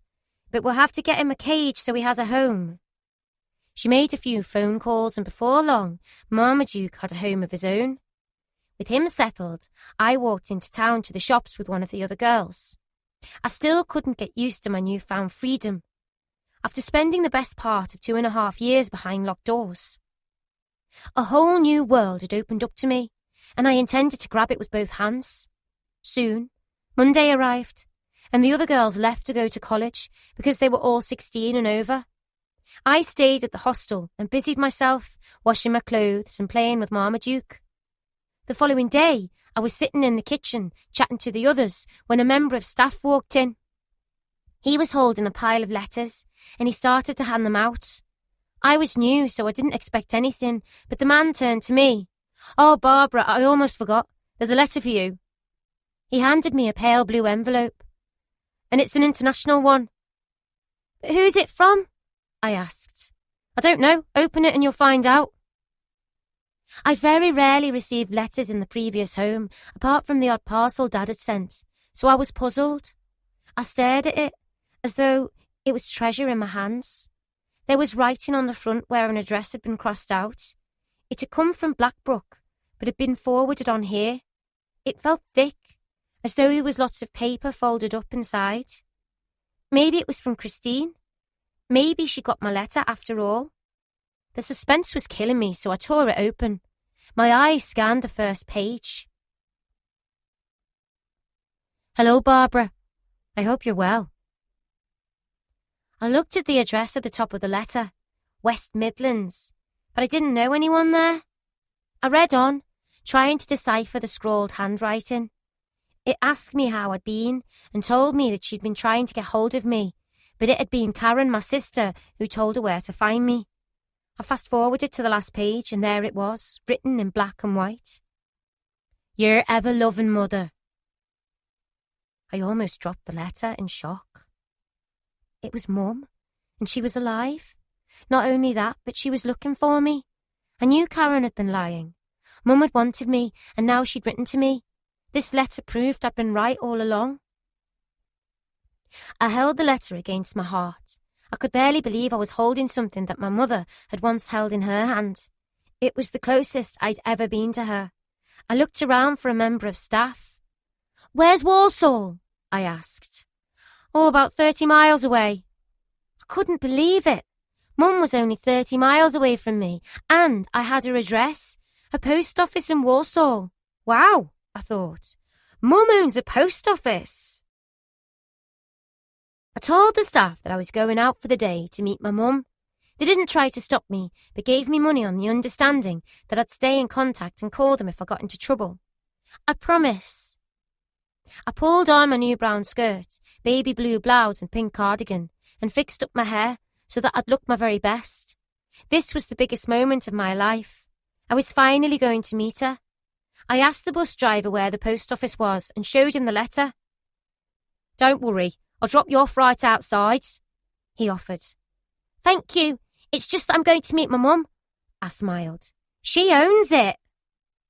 The bus seemed to take forever, but every mile we travelled, I knew was another mile closer to her.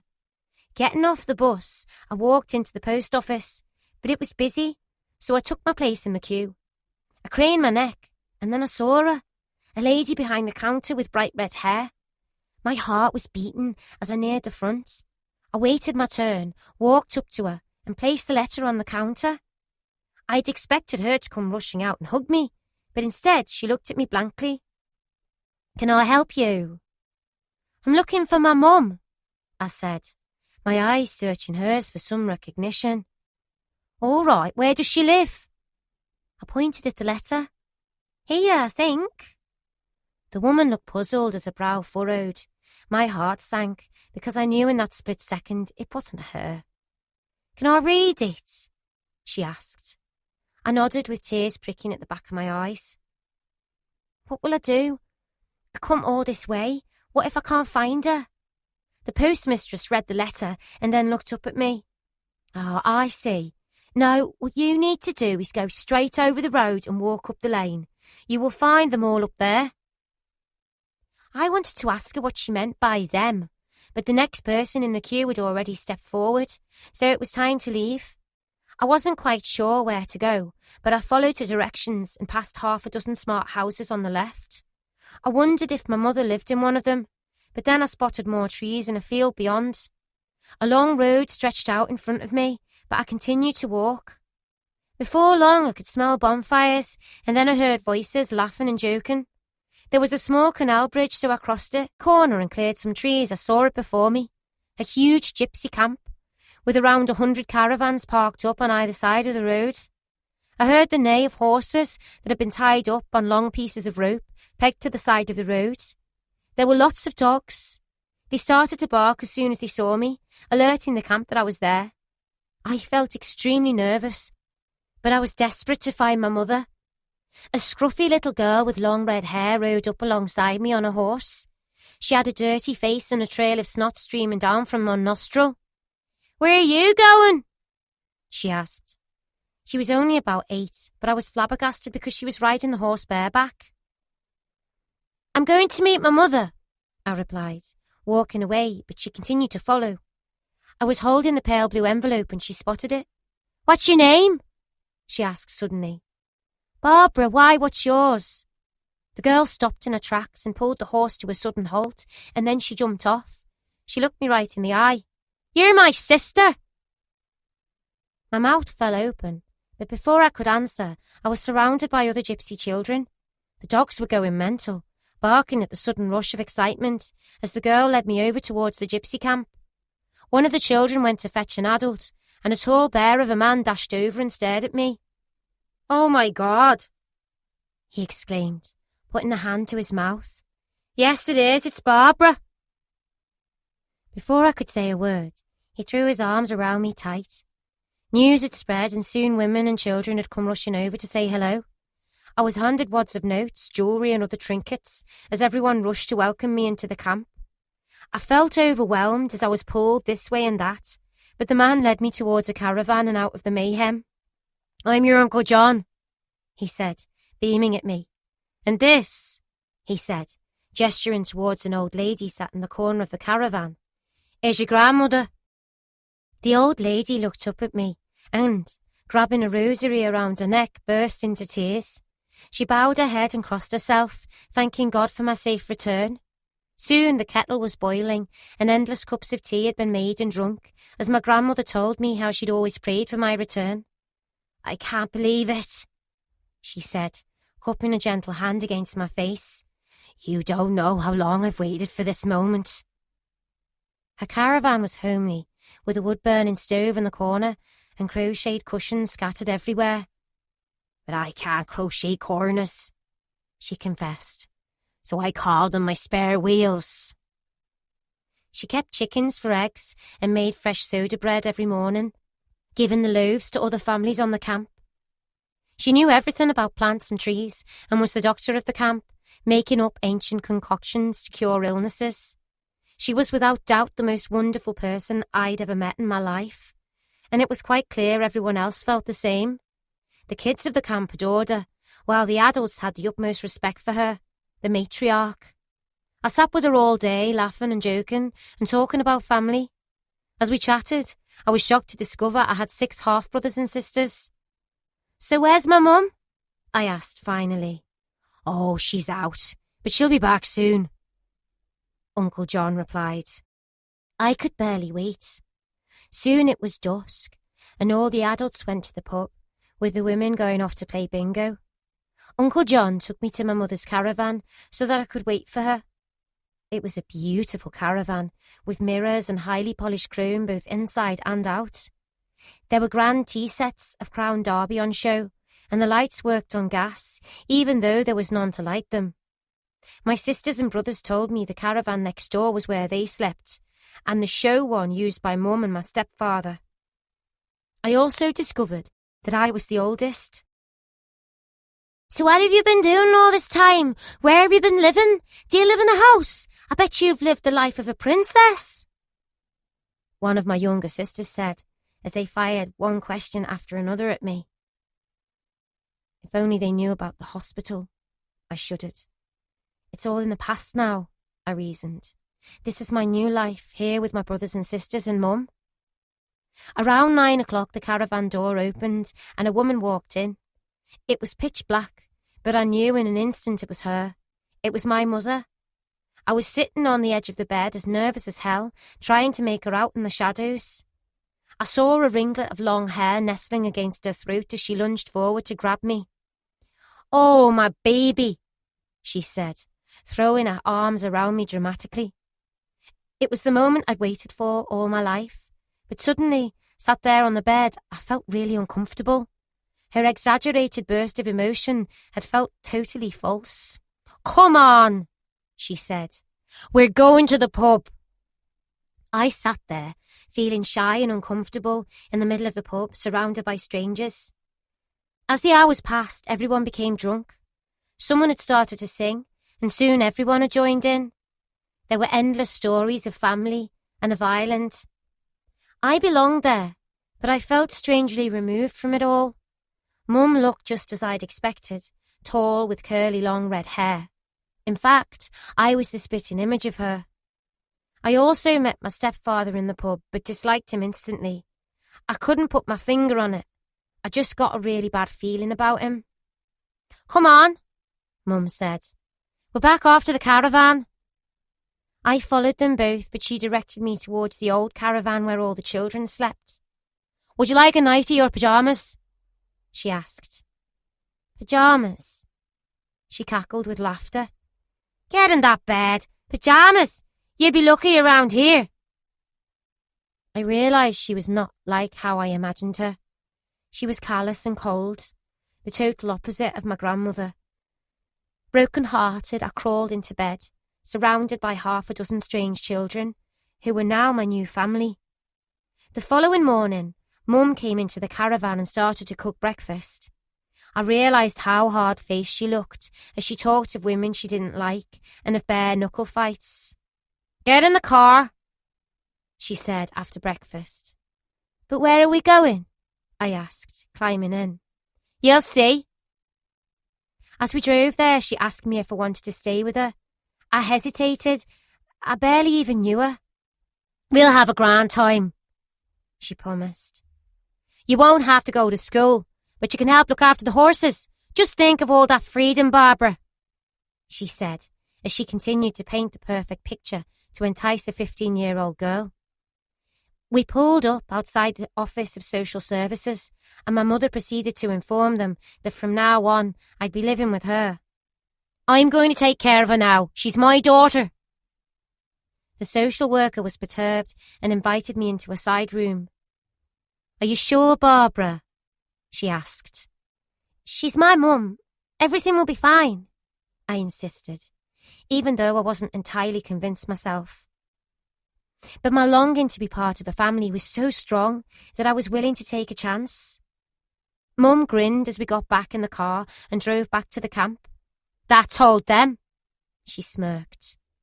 As soon as we returned, she asked me to look after the babies, meaning all my younger brothers and sisters. But I didn't have a clue, because I'd never looked after children before.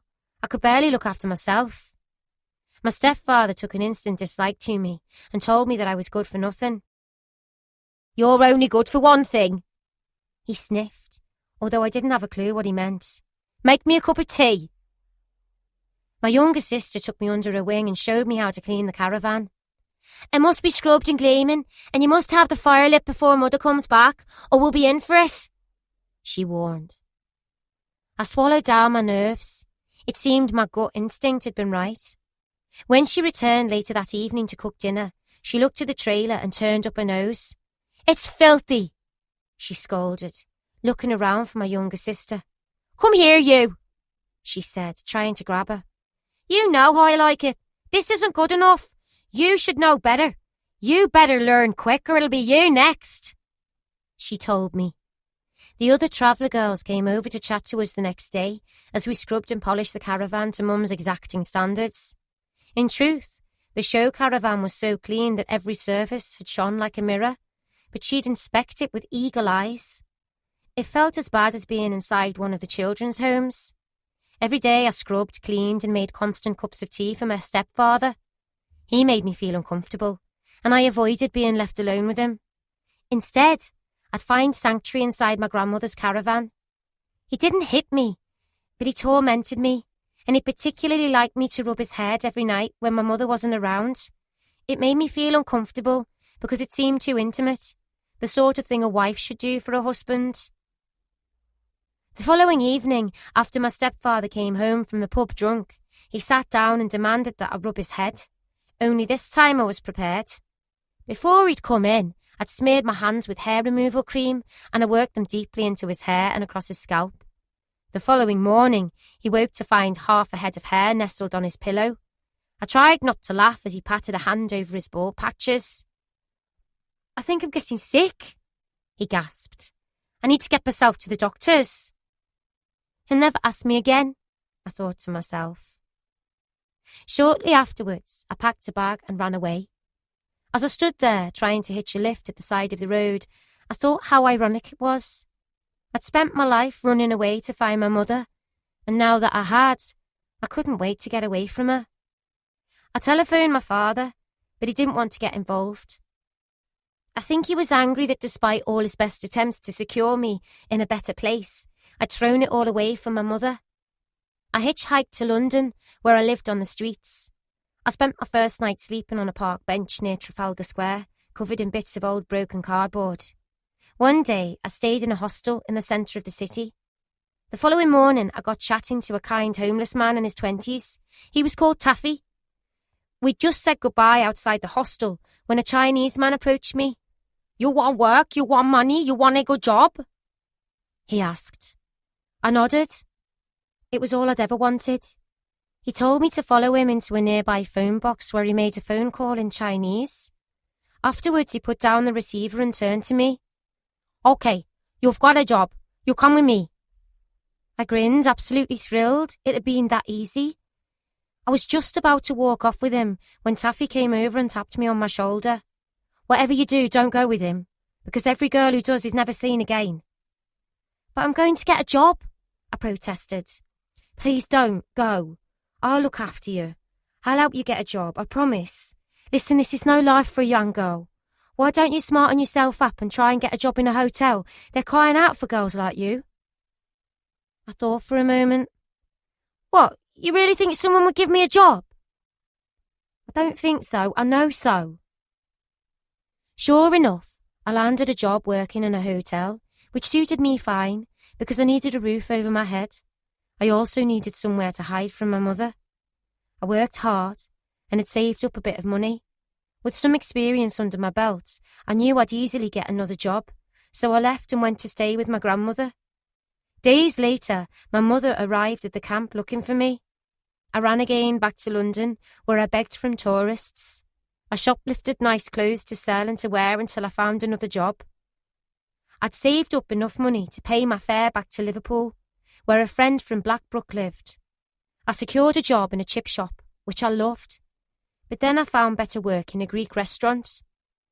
It had been 3 long years, but with a job and a good place to live, I'd finally started to make my own way in the world. Nobody could tell me what to do anymore. I was my own boss and only responsible for myself. I was 18 years old, with my whole life in front of me, and I felt great. Chapter 25. Going Back. It is 1995. Oasis is blaring out of my car speakers.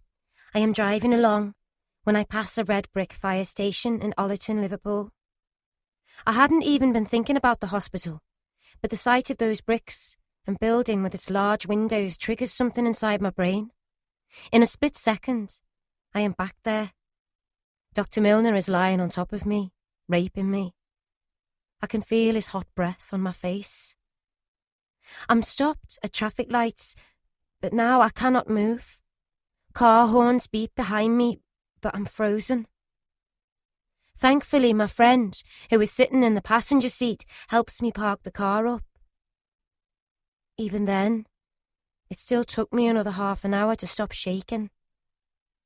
By the time I'd returned home, my children thought I'd been in a car accident because I was still in such a state.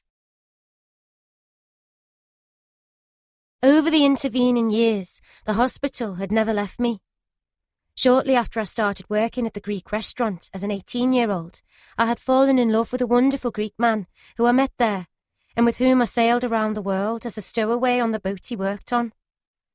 I'd fallen pregnant, but sadly, our relationship didn't meet with his Greek Orthodox parents' approval, and I had found myself back in Liverpool, preparing to be an unmarried mother in a world where that still carried a stigma. I gave birth to a beautiful daughter and married a man who was looking for a green card so I could purchase some respectability. We had 2 more girls and a boy together, and I fostered many others, determined to save children from the fate I had suffered. But my marriage of convenience was beginning to fall apart.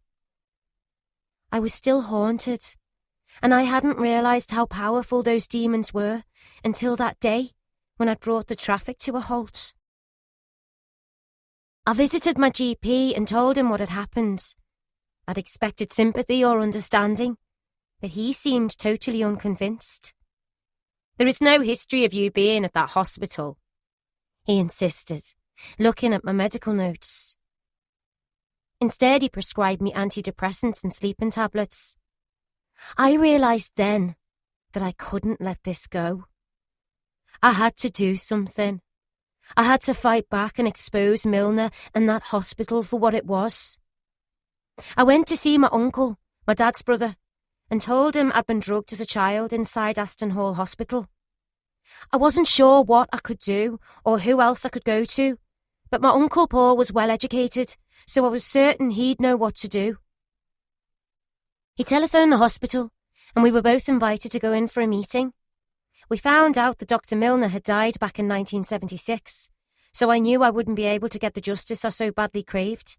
But I was determined to find out the truth and get the answers to questions that had burned inside me for 30 years.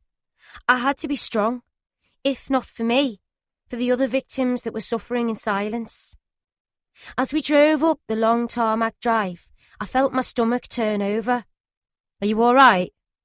my uncle asked, placing a concerned hand on my arm. I took a deep breath to try and calm my pounding heart. "I'm all right. Let's do this." We rang the doorbell and waited for someone to let us in. As we stood in the entrance hall, I was right back there as a terrified 12-year-old girl, a girl frightened of her own shadow, a girl who had been petrified of every doctor and every nurse she'd come into contact with since. We were led into an office. One of the managers asked what it was that we wanted to know. I want to know why I was a patient here when my father never signed any consent forms, I began. But she couldn't answer me, so I fired my next question. Okay, tell me why I was injected at just 12 years old. Again, the room was silent. She had no answers to give me, but she brought out a file, my medical file from Aston Hall. I looked inside but was disappointed because it only contained a few sheets of paper. I couldn't prove it, but I sensed there was more paperwork, only it was being kept from us. And I can take these, I asked, presuming that I could. She shook her head. No, I can only show them to you. I felt as though new people were trying to cover up for what had gone before. Disgusted, we got up to leave.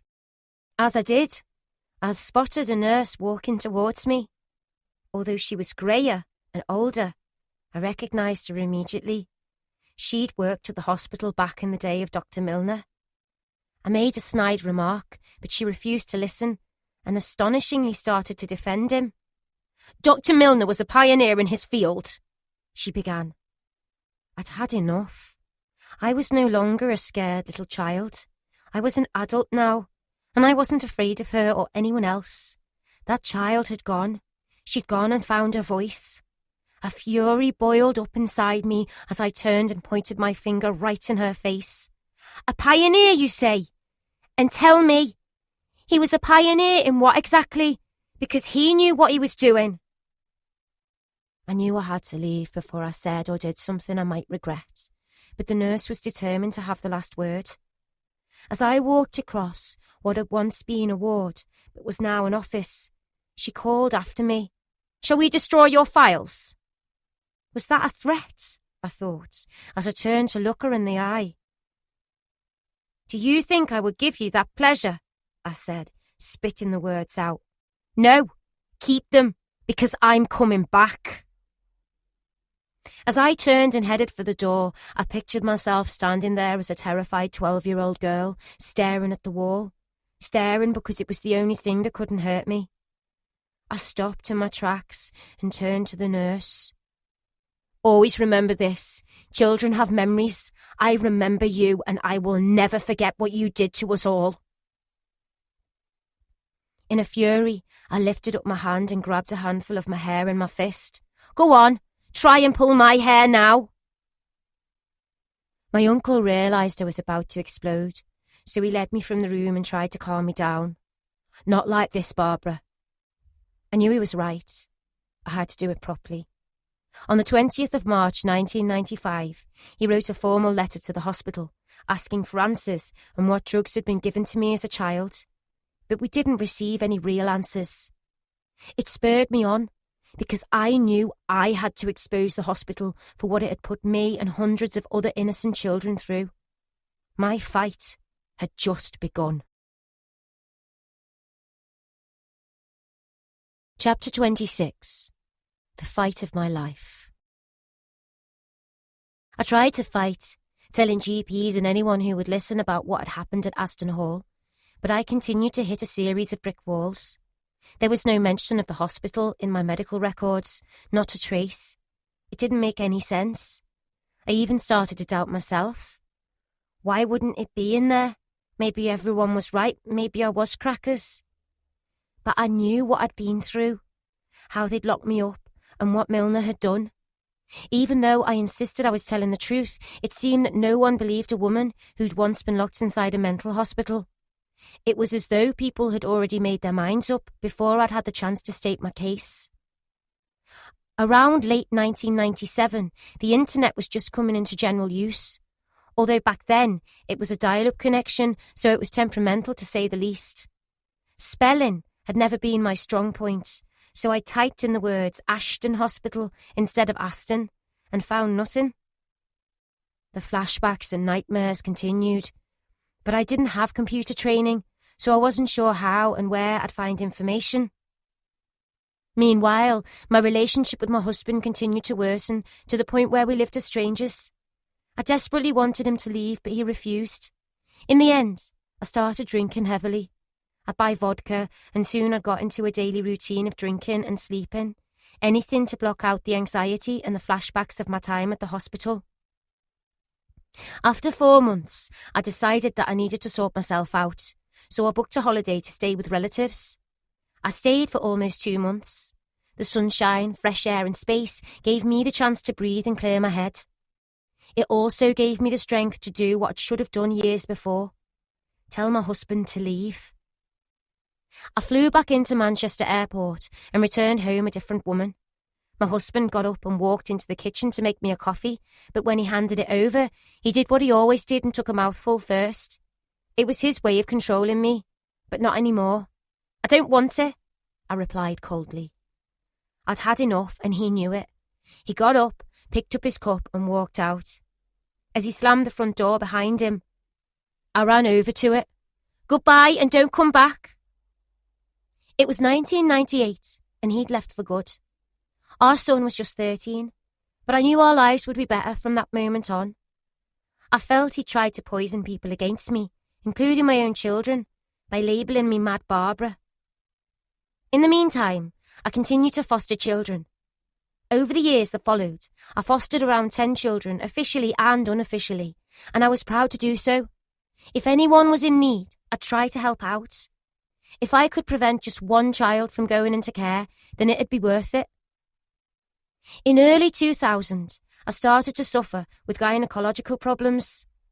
I was seen by a doctor who advised me I had polyps. You need to get these seen to, otherwise they could turn cancerous.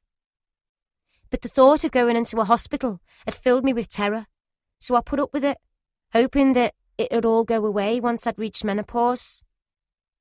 I continued to try and fight for justice from my time spent in Aston Hall, but I was met with a wall of silence. It felt as though the medical profession had closed ranks. I felt helpless. How could I, a middle-aged woman, take on a fight like that? I had the will, but no money or legal representation, and solicitors cost money I didn't have. Despite this, my desire to expose the truth never left me. But then, I was faced with a new challenge, and one that would become the fight of my life. By 2011, my children had grown and fled the nest. With the ghost of Aston Hall always there in the background of my life, I began to suffer from depression. Then I began to feel physically unwell, with heavy bleeding and a crippling pain in my lower back.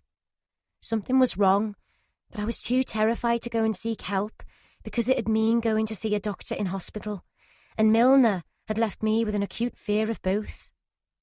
My head was a mess, but with my symptoms growing worse, I knew I had to tell someone. I drove to see my Uncle John at his house in the West Midlands. Over the years that had followed, I'd kept in touch with Uncle John, because he'd always shown me such kindness. Uncle John is a bear of a man, loving and tough, but with a heart of gold, and I knew from the time I'd spent on Mum's gypsy camp that he was always the person to go to in a crisis. "Hello, Barbara." He smiled as he opened the door. His partner Mandy was in the house, so I sat them both down and told them I had something to tell them. "I'm very, very ill," I began. John's face crumpled as I delivered the news. "I'm bad, and I think it might be cancer," I continued. "But I'm not going to fight it. I'm tired and I'm sick of fighting. I've been fighting all my life." "You will fight this," John insisted, holding the top of my arms. "You're strong.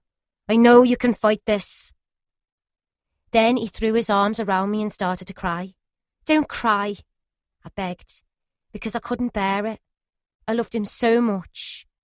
"Look," he said, finally composing himself. "You can go to the hospital and get help, or we'll drag you there." Somehow, the tears and words of this wonderful man had pierced through my depression. As his tears soaked into my shoulder, I realised that I did matter, and that my life was worth living. There were still people out there who loved and cared about me, even if I didn't care about myself. My uncle had always been a successful bare-knuckle fighter, and he never backed down, not even to cancer. He was right, but I needed him with me if I had any chance of beating it. I need you to fight with me, I told him. I'm with you every step of the way, he insisted.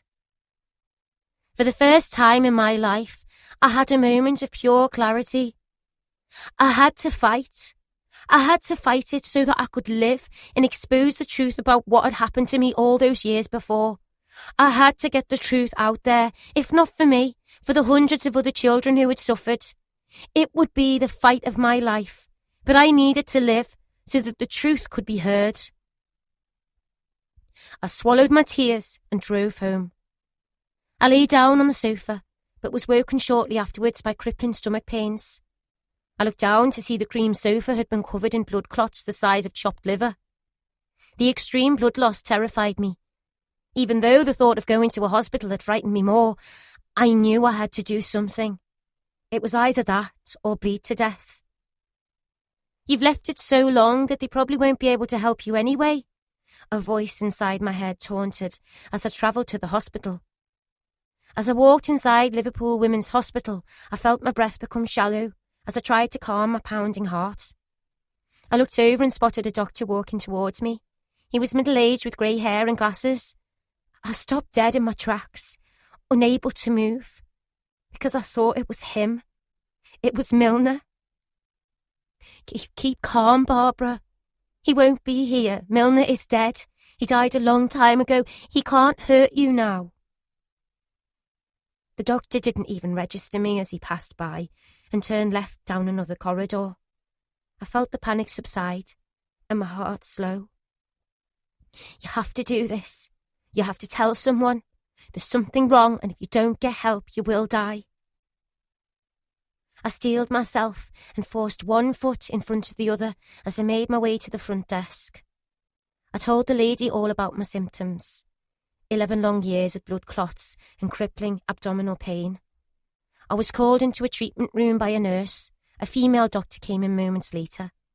She examined me and I was admitted that afternoon. 2 days later, I was in theatre having a biopsy. I knew it was cancer before they even told me. But 3 weeks after the biopsy, it was confirmed. I had stage 2B cervical cancer. A male doctor broke the news to me. I'd asked to see a female doctor, but he was the consultant and I was his patient. Instead, I insisted the two nurses be present at all times. We don't know how this is going to go, he said honestly.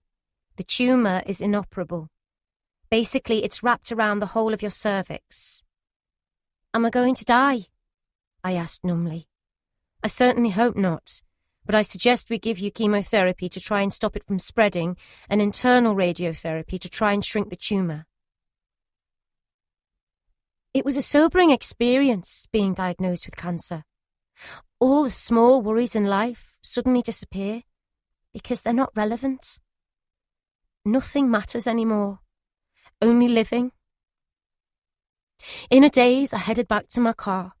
I blinked back my tears, turned off my phone, put my favourite CD in the car player, fastened my belt and drove.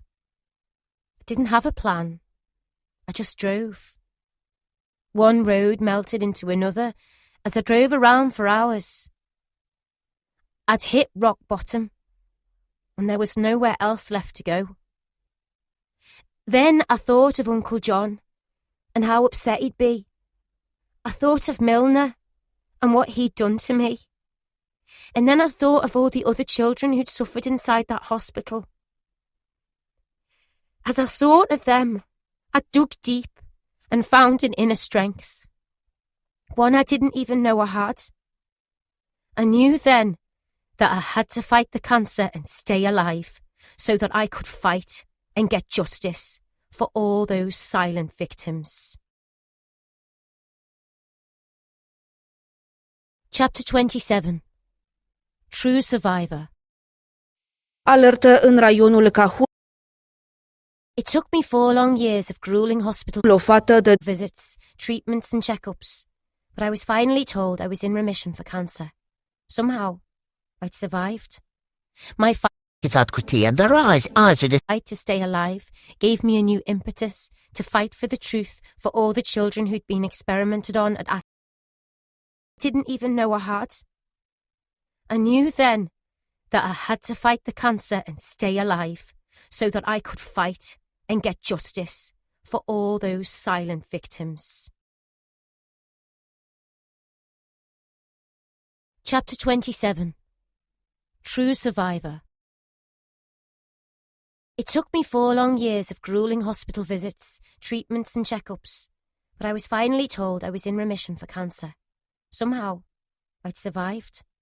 My fight to stay alive gave me a new impetus to fight for the truth for all the children who'd been experimented on at Aston Hall in Derbyshire. I went back to my doctor's practice and told them I'd been abused as a child at the hospital. I also wanted to know why the hospital admission had been left out of my medical records and waited for answers. In June 2015, I googled images of the hospital. Somehow, I'd hoped that by seeing them and revisiting my hospital prison as I was now, a strong cancer survivor, I'd be able to put them into context. Although there was no mention of Aston Hall in my medical notes, I just knew, that I'd not imagined it. This had happened to me, and it had happened to countless others. I just had to prove it. After looking on a few pages, I stumbled across an internet site called Urban Mayhem. My fingers froze against the keyboard as my eyes scanned derelict images of Aston Hall Hospital, my prison for 8 long months. A shiver ran through me as I brought up one photograph after the other. It was exactly as I remembered it. This wasn't in my head as everyone had led me to believe. This was where I'd been held against my will, pinned down, drugged and abused. As my eyes scanned to the bottom of the page, I found a comment. It had been left by a lady who also said she'd received treatment at the hospital. For the first time in over 46 years of not being believed, I realised I wasn't alone. Someone else had suffered what I had. I left a message saying that I too had been a victim. The lady searched for me on social media and then messaged me over Facebook. We became friends, but what she told me next almost blew my mind. She was in contact with a third woman, another victim of Milner's who'd also been abused and experimented on. Now, there were 3 of us. There must be more, I insisted. There must be so many people out there like us that are searching for answers. I knew there was only one thing for it. I'm going to set up a Survivors of Aston Hall group on Facebook. It's the only way to get more victims to come forward. Together, we decided where we should go from there and what we should do next in our bid to get someone, anyone, to listen. I realised if we were going to be believed, then we'd have to try and prove it. And the only way to do that would be to get hold of our files. I had to make the call. I steeled myself and dialed the number, and a woman answered. "Hello," I began. "I used to be a patient at Aston Hall Hospital. Could you tell me how I go about getting hold of my medical files, because my GP has no trace of them in my medical records?" There was a silence, and then the woman spoke. "We have some here, but many of them were lost years ago in a flood." I felt the blood drain from me. "A flood? Yes, that's right. But how do I know if you still have mine?" The woman took my name and contact details and promised to look into it for me. I urged the other women to do the same. Miraculously, all 3 files had escaped the flood, and now we had them. At last, we had concrete evidence that we'd been held in a mental hospital as children. But I was worried. How would we be able to prove what Dr. Milner had done to us? Ripping open the brown paper envelope, I pulled out the photocopies of my medical notes. The writing was awful and faint in places, and the notes had been taken from microfilm, but sure enough, written there in black and white, was concrete proof that I'd been injected with a drug called sodium amytal, as well as other medication. Grabbing my laptop, I typed in the words sodium amytal to see if anything came up. I was desperate to learn more about what I'd been given. To my horror, I found out it was also known as the truth serum, and it had once been administered to shell-shocked soldiers after the Second World War. It was also a powerful sedative and was once used to treat insomnia. I soon discovered that the recommended maximum dose for an adult is 1 gram, as it is highly addictive and it can be lethal if too much is taken. I'd been injected on different occasions with 120 milligrams.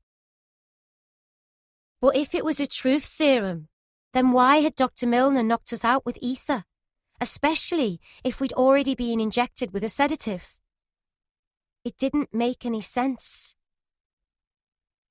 And that's when it hit me, and I started to tremble. Of course, the drug was to make us comply, whilst the ether had rendered us unconscious. It was unbelievable. No wonder Dad and everyone else hadn't believed me. Nobody knew what was going on behind those doors. We were human toys, just a piece of meat for someone to play with. By now, word had begun to spread, and soon we had 30 members. I contacted NHS Derby and Derbyshire Police, who asked me to provide a video statement. For the first time, I felt fired up. Things were finally moving. Then, we hit another brick wall. I tried to get the press to take the story, in the hope that other survivors would come forward, but they didn't. Then the police decided not to investigate further.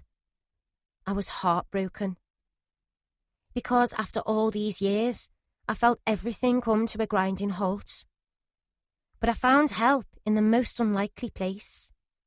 I'd heard of another group on Facebook called CSA Nottingham. It was also fighting for justice for the appalling abuse their members had suffered in children's homes. The group was due to have a meeting with the head of Nottingham Police, who they told about our ongoing fight as survivors of Aston Hall. Amazingly, the powers intervened and decided to take another look at our case. We each handed over copies of our files as evidence. We'd all been given the same truth serum as children. The group continued to grow in strength as more members came forward. We helped them obtain their hospital files and were there as a support network to emotionally pick them up when they felt down. I discovered that, like me, a lot of the other survivors had suffered with depression. We also had one thing in common: cluster headaches, which I believe are a direct result of the drugs Milner pumped us full of when we were kids. As the police investigation gathered pace, I started to carry out my own investigations. I discovered that Milner had used his patients for medical experiments, something I can prove from official medical research documents. I also believe that he allowed others to experiment on children at Aston Hall. Whether this was for reward or status in the medical profession, we shall never know, because he took it to his grave. I also believe that although the hospital was owned by the NHS, both Cherry Ward and Laburnum Ward, which was mine, were owned by the Home Office. Make of that what you will. I'm not sure who paid Milner's wages as a doctor. I also understand his research papers were burned following his death, and that the hearse carrying his coffin had driven right past the grounds of Aston Hall, where he'd presided daily as doctor and master over the poor terrified children inside. What kind of man would do that? It was as though, even in death, he was still trying to have the final word. I plugged away, trying to get a journalist to take on the story, but with Milner now dead and therefore unable to be held to account, it was difficult. One day, my telephone rang. It was a journalist from the Derby Evening Telegraph called Isaac Crowson. Unlike other supporters, Isaac not only listened to me and believed what I had to say, he also printed the story the same day. Afterwards, I was contacted by a BBC reporter called Simon Hare. By a complete coincidence, it transpired that Simon knew my uncle, the one who'd written the letter to the hospital all those years before. Like Isaac, Simon ran a piece on TV later that day.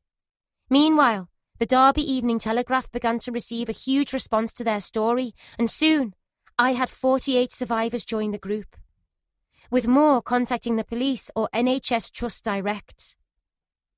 The whole campaign had begun to gather fresh momentum. I still needed to get a solicitor on board, but every time I called one, I could almost hear the disbelief in their voice as soon as I uttered the words mental hospital. In sheer desperation, I rang a barrister's chambers.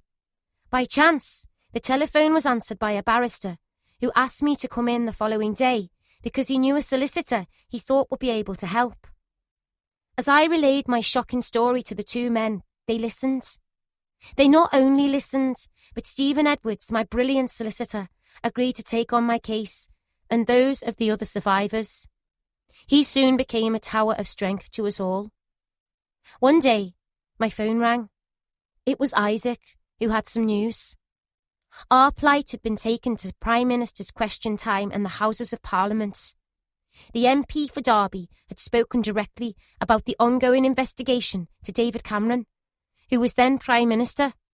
Mr. Cameron agreed that our case needed to be thoroughly investigated. He responded by saying, "I'm very happy to give my honourable friend that assurance of an inquiry. She is absolutely right to raise this. They are very serious allegations, and it is vital the full facts are considered. My understanding is the police, the local authority, and the NHS are working together, and there is an inquiry process under the Derbyshire Safeguarding Children Board in line with its procedures. I would encourage anybody who knows anything about this to come forward and give their evidence to that board." Today, the inquiry, Operation Hydrant, into wide-scale abuse at Aston Hall Hospital in Derbyshire is still ongoing as more and more victims come forward. I believe that there are thousands of victims out there. As I write this, we have since been invited to the Houses of Parliament so that our voices can finally be heard after years of silence. In July 2015, BBC Radio 4 ran a special investigation piece into Dr. Milner's treatments at Aston Hall. They spoke to many victims, including myself. Critics have tried to argue that the drug sodium amytal can leave patients with something called false memory syndrome. But how can so many different people have the same false memory, that they were drugged and abused by the same doctor? During this process, I've learned lots of things I found hard to deal with. But it was my dear father who picked me up and rescued me, as he did again and again throughout my troubled life. My dad would be the first to admit he is imperfect, but I owe him a huge debt as, despite everything, he was the one who saved me from Milner and from Aston Hall. I cannot blame him for not believing me initially. After all, I've had trouble getting others to do the same many years later. But I have, and I will continue to fight for the truth. As the inquiry progressed, I read a book by a lady called Teresa Cooper, who'd also been abused in care. Teresa's story triggered me to write this book. The saddest part of my story is there are no photographs of me as a child. Disturbingly, the only photographs are those that the stranger in that room took of me as I lay there for Milner, drugged up and naked. It makes me shudder to think who has looked at them since, or where they are now. People tell me that I'm strong because I blew the whistle, not only on Milner, but on Aston Hall Hospital. I found it both distressing and ultimately healing to talk about the abuse I suffered there. By forming the group and writing this book, I feel I've finally given a voice to all those children who suffered in silence. All those frightened children no one believed are being listened to now. And we won't stop until we get justice. The end. Afterword. In 1993, Aston Hall Hospital closed its doors to the last patients of my ward, Lebanon, as well as all others. Locals had petitioned to keep the hospital open, as many of them worked there, with many denying knowledge of what had happened inside, or that there were children there at all. When I returned to Aston Hall in 1995 to see my files, I drove away feeling so angry. and yet so strong. I told the nurse there that I would be back, and I have kept my bitter promise. I had a fight in me that I had to follow through. I had to understand what drugs had been given to me and what effect they could have on my children. Were they to blame for my little girl having a hole in her heart, plus a heart murmur, or my little boy being born a grunting baby? A million questions flashed through my mind as I drove the roads I had been taken along as a 12-year-old child. The tall, fat chimneys still terrified me. I never thought I would ever see the other side of them. That is when I realised how strong I had become. There is not a prison in this country that is as tough as Aston Hall was. And also, there is no crime in the modern world that would justify the torture we all suffered. Reading through my files from both social services and Aston Hall, I find so many flaws or cover-ups. Dates, places and times are contradicted, and in my notes, I was referred to as patient number 4. That is how they saw us, like numbered sheep. Our survivors group have found out Milner was a registered NHS doctor, but it was the Home Office that paid him, and the Home Office who owned the 2 wards used at Aston Hall by Milner. The Home Office sold them in 1995, while NHS Derby sold the other 9 wards. The Secretary of State for Health is the defendant in the lawsuit for what so many people at Aston Hall suffered. Milner may be dead and gone, but his path of heartbreak and trauma lives on. In a strange way, I wish I could forgive Milner and Aston Hall for what I suffered. They made me the strong woman I am today. The only thing that has changed since my visit in 1995 is that it is no longer just me fighting. We are all fighting back. We now know we had the right to walk out of Aston Hall any time we wanted as children. We were classed as informal patients, so no one had the right to hold us against our will under lock and key, and certainly not to drug, assault and abuse us. I specifically did not have a court order on me to demand I be detained. Instead of breaking me, Milner and Aston Hall have made me stronger than I was ever meant to be. I used my strength in my fight for justice and answers. I know it may be years before any of us survivors will see justice, and although we may never get the full facts or truth, at least we will be able to make some kind of sense out of it. I found writing my story the best therapy. Trying to talk about it was not working for me. But a screen did not get upset at my tears. Since writing my story, my hair and nails have suddenly started to grow, and I can think a bit clearer. It feels like a big, black, horrible balloon has deflated inside me, and I can breathe at last. I would advise anyone who is dealing with this kind of PTSD to write down their experiences and feelings, no matter how long it takes. Then do what you want with it. I burnt my first go, and I let the wind take away all the burnt paper. I still have nightmares, panic attacks, and flashbacks that have been part of my life since I was young. But I understand them better now. Sometimes they fit together like parts of a jigsaw. Others are so horrific, it can take a long time to get over them. But I wish you to find strength from my book. Do not be downtrodden. Open up, speak out, and get everyone talking about abuse. The abused child in me, silent for nearly 60 years, has been set free by sharing.